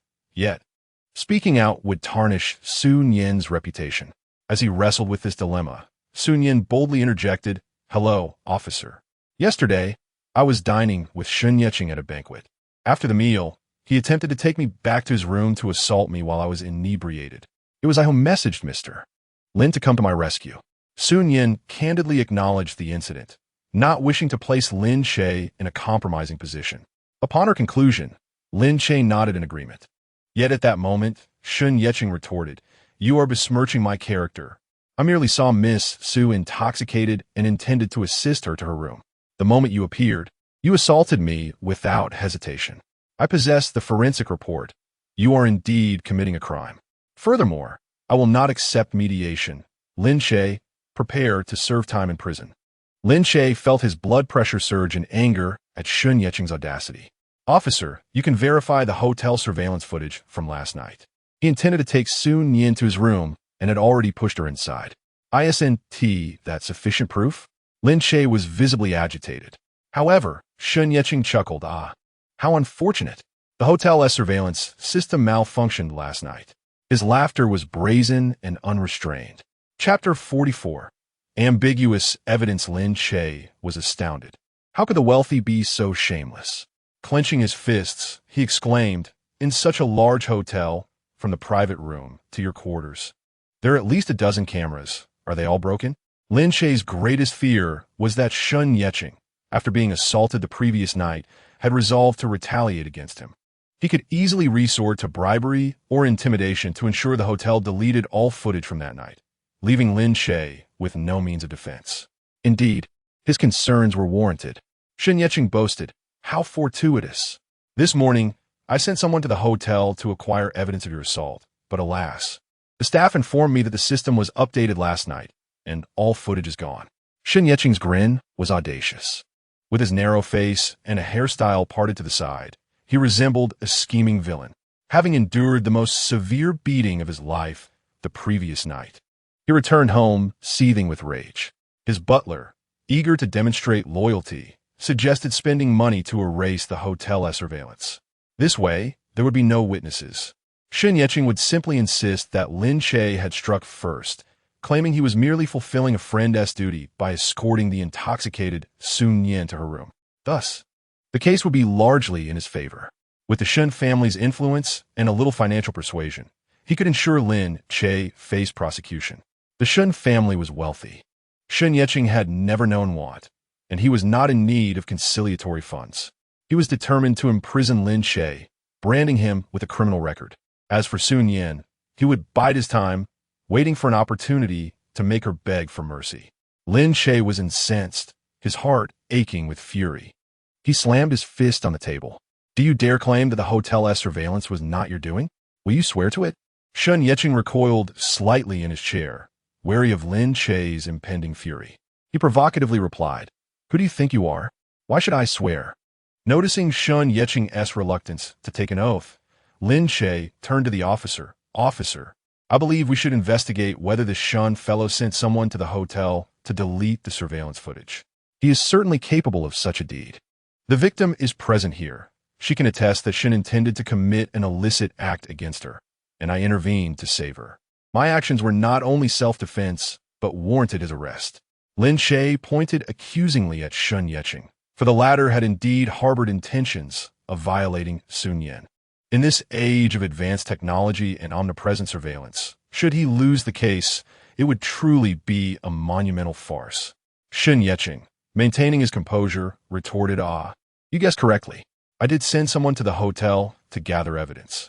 But even if my person was discovered at the hotel, what could it possibly prove? The surveillance was clearly down for system adjustments last night. And do not slander me. Sun Yan and I are friends. I was merely assisting her back home after witnessing her intoxication. You initiated the assault. The officers must apprehend you." Faced with two conflicting narratives, the officers were momentarily at a loss. At that juncture, Sun Yan interjected, "Officer, Lin Che is correct. Last night I was intoxicated, and Shen Yeching attempted to take me back to his room to violate me. Moreover, he had previously made several inappropriate remarks towards me." The officers documented Sun Yan's testimony, but Shen Yeching quickly countered, "Sun Yan, do not falsely accuse a good person. Do you have any evidence of my supposed intentions?" Sun Yan stood firm. "Last night serves as evidence. I can testify." Shen Yeching had already consulted with his lawyer and retorted, "You were inebriated last night and lacked awareness of the situation. Your statements hold no weight." After returning home the previous night, Shen Yeching had become increasingly irate and plotted to frame Lin Che, wishing to see him incarcerated.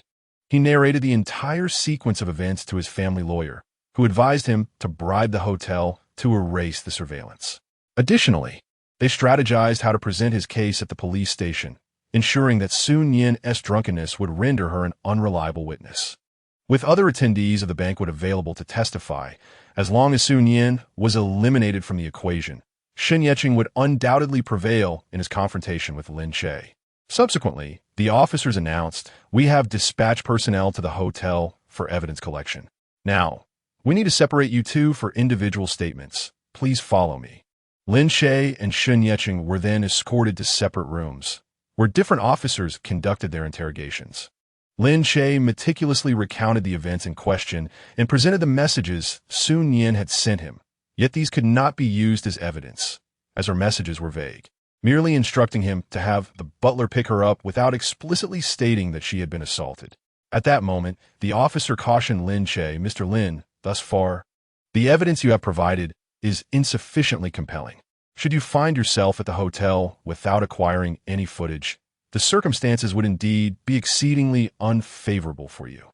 Lin Che gritted his teeth in frustration, astonished by the wealthy's remarkable ability to distort truth.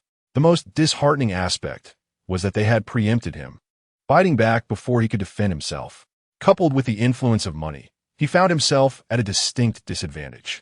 Subsequently, the police officer remarked, "Mr. Lin, We need to notify a family member. Could you please provide a contact number? Lin Che's mind immediately drifted to Jiang Liu. However, with their impending divorce, he could not bring himself to plead for her assistance. He was acutely aware of Jiang Liu's character. She had always possessed an undeniable pride. As her business flourished, her sense of superiority became increasingly palpable in their daily life. For instance, while Lin Che preferred a particular style of sofa, Jiang Liu insisted on purchasing one she favored, without even consulting him. The same applied to his car. Jiang Liu, already a car owner, had bought one specifically for him, but when Lin Che selected a model he liked, she interjected with complaints about its materials, safety, and comfort, ultimately forcing him to change his choice. Most importantly, Lin Che felt he had no right to object because he lacked financial means. He had contributed only about 10, with the remaining 90 funded by Jiang Liu. This situation made him feel akin to a live-in son-in-law, with no say in matters that concerned him. Lin Che understood that Jiang Liu acted out of concern for him, yet her newfound wealth had fostered an air of superiority that overshadowed her care. Thus, he would rather take out loans and borrow money from friends and use Jiang Liu's funds, fearing her potential reproach, such as, "All your money comes from me. Can't you invest a little more thought into this? What need do you have to work? I could simply provide for you." Hearing such remarks filled Lin Che with a profound sense of helplessness. The disparities in identity, status, and wealth rendered him unable to hold his head high, even though Jiang Liu had been excessively kind to him in recent days. Lin Che perceived it merely as her fear of divorce and the unknown dangers it might entail. With these thoughts swirling in his mind, he chose not to inform Jiang Liu and instead provided the police with Dr. Wen's contact information. "Officer, my mother is currently in the hospital. Here is the number of a doctor I know. Please have her speak with my mother." Inside the hospital, when Shuyu had just finished attending to a patient and found a moment of respite, she retrieved her phone and opened Lin Che's chat history, yearning to converse with him, and even more so, to share lunch together. Yet, she hesitated on how to initiate the conversation. Suddenly, an unfamiliar call interrupted her thoughts. "Hello, is this the police?" When Shuyu instinctively thought it might be a scam call. After all, she lived a solitary life, spending her days between the hospital and home, and had never caused any trouble. The police would have no reason to contact her. Her family, having severed ties for financial gain, would not reach out to her. The family that raised her had intended to cultivate her, but could not bear the thought of dealing with a spoiled and troublesome adopted daughter. When Shuyu preferred to remain oblivious, rarely returning home. Therefore, how could the police possibly find her? "I'm sorry, but this isn't me," she replied coldly, as she often did with others, ready to hang up the phone. However, the mention of a crucial name made her pause. "Lin Che." When Shuyu quickly grasped her phone again, pressing it to her ear. I'm sorry. Could you please repeat that?" "Oh, I see, understood. We'll head over shortly." After hanging up, when Shuyu felt a sense of confusion. Logically, Lin Che was known for his gentle nature and kind heart. How could he possibly resort to violence? Yet, the thought struck her that Lin Che, now at the police station, had chosen to call her first. A wave of inexplicable joy washed over her, akin to receiving a love letter from someone she had secretly admired for years. The thrill and exhilaration were beyond description. Although Lin Che intended for her to relay a message to his mother, the fact that he contacted her indicated her significant place in his life, one built on profound trust. When Shuyu became increasingly convinced that her earlier decision to secure a spot for Lin Che's mother at the care facility was brilliant, his visits to see his mother would naturally lead him in her direction, allowing them to engage in casual conversation or perhaps share a meal, thereby deepening their bond. Without delay, when Shuyu changed out of her doctor's attire, donning a sleek, white blazer paired with a high-neck sweater and gold-rimmed glasses, her tailored pants revealed her elegantly clad ankles, adorned in sheer stockings and completed with high heels, exuding an aura of both restraint and allure. Upon arriving at the police station, she was immediately struck by the breathtaking presence of a young girl sitting in the lobby. In that moment, when Shuyu's lifelong confidence in her own beauty wavered, this girl radiated youthfulness and vitality, her thick, flowing hair framing a face of exuberance. Clad in form-fitting jeans that showcased her long, toned legs and bright white sneakers that epitomized the spirit of youth, although they were strangers. The fleeting exchange of glances ignited sparks in the air. Seated in her chair, Sun Yan, engulfed in self-reproach, was equally astonished. This stunning older sister exuded an exceptional grace in her white trousers and high heels, walking with the poise of a true urban beauty. Even Sun Yan, often regarded as a mere ornamental figure in the entertainment industry, felt a pang of shame. She viewed herself as the innocent campus belle, blooming like a white gardenia in every boy's heart. In contrast, when Shuyu embodied the allure of a fine aged wine, rich in flavor and intoxicating upon closer inspection, the two women stood on equal footing, each a formidable force in their respective realms, perceived by outsiders as unattainable beauties, leaving them merely to fantasize from afar. Too timid to even request a social media connection, Sun Yan glanced at Wen Shuyu before lowering her gaze. Disinterested in anyone but focused solely on aiding Lin Che in his predicament. Yet, in the capital, despite her wealth, she felt like just another star without a solid foundation or connections. The Su family, though prominent, held little regard for her. With her mother gone and her father incapacitated, she lacked authority, leaving her to navigate a household ruled by a malicious matriarch who viewed her as a burden. Thus, she hesitated to return home. What to do? What to do? Would she truly allow Shun Yeching to succeed? After striving so diligently to become a top-tier celebrity, would she merely stand by and watch as the one she loved was wrongfully accused? Especially since she was the catalyst for these accusations. If she failed to intervene, how could she uphold the promise made 5 years ago to support him? The thought of living with such regret was unbearable. Just then, a gentle yet resolute female voice resonated. "Greetings, I'm a relative of Lin Che. May I inquire where I need to go to handle his case?" Sun Yan felt a sudden jolt in her heart, as if her breath had been abruptly submerged in the icy depths of a lake, rendering her unable to draw air. This beautiful woman is a relative of Lin Che? Could she be his sister? No, having spent half a year in his office. She had never heard of him having a sister. Only one possibility remained. The gentle and lovely sister is, in fact, his wife, his childhood sweetheart from high school, the beloved he married shortly after graduation. The mere thought of this sent a piercing pain through Sun Yan's heart, as if it were being scraped away by a knife. His wife is so stunning, so kind, with such an elegant demeanor. At times, in the dead of night, she had indulged in wicked fantasies, hoping that when his wife became aged and faded, she might take her place. Yet, at the moment their eyes met, Sun Yan felt a wave of insecurity wash over her. She realized she could not measure up to her. When facing others, Sun Yan could boast with pride, claiming to be the most beautiful woman in the world without hesitation. However, that woman bore the mark of Lin Che's affection, and Sun Yan felt herself diminished in comparison. Over the past 5 years, she had fought her way to this point, her inner strength evident. She never conceded defeat, nor did she ever become disheartened. Yet now, due to the status of Lin Che's wife, she dared not lift her gaze. Nonetheless, she rose and quietly followed. Wen Xiao trailed the police as they entered. She ultimately decided against bringing Lin Che's mother with her. Wasn't it merely a matter of alleged assault? Whatever the cost, she would pay it.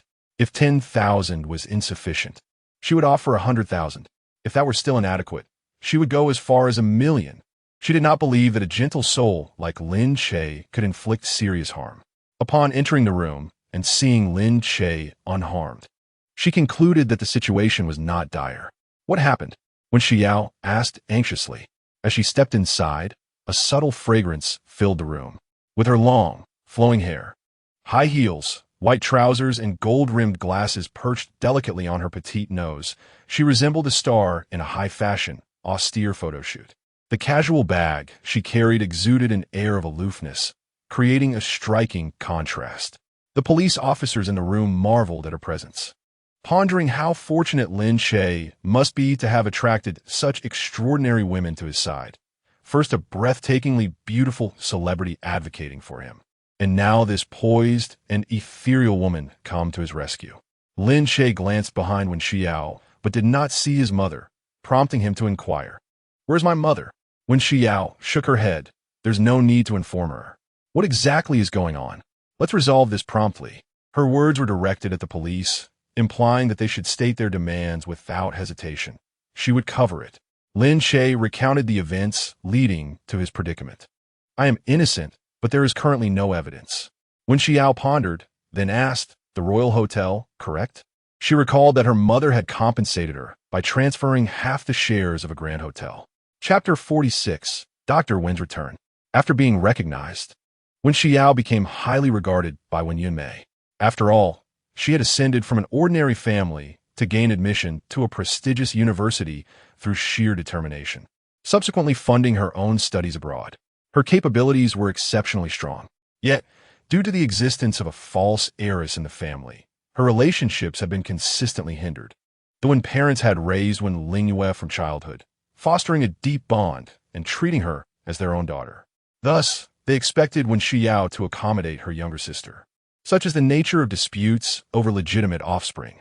Wen Lingyue believed that Wen Xiao's mere presence had usurped everything that rightfully belonged to her, leading her to constantly scheme against her sister, just as she had previously caused a scene at the hospital and later accused her.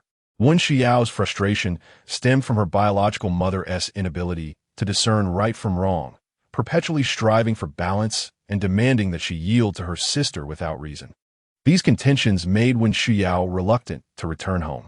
However, upon her return, her mother, Wen Yunmei, had transferred half the shares of the Royal Hotel to her. Wen Lingyue remained completely unaware of this. Likewise, Wen Xiao had no knowledge of what assets her mother had allocated to Wen Lingyue. She refrained from competing or claiming what was not hers because she had previously lived abundantly on her own, without further aspirations. But now, with Lin Che's emergence, Wen Xiao suddenly found direction. Life became infused with excitement as she yearned to attain more for their shared future. Fortunately, her existing resources could assist Lin Che. She promptly declared, Lin Che, I shall visit the Royal Hotel. A nearby officer replied, Ms. Wen, we have already dispatched someone there. The staff reported that the server was undergoing maintenance last night, and the surveillance was disabled. There is no footage. Lin Che gazed at Wen Xiao's celestial visage, her beautiful eyes resolute. He wondered why she suddenly wished to go to the Royal Hotel. Did she have some connection there? When Lin Che had called for her assistance, it was primarily to accompany his mother. Otherwise, with her heart condition, the news of her son's detention could provoke unforeseen consequences. Having a professional doctor present would be ideal. Thus, he owed Dr. Wen yet another favor. However, she now sought to venture to the hotel in search of a glimmer of hope. Lin Che understood that someone as wealthy as Shuni Chen would have ensured that all loose ends were tied up, probably offering substantial sums to the hotel staff to maintain a unified narrative. They would not testify for Lin Che nor provide surveillance footage. Thus, going there would be futile. Dr. Wen, please do not trouble yourself further. I would rather not impose on you. Simply bring my mother here. This matter is not insurmountable.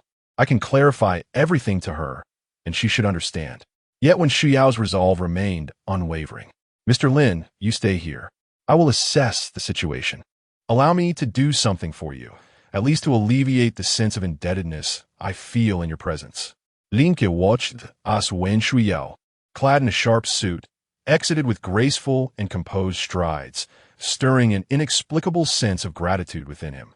She was merely his psychologist, and he had not compensated her handsomely. Previously, she had helped his mother secure an excellent rehabilitation center, and now she was here, unhesitatingly assisting him.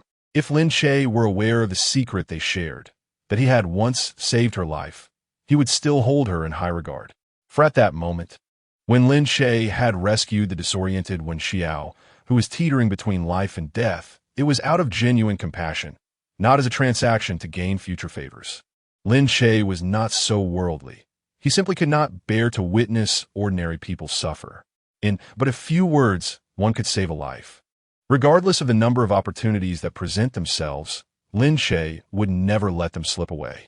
This was true in the past, in the present, and it shall remain so in the future. When Shuyu departed from the police station, sensing the gaze of a stunning young woman, reminiscent of a star, fixated upon her retreating figure, when Shuyu felt an unsettling familiarity with her, as if she had encountered the girl in an advertisement before. Yet time was of the essence, and she could not afford to dwell on this recognition. A luxurious vehicle came to a smooth halt before the Royal Grand Hotel. Her license plate was registered within the hotel's internal system. Upon scanning it at the parking entrance, the hotel manager was immediately alerted. When Shuyu opened the car door, her silky-clad feet stepping into high heels as she emerged, revealing long legs encased in pristine white trousers, similarly adorned with sheer stockings. Once she had fully exited the vehicle, her statuesque figure became the most striking sight at the hotel entrance.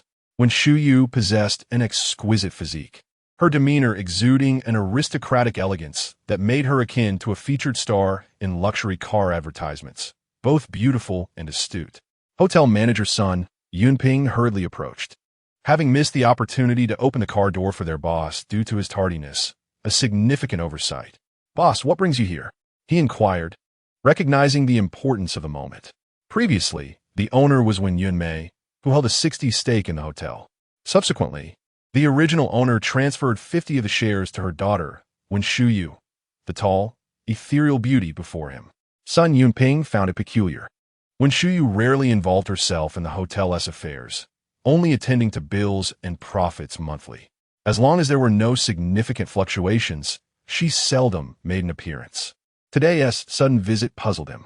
When Shuyu, indifferent to the lack of formal welcome, strode inside with confidence, her heels clicking assertively against the floor. "Did the police visit today? Was it regarding the surveillance?" she inquired as she walked, suspecting foul play. The hotel's surveillance was a matter she had emphasized. It cannot possibly be compromised. As a five-star establishment catering to esteemed guests, any incident without surveillance footage would render the hotel wholly liable, leading to considerable complications. It was far better to enforce strict surveillance protocols, ensuring comprehensive coverage at all times. Son Yunping's mind raced, unable to decipher the intentions of this formidable beauty. He mistakenly assumed she was concerned about the police's presence affecting customer traffic. "Boss, we've managed everything. There's no issue at all," he replied hastily. When Shuyu abruptly halted, her brow furrowing as she asked, "No issue at all? Then how has the surveillance footage gone missing?"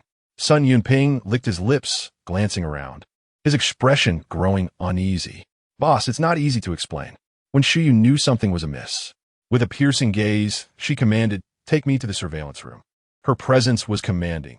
When she was a doctor, she exuded warmth and wisdom, but now, as the hotel owner, she radiated the authority of a decisive CEO. In the deserted corridor, Son Yunping whispered, "Boss, I admit I tampered with the surveillance, but it was for the good of the hotel. The son of the Shin family demanded we delete the footage, and if we refused, he would undoubtedly create trouble for us. Given the choice between offending an ordinary individual and the Shin heir, I opted to erase the footage." When Shuyu glared at him, her icy demeanor reminiscent of a frigid winter's day, inducing a chill that penetrated to the core. "No matter the means, retrieve the footage. If it can be restored, I shall consider this incident as if it never occurred, and you may continue in your role as manager. If it cannot be retrieved, you will not only lose your position, but I shall personally escort you to the police station. Weigh your options carefully. Surveillance in public spaces like hotels is protected by law. Deleting footage and deceiving the police is illegal." When Shuyu contemplated dismissing the manager, but for Lin Che's sake, she decided to offer a glimmer of hope, urging him to recover the footage. Son Yunping, visibly shaken, bowed deeply. "Thank you, President Wen, for this opportunity. I will go at once to find it. Please, wait for me in the lounge." When Shuyu shot him another stern look, "Hurry and find it. Do not concern yourself with me." Son Yunping rushed toward the surveillance room, yet he could not fathom the shift in her behavior. Previously, the hotel had encountered numerous conflicts regarding surveillance, yet when Shuyu had never intervened. As long as he managed it prudently, all was well. What had prompted this change? Moreover, why risk offending the Shen heir, who possessed a black card at their hotel, worth millions and equivalent to a 10-year suite rental? Son Yunping had seen the footage, which indeed depicted the Shen heir attempting to assault a prominent star named Sun Yin, trying to lure her to his room. During their passage through the corridor, his hands had wandered inappropriately, though he had restrained himself due to the presence of other guests. If the footage were recovered, it would surely provoke the ire of the illustrious Shen heir. Sun Yunping questioned whether it was truly worth incurring the wrath of the Shun family for the sake of an unremarkable individual. Fortunately, an employee had privately recorded the incident. After all, it was explosive news involving celebrities. Yet, they were too frightened to disseminate it recklessly. When Sun Yunping presented the footage to Wen Shuyu, her anxiety was finally alleviated. However, she coldly instructed, dismiss the individual who recorded this violation of privacy, but ensure he is compensated adequately. In future hiring and training, employees must be made to supervise one another, preventing any infringement of personal privacy.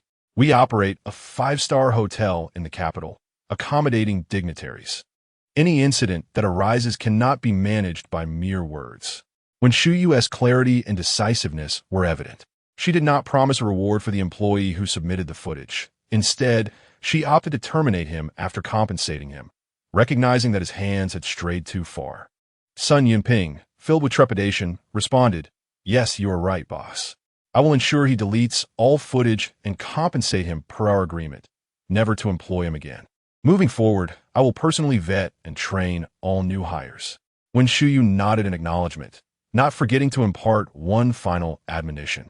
"Manager Sun, your annual salary should reach over $1 million, placing you among the highest tier of hotel managers nationwide. I hope you cherish this position. If you were to be dismissed from here, irrespective of your salary, one must question whether other hotels would even consider employing you." When Shuyu spoke with an unsettling calmness, yet her tone swept over the person opposite her like a sandstorm. At that moment, Sun Yunping was drenched in sweat, despite the chill of winter. Beads of perspiration streamed down his forehead. He dared not raise his gaze to meet Wen Shuyu's face. Instead, he could only lower his eyes to her feet, where her exquisite, jade-like feet, encased in sheer stockings, were elegantly perched within red-soled stilettos. The aura of a high-powered, aloof soul emanated from this stunning woman, who uttered such frigid words. Sun Yunping felt entirely unable to retort, nodding meekly as if in a state of subservience.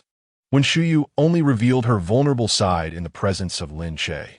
Even before her biological mother, she showcased only her independence, vast knowledge, and cultivated demeanor. This was her protective veneer, her armor, which she discarded solely in Lin Che's company.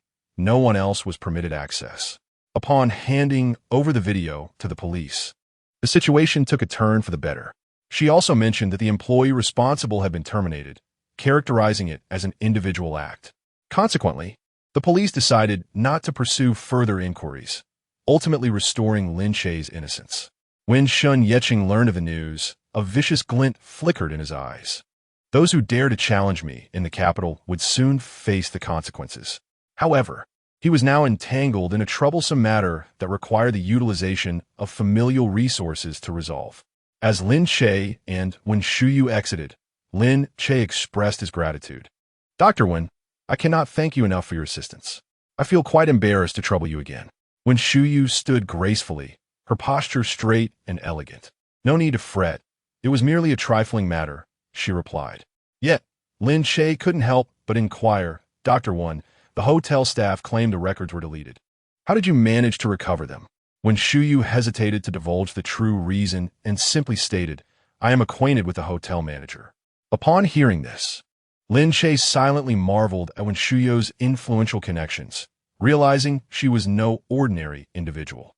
Since she preferred to remain discreet, he refrained from probing further, merely expressing his thanks. However, he suddenly recalled Sun Yan, who had vanished after they exited. He wondered where the young girl had gone.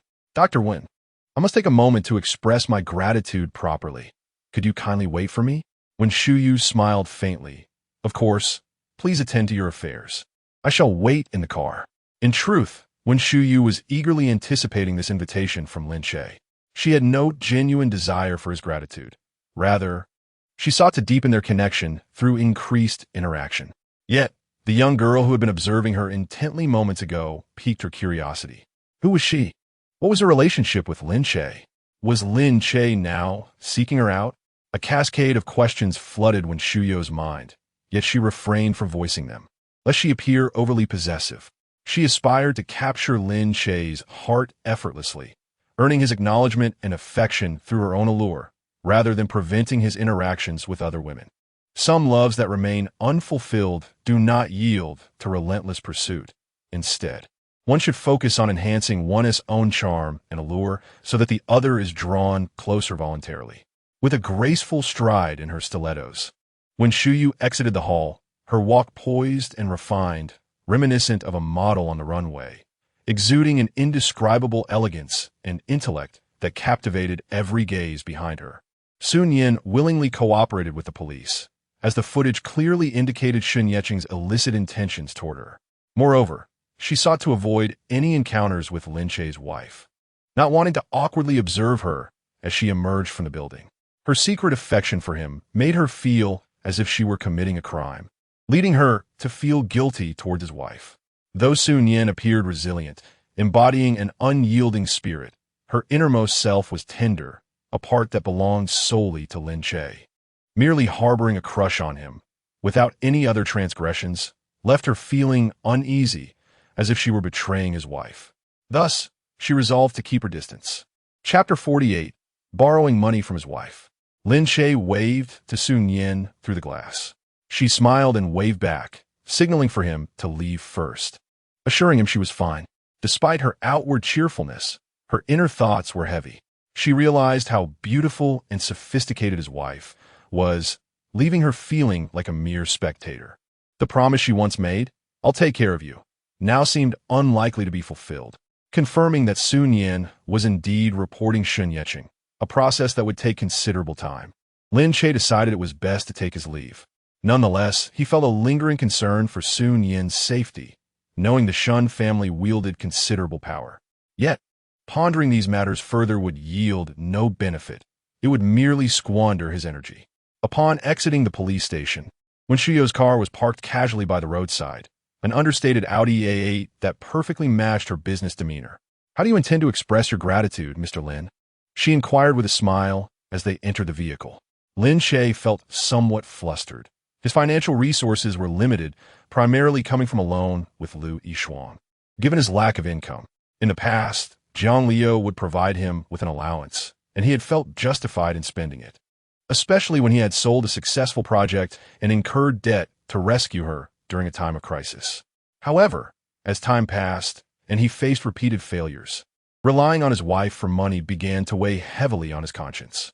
Thus, for the past 2 years, he had made a clear decision to refrain from asking for financial support from her, opting instead to seek investments for his projects.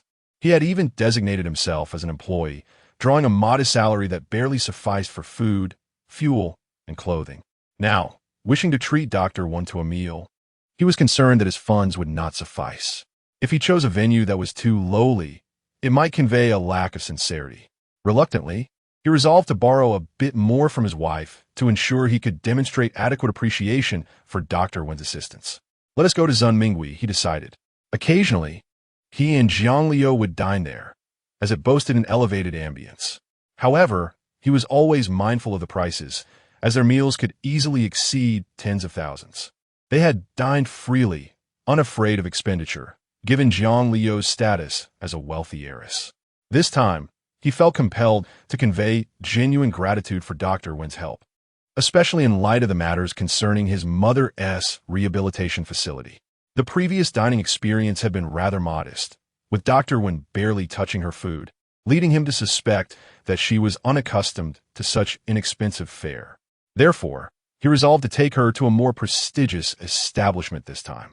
In truth, when Shuyu was merely attempting to shed some pounds, and her meals had already been scarce, it was not that she harbored any disdain for the food itself.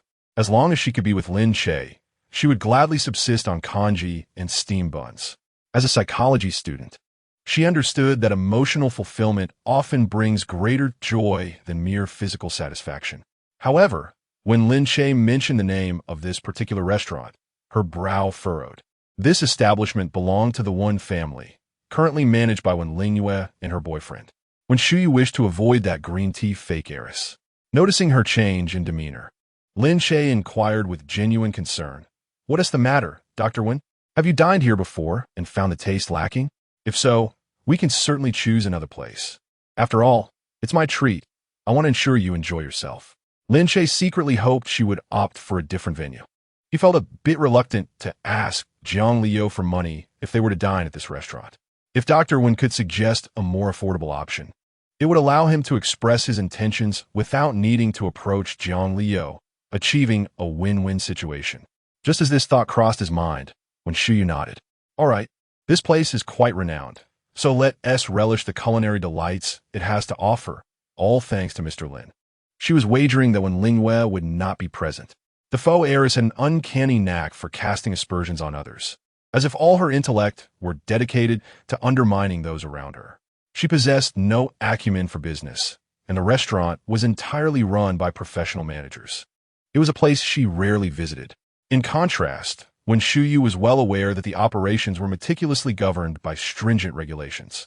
Even in her absence, the Royal Grand Hotel thrived, with profits and positive reviews soaring over the past 2 years. Upon hearing Dr. Wen's agreement, Lin Che was momentarily taken aback, not out of disappointment, but rather because he felt a hint of discomfort at the thought of asking Jiang Liu for funds. "Very well, let us navigate to the location." Once they were in the car, Lin Che opened the chat with his wife.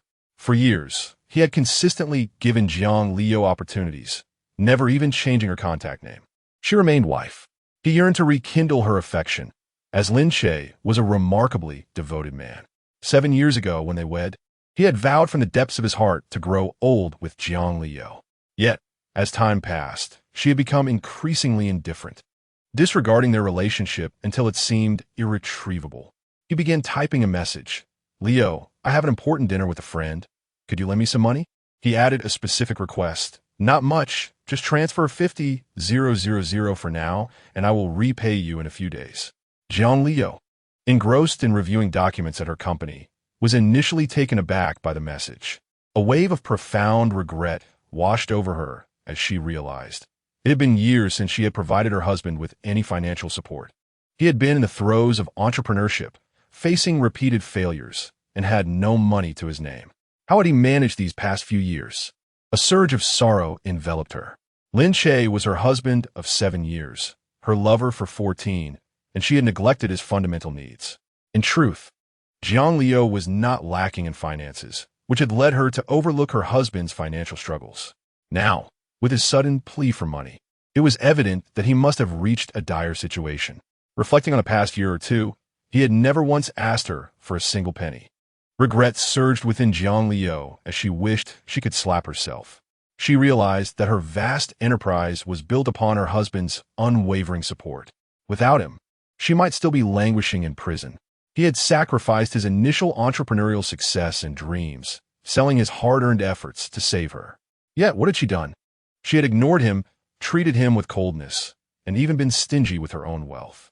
Jiang Liu quickly retrieved her phone, not wanting to delay even a second in making amends with her husband. She transferred 100,000 to him, but soon discovered she had reached the limit. She messaged, "Darling, don't worry, the online transfer limit has been reached.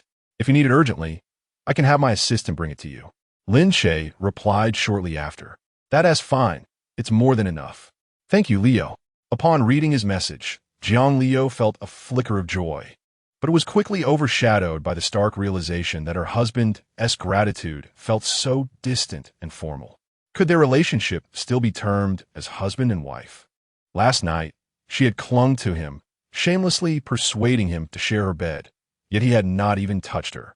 Chapter 49, Mr. Lin gives me a sense of security. Jiang Liu sighed deeply and called her assistant. "Qian, please take my bank card and obtain a supplementary card with no spending limit." Jiang Liu was filled with regret. Why had she only now come to this realization?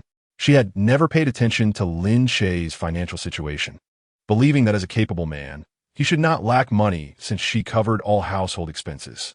Little did she know, Lin Che had faced multiple entrepreneurial challenges and was not only broke, but also burdened with loans. The savings he had managed to accumulate were all sacrificed to rescue her. His life was far from that of a wealthy individual. He had never once voiced his financial needs due to his pride. Now, he was at a point where he had to ask her for money even to treat someone to a meal, a clear indication of his dire straits. Jiang Liu felt remorse. Jiang Liu felt anger. Yet, The past was unchangeable. No amount of regret could amend it. Just like in her previous life, regretting would not bring back her husband who had drowned in the depths of the sea. Thus, in this life, she was determined to provide her husband with a warm future. As her assistant Zhang Qianqian held the bank card, she felt its weight as if it bore the burden of 1,000 pounds. She could scarcely imagine how much wealth lay within. All of President Jiang Liu's salary was deposited into this card. Even Jiang Liu herself had never checked the balance, for she had no need to. After all, the funds were inexhaustible. No matter how much was spent, it would never diminish. The daily income was sufficient to match a common person's lifetime savings. Despite their efforts to spend, the balance continued to grow. All right, President Jiang, I shall proceed immediately. Zhang Qianqian tucked the card into her clothing, each step feeling as if she might lose it, so she kept her hand inside her pocket to ensure its safety. She felt the gravity of the card and knew that losing it could have severe consequences. As for President Zhang's trust in her to handle this task without fear of her siphoning funds, she was aware that any withdrawal would be confirmed by the bank manager directly contacting Jiang Liu, ensuring no unauthorized transactions could occur. Zhang Qianqian envied the individual who would wield the supplementary card of President Jiang. It must be the same person whom President Jiang asked about how to please her husband last time. It seems a pity that she married so young. With an exquisite figure, angelic beauty, and being the wealthiest woman in the world, how fortunate her husband must be. Perhaps they saved the galaxy in a past life? As for Wen Xiao, she adhered to the principle of accommodating her host. Since Lin Che was treating, she ordered 2 of her favorite dishes, leaving the remainder for him to select. Lin Che, possessing an elegant demeanor, naturally allowed the lady to order first during their meal together. However, Dr. Wen, being quite reserved, merely ordered 2 dishes and then smiled as she pushed the menu towards him. Thus, Lin Che, considering the 2 dishes she had chosen, complimented them with additional soup and side dishes, without skimping on the budget. Yet he dared not order excessively, adhering to a limit of 100,000. Once the waiter departed, Wen Xiao suddenly let out a soft laugh. With her gold-rimmed glasses framing a high cheekbone face, she lowered her gaze slightly. Her lips, adorned with a peachy pink lipstick, parted gently as she spoke. I apologize, but the thought of Mr. Lin, with his graceful and unassuming nature, engaging in a brawl with a scion from the capital is rather amusing. After half a year of acquaintance, she perceived Lin Che as someone who shunned conflict. The idea of him engaging in a fight seemed utterly incongruous with his character and persona. Nevertheless, this revelation did not diminish her admiration for him. When she encountered that spoiled young man at the police station, she felt quite irked, especially at the young man surnamed Shun, who had the audacity to threaten her regarding the deletion of surveillance footage at her family's hotel. This infuriated Wen Xiao. Yet, she remained perplexed about Lin Che's relationship with that girl. A subtle worry crept into her heart. At the police station, Lin Che had recounted the events, explaining that he had intervened to assist a friend, leading to his confrontation with the young Master Shun. However, he had refrained from elaborating on the reasons for the altercation or revealing the identity of that friend. Yet, upon entering the hall, she had sensed a hint of familiarity from that girl. Could it truly be her? So beautiful, she seemed like a genuine star. Yet, as Wen Xiao was not particularly invested in the entertainment industry, the name eluded her. Thus, she jokingly inquired, not wishing to appear intrusive. To love someone is to desire to care for them, yet to tread cautiously, conveying concern through subtle gestures to strengthen their dependence on her. Wen Xiao found not fatigue in this pursuit, but rather an eager anticipation. The eve of happiness is when one feels the most acutely aware of joy. She was gradually drawing closer to Lin Che, inching towards bliss. Each day filled her with a sense of fulfillment and expectation, which was immensely gratifying. She would not engage in reckless acts, such as revealing her secrets to him, as the risks involved were incalculable. With her high intelligence, Wen Xiao would not permit such occurrences. Lin Che raised his gaze to Dr. Wen. Her hair was elegantly parted down the middle, cascading softly to either side, creating a luxurious and relaxed look. Warm, radiant sunlight streamed through the window, illuminating her exquisite features. The rimless glasses accentuated her high nose and deep-set eyes, exuding an air of aloofness and restraint. Lin Che answered candidly, "That friend of mine is a star. We met a long time ago. We haven't seen each other in about 5 years. Last night, she accidentally sent me a message claiming she was in danger and someone was attempting to assault her. So, I went to her aid and gave that scoundrel surnamed Shun a good beating. Consequently, he has now filed a counterclaim against me." Having succinctly conveyed the situation, Lin Che shrugged his shoulders, embodying a sense of resignation. In that moment, he exuded an air of composure, starkly contrasting the violent image he had portrayed while confronting Shun Yecheng the previous night.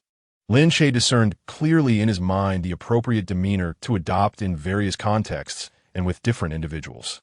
Just last night, he had shown no restraint, uttering profanities and striking with great force, resembling a man of the streets. Yet now, seated across from Dr. One, he had reverted to his elegant and composed self, discussing the previous night's events with a lightheartedness, as if recounting the misadventures of another.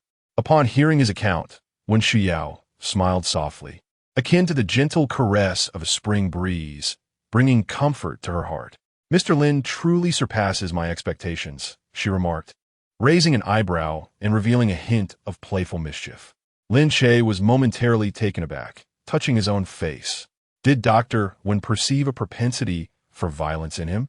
He believed that when describing his actions of striking someone to a woman, she would likely first feel fear, suspecting him of having violent tendencies.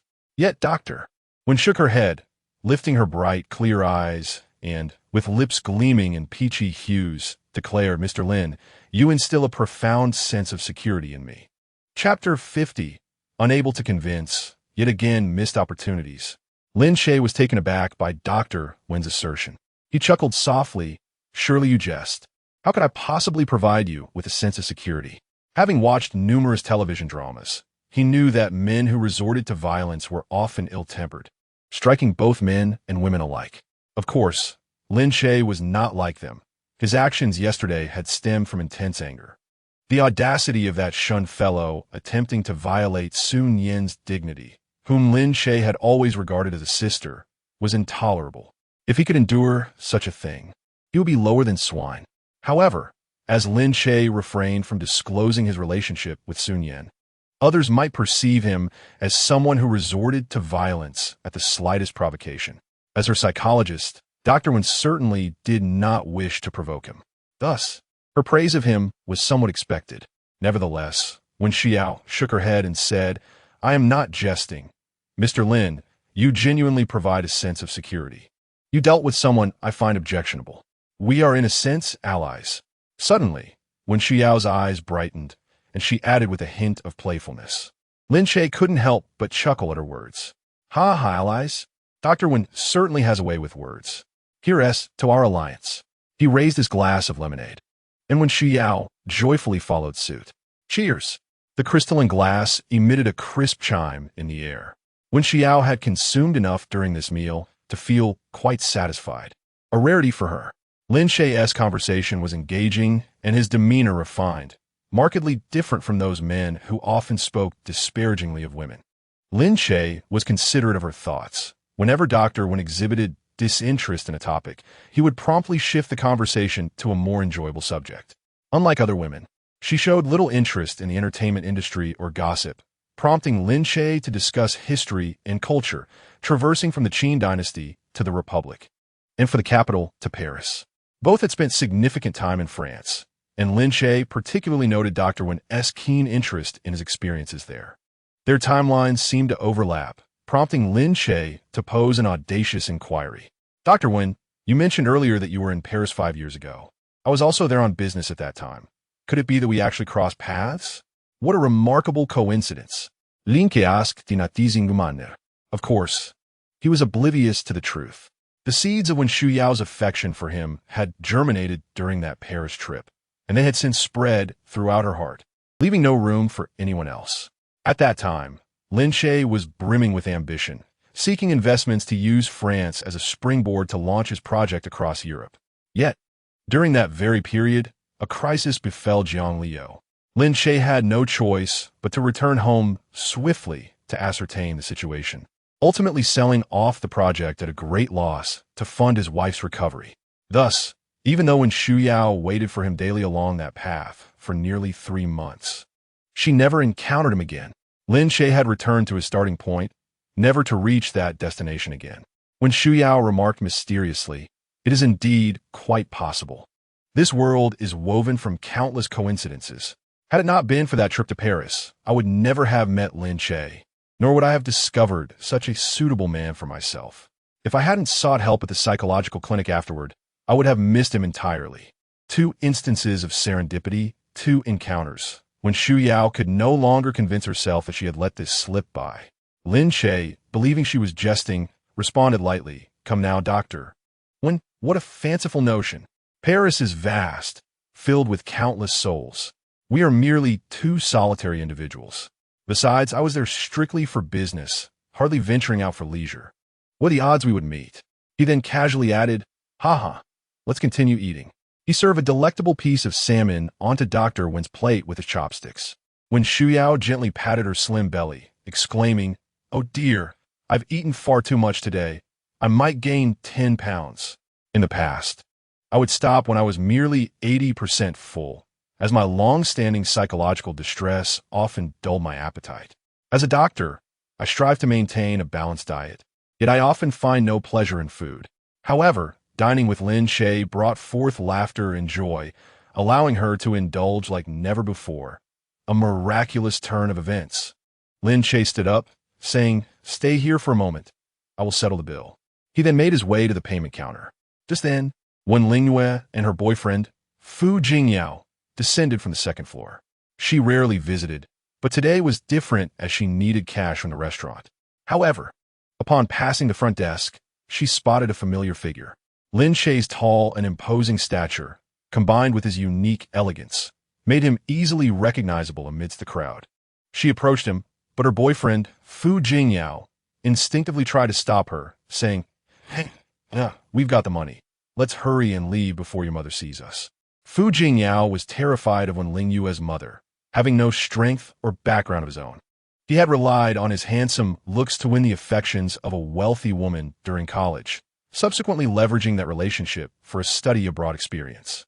He had transformed himself into a highly educated returnee, even changing his name from Fu Yukai to something more sophisticated. He had managed to win over the naive Wen Lingyue with 99 roses, pretending to embark on entrepreneurial ventures, but her mother quickly saw through their fade, demanding that Wen Lingyue end the relationship. Wen Yunmei, indulgent of her fake daughter, was lenient on many matters, yet she was exceptionally cautious regarding her daughter's romantic endeavors. However, Wen Lingyue, in her rebellious phase, disregarded her mother's words, determined to pursue Fu Jingyao. Consequently, Wen Yunmei cut off her daughter's financial support. Nevertheless, the restaurant had been given to her previously, making Wen Lingyue the owner, and so she frequently returned to withdraw cash. Wen Yunmei turned a blind eye, choosing not to interfere. Nevertheless, each time Wen Lingyue came to collect money, Fu Jingyao felt a pang of anxiety, knowing his lack of power and connections. As Wen Lingyue approached the front desk, he instinctively tried to block her, but it was in vain. Wen Lingyue's hand landed on Lin Che's shoulder. "Excuse me." Lin Che instinctively apologized, thinking he had bumped into someone. However, upon turning, he was met with the familiar face of Wen Shuyao's sister, the very girl who had caused a scene at the psychological clinic. Wen Lingyue's expression shifted. "It's you. What brings you here? Wasn't extorting me last time enough? Now you've come to my family's place to do it again?" Chapter 51. A Fierce Protector of Love. This restaurant now belonged to Wen Lingyue, so referring to it as my family's was perfectly reasonable. Lin Che's eyes darkened with disdain. He was a man of restraint, yet the sight of Wen Lingyue's duplicitous demeanor made him feel nauseated. However, considering her relation to Dr. Wen, he held his tongue. "I'm sorry. I'm merely here to dine. Is that a problem?" Lin Che wished to avoid any further entanglement, feeling embarrassed by the public confrontation, oblivious to the tension. When Lingyue grasped his arm, "Last time at the police station, you extorted me for so much money, and now you come here to indulge in luxury?" Have you extorted many others as well? A person like you could never afford to dine here without resorting to extortion. From the outset, Wen Lingwei had never considered Lin Che to be wealthy. After all, he had sought treatment for his mental health at Wen Shuyao's modest clinic, which surely indicated he was not affluent. Given Wen Shuyao's own struggles with depression, she couldn't possibly be of any help. He merely had a superficial overseas study experience, akin to her boyfriend. She was baffled as to why her mother cherished Wen Shuyao, yet dismissed her own boyfriend. It was pure hypocrisy. Lin Che, repulsed, shook her off. At the police station, it had been her insistence on a private settlement. He had no interest in the money. Had it not been for Dr. Wen's predicament, he would never have agreed to any reconciliation. Ultimately, Wen Lingyue had received 50,000 from her mother as compensation, which Lin Che had promptly given to Wen Shuyao for her mother's nursing home fees without a second thought. Stop causing a scene here. It was you who insisted on a settlement at the police station. I have never extorted you. I am here to dine as a regular customer, and if you persist, I may have to call the authorities. Wen Lingyue crossed her arms defiantly, acting like a petulant child. Oh, go and call the police? Is that another extortion tactic? Just then, Wen Shuyao, having heard the commotion, approached them. The moment I laid eyes on Wen Lingyue, the buoyancy in my heart dissipated entirely. What misfortune today! I had merely intended to have lunch and hoped to avoid her presence. Yet, fate conspired against me. The odds were stacked, and she crossed my path. Lingyue, what are you doing? Wen Shuyu hurriedly shielded Lin Che behind her. Previously, he had defended her. Wen Shuyu, a woman of independence, would never allow him to perpetually bear the brunt of harm on her behalf. Thus, without a moment's hesitation, she positioned herself in front of Lin Che. Wen Lingyue regarded the suddenly appearing Wen Shuyu with an expression of incredulity, her head tilting slightly as she assessed Lin Che behind her. Suddenly, comprehension dawned upon her. So this is my sister's little lover. No wonder he has the audacity to frequent my establishment. With a sudden clap of her hands, she exclaimed, "How splendid! Sister, you have found such a worthless companion. Mother will surely be overjoyed." In the past, she had dismissed Jing Yao, but now, with this new comparison, she would undoubtedly regard Jing Yao as the finest son-in-law in the world. Just as when Lingyue was reveling in her triumph, a sharp slap resounded through the air. Her eyes widened in shock, disbelief washing over her. Was it truly Wen Shuyu, the epitome of grace and poise, who had struck her? For years, since acknowledging their kinship, Wen Lingyue had always been the one to create chaos, while Wen Shuyu chose to endure and retreat, regarding material possessions with indifference. Yet today, she had slapped her in public for the sake of such a worthless individual. It was the first time in a decade that Wen Lingyue found herself at a loss for words. At that moment, Wen Shuyu was consumed by fury, her breath heavy, her chest rising and falling with agitation. Even her long neck flushed with rage. She could tolerate insults directed at her, choose to ignore them or escape. Whether during her university years or her time abroad, she had always avoided conflicts with her family since they recognized her as their own after that summer of her high school graduation. She viewed herself as a guest in this family, receiving financial support due to her bloodline, akin to money found without effort. She never demanded more than what they offered, and when faced with disdain, she would simply distance herself. Throughout the years, she had consistently yielded to Wen Lingyue, the false heiress. But today, she resolutely refused to back down, because Wen Lingyue had insulted Lin Che, her savior and the embodiment of tenderness in her heart, the promise of redemption for her future. That slap was for Lin Che, yet it carried the weight of 10 years' worth of resentment. After delivering it, Wen Shuyu felt a tingling numbness in her palm. Wen Lingyue cradled her face, a vivid red mark marring her skin, tears streaming down her cheeks in large droplets. She was genuinely terrified. Beside her, Fu Jingyao, ever the opportunist, rushed to her side, attempting to push Wen Shuyu away. However, as he reached out, a strong, firm hand seized his wrist. Lin Che's penetrating gaze bore into him, his lips pressed into a thin line as he quietly threatened, "Dare you lay a hand on a woman?" Fu Jingyao, surveying Lin Che's muscular build, suddenly grasped the reality. If he attempted to retaliate against Wen Shuyu, he could very well find himself airborne. Therefore, he was compelled to alter his approach and comfort his little ancestor. Yeah, let's not stoop to their level. When Ling Yue, unaccustomed to such treatment, particularly given Wen Shuyu's fierce expression, felt as if she might be devoured whole. Ah, this wretched woman, how dare she strike me? I will inform mother. I shall call her and ensure you can never return to the Wen household. At that moment, Wen Shuyu disregarded her, taking Lin Che's arm and leading him away. They walked a considerable distance before she finally halted, suddenly turning to the corner and covering her face with her hands. Her shoulders trembled, and a wave of profound sorrow enveloped her heart. Wen Shuyu was an exceptionally sentimental person, and this was her greatest vulnerability. Any external emotion could sway her. Yet, as a psychologist, she could typically manage her feelings. Emotions unrelated to her, such as those stemming from familial strife, she could easily cast aside like refuse.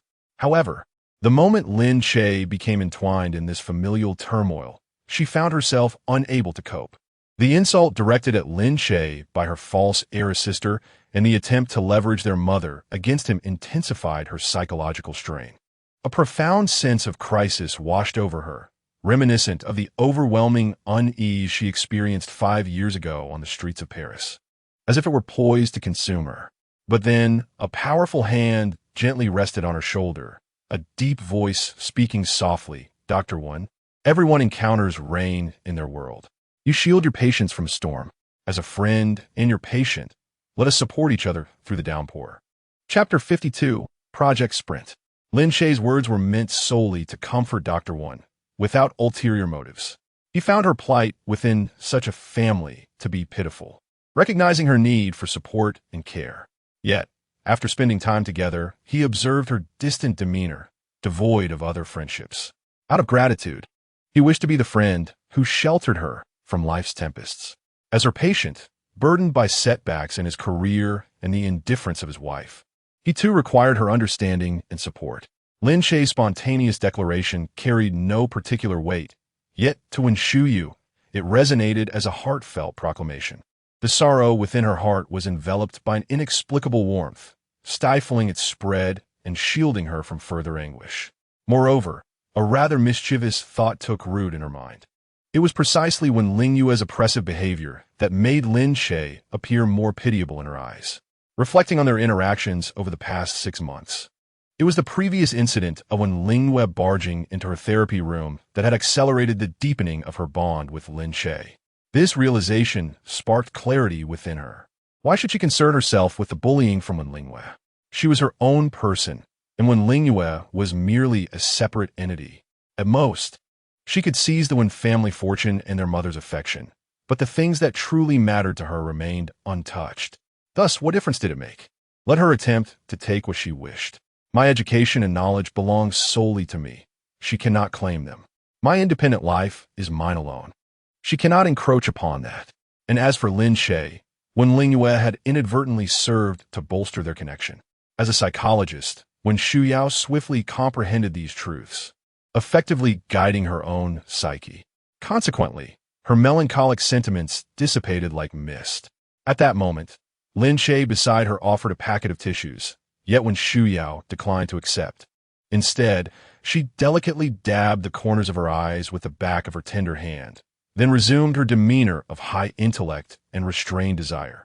Beneath her rimless spectacles lay a pair of profound eyes, seemingly capable of perceiving the depths of all things. "Thank you for your comfort, Mr. Lin. You too are an exceptional psychologist," she remarked. Lin Che was momentarily taken aback before responding with a gentle smile, as subtle and elegant as the warm sun of winter. Shortly thereafter, Lin Che visited the hospital to check on his mother's well-being and living conditions. His mother incessantly inquired about Jiang Liu, expressing that she had prepared a meal for her, which she intended to deliver to her workplace. The elderly lady lavishly praised her daughter-in-law, exclaiming how delighted and content she was, practically devouring the nutritious meal brought by her. "My daughter-in-law, used to struggle with her diet due to her demanding job. And ever since she got involved with you, both of you have been so engrossed in work that her eating habits have suffered even more. From now on, I shall prepare meals for her. And you must also make an effort to exercise. Both of you should focus on preparing for parenthood and give me a chubby grandchild." She insisted. Lin Che felt a sense of helplessness. The more cheerful his mother became, the less he could dishearten her. All right, I understand, Mom. Just don't tire yourself too much," he replied. The elderly lady waved her hand dismissively. "Not at all. Preparing meals for my daughter-in-law brings me immense joy. I feel no fatigue whatsoever." Lin Che could only utter a few kind words in response. As the time drew near, he returned to the office. The gaming project he was working on was about to enter its final round of testing, the most critical phase. All employees were diligently working overtime, and Lin Che felt compelled to be present to motivate them. After all, this was the culmination of his efforts, a moment he had anticipated for 3 long years. The project he had initially sold had been closely monitored by him.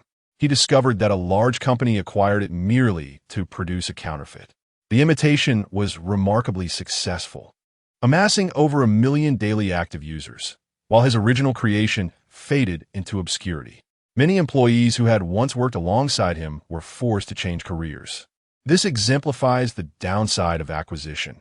While one might receive support, more often than not, it entails sharing technology for their own products, ultimately leading to one's dismissal. Lin Che vowed to establish a conscientious technology enterprise.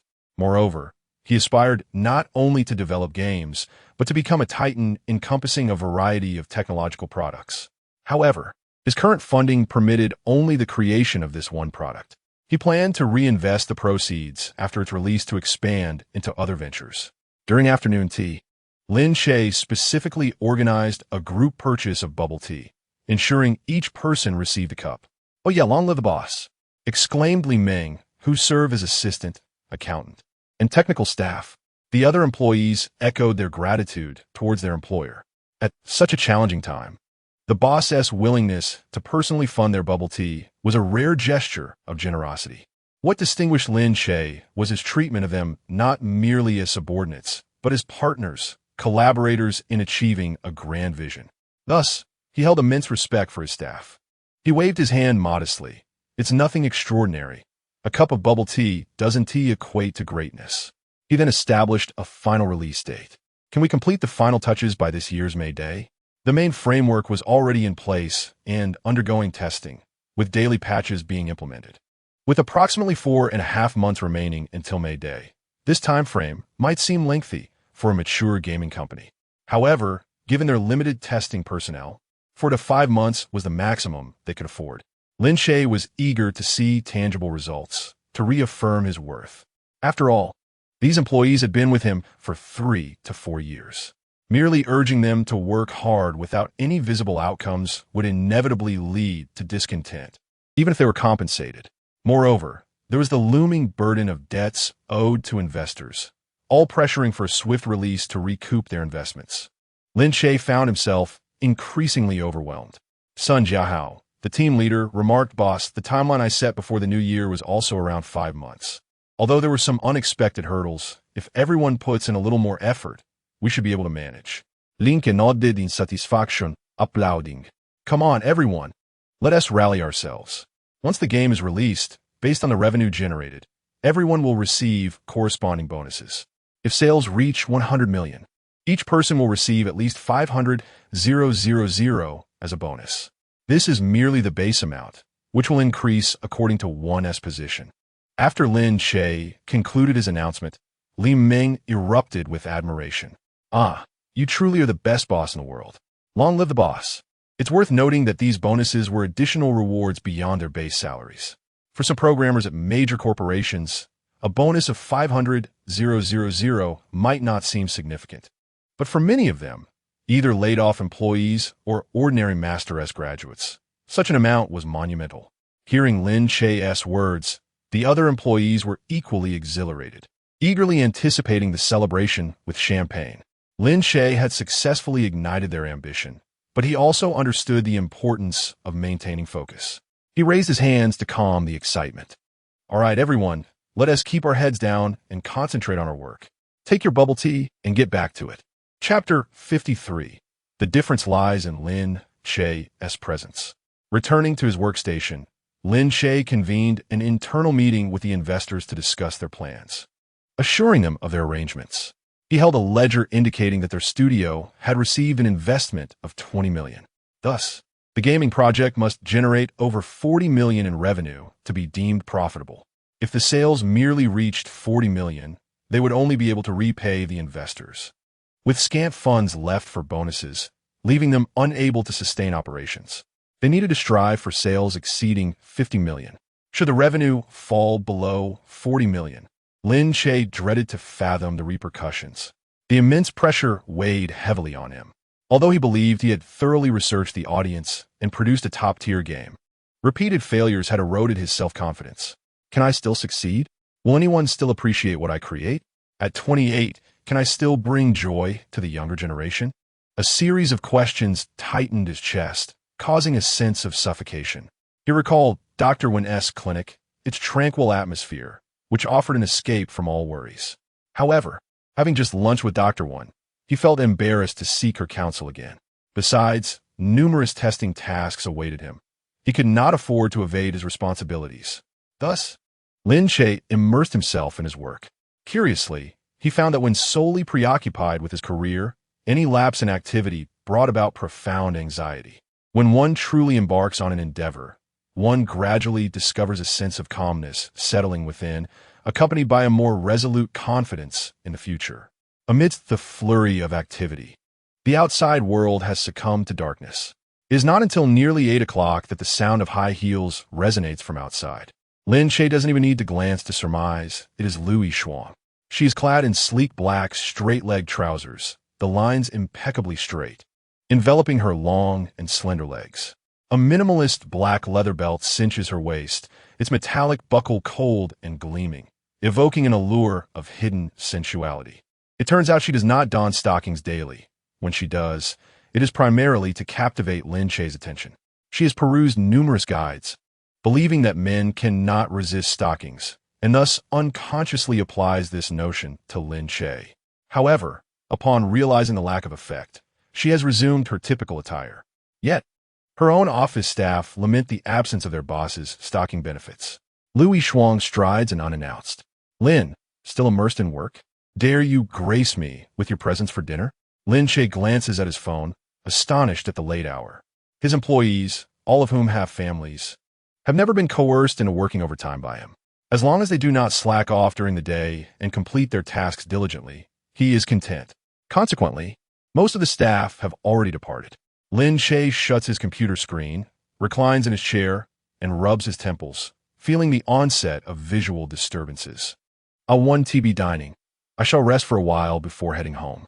Earlier, around 6, Jiang Liu had messaged him, inquiring when he would return for dinner. Lin Che did not respond. Half an hour later, she sent a photo of a meal she had prepared, captioned, "The billion-dollar female CEO has spent 3 hours on dinner." Lin Che remained silent. Another half hour passed, and Jiang Liu sent a picture of herself in a semi-transparent nightgown. Her fair, long legs were almost entirely exposed, only the most private parts modestly obscured. Lin Che glanced at the photo and quickly deleted it, realizing that if he did not respond soon, his account would be implicated in scandalous affairs. In recent days, Jiang Liu's demeanor has evidently improved. Lin Che had broached the topic of a divorce agreement multiple times. Yet every time he opened his mouth, her soft lips would silence him. He finds himself increasingly fatigued. Despite his efforts to secure a divorce, he remains entangled. Were she to revert to her previous aloofness, refusing to return home at night, Lin Che would have pursued a divorce without hesitation. However, with her current behavior, what grounds could he present for such a claim? Moreover, the tumult of work has already been exhausting. Lin Che wishes to pause in matters of the heart, to halt the emotional turmoil. He yearns to allocate ample time for his professional endeavors, treating Jiang Liu as merely a cohabitant. Lu Yishuang, in her form-fitting trousers that accentuate the curves of her legs and hips, approaches. Just as she attempts to squeeze past, Lin Che extends his feet to block her path. "Ms. Liu, I implore you to maintain your decorum. I'm a married man. Let us consider the last incident, where you unexpectedly kissed me, as if it never transpired. Should you encroach further, I may have to involve the authorities." Lin Che's words are devoid of emotion. During their university days, he and Jiang Liu had already been in a quasi-marital relationship, merely a marriage certificate away. Having grown up together since high school, they were the envy of many, a golden couple. It seemed no one could interject between them. Yet Lui Shuang was an unexpected variable. Firstly, she possessed immense wealth, spending it with reckless abandon. Thus, she failed to comprehend why so many favored Jiang Liu while casting aspersions upon her. Each time she overheard whispers, Jiang Liu remained the unattainable ideal, while Lui Shuang was likened to a mere commodity. Despite her lack of wrongdoing, she endured ridicule solely due to her affluence and alluring attire. Ironically, those who derided her secretly admired her. Had her demeanor not been so brazen and fiery, she would undoubtedly have stood alongside Jiang Liu as a campus belle. Many cast sarcastic remarks her way, yet they were filled with envy and resentment, jealous of her wealth and beauty. Hence, Lui Shuang felt compelled to compete. Whatever Jiang Liu possessed, she must have as well. In her comparisons, she discovered that apart from Lin Che, she lacked nothing in relation to Jiang Liu. At that time, Lui Shuang naively believed that securing a boyfriend was trivial. She could easily attract a multitude if she wished.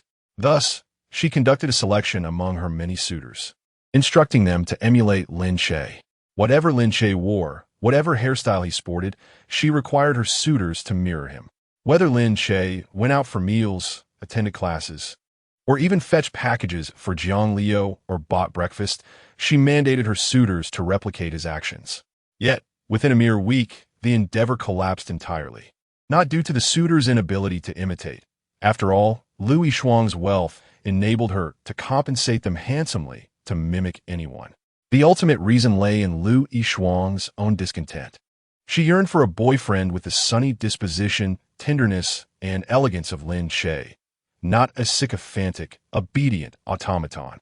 Consequently, Lui Shuang decisively paid a sum to ensure her suitor vanished from her sight. She promptly sought another, only to repeat the process.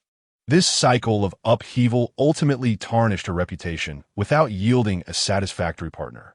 She realized that despite an array of admirers stretching from Beijing to Paris, none could compare to Lin Che's perfection. Thus, she comprehended the greatest distinction between herself and Jiang Liu lay in the presence of Lin Che. Chapter 54, Dark Past. Lui Shuang commenced a fervent pursuit of Lin Che, leveraging her family's influence to ensure they were placed in the same class. She then coerced him into tutoring her in subjects she had failed. Initially, Lin Che declined, yet the homeroom teacher, under orders from the principal, insisted he assist Lui Shuang, as her wealthy father had donated a building to the school. In a relentless quest for Lin Che, Lui Shuang employed unscrupulous tactics. She exhibited signs of a certain obsession, fully aware of her own nature. Lui Shuang believed love to be innately selfish. Whoever could seize it would claim it, regardless of the means employed, securing Lin Che constituted a victory. Thus, when the student council organized a spring outing, it was she who had initiated it. During the excursion, she contrived to separate from the group, a plan of her own making. On the day of the spring outing, as they reached the summit, Lui Shuang intentionally twisted her ankle to garner Lin Che's attention. Her behavior bordered on obsessive, as she deliberately stepped on an unstable rock to injure herself. At the time, Jiang Liu served as the student council president and, as a single female, lacked the strength to carry Lui Shuang. Although many eager members wished to assist the voluptuous girl, Lui Shuang rebuffed them all. Ultimately, it fell upon Lin Che, the vice president, to shoulder the responsibility. After obtaining Jiang Liu's consent, Lui Shuang slowly walked while supported by Lin Che. Lui Shuang deliberately walked at a leisurely pace, causing the two of them to drift apart from the main group. Although she initially feigned some of her lethargy after a day of walking and with her ankle twisted, she truly found herself unable to continue in the latter half of the journey. Consequently, Lin Che had no choice but to carry her down the mountain. As light rain began to fall, memories flooded Lui Shuang's mind. It was her fragile state that almost cost both their lives in the desolate mountains. The thought of these events instilled a sense of dread within her. She had never dared to confide in Lin Che, fearing he would deem her insane. She recognized the self-deprecating nature of her actions. Yet in her quest to win Lin Che's affection, she found herself devoid of alternative methods. When one truly loves another, selfishness and obsession often take root. She did not wish to share her love or allow it to be taken by another. Yet in the end, she still could not elicit Lin Che's love in return. Burdened by guilt and regret, Lu Yishuang embarked on her journey abroad. Countless nights, she was jolted awake by nightmares, her body feeling as though it had plunged into an icy abyss, returning to that dark, rain-soaked forest devoid of life. She saw Lin Che, his face pale as if frozen in death, expressionless as he questioned her motives for her actions. She felt remorse. She felt fear. The days plagued by nightmares were unbearable. During her 2 years abroad, she endured dark circles under her eyes and a rapidly diminishing frame, even developing tendencies towards self-harm. Thankfully, her father had dispatched someone to monitor her, saving her life on multiple occasions. It was only upon hearing that Lin Che's relationship was in dire straits and that he wished to divorce Jiang Liu that Lu Yishuang glimpsed a ray of hope. Seated at the edge of table, her figure clad in form-fitting black trousers, she pressed her long legs against the opposite wall. Lin Che barred et entrance, while Lu Yishuang obstructed his exit. It was akin to love itself, some desperately seeking entry while others fervently sought escape. When will you divorce her? Lu Yishuang asked bluntly, her forthright nature shining through. She was always direct, expressing her feelings for Lin Che openly. Conversely, she would not hesitate to scold those she despised. Lin Che himself had not yet resolved his own feelings. Even if he had, he would not disclose them to her. He was already exhausted from his relationship with Jiang Liu. Even ending it would require a period of rest. No comment, Lin Che replied coldly. Despite the constant blows to her spirit, hearing such words from him felt like a plunge into an icy abyss. She feigned resolve, saying, "Never mind, you two will surely not last." Her words carried an air of haughtiness, yet deep down, she was riddled with uncertainty. It seemed necessary to employ her financial prowess to investigate their marital situation further. However, the security personnel and domestic staff in Jiang Liu's household were seldom replaced, making it imperative to offer a substantial sum to insure her own people. Previously, she had spent a hefty amount to persuade one of her bodyguards to resign, successfully placing her chosen individual in the household. Lu Yishuang paid that bodyguard 50,000 yuan a month, requiring updates every 2 days regarding the couple's situation, when they returned home, when they departed, and when the lights in their residence were turned off, none of which involved confidential business matters, making it a sought-after job for many. Yet, scarcely a month after replacement, Jiang Liu's keen eyes discovered the infiltrator, and the person was nowhere to be found. It was worth noting that Jiang Liu had risen to prominence as a leading female tycoon through sheer strength of will, possessing formidable acumen. Thus, finding another informant proved challenging. Nevertheless, under the lure of a generous reward, there would undoubtedly be brave souls willing to assist. Lu Yishuang pondered her strategies, and, at that moment, Lin Che stepped over her legs, contemplating the necessity of installing a card access door in his office, fireproof, theft-proof, and prevention against obsessive admirers. The memory of Lu Yishuang's previous wall slam and kiss lingered vividly in his mind. Consequently, as Lin Che turned off the lights, his body already exited his office, determined to avoid another encounter with her against the wall. Lu Yishuang felt the surrounding darkness envelop her, her breath becoming increasingly labored, a remnant of the trauma from that fateful night. On numerous occasions, whenever she turned off all the lights, the suffocating darkness would conjure memories of that frigid night 8 years prior, the dark forest, the falling rain, and her helplessness in being soaked to the bone. Her sole reliance had been that man, yet he ultimately had to make a choice, leaving behind whatever belongings he could use, descending the mountain alone to seek help, never to return. Lu Yishuang bore no resentment toward his decision to abandon her. She understood that had he chosen differently, even if they had huddled together for warmth, they could have succumbed to hypothermia in the dead of night, becoming lost souls in the mountains. At that time, spring had just begun, and nighttime temperatures plummeted near freezing. Coupled with the rain, the perceived temperature dipped even lower, hastening the onset of hypothermia. However, That incident left her with a lifelong psychological scar. When she slept, Louis Shuang would always leave a dim light on the small table beside her, ensuring she did not feel suffocated. Although her father loved her, he lacked the attentiveness required for such matters, overwhelmed by the needs of his numerous children.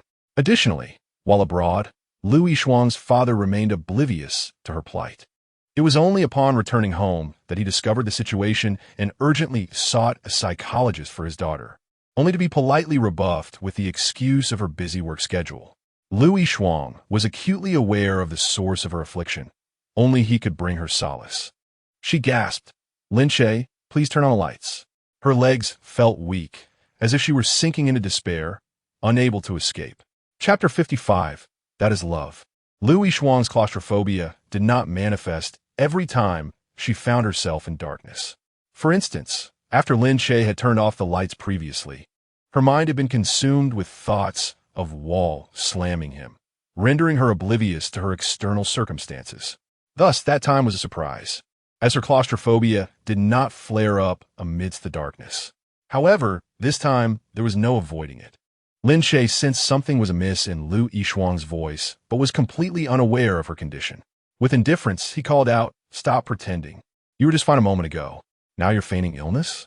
If you keep this up, I'll just lock the door and leave." Lin Che believed Louis Shuang to be in excellent health. During their university days, she had been the champion of the women's 1,500-meter race. Whenever he ran laps on the track at night, she kept pace effortlessly beside him. Lin Che had not wanted her to accompany him, but the track was not his property, and he could not stop her. Moreover, Louis Shuang was known to fiercely confront boys, often outmatching them in strength. With such physical prowess, it was inconceivable for her to suddenly become this fragile. Louis Shuang had never confided in him about her psychological struggles. She did not wish to elicit pity from anyone. Yet now, even walking poses a significant challenge for her, as if her heart were being tightly gripped by an unseen hand. It feels as though her chest is inflating, making each breath a struggle. "Lin Che, please take me outside," she implores, her voice barely a whisper, reaching out in desperation for a lifeline, him, the one she holds dear. Suddenly, with a resounding thud, her entire body collapses from the table, crashing heavily onto the floor. Lin Che, alarmed, realizes that she is truly met with an accident. Even if it were an act, such a dramatic fall would not be necessary. Her performance is unsettlingly convincing. He quickly turns on the light and rushes in. "Shuang, are you all right? What is wrong?" He gazes at the beautiful figure crumpled on the floor, her frail body curled up, devoid of her usual vigor and assertiveness. Instead, fear and anxiety now fill her expression. Their office lacks heating, and the floor is cold. Lin Che disregards any notions of propriety and scoops her up, cradling her waist with one hand while supporting her knees with the other. Her long hair cascades down, resembling a true princess of unparalleled beauty. Shuang is terrified, her consciousness fading as if she is being drawn into a black hole, her entire being turning icy. The only warmth comes from the presence of a figure beside her, akin to a furnace. In that moment, she feels transported back to that fateful night 7 years ago, when Lin Che had not given up on her, but had instead held her close, bringing his princess home. How she yearns to be Lin Che's beloved. For this obsession, she has become frantic and infatuated, even descending into a state of illness. Lin Che carries Shuang outside, intending to lay her on the sofa, but she clutches herself tightly, her delicate hands refusing to let go. With some medical knowledge, he examines her eyes, noting the pupils remain intact. He then checks her pale neck, where he feels her heartbeat quickening. Thankfully, she is not in immediate danger. "Shuang, just wait. I'll call an ambulance." As he reaches for his phone, her hand suddenly extends, aiming to snatch it away. However, her weakness causes the device to slip from her grasp and fall to the floor, shattering its screen. Lin Che picks it up, only to find it unusable. He then rummages through her phone instead. "Shuang, do you know what illness you have? Is it serious? Should I drive you to the hospital?" Yet, she grasps his arm firmly. "No, it's not serious. I know my condition well." She understands that her ailment is psychological. It can be life-threatening, yet if her surroundings can change swiftly, she can recover quickly. Lin Che observes as her complexion shifts from ashen to a healthier hue. Filled with uncertainty, unable to restrain his curiosity, he inquires, "You used to be in such good health. What happened? Could it be that she has contracted some terminal illness?" Having known her for many years, he feels comfortable enough to speak candidly. They share an understanding akin to that of soulmates. Yet since Lin Che is married, he has limited his interactions with her. Yu Yishuang coughs sharply in frustration, glaring at him with her striking eyes. "Thanks a lot. Wishing I had a terminal illness? You're not very considerate." Lin Che waves his hand dismissively. "If you truly had a terminal illness, I would certainly provide financial support for your treatment." He suspects she is jesting, though he cannot be certain, especially given how perilously close she just was to death. "I was just angered by you. Your constant rejections nearly drove me to despair," she retorts vehemently. Lin Che is taken aback. "Wait, can someone die from being rejected in love? I've only heard of despair leading to such actions, not simply dying for no reason." Seeing his confusion and feeling unwell, Yu Yishuang steadies herself against the wall and declares, "I'm leaving." With that, she weakly begins to make her way out. Lin Che is left bewildered. Where has the passionate woman, who once fervently pursued him, gone? The one filled with vitality and desire now appears as a mere shadow of herself. Yishuang, he comforts. "It's not that I don't like you. I acknowledge your remarkable qualities. But have you ever considered why you were drawn to me? Back in college, you likely felt inferior to Jiang Liu, which sparked your desire to possess me. That isn't love, it's jealousy. Over the years, as you've watched Jiang Liu flourish, that jealousy has only intensified, becoming a psychological affliction. You should reflect on this. Your feelings towards me stem from a desire for control rather than genuine love. Why not shift your focus to someone else? Beyond Jiang Liu, who else could surpass you? Free yourself and grant your mind some relief." Lin Che genuinely wishes to assist Yu Yishuang. Despite her domineering tendencies and occasional questionable behavior, she possesses a kind heart. During their university days, she discreetly supported impoverished students, an act known only to Lin Che as the vice president. She never boasted about those deeds, she simply acted quietly. Moreover, he has visited her venture capital firm a few times and heard commendable remarks from her employees. A boss who earns such praise from their staff demonstrates commendable character. However, Lin Che is a married man. Even in the event of a divorce, he would not present himself as a prize for Yu Yishuang. He is willing to assist her in numerous ways, but her desire to possess him is something he cannot entertain. Yu Yishuang turns to him, her expression one of resignation. After all these years, she has contemplated his words. Initially, when she moved abroad, she had ample time to reflect. She considered that perhaps her affection for Lin Che stemmed from jealousy towards Jiang Liu. Yet, after spending 4 or 5 years abroad, she has completely forgotten Jiang Liu, even struggling to recall her appearance. Nevertheless, her feelings for Lin Che have only intensified, evolving into something profound: love.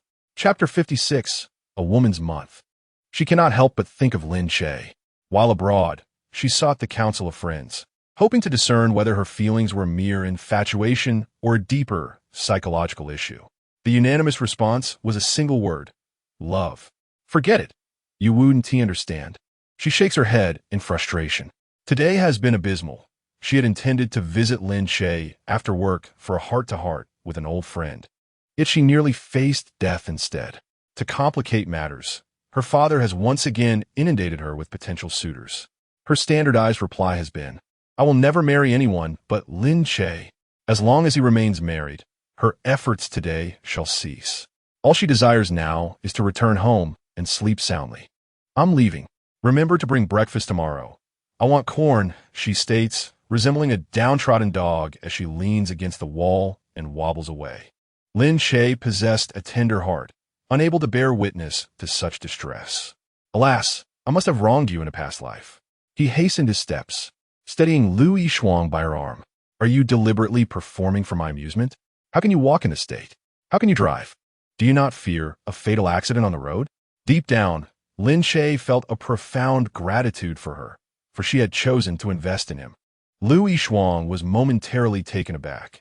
Had it been in the past, Lin Che supporting her would have delighted her immensely. Yet today, her mood was utterly wretched. She had no inclination for cheer. I might as well crash and end it all, for my heart is already gone. Louis Shuang was not feigning her despair. Although her claustrophobia could dissipate swiftly, the prior fright had left her somewhat breathless. Observing her anxious expression, Lin Che pondered that she might truly harbor extreme thoughts.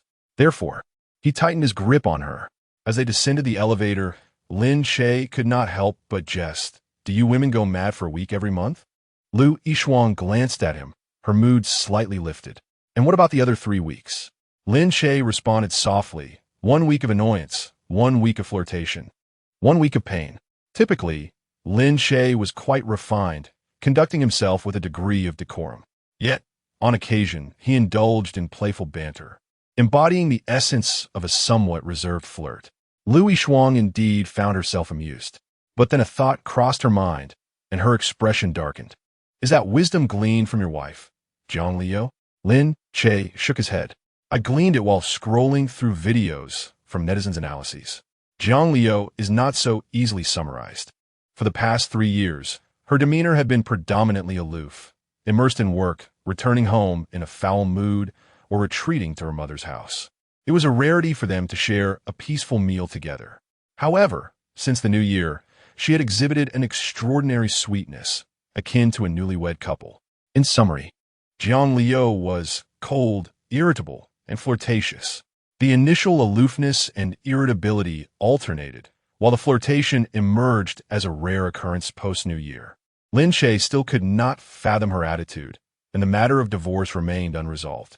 Lu Yishuang's straightforward nature leaned toward a touch of the obsessive, yet she was generally easily appeased. Lin Che's jest provoked a chuckle from her. "Oh dear, so you also indulge in those vulgar little videos? Our aloof school prince, once a legendary figure, is, after all, just a mere mortal." Lin Che shot her an incredulous glance. "Am I not a mortal? Do you wish for me to ascend to immortality?" Today, Lin Che's loquacity stemmed from a tinge of apprehension. Louis Shuang had nearly met her demise in his office. Should a true accident occur, he would find himself in a precarious position. Even if deemed an accidental death, her doting father, Lu Laoda, would undoubtedly hold him accountable. The Lu family's influence remained formidable. In the capital, there were 5 prominent families: Lu, Shun, Jiang, Wen, and Su. Lu referred to Lu Yishuang. Shun was the one who had Lin Che escorted to the bureau, and Jiang required no introduction. She was the billionaire CEO, Jiang Liu. As for Wen and Su, Lin Che hesitated, unwilling to delve deeper. Dr. Wen had effortlessly secured a top-tier rehabilitation center for his mother, and the Royal Hotel was said to be owned by her friend. Very well, he would refrain from prying into others' affairs. Yet, surely Su could not be Sun Yan. How pitiful she was, having once taken refuge in his office. Such a delicate young woman venturing into the entertainment industry could not possibly belong to the Su family. Otherwise, her parents would be heartbroken. How could the children of influential families dare to wade through such murky waters?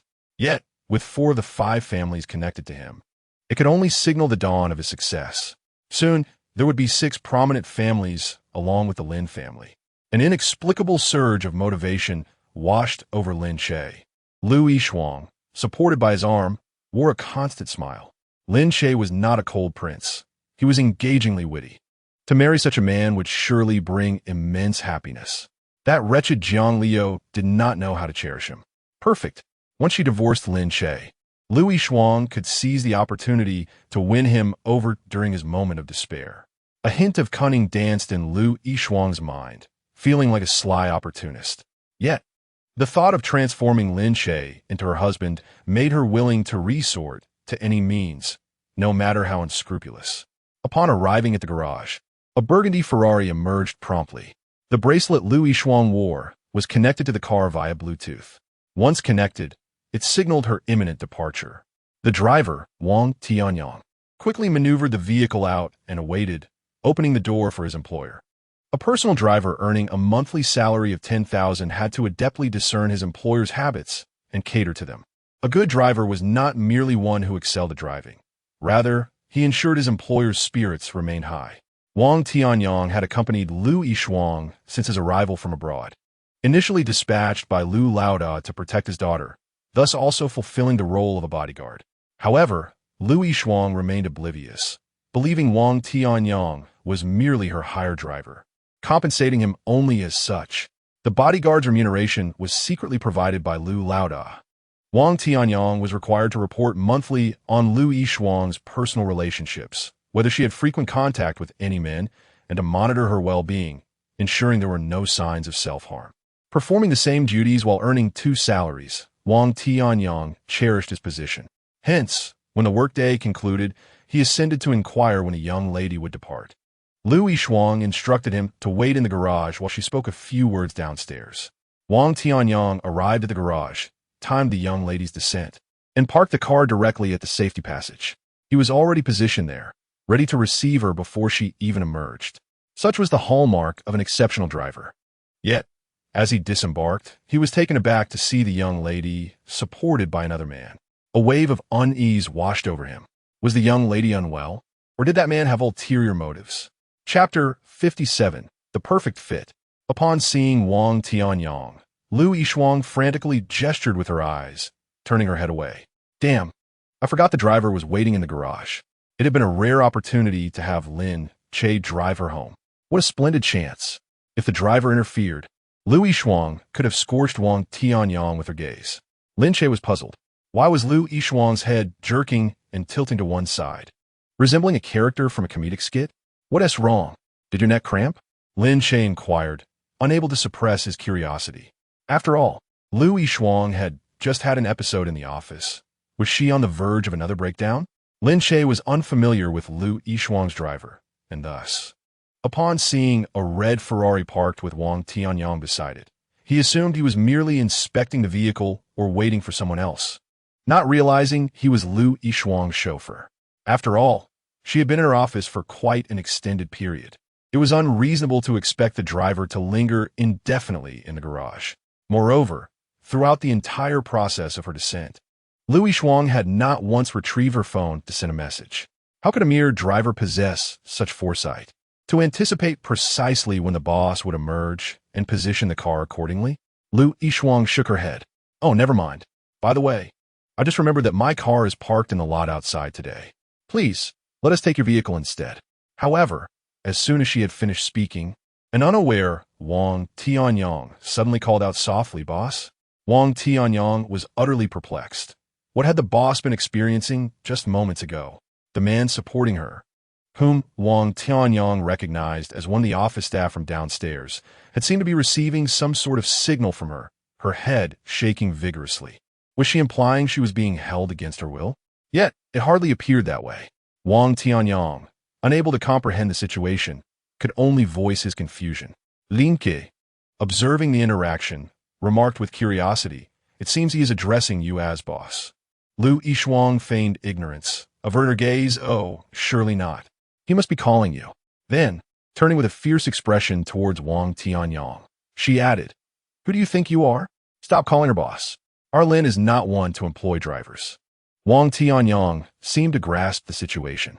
Coupled with Lu Yishuang's glances and gestures, he hastily replied, "I'm terribly sorry. I mistook you for someone else." He promptly turned to enter the vehicle, a Ferrari, no less. Lu Yishuang's anxious heart finally relaxed. This lad was quite astute. Perhaps at the end of the month, she would reward him with a bonus of 50,000. Lin Che, however, remained intrigued. I found his gaze rather peculiar. It seemed as though he recognized you. He wouldn't happen to be a stalker, would he?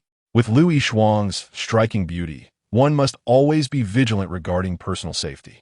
Lu Yishuang beamed with delight, her lips curling into a smile. "Thanks to Lin, I shall certainly remain cautious.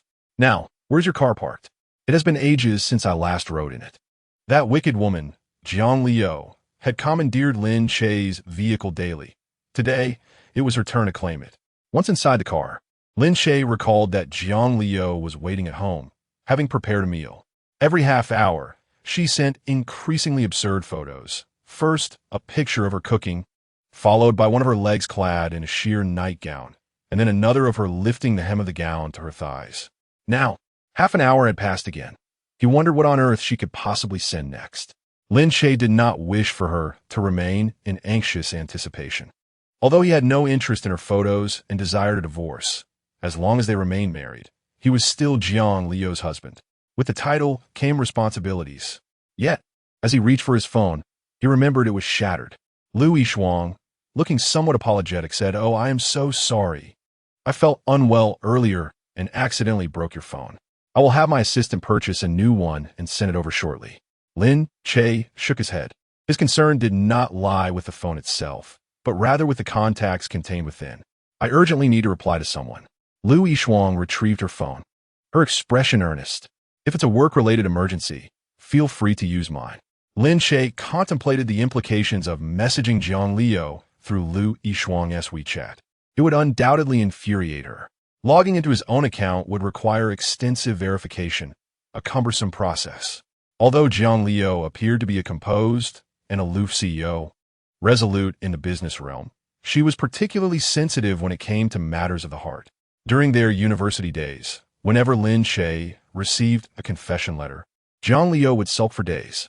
Ultimately, he had to surrender each letter he received directly to her. Especially regarding Lu Yishuang, their rivalry had persisted since their university days. If Jiang Liu were to discover that he was escorting Lu Yishuang home, he could only imagine her reaction. Despite his desire for a divorce, he did not wish for it to be perceived as his fault, nor did he want her to think of him as an unfaithful husband. Lin Che's intentions were pure. Even though Jiang Liu had been indifferent to him in the past, he resolved to uphold his responsibilities. Once he had fulfilled his role as a man and husband, if she remained unrepentant, then it would indeed be time to part ways. He was not a fool to demean himself in an attempt to appease a billion-dollar heiress, nor was he interested in her wealth. If she could not treat him well or appreciate him, why should he remain by her side? It would be far simpler for them to part ways amicably. "Perhaps I can find a phone along the way," Lin Che mused. Lu Yishuang bit her lip and asked, "The person you need to urgently contact, could it be Jiang Liu?" A sudden heaviness enveloped her heart. She had heard whispers about Lin Che and Jiang Liu's impending divorce. It seemed they hardly cohabitated anymore. Their marriage teetered on the brink of collapse. Did Lin Che still require urgent communication? She had thought they had reached a point where they seldom contacted one another. Lu Yishuang's face fell, as if she were a jester pursuing a fleeting romance. The moment there was a crack in their relationship, she dashed to seize the opportunity. If Lin Che and Jiang Liu's bond remained strong, what would her position be? A mere interloper? Lu Yishuang allowed herself to entertain underhanded methods to win Lin Che, but only on the condition that he must divorce first. She could not abide being compared to the malicious mistresses depicted on television who intrude upon others' relationships. Lin Che remained silent, his expression serious as he guided her to his car. The distance in the passenger seat was just right, as Lu Yishuang and Jiang Liu were of similar stature. Unable to suppress her curiosity, she inquired, "Do you adjust the passenger seat to her preferred position every day?" As Lin Che started the engine, he glanced in the rearview mirror and replied, "Not at all. It has been quite some time since anyone else has occupied my car. Only she has." Such a statement provided Lu Yishuang with a degree of solace. At least it confirmed that Lin Che had not intentionally adjusted the seat for Jiang Liu's comfort. Rather, it had simply retained the dimensions from her last use. Chapter 58. Gathering her hair up, driving first to the bustling city center, they were fortunate that the phone retail store had not yet closed. Lin Che casually selected a phone priced around $7,000 or $8,000. He rarely played games on his phone, so he had no particular requirements for performance. He simply had grown accustomed to purchasing devices in that price range. Neither too good nor too bad, just mediocre. After all, he had once been on the brink of entrepreneurial success. Now, it felt as though he had truly returned to the days just after graduating from university, filled with both confusion and passion. Yet, he was no longer as youthful as he once was, with his mother residing in a nursing home. Eagerly awaiting the day he would provide her with grandchildren, he wondered how much time he truly had left. Beside her, Lu Yishuang observed Lin Che's melancholic expression while purchasing a mobile phone. Unable to resist, she teased, "Boss Lin, why do you gaze at your phone with such profound affection, yet fail to direct such earnest eyes towards me?" Lin Che replied without a moment's thought, because you're not a phone. A phone requires testing to determine the right fit for me, while you do not need any such evaluation. Lu Yishuang's cheeks flushed slightly as she feigned shyness, saying, well, you could always test me. I wouldn't mind. Perhaps we are a perfect match. Lin Che playfully tapped her on the head. Ouch. Lu Yishuang pouted in protest. Lin Che shot her a glance and retorted, what are you thinking? Your mind is filled with nonsense. I mean, you are simply you, whether I like you or not. You are here to stay, and there's no escaping that. So, what is the point of testing? Unlike a phone, which I can discard if it doesn't suit me, you are irreplaceable. Since their university days, Lu Yishuang had accompanied him on nightly runs, supported him during student council duties, and helped him revise materials for teachers. They attended classes together and organized outings, like a piece of sticky candy that he simply couldn't shake off. Lu Yishuang, undeterred, inquired, do you look at Jiang Liu with the same depth of feeling? Lin Che, wishing to avoid further entanglement in this line of questioning, offered a rather distasteful response. Even when I finish in the restroom, I look at the toilet with that same expression. Does that suffice? Lu Yishuang instinctively recoiled, her face contorted in disgust. You, goes. I never expected the aloof school heartthrob to harbor such peculiar habits. Lin Che chose not to engage further and proceeded to finalize his phone purchase. Subsequently selecting some light snacks, Lu Yishuang, beaming with joy, asked, are you coming over my place for dinner, Boss Lin? Lin Che swiftly silenced her, saying no. These are for you. I'd rather not have you pestering me to cook for you once we arrive at your home. My heart is too soft to watch you go hungry. Lin Che had meticulously planned, effectively cutting off any potential entanglements. Lu Yishuang crossed her arms, pouting. I don't like that. I want to eat your cooking. Lin Che explained, whether you choose to eat is your concern. Even if you starve. I've already bought you food, so I bear no guilt. He knew that if he didn't buy the food, once he dropped Lu Yishuang off, she would surely find a way to coerce him into cooking for her. Lin Che was eager to return home, and this would undoubtedly place him in a predicament. If he simply abandoned her, his soft heart would be plagued with guilt. Thus, he opted for a preemptive purchase of light, universally palatable meals. Lu Yishuang realized that when she was with Lin Che, her intellect seemed to falter. It was worth noting that she was a top student from a prestigious university and had spent 4 years honing her skills at a leading business school abroad, exhibiting a keen sensitivity to finance. Yet, whenever she was with Lin Che, her emotional acuity diminished significantly. As they continued down the road, Lin Che noticed a red Ferrari in the rearview mirror. He remarked, look at that Ferrari behind us. Isn't it the same one from the parking lot? With your family's wealth, you should have your father hire you a bodyguard. Lu Yishuang glanced back. Why is that Wang Tianyang following so closely? Oh, really? I'll think about it. Meanwhile, in the Ferrari, Wang Tianyang felt a twinge of fear, concerned that the man might be abducting the young lady. Perhaps she had urged him to leave discreetly out of fear. No, that couldn't be right. Wang Tianyang's thoughts raced chaotically, compelling him to follow the car to ascertain their destination. If the situation turned dire, he would first report to his superior, Lu Laodai, before contacting the authorities. Wang Tianyang understood the stipulations of his contract, which included ensuring the safety of the young lady, earning a handsome salary each month. He was aware that failing in his duty could lead to legal repercussions. Moreover, he truly wished to fulfill his role as a bodyguard. Just then, his phone buzzed with a message. A quick glance revealed it was from the young lady, instructing him not to follow. Huh? Was she being threatened? Was her phone commandeered by that man? Wang Tianyang's imagination spiraled as he envisioned a heroic moment where he could save the young lady, perhaps earning her affection in the process. After all, many novels depict such tales of a wealthy heiress and her devoted bodyguard. He followed for a few hundred meters before receiving another message from the young lady, containing just one word and an exclamation mark. Go. All right, that was undoubtedly her true intention. Wang Tianyang decisively turned at the nearest intersection. If the young lady were indeed in danger, or if that man had taken her phone, she would not have sent such a brazen message. Once the vehicle came to a halt, Wang Tianyang felt a pang of regret wash over him, realizing he had lost a prime opportunity to be the hero. Oh, My dream of marrying into wealth. Especially considering that man would likely spend the night with the young lady. His heart shattered at the thought. Lin Che escorted Lu Yishuang to the entrance of her apartment building.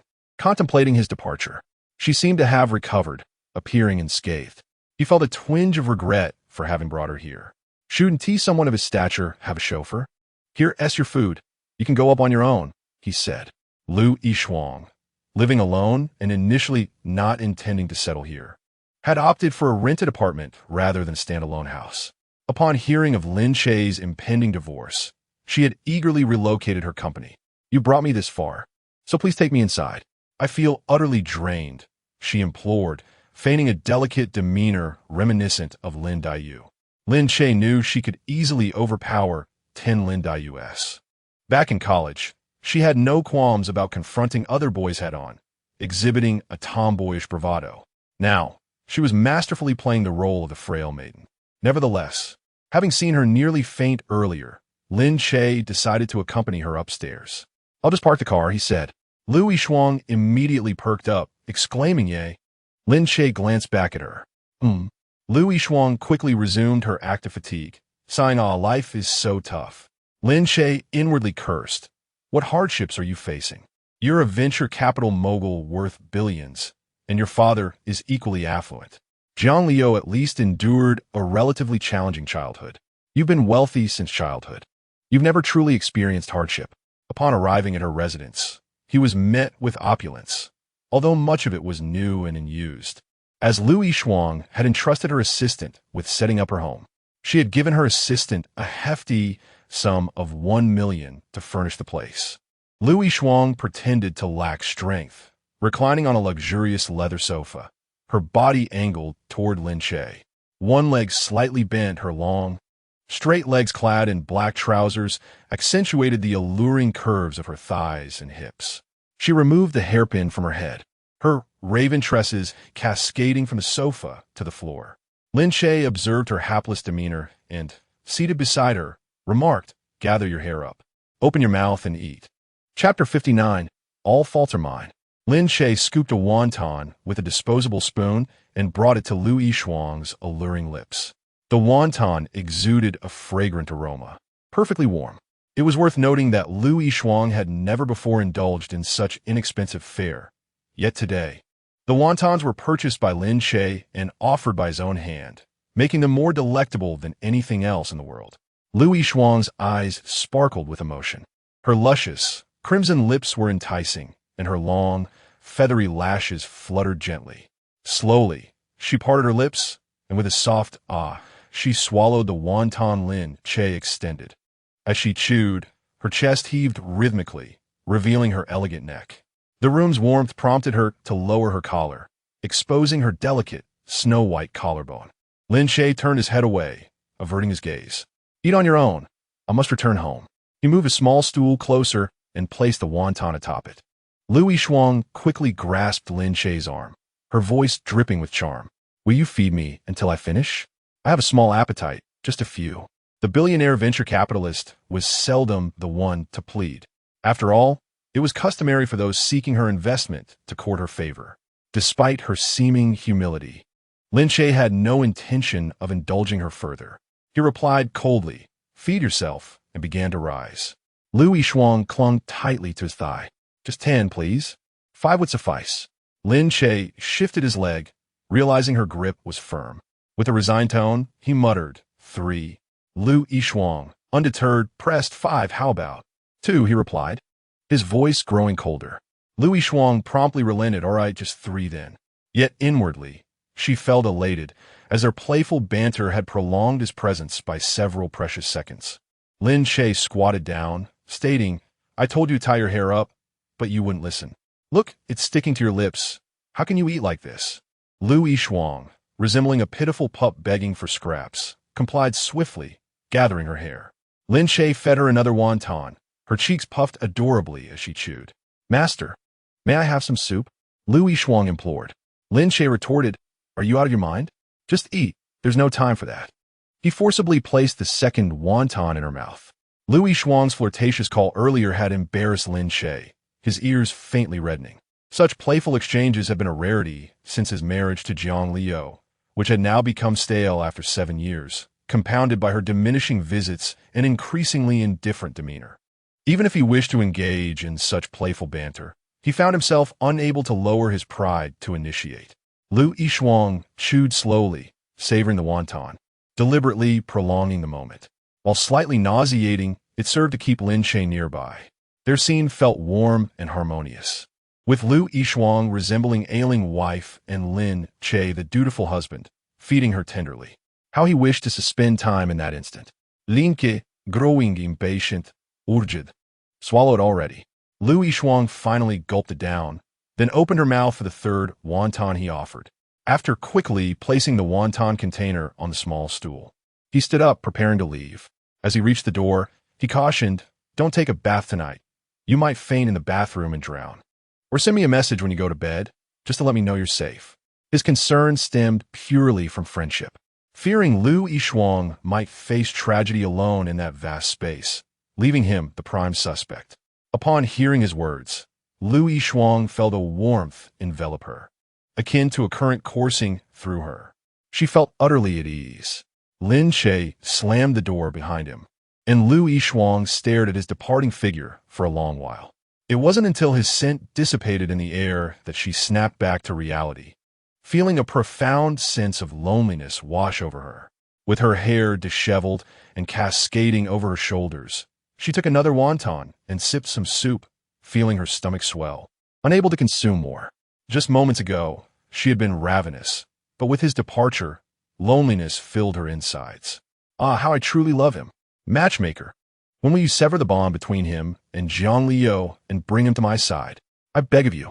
Lin Che returned to his car, extracting the SIM card from his broken phone and inserting it into a new device.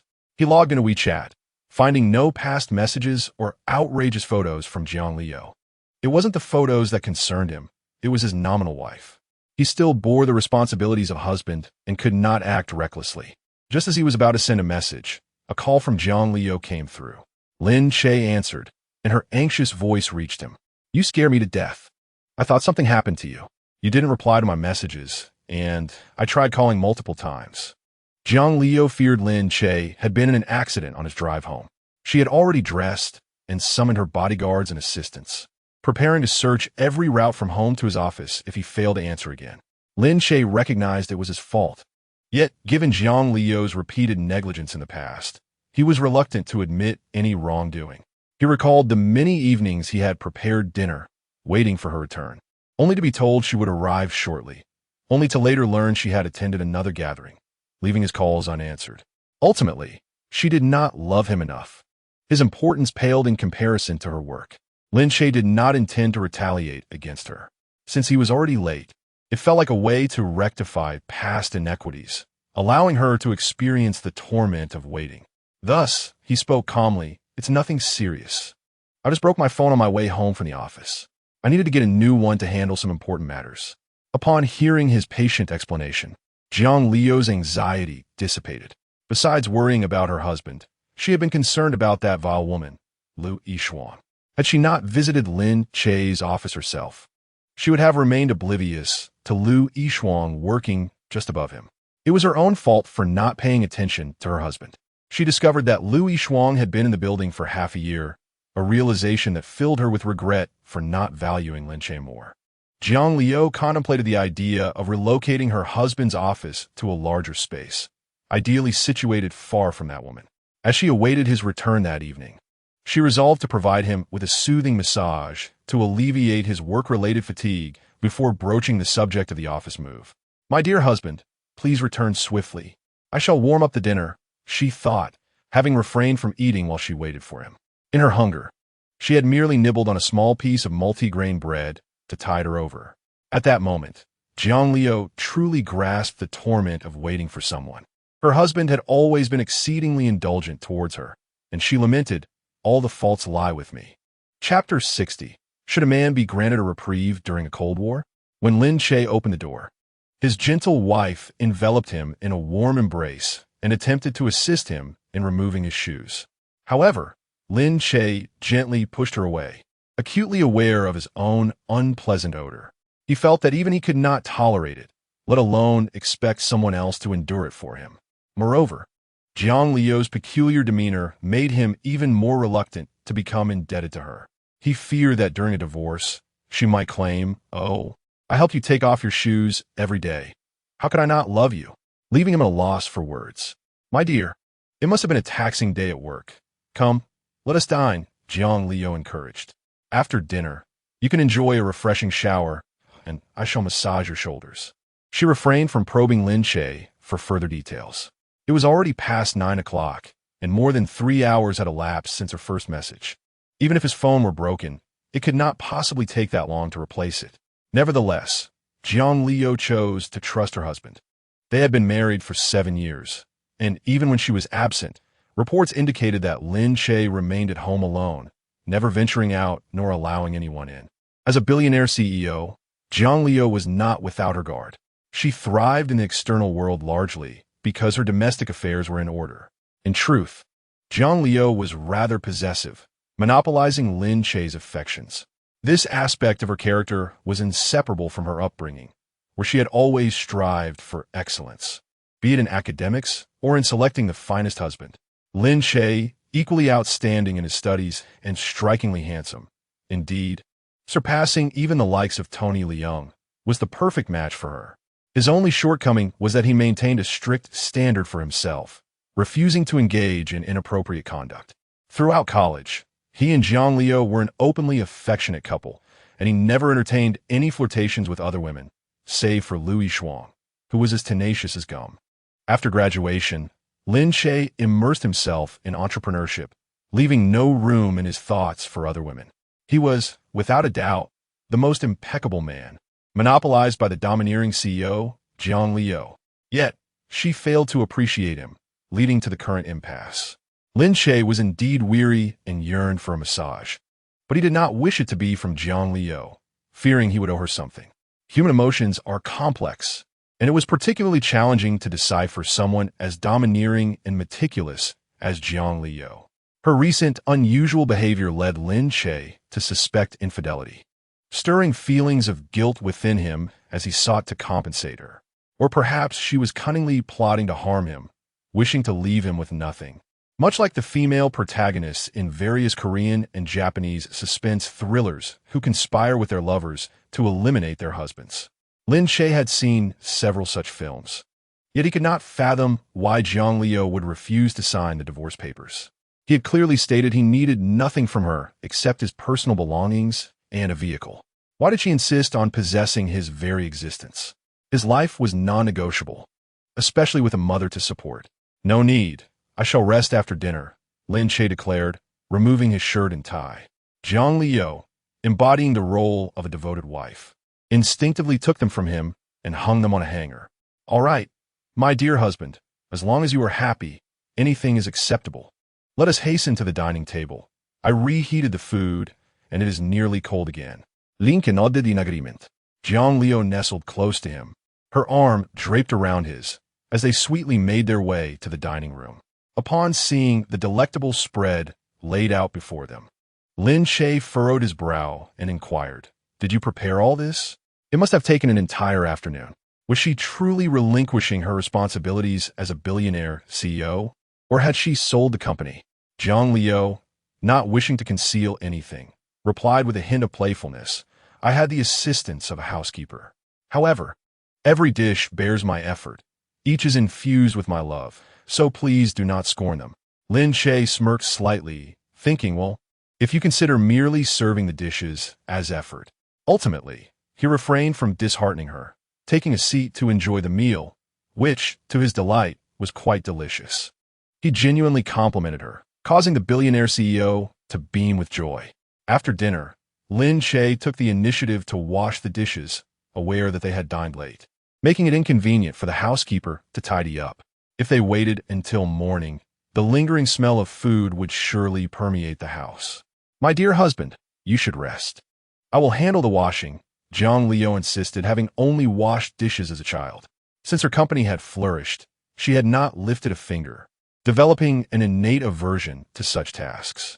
However, her love for Lin Che outweighed this aversion.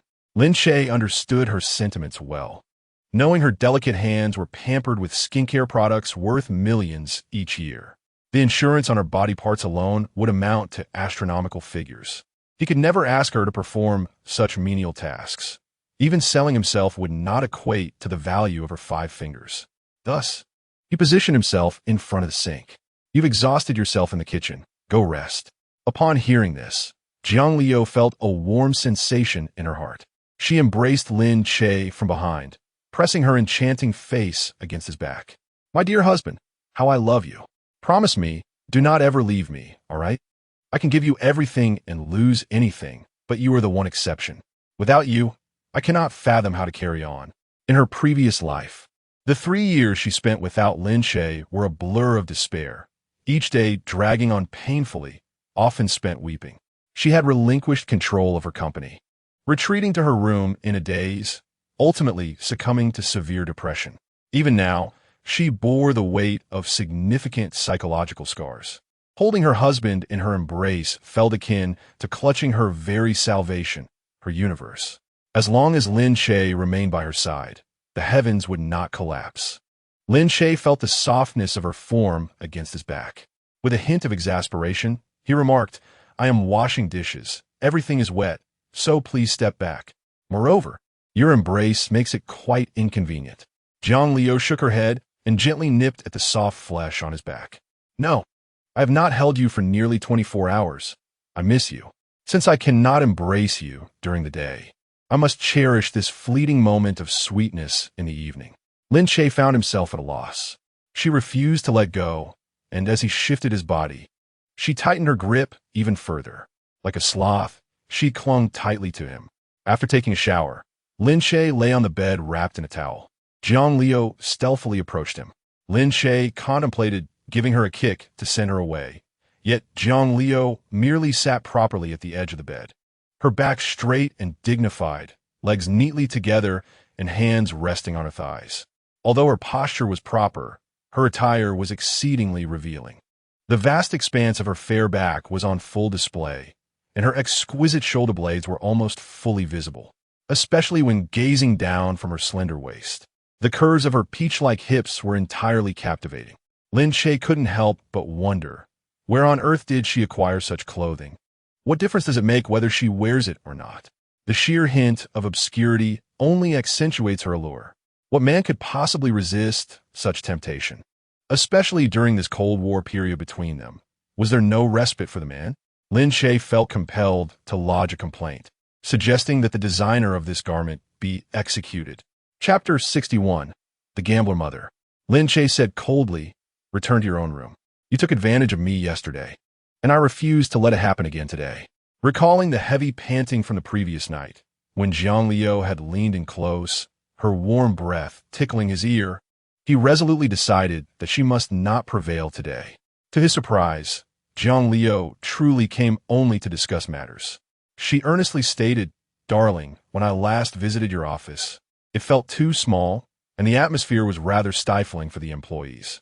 I would like to finance a larger office for you. Jiang Liu wished for her husband to distance himself from that flirtatious woman. Although she trusted her husband would not betray her, Lu Yishuang was cunning and increasingly beautiful, and she feared her husband might fall into her trap. Lin Che frowned as he scrutinized her. He had been in his current studio for nearly 2 years, and she had never shown interest in it before. The only time she had brought him lunch, her suspicions had begun. 14 years of affection seemed to her like child's play. Despite Lu Yishuang's attempts to seduce him, Lin Che remained unmoved. Now, hearing Jiang Liu's sardonic tone and her suggestion to change offices, he felt utterly disheartened. He pulled the blanket over himself, indicating he was ready to dismiss her. I think it's fine. There's no need to move. He then turned away, pulling the blanket over his shoulders. Please turn off the light. I wish to sleep. Exhausted from the day, he had no desire to explain further to Jiang Liu. After 7 years of marriage, he had always adhered to propriety, never engaging in flirtations with others. Yet now, he found himself doubting his own worth. Lin Che felt a profound sense of disappointment in her. Jiang Liu realized she had misspoken and leaned over him, her delicate hands kneading his tense shoulders. Darling, please don't misunderstand. I'm not doubting you.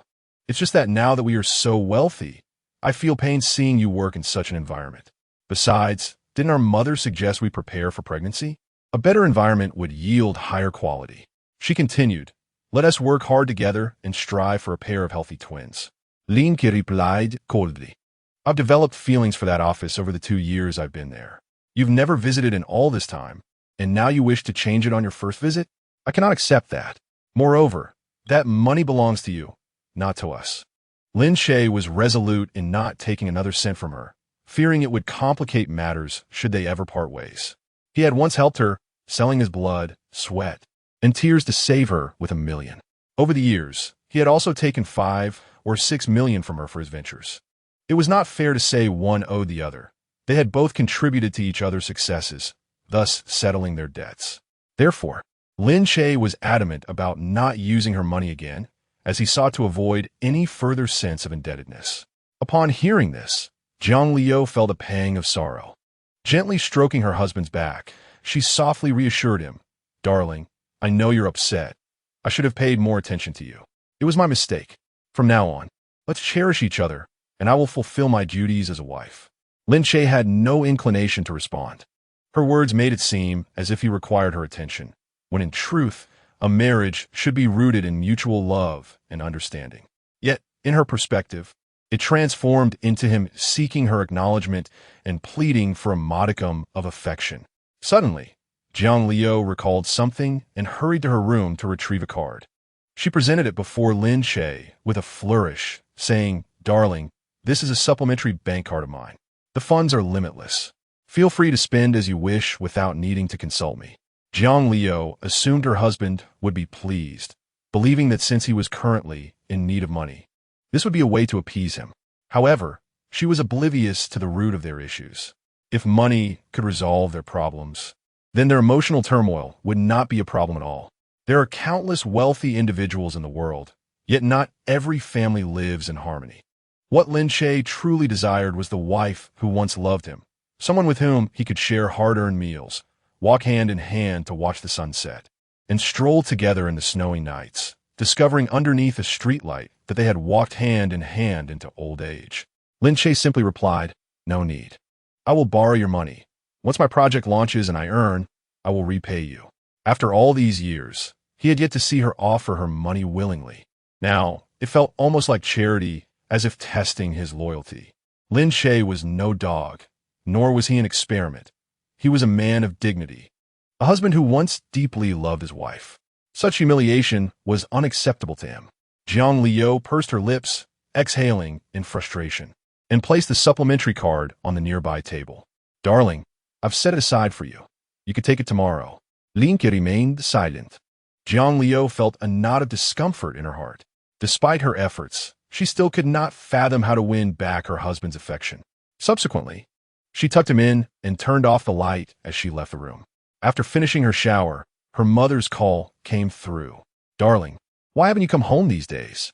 Chao Tzuhong had painstakingly raised Jiang Liu, and now that her daughter had achieved such success, she flaunted it as a badge of honor. Every day, she would go out to play mahjong, frequently changing venues, bragging about her daughter's wealth and prowess. Each day, she lost tens of thousands. Jiang Liu's father, Jiang Jingde, did not spend much. He would sit by the river with his fishing rod, often returning home late at night. Mom, what is it? Are you short on money again? Jiang Liu asked, somewhat impatiently. Her mother, engrossed in mahjong, lost more than she won and continuously boasted to her old companions, gifting designer bags without a second thought, oblivious to the concept of frugality. She spent money more extravagantly than the younger generation. Primarily, money does not simply fall from the sky. Although the billionaire female CEO may amass wealth rapidly, it does not justify squandering it. Thus, Jiang Liu maintains a mental ledger, allocating 1 million yuan monthly to her parents, refusing to exceed that amount. Upon hearing her daughter's impatient tone, Chao Tzuehong promptly admonished, My dear daughter, what tone is this towards me? I am your closest kin. What does money matter when we are family? I simply noticed you haven't returned home for a meal in nearly half a month. You used to visit at least once a week. What has changed? In truth, Chao Tzuehong's concern was rooted in financial matters, with her daughter absent. It was challenging to solicit money over the phone. Jiang Liu casually replied, "Mom, Lin Che and I have our own household now. I dine with him daily." This incited Chao Sui-hong's alarm. "Daughter, I noticed you were rather indifferent towards him before. Why the sudden change of heart for that good-for-nothing?" Every time Jiang Liu heard her mother refer to Lin Che as useless, it pained her deeply. He was the man she had loved for 14 years. The one who had rescued her from peril, even at the cost of his own career. In the early days of their marriage, the relationship between the two families was relatively equitable. Chao Sui-hong held Lin Che in high regard, appreciating the fact that both he and her daughter were highly educated and possessed gentle demeanors, ideal characteristics for a son-in-law. However, after Jiang Liu's success, Lin Che's repeated failures caused him to appear increasingly worthless in her eyes, a burden for her daughter. "Mom, please refrain from such remarks. Lin Che is on the verge of entrepreneurial success," Jiang Liu insisted. Upon hearing this, Chao Sui-hong's voice rose several octaves. "He is still pursuing entrepreneurship? Ultimately, it is your money that will be squandered. It would be better for him to remain at home as a full-time husband, serving you well. With no capabilities of his own, he merely uses the pretense of entrepreneurship to waste your funds. Such a son-in-law is better off without." Chao Sui-hong's voice was loud, and after turning off the lights, Lin Che, ensconced in silence, overheard every word, his heart aching. Lin Che held no fondness for his mother-in-law, perceiving her as a shallow opportunist. When Jiang Liu found herself in dire straits, Chao Sui-hong had humbly pleaded with Lin Che to save her daughter. Of course, even without such entreaties, Lin Che would have rescued his wife. However, he was increasingly frustrated by how, since Jiang Liu's ascendance, his mother-in-law had become brazen, treating him with scant respect. Even if the past favors were cast aside, they were still family. Did she truly need to be so ascetic? Yet, Chao Sui-hong insisted on highlighting her daughter's accomplishments while belittling Lin Che at every turn. Consequently, Lin Che had not accompanied Jiang Liu to her family home for nearly 2 years. Conversely, Chao Sui-hong frequently visited under the pretense of seeing her daughter. Each time Lin Che encountered her, he would hastily excuse himself, citing business obligations. Out of sight, out of mind. Initially, Chao Sui-hong had only criticized Lin Che behind his back, but now she openly chastised him. Jiang Liu feared Lin Che would overhear, hastily covering her phone and retreating to her room, closing the door. "Mom, what are you saying? Lin Che and I are doing well. You must not speak ill of him." Jiang Liu felt helpless. After all, she could not silence her own mother. Chao Sui-hong continued her tirade. "My dear daughter, you are simply love-struck. What purpose does such a man serve? Tell me, have you two been intimate recently?" Jiang Liu feigned ignorance. "Which aspect are you referring to?" Chao Sui-hong lowered her voice slightly. "Have you shared a bed?" During her previous visits, she had noticed that the couple had been sleeping in separate rooms. Rather than offering counsel, Chao Sui-hong felt a surge of delight. This was a harbinger of divorce. If she could rid herself of the burden of a useless son-in-law and unite with a wealthy suitor, it would be nothing short of perfect. Jiang Liu found herself at a loss. Neither affirming nor denying would suffice. She directly stated, "Mom, why do you ask? That is a private matter." With a serious tone, Chao Sui-hong urged, "My dear, while you are still without children and at a young age, consider divorce. Seek a wealthy man who truly loves you. With your credentials, a net worth in the billions, and a figure to match, wealthy suitors are plentiful. I have resources aplenty. Numerous prominent families are eager to court you. The affluent families in the capital are quite transparent regarding resource acquisition. Once they learn that Jiang Liu's husband is but a worthless man, they will undoubtedly speculate that the marriage will not endure for long, and they are already vying for your attention. Mom, please refrain from speaking so carelessly. Lin Che and I are actually planning for a baby." Upon hearing this, Chao Sui-hong became so enraged that she began to throw objects. No, this is unacceptable. 7 years of marriage without a child, and now you speak of planning? Is that man pressuring you? If he is coercing you, I will find someone to make him disappear." Jiang Liu grew increasingly exasperated. "Mom, I'm tired today. If there is nothing else, I will hang up." Chao Sui-hong quickly intercepted her, steering the conversation back to business. "Daughter, Your brother is now starting a venture with his friends and needs some financial support. As a sister, could you assist him? Zhang Liu found this absurd. Mom, do you really believe in his entrepreneurial pursuits? He hasn't even completed college. What can he possibly achieve? Any money he receives will merely be squandered in bars, seeking women and gambling. Jiang Tan, her younger brother by 5 years, had become restless ever since Jiang Liu's career took off. He incessantly begged for money from his sister, inspired by tales of former billionaires who dropped out of college to start their ventures. In a fit of misguided ambition, he dropped out of school. Their parents, upon discovering this, disciplined him severely for several months. Ultimately, Jiang Liu, feeling pity for her brother, provided him with 5 million yuan to fulfill his entrepreneurial dreams. Naturally, he ended up losing it all and accumulating 200,000 yuan in debt, which Jiang Liu also covered. After that, she believed he had learned his lesson and offered him a position at her company, albeit a menial one, with a salary of 50,000 yuan purely as pocket money. Even so, he barely showed up to work, often shirking his responsibilities, and managed to clock in only 10 days a month. Eventually, after clashing with other employees and flaunting his paycheck, he stirred unrest among the staff, prompting Jiang Liu to dismiss him. With such temperament and character, entrepreneurship was nothing but a pipe dream. Initially, when Xiao Cuihong learned that her son had dropped out of college, she had not yet adopted a nouveau riche mentality. She had disciplined him soundly. However, she later realized that academic credentials mattered little. Her daughter had achieved her stature through her own endeavors. Thus, she began to support her son's entrepreneurial aspirations. Ultimately, Xiao Cuihong harbored a subtle preference for sons over daughters. She felt that once her daughter married, the money in her hands no longer felt like her own. Conversely, her son's wealth felt as if it belonged to the family. Despite Jiang Liu never having owed her parents anything, her brother Jiang Tian only ever approached Xiao Cuihong to demand funds. However, deep within Xiao Cuihong's heart, such thoughts lingered. Deeply ingrained beliefs are not easily altered by anyone. My dear daughter, he is your own brother. Can you not wish him some good fortune? You both emerged from my womb. If you can achieve entrepreneurial success, why cannot he? Jiang Liu fell silent.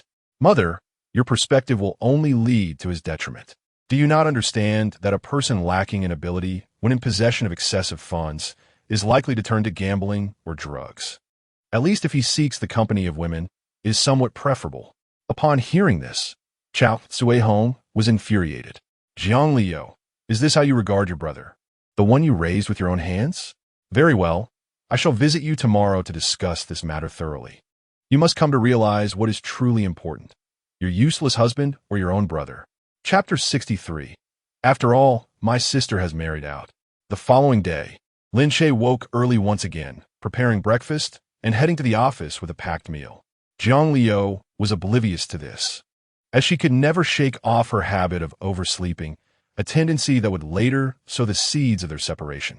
Upon finally rising, her first instinct was to check her husband's room, only to find he had already left, the bedding neatly folded in a corner. On the bedside table lay the spare card she had given him. Rather than putting it away, she placed it in the drawer. Then she spread his blanket out on the balcony to dry. Jiang Liu, reminiscent of her childhood, buried her head in the blanket, inhaling her husband's scent, which filled her with an overwhelming sense of security. In that moment, she felt akin to a voyeur. A male voyeur might steal a woman's intimate garments, but she reveled in the fragrance left behind by her husband. Jiang Liu chuckled bitterly, recognizing the psychological dependency that had developed from her fear of losing him. She pondered whether she should consult a psychologist. Turning, she made her way downstairs to enjoy the breakfast prepared by her husband, a nutritious spread of soy milk and sandwiches filled with her favorite tomatoes, cucumber slices, greens, and ham. Simple yet wholesome, Lin Che was indeed a person of uncomplicated purity. Breakfast rarely varied beyond 2 or 3 familiar dishes, yet she never grew weary of them. Were it a hired cook, Jiang Liu would insist upon a daily rotation of culinary creativity to satisfy her whims. However, when it was her husband who prepared the meal, she savored every bite with contentment. At that moment, the sound of a key turning in the lock signaled her mother's arrival. Without needing to think, Jiang Liu knew it was her mother. She remained seated, not even bothering to rise. A few seconds later, Chao Tsuehong entered, dressed extravagantly, adorned with gold, and rolling a string of prayer beads in her hand. Beside her was Jiang Tian, bedecked in ostentatious gold chains and trendy attire. Compared to these two, Jiang Liu found herself more fond of her father, Jiang Jingde.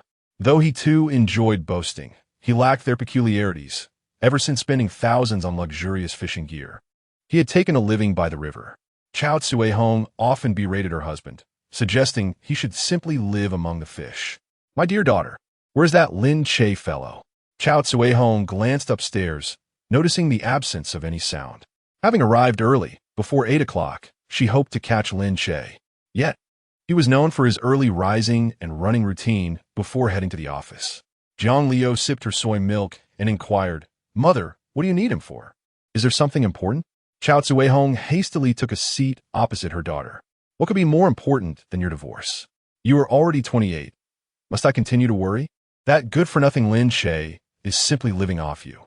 Hand him a sum of money and send him on his way. He is an annoyance." Jiang Liu replied impatiently, "Mother, you need not concern yourself with my matters with Lin Che." Enraged, Chao Tsuehong slammed her hand on the table.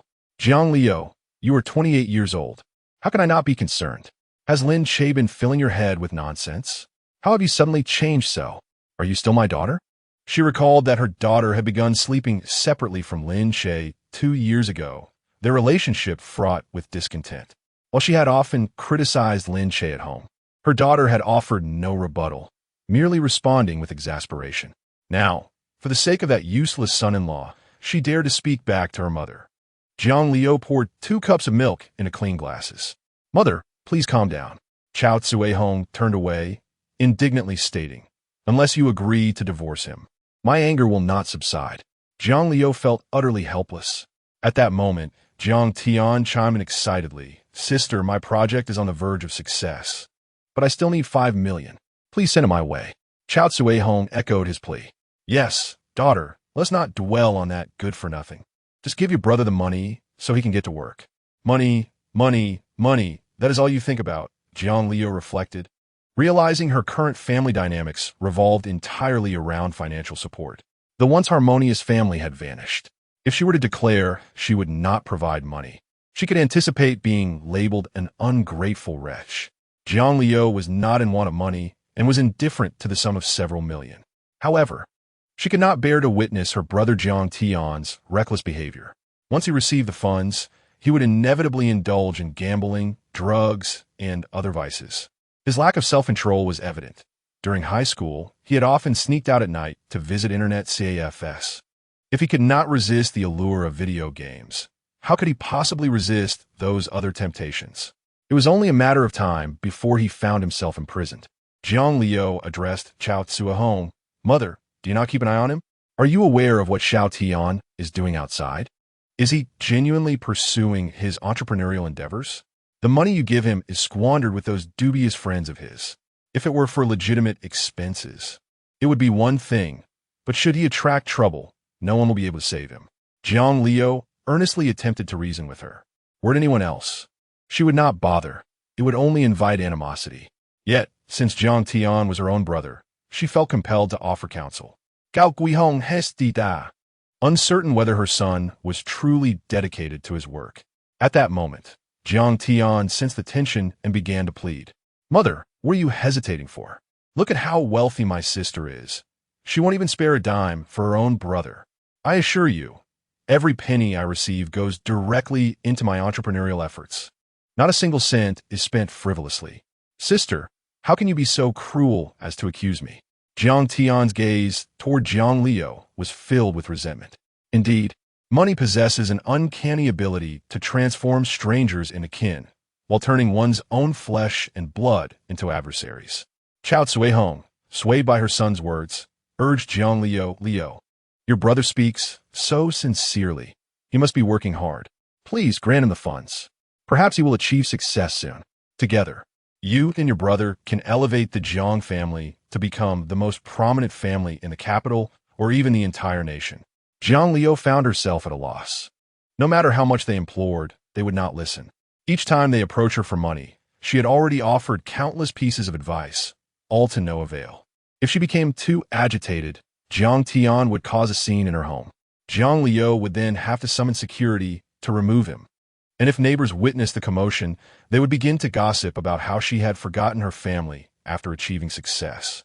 Given the pervasive nature of social media today, if a neighbor captured a video and shared it online, Jiang Liu would face severe public condemnation. In any case, she held no regard for the money. Why should she endure the peril of public scrutiny while facing animosity from her family? Thus, she retrieved her smartphone and dialed her assistant, Zhang Qianqian. Yes, the same account as last time. Transfer an additional 5 million. After terminating the call, Jiang Tian's eyes sparkled with excitement. He hastily embraced his sister, yearning to plant a fervent kiss upon her cheek. Yet Jiang Liu gently but firmly rebuffed him. "Sister, I love you. You are truly my dear sister," he declared. Jiang Liu shot him a sidelong glance. "If I don't give you money, does that make me any less your sister?" Jiang Tian, having already secured the funds, lavished her with compliments. "You are still my sister, just not as closely connected at the moment." Jiang Liu sighed. "All right, I must head to work. Mother, if you have nothing pressing, you should return home. If your husband comes back early and there's another quarrel, it could lead to a heap of trivial matters." "Oh, you needn't concern yourself with us. Go on with your affairs," she replied. Once Jiang Liu departed, Jiang Tian turned to Chao Tsui home. "Mother, did you see? My sister doesn't even want you at home. You'll have to rely on me from now on. After all, my sister has married out." Chapter 64, Gathering Strength for a Strike.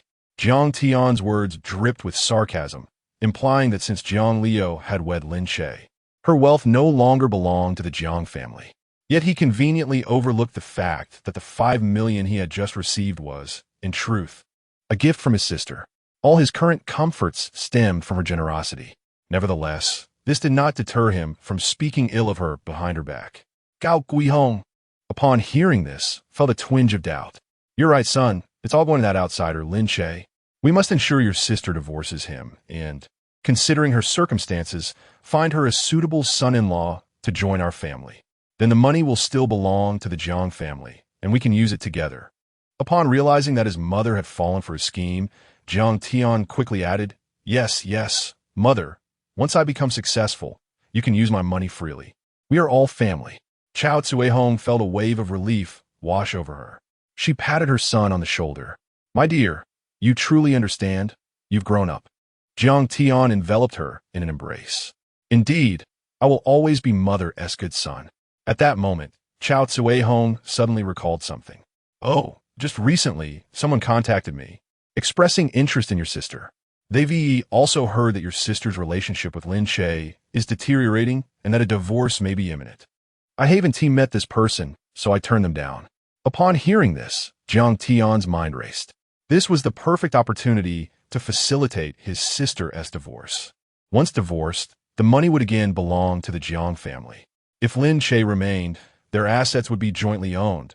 However, if a divorce occurred, his sister would not remarry immediately and would have to rely on their family. Thus, he exclaimed, "Mother, look at the situation. Lin Che treats my sister so poorly. You should be concerned for her."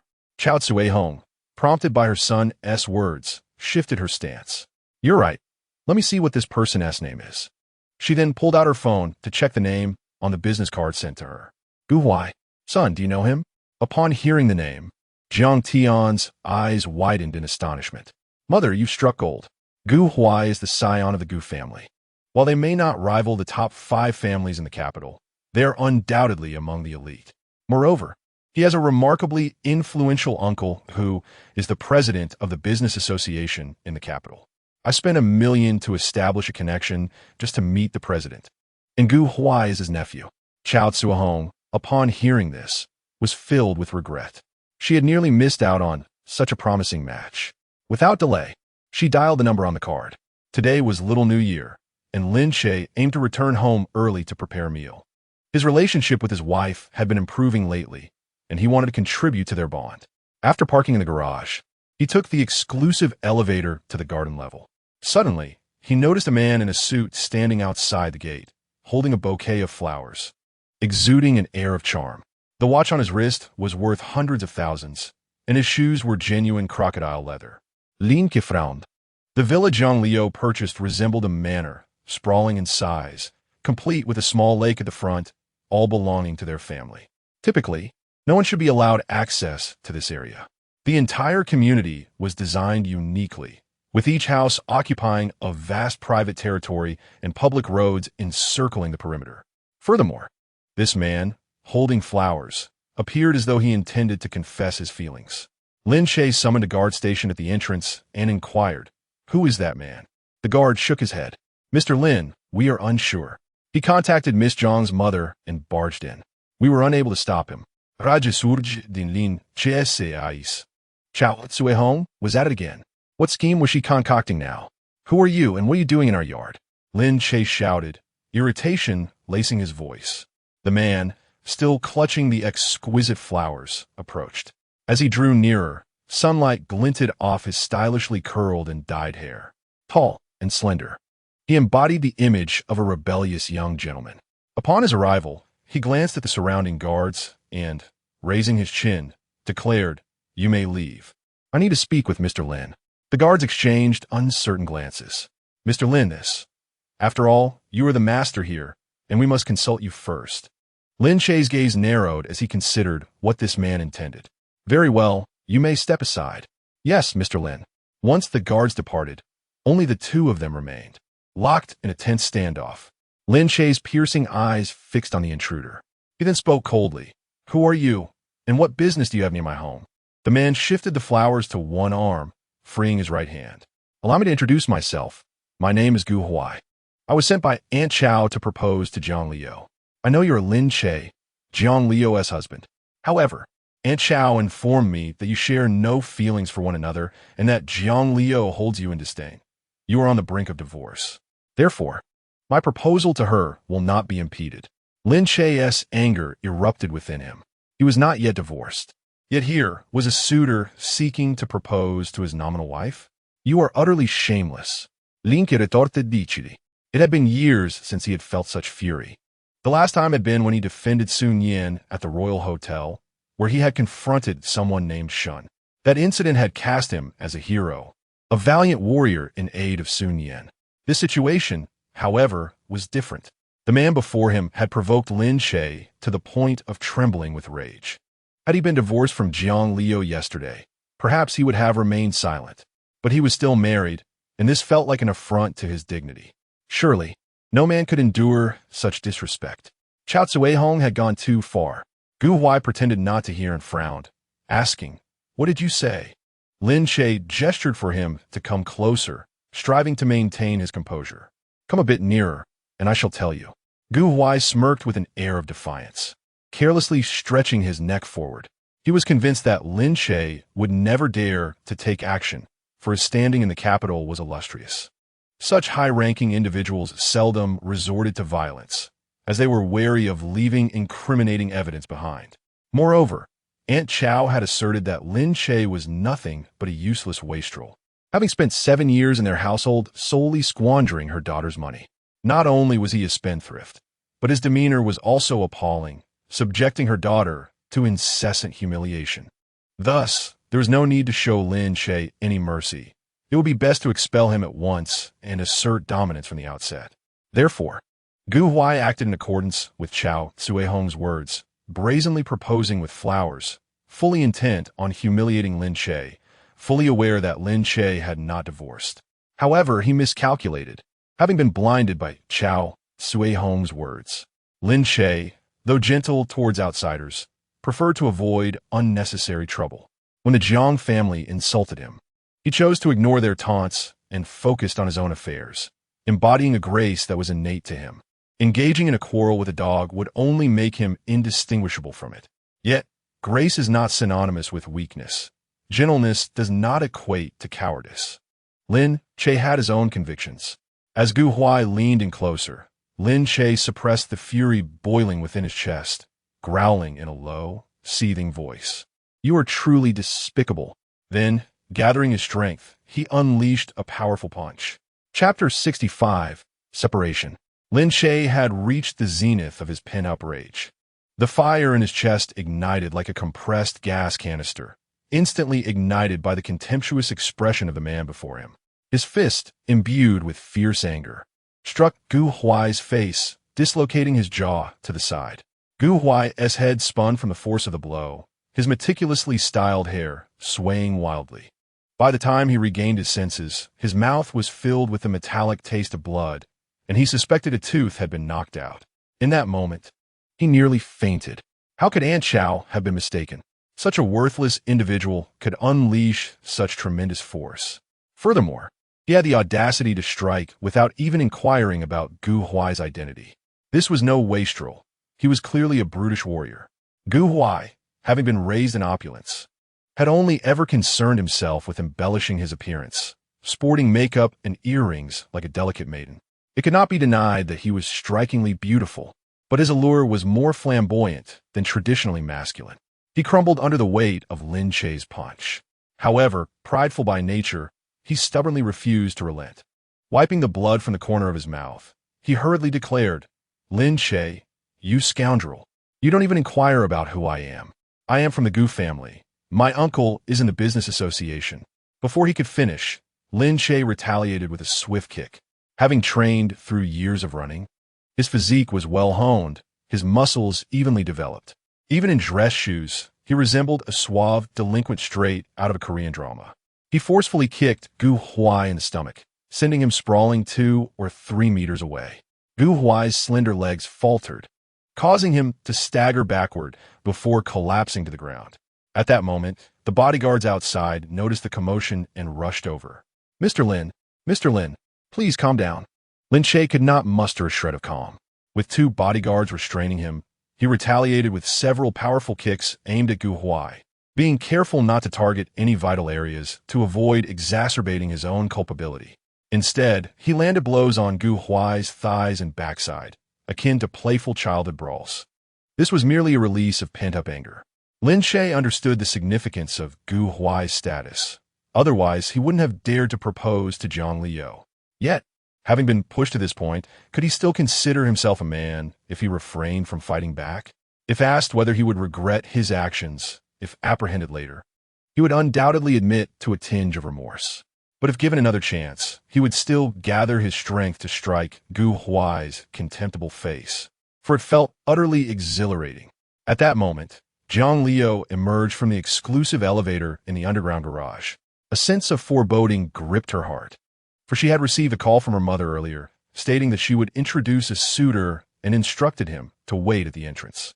Panic surged within Zhang Liu, fearing that her husband might return home early, see the suitor, and ignite another quarrel over their impending divorce. In her haste, she disregarded any argument with her mother and urgently instructed her assistant, Zhang Qianqian, to drive her back. She had to ensure that the suitor was gone before her husband returned. The moment the car halted in the garage, Zhang Liu unbuckled her seatbelt and dashed out. "Vergessen Heartbreak. Boss your bag," Zhang Qianqian called out, hastily parking the car and following her. However, upon rushing into the courtyard, she was met with the sight of chaos unfolding before her eyes. Her heart sank. She was too late.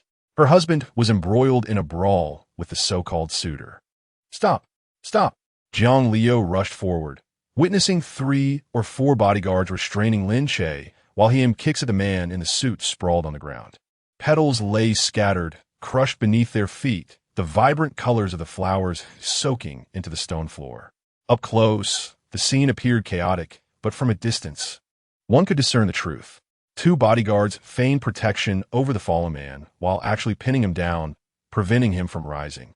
Meanwhile, another 2 restrained Lin Che's arms, not dragging him back, but rather maintaining a precise distance that allowed Lin Che to land his kicks on the man below. The blows were neither light nor heavy. It was evident that all the bodyguards were siding with Lin Che. Over the years, Lin Che, as the male head of the household, treated his servants and bodyguards exceptionally well. For Zhang Liu's sake, he had quit smoking, distributing any received cigarettes or tea, along with various gifts during holidays, to them. Lin Che regarded the bodyguards as friends, and thus they were genuinely supporting him. Gu Huai, lying on the ground, felt the harshness of reality as he was kicked several times. "Wait, you fools! Stop him!" he shouted. "If you won't stop him, at least don't block me." Let me get up. He attempted to push off the bodyguards restraining him, but they held him firmly down. Gu Huai's frustration reached a boiling point. You idiots, get off me, he bellowed. The two bodyguards exchanged glances before shoving him further towards Lin Che. Gu Huai exclaimed, What the hell? It looks like a one-on-one, but it's really 5 against 1, right? Mom, I want to go home. I don't want to play with him anymore. Gu Huai's heart was heavy with discontent. Hadn't it been promised that Lin Che was utterly useless? How could he fight so fiercely? Chao Tsui-hong had assured him time and again that if he proposed to Jiang Liu and successfully forced Lin Che out, she would ensure he and Jiang Liu would marry. As for why Chao Tsui-hong refrained from making an appearance and left Gu Huai to face matters alone, it was because she herself was uncertain and unwilling to bear the brunt of the confrontation. Chao Tsui-hong was quite astute. How could she possibly expose herself to hardship? She had no desire to endure public reproach, preferring instead to orchestrate events from the shadows. After all, her financial investments hinged upon her daughter. Thus, she sought a scapegoat enamored with her daughter to publicly humiliate Lin Che, ideally pushing him toward divorce, which would subsequently grant her daughter as future marriage into her control. Jiang Liu hurried over, and upon witnessing the true proprietor's return, the 4 bodyguards finally separated Lin Che from Gu Huai. At that moment, Gu Huai appeared disheveled. Having suffered a punch that drew blood, his previously immaculate trousers now marred with large footprints. Fortunately, the blows had not landed on vital areas, resulting in only minor injuries. Jiang Liu, in a state of urgency, inquired what transpired. Lin Che twisted his neck and flexed his wrists, pushing aside the bodyguards on either side, and simply replied, Ask him. He then made his way back to the villa, disinterested in providing an explanation. His resolve solidified, he began to gather his belongings, planning to move them back to the house he had initially purchased for his mother, vowing never to return. Hey! Husband Jiang Liu reached out to stop him, but was callously brushed aside. Chapter 66. A confession to Jiang Liu. Jiang Liu surveyed the chaos around her. The disarray and the nearly unrecognizable remnants of flowers strewn about. Observing Gu Huai in his untidy state, her countenance darkened as she questioned, What brings you here? She recognized Gu Huai, as his uncle was the president of the business association, with whom she shared a significant partnership. During a previous elite gala, Gu Huai had feigned a tall stature after breaking his leg, insisting on attending the event with his uncle. His intentions were to broaden his horizons and lay the groundwork for future business connections.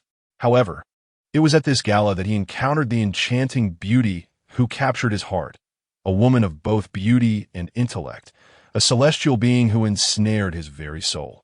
Jiang Liu, adorned in a flowing red gown, possessed skin as delicate as porcelain, seemingly radiating a soft halo under the lights. She was as pure and flawless as exquisite jade, exuding a natural glow. Her every gesture exuded an extraordinary charm and an inherent elegance. Amidst the clinking of glasses at the banquet, her gaze often conveyed an ethereal detachment, as if she existed outside the festivities, lending her an air of untouchable allure. This unique demeanor set her apart in the crowd, akin to a snow lotus blooming atop a frigid mountain, pure and noble, stunning Gu Huai profoundly throughout his 25 years of existence, imprinting upon him an untainted sanctuary. From that moment on, when Gu Huai gazed upon other women, even those as beautiful as the legendary Shi Shi or the numerous stars with millions of fans gracing the screens, they appeared to him as mere superficial distractions, incapable of stirring his interest. Gu Huai became consumed by thoughts of her, persistently seeking information until he uncovered every detail about Jiang Liu, only to find she was married. Rather than diminish his desire, this revelation only heightened his yearning as he reminisced about her captivating demeanor, which now seemed even more tantalizing. Gu Huai's infatuation bordered on obsession, and he finally found an opportunity when rumors circulated that the 28-year-old top female tycoon was on the verge of divorce. Thus, he boldly presented himself. Unsurprisingly, these rumors had been disseminated by Chao Tsui-hong. Gu Huai was resolute in his pursuit of Jiang Liu. Otherwise, he would forever bear the weight of unfulfilled longing. Unable to find peace even in death, leaving his descendants to adhere Zhang Liu's photograph to his gravestone. To avoid such a fate, he thought, what harm could come from enduring a beating? He would rather maintain a brave facade, even with a bruised visage. Thus, he knelt before her, declaring, Liu, I love you. I have come to propose. Smack! Zhang Liu's hand struck his face. Gu Huai was taken aback. What was wrong with this couple? Each seemed more brutal than the last. Had he encountered some ill fate today? His prior investigations had indicated that both Zhang Liu and Lin Che possessed cool and graceful dispositions, not prone to violence. Yet today, they showed no mercy towards him. With an icy glare, Zhang Liu threatened, Gu Huai, first and foremost, we are not acquainted. Secondly, that slap was retaliation for your sexual harassment. I have a husband, my beloved partner, and your public advances are not only an affront to me, but also to him. You deserve this. Go ahead and file your complaints. Fuming, Zhang Liu departed, leaving a bewildered crowd in her wake. Gu Huai, still in shock, had never experienced such humiliation. When Lin Che struck him, his chest brimmed with fury, and he yearned to retaliate with all his might. Had he possessed the strength, he would have pulverized Lin Che into oblivion. Yet, after being struck by Zhang Liu, he felt a burning sensation on his face, coupled with an acute awareness of shame. Yet, amidst these feelings, there was an unexpected thrill, reminiscent of the excitement many men feel when kneeling before a queen. Gu Huai, now enthralled by Zhang Liu's beauty and poise, found himself in a state of exhilaration, akin to the euphoria experienced in a lively nightclub, even surpassing that feeling. The allure of her perfect figure and celestial looks, combined with her frosty demeanor, rendered her utterly enchanting. Such an aura captivated him profoundly. Had a woman weighing 200 pounds struck him, he would have immediately called the authorities. But if it were Zhang Liu delivering the blow, he would willingly submit, eagerly awaiting her further indignities. He touched his face, caught between reminiscence and enjoyment. Yet the pain he felt was a reminder of the blows dealt by that worthless phoenix man, Lin Che. He resolved that Lin Che must pay dearly for his transgressions. Dusting himself off, he prepared to seek out his uncle for retribution. Gu Huai understood his fault in proposing to a married woman. Neither legal nor social ethics favored his position. In such circumstances, he had no choice but to draw upon his formidable connections. First, he resolved to visit a hospital for an injury assessment. Once Gu Huai departed, Zhang Qianqian, left in a state of confusion, found herself bewildered. This was the first time she had witnessed her boss resort to violence. Yet, upon reflecting on her boss's handsome appearance, it was no wonder he was so fervently intent on winning back his spouse. Zhang Liu hastily returned to the villa, hearing the sound of luggage being dragged upstairs. Lin Che was busy packing his belongings. He possessed very few belongings. He had contemplated moving for some time and had consolidated everything into one place. Now, it merely required packing into boxes. As Zhang Liu dashed upstairs, Lin Che had already dragged the boxes out. She disregarded everything and rushed up, colliding into her husband's embrace, her arms tightly encircling his strong waist.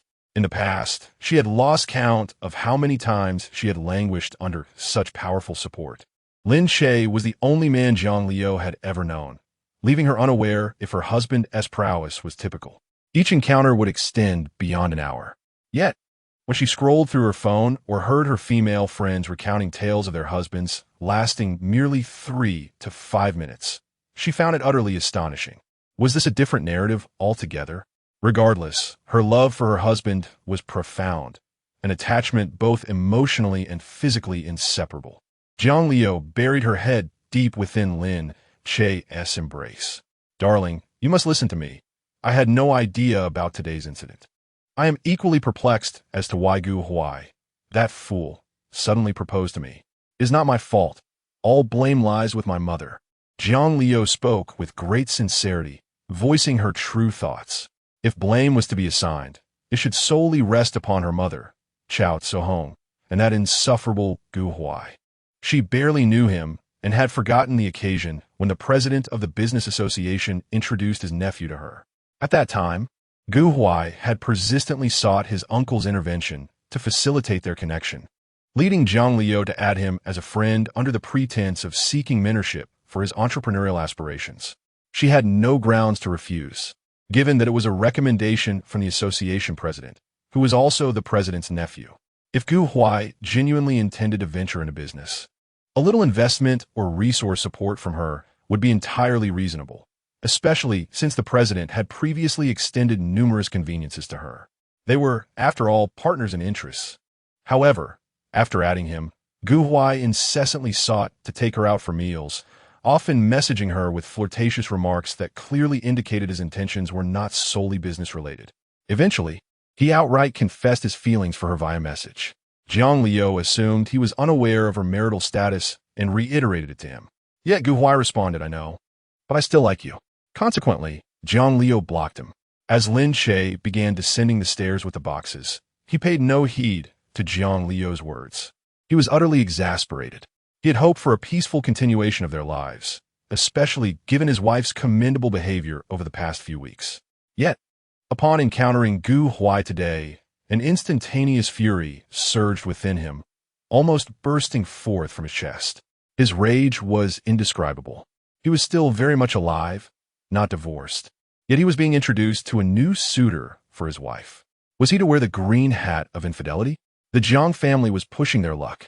5 years prior, his mother-in-law had nearly knelt before him, humbly pleading for him to save her daughter. That image of her abject submission was vividly etched in his memory. Just 5 short years had elapsed, and now she was bringing an outsider to tread upon him with such audacity. It was utterly disgraceful. Even if Jiang Liu was genuinely oblivious to the situation, the years of her emotional distance, compounded by his mother-in-law's humiliation, converged upon him in that moment. Jiang Liu felt an overwhelming fear and rushed to assist her husband with the boxes. "Darling, let me help you." She understood that her husband's anger had reached a boiling point, and no words of hers would alleviate it. She could only hope for a temporary separation to ease their relationship, planning to apologize later. Unbeknownst to her, Lin Che's heart had already turned to stone. He was not merely seeking a separation. He wanted a divorce. Lin Che pushed her away, his eyes filled with fury, even tinged with bloodshot hues. "I don't need your help. You've never shown such enthusiasm for me before. Why this sudden change? Like the past 2 years, let us live our separate lives. You don't worry about me, and I want to care for you. That would be splendid. Now all of a sudden, you're treating me well. Is it because you know someone has proposed to you, and now you feel guilty towards me?"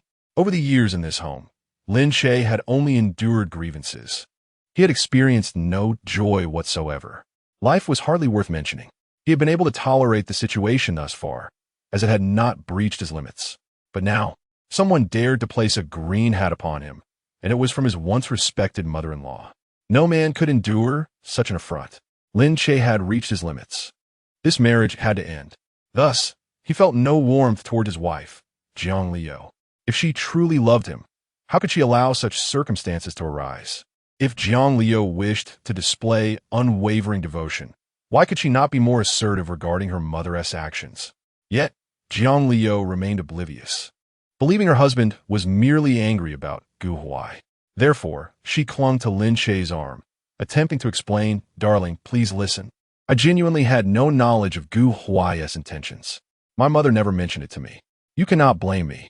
Can't you be a little more understanding and consider my perspective?"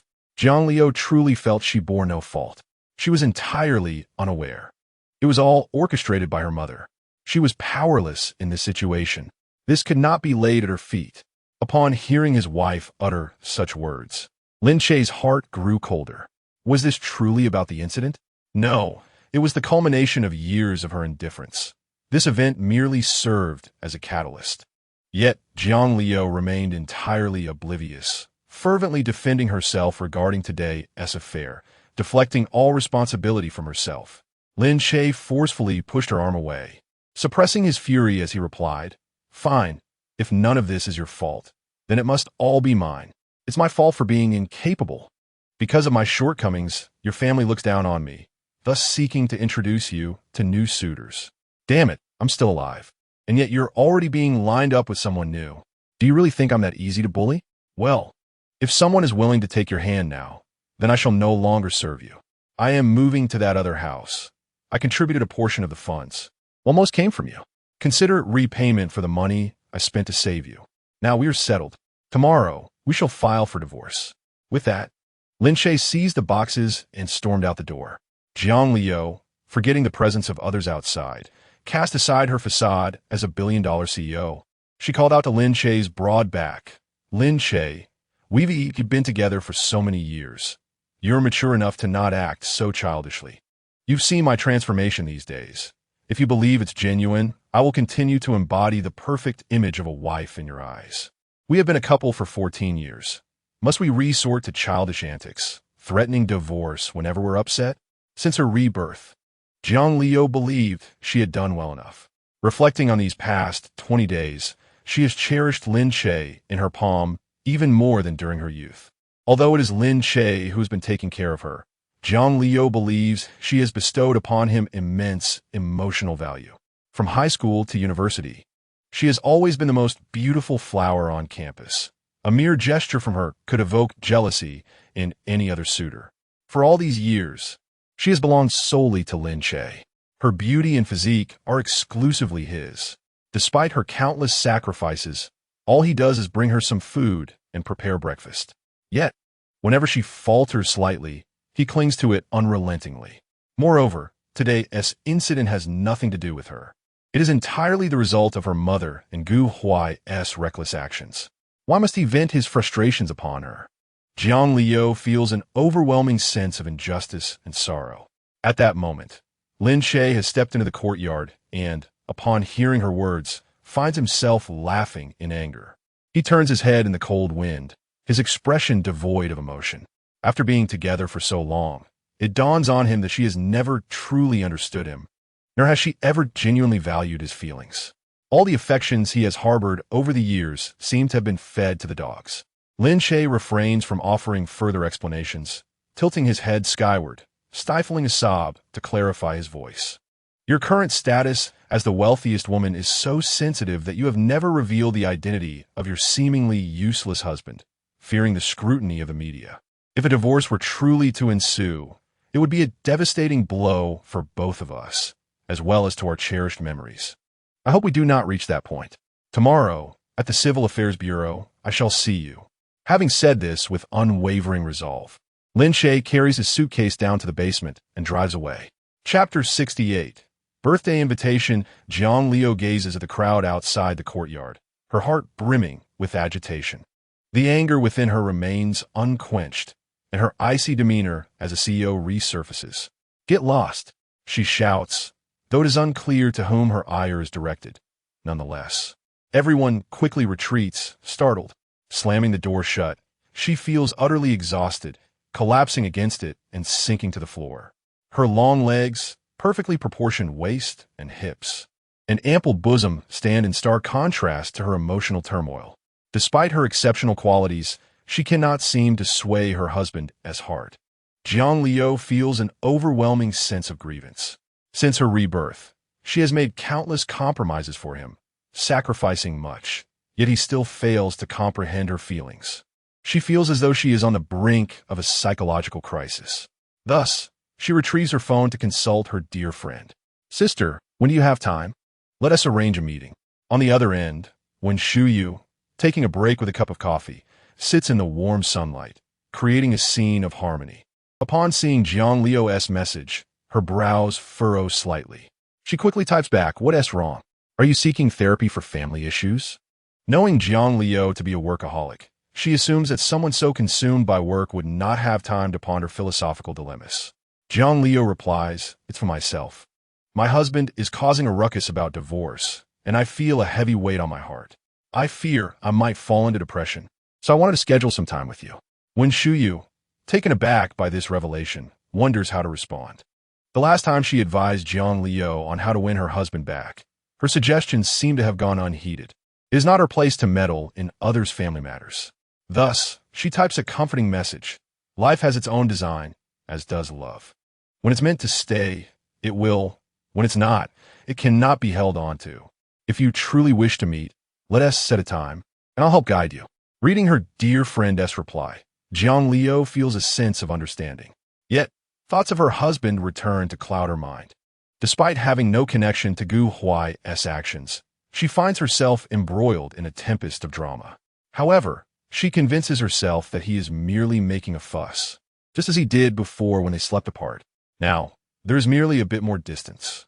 She can drive over whenever she pleases since she possesses the key to that house. A good night's sleep should bring him clarity, and once his temper subsides, all will be well. After all, men are prideful.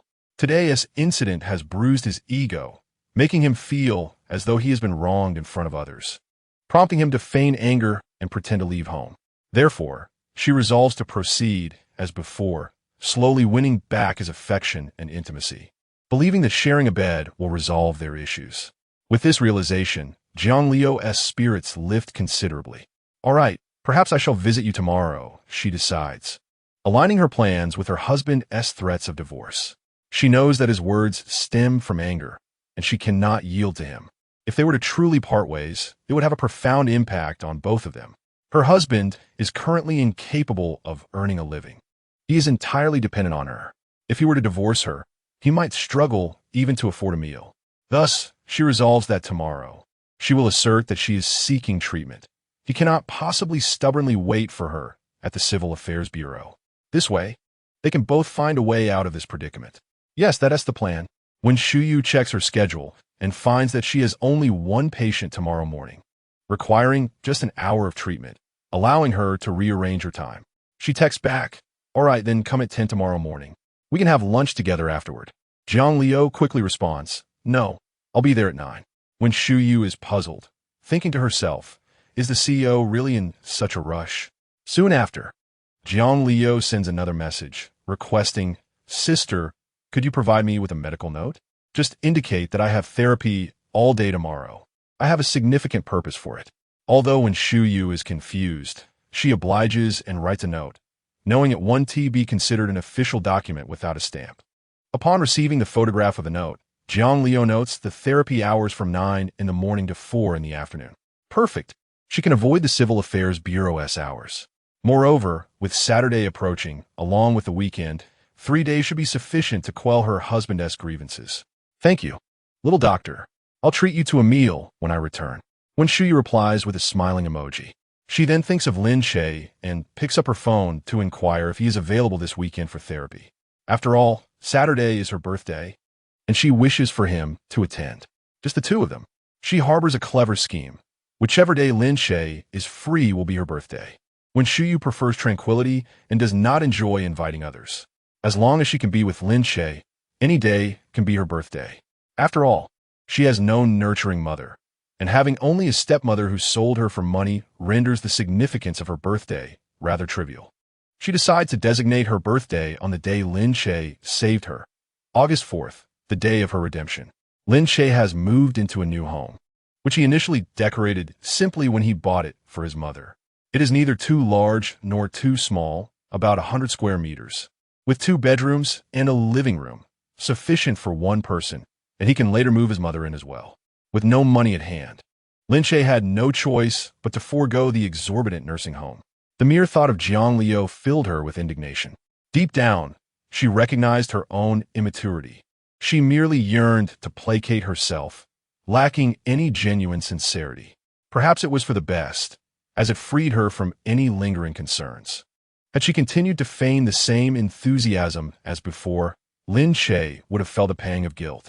Yet now, she felt that neither party owed the other anything upon their divorce, resulting in a complete absence of psychological burden. This further solidified Lin Che's resolve to end the marriage. She tidied up her home, cleaned the space, made the bed, and then placed her computer on the dining table to commence work. After a short while, a notification from WeChat caught her attention. A glance revealed it was from Jiang Liu, and she chose to ignore it. What mischief could she possibly be up to now? It was all just an act. Why should she fall in her trap? Out of sight, out of mind. Tomorrow, she would head to the Civil Affairs Bureau for the divorce. However, her phone lit up once more a moment later. Her professional instincts compelled her to check. It was a message from Dr. One, which softened her demeanor slightly as she picked up her phone. The inquiry was whether she was available on Saturday or Sunday. Lin Che pondered. With the divorce scheduled for tomorrow, she would undoubtedly feel quite distressed, and she wouldn't be working the following day. It was the perfect opportunity to seek treatment from Dr. Wen. Dr. Wen, I'm free on Saturday. Can you arrange it? The reply came promptly. What a coincidence. It's my birthday that day. Upon reading this message, Lin Che wondered what she meant. Did she have birthday plans that would prevent her from treating him? It didn't matter much to him. Dr. Wen had assisted him significantly, and he wished to avoid adding to her burdens. All right then. Happy birthday, Dr. Wen. The treatment on that day can be canceled. Consider my birthday gift to you. Take a day off. Dr. Wen, upon receiving this message, felt a sudden chill. Yet, she politely replied, haha. Lin Che had merely been joking. There was no way he would not get her a gift. He quickly added, I was just kidding. Dr. Wen, don't take it to heart. I will definitely get you a birthday present. Dr. Wen contemplated how to steer the conversation towards inviting him to accompany her without being too overt. I'm free during the day on Saturday. You should still come. Treatment is essential. Lin Che was eager for this arrangement and quickly responded, great. I'll be taking up your time the day after tomorrow. I can't let you have a full day off. Dr. Wen replied with a playful emoji covering her mouth. Lin Che was puzzled and returned an emoji in kind. To Dr. Wen, he seemed utterly naive in matters of romance. She truly wondered how his previous marriage had unfolded. However, the more innocent he appeared, the more blissful their own marriage would be. In the process of jointly crafting the canvas of their matrimonial life, his lack of understanding would grant her the freedom to paint it to her heart's content, steering their union towards happiness. When Lin Che logged out of WeChat, he cast one last glance at Jiang Liu's messages. He hesitated to click on them, but succumbed to curiosity and opened one. It was a handwritten medical record, and his heart sank. Surely, it couldn't be a terminal illness? That would be far too melodramatic. If he were to divorce a wife with a terminal condition, he would likely carry the psychological burden for a lifetime. He opened the message to find it was about psychological therapy, scheduled from 9 in the morning to 4 in the afternoon. Just as he frowned, another message from her arrived, as Jiang Liu had been waiting for his response. Seeing the notification prompted her to send more messages. For so long, her phone had been active in Lin Che's chat history. Hubby, I feel depressed. I can't go to the Civil Affairs Bureau to get divorced tomorrow. Lin Che's anger surged at this message. He could vividly recreate the pretentious expression Jiang Liu wore when delivering those words. He would no longer indulge her. He replied directly, regardless, I will be waiting for you tomorrow. If you don't come, I will file for divorce. It was time to grant a dignified conclusion to their 14-year relationship. He then switched off his phone. The sky outside was darkening, and Lin Che, devoid of any appetite for dinner, lay down on the freshly made bed and covered his head, falling into a deep slumber. Upon awakening, he felt dizzy, disoriented about the time, but his stomach burned with an unbearable sensation. He fumbled for his phone and turned it on to find a plethora of missed calls from Jiang Liu, which he could hardly muster the energy to return. He had completely lost faith in her. Casually, he ordered some takeout. After a while, the phone rang again. Seeing an unfamiliar number, he instinctively thought it might be the delivery person and answered. Jiang Liu's urgent voice burst through the line. Hello, hubby. You scare me. I thought something had happened to you. Lin Che frowned, noticing the background noise was quite loud, as if she were in a bar. He initially contemplated hanging up, but decided to ask, Where are you? It seemed she had found a quieter spot, though the music remained prominent. Hubby, ever since you mentioned wanting a divorce today, I've been feeling quite low and couldn't sleep. Just then, Zhai Xuyang returned. He has just gotten off a plane and is in good spirits, inviting me to drink. I thought I'd include you, so we could mend our relationship. But I couldn't reach you, so I'm using his phone to call. Lin Che Baozid, Dakinabak. Zhai Xuyang was their mutual classmate from university. Lin Che and Jiang Liu were in different departments, hence not in the same class. Zhai Xuyang was Jiang Liu's class monitor and had shown her considerable kindness. Rumors had once circulated that Jiang Liu had discarded her childhood sweetheart Lin Che for Zhai Xuyang, who had captured her heart. They had even faced conflicts over it. However, Zhai Xuyang had a knack for playing the part well, publicly declaring on a confession wall that his relationship with Jiang Liu was innocent. Yet, the post garnered overwhelming support. Comments such as, Brother Zhai, you must be worried about Zhang's reputation to say that. As a friend, I support you, and those with wealth ultimately find companionship, while the less fortunate merely bear witness. You've treated us all so generously. I have to support you," flooded in primarily from Zhai Shuyang's admirers.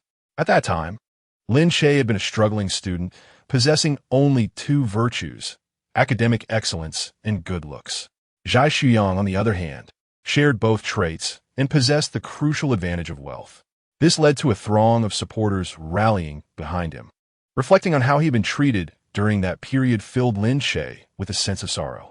Yet Jiang Liu remained oblivious, foolishly attempting to mend their relationship by involving someone who had once caused him pain. Was she truly that naive, or was it a deliberate move? Lin Che murmured, "We'll meet at the Civil Affairs Bureau tomorrow at 9. If we do not meet there, it will be in court." He then abruptly ended the call. Upon the mere thought of Zhai Shuyang, with his frame of rimless glasses and meticulously styled slicked-back hair, presenting himself as a harmless, erudite individual, Lin Che felt a surge of indignation. With this facade, he deceitfully masqueraded as a victim, claiming that he had no ties with Jiang Liu, and that his sole concern was for his classmates as their class monitor, urging Lin Che to be magnanimous. Ironically, this portrayal rendered Lin Che the petty one.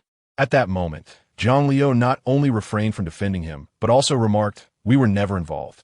Must you be so narrow-minded?"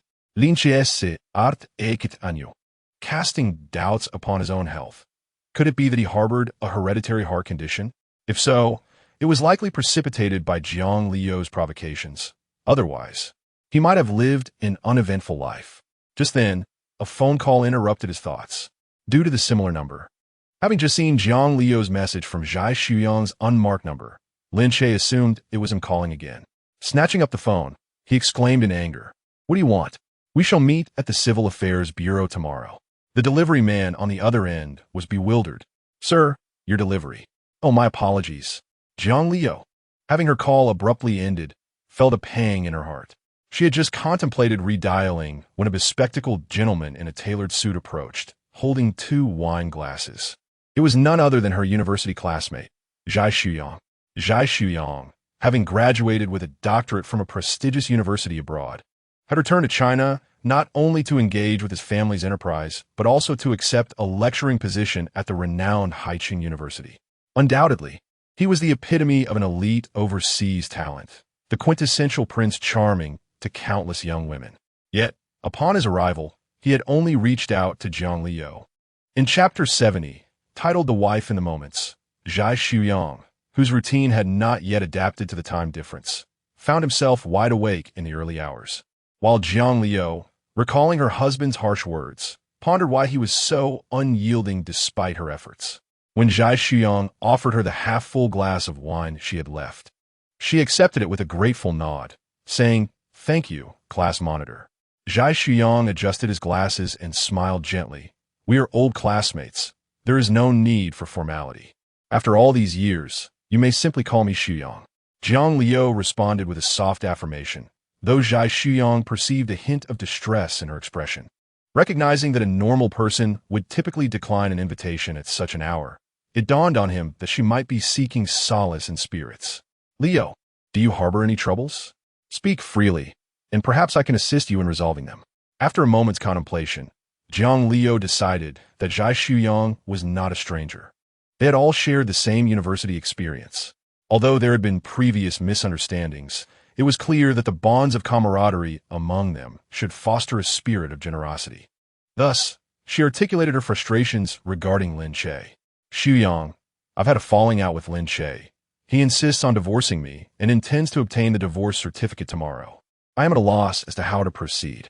A slight flush graced her cheeks as the alcohol began to take effect, her eyes shimmering with a captivating allure. Zhai Shuyang, smiling warmly, countered, "How could Lin Che wish to divorce you? You are truly exceptional. He must be out of his mind to consider such a thing." Jiang Liu found solace in his words, her grievances spilling forth. "I admit I was somewhat aloof with him previously, but I have since apologized.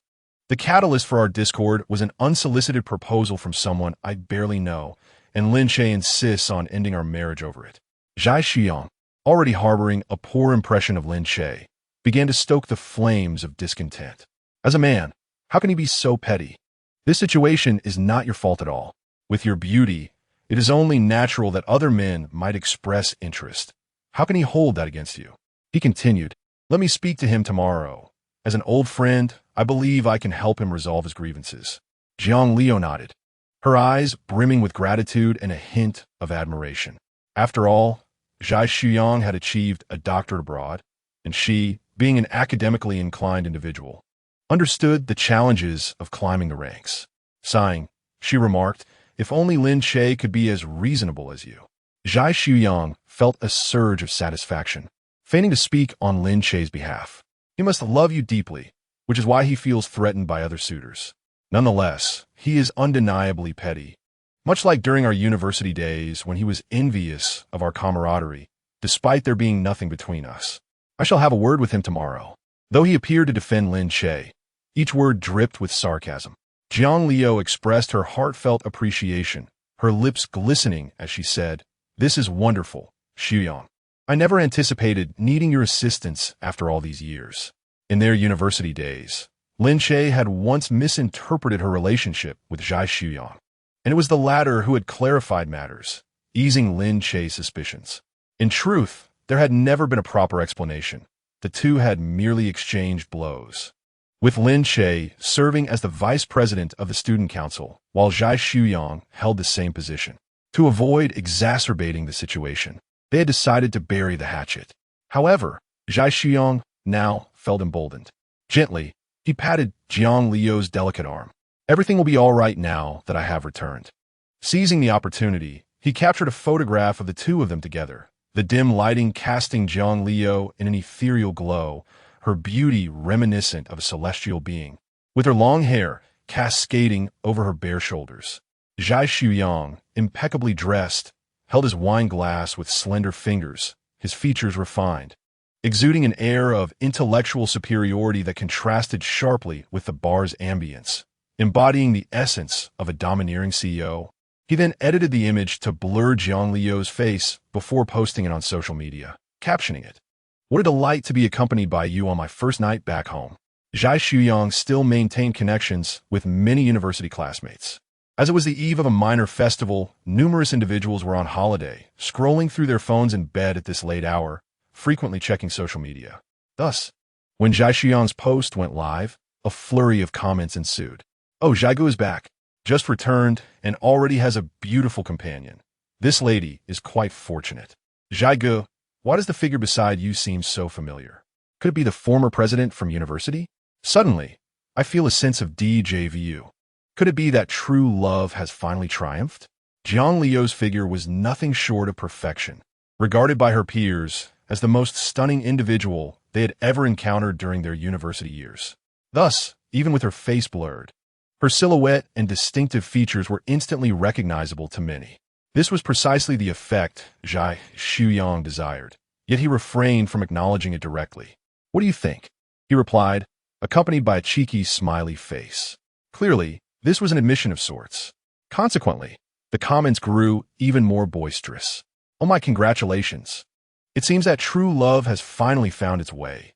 7 years of romantic pursuit culminate in a perfect union. By the way, what has become of that other person? Once upon a time, the bond share between our esteemed president and I was utterly affectionate, yet now it seems to have vanished without a trace. How should one articulate this?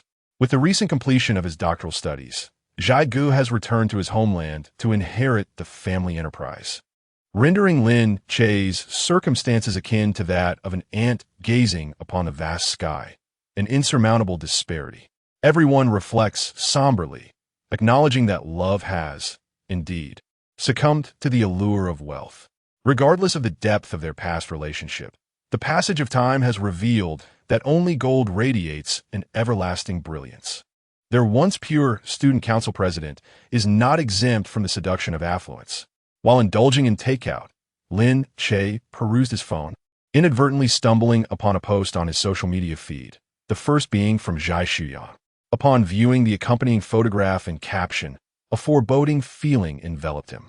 Just moments ago, Jiang Liu had called him, clearly in a bar, and mentioned being in the company of Zhai Shuyang. Hastily, he enlarged the image to scrutinize the woman whose face had been blurred. The individual appeared fair-skinned, and the blurring accentuated her elongated neck, particularly the exquisite collarbone adorned with a small dark mole at its edge. It was unmistakably his wife. Boom! Chapter 71. Welcome home. Lin Che felt a thunderous agony and fury resonate within him. During the day, a suitor had professed his love to her, which could be construed as her being unaware. The machinations of her mother at play. But how could he possibly explain this image? His husband had moved out in anger, and rather than offering a proper apology, she chose to drown her sorrows with another man in a bar at dawn. Who could endure such a betrayal? Not even someone as proud as Lin Che could remain composed.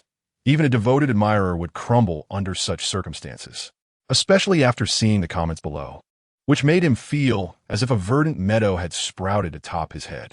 Enraged, he struck the table with his fist, shattering the glass atop it, blood seeping from his fingers.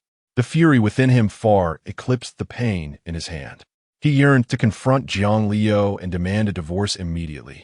Yet it was the dead of night. To seek her out now would only reveal his vulnerability, and he was not so desperate. Thus, he turned off his phone and lay in bed, a night devoid of sleep. Before 6 in the morning, he rose with puffy eyes, brushing his teeth and washing his face. He then began dialing Jiang Liu's number, urging her to meet him at the Civil Affairs Bureau so they could finalize their divorce as soon as it opened. After several unanswered calls, he drove alone to the bureau, waiting in his car. By 8, he sat on the steps outside, attracting peculiar glances from passers-by. In that moment, his disheveled hair, vacant eyes, and unshaven face, though handsome, painted a rather unkempt picture. He waited until the bureau opened, when a security guard inquired about his presence there. Apologizing, Lin Che returned to his car and dialed Jiang Liu's number once more. It was 9 o'clock, yet still no response. Frustrated, he pounded the steering wheel several times before turning the car around and heading towards the villa. Upon waking, Jiang Liu felt as if her head would split open. The previous night, overwhelmed by her husband's departure, she had consumed too much alcohol, subsequently losing consciousness without recollection of how she returned home. She first checked her body and clothing, reassured that she had not been violated. Dressed in the same attire from the bar, she noticed that she had merely been covered with a blanket. Had Zhai Xiang done this? He certainly had a thoughtful side. A thermos of warm water sat on the table, and as she took a sip, she found it still pleasantly warm. Initially, she intended to roll over and continue sleeping. But the thought of her husband proclaiming his intent to divorce that day spurred her to rise and persuade him to return to the Civil Affairs Bureau. Their life together had been harmonious, and she was determined to fulfill her responsibilities as a wife henceforth. The previous incidents had been instigated by her mother, bearing no relation to her. At worst, she could relocate with her husband to evade her mother's influence. If she could resolve these matters, her husband would have no grounds for dissatisfaction, and a divorce would be unnecessary. Jiang Liu, ruffling her hair, stepped out of her room. A melodious male voice resonated from downstairs. "Princess, breakfast is served." Startled, she realized that outsiders had never graced her home. Peering down, she discovered Zhai Xiang, impeccably attired in a suit. She held a degree of trust in him, but was puzzled as to his presence. "What brings you here?" she inquired. Zhai Xiang adjusted his glasses and elegantly explained, "You were intoxicated last night, so I assisted you home to rest. Concerned for your safety, I temporarily took refuge on your sofa. Rest assured, I have not disturbed anything beyond the sofa and the kitchen." A warmth blossomed within Jiang Liu. "Xiang, thank you so much. Without you, I might have returned in a much worse state. I drank excessively out of sorrow, and my assistant was not present. I promise it won't happen again." Zhai Xiang gestured toward the dining table. "Liu, I have prepared breakfast. Please freshen up quickly." She nodded, and after completing her morning routine and applying light makeup, she descended the stairs. Zhai Xiang, ever the gentleman, bowed and said, "Princess, please enjoy your meal." Jiang Liu chuckled at his antics. "You're familiar with domestic humor as well?" Zhai Xiang replied, "I am also a competent netizen." However, as she caught a whiff of her clothing, reeking of alcohol, she decided to change into a different jacket. Retrieving a light shirt from the balcony on the first floor, she felt no need to be discreet, as it was merely a change of outerwear. Besides, She had known Jai Shuyang for many years and trusted him not to be a lecherous opportunist. Just as she removed her alcohol-scented jacket, the door chimed with a welcome home notification. The Villa's fingerprint door opened at Lin Che's touch. However, upon pushing the door ajar, he was greeted by the sight of his wife, Jiang Liu, shedding her outer garment, revealing the intimate clothing underneath. Opposite her stood Jai Shuyang, clad in a suit, holding her jacket. The dining table was set with a complete breakfast. Lin Che, already fuming, felt his rage surge from within, reaching a boiling point. With a resounding crash, he kicked over the shoe cabinet, his eyes bloodshot as he exclaimed, "Jiang Liu, just yesterday I moved out, and today you're already living with someone else. You've calculated this splendidly. Damn it, are you this eager? You couldn't wait until after the divorce to cohabitate with him? How utterly shameless. Now come, let us go and finalize our divorce." Lin Che's fury peaked as he struggled to fathom a scenario more infuriating than the one unfolding before him. Just yesterday, someone had proposed to her, a situation that could have been explained by attributing blame to her mother. But how could she explain the events of last night and today? In her moment of rebellion, she did not contemplate how to apologize to herself, nor did she dwell sorrowfully at home. Instead, she chose to indulge in the company of a man with whom she had previously shared flirtatious encounters, venturing out for drinks and drowning her sorrows in a bar until the early hours. In her inebriated state, she found herself once more at the villa they had once shared. It is important to note that Lin Che had yet to finalize his divorce. Thus, the villa remained a joint asset between him and Jiang Liu. The thought of her entangling with another man in his abode ignited a fierce rage within Lin Che, who would have relished the opportunity to rend apart this couple. Meanwhile, Jiang Liu stood across from him, bewildered and disoriented. The throbbing headache that often accompanies intoxication was now exacerbated. She hurriedly approached Lin Che, grasping his arm, and with a tone laced with distress, she implored, "Husband, please don't misunderstand. There is nothing between Shuyang and me. I was drunk yesterday, and he merely brought me home, concerned that something might transpire in my inebriated state. So he spent the night on our sofa." As she noticed Lin Che's gaze fixated on her changed attire, Jiang Liu quickly added, "Husband, I had just awakened and noticed that my clothes reeked of alcohol, so I casually grabbed something from the balcony to change into. It is not as you suspect."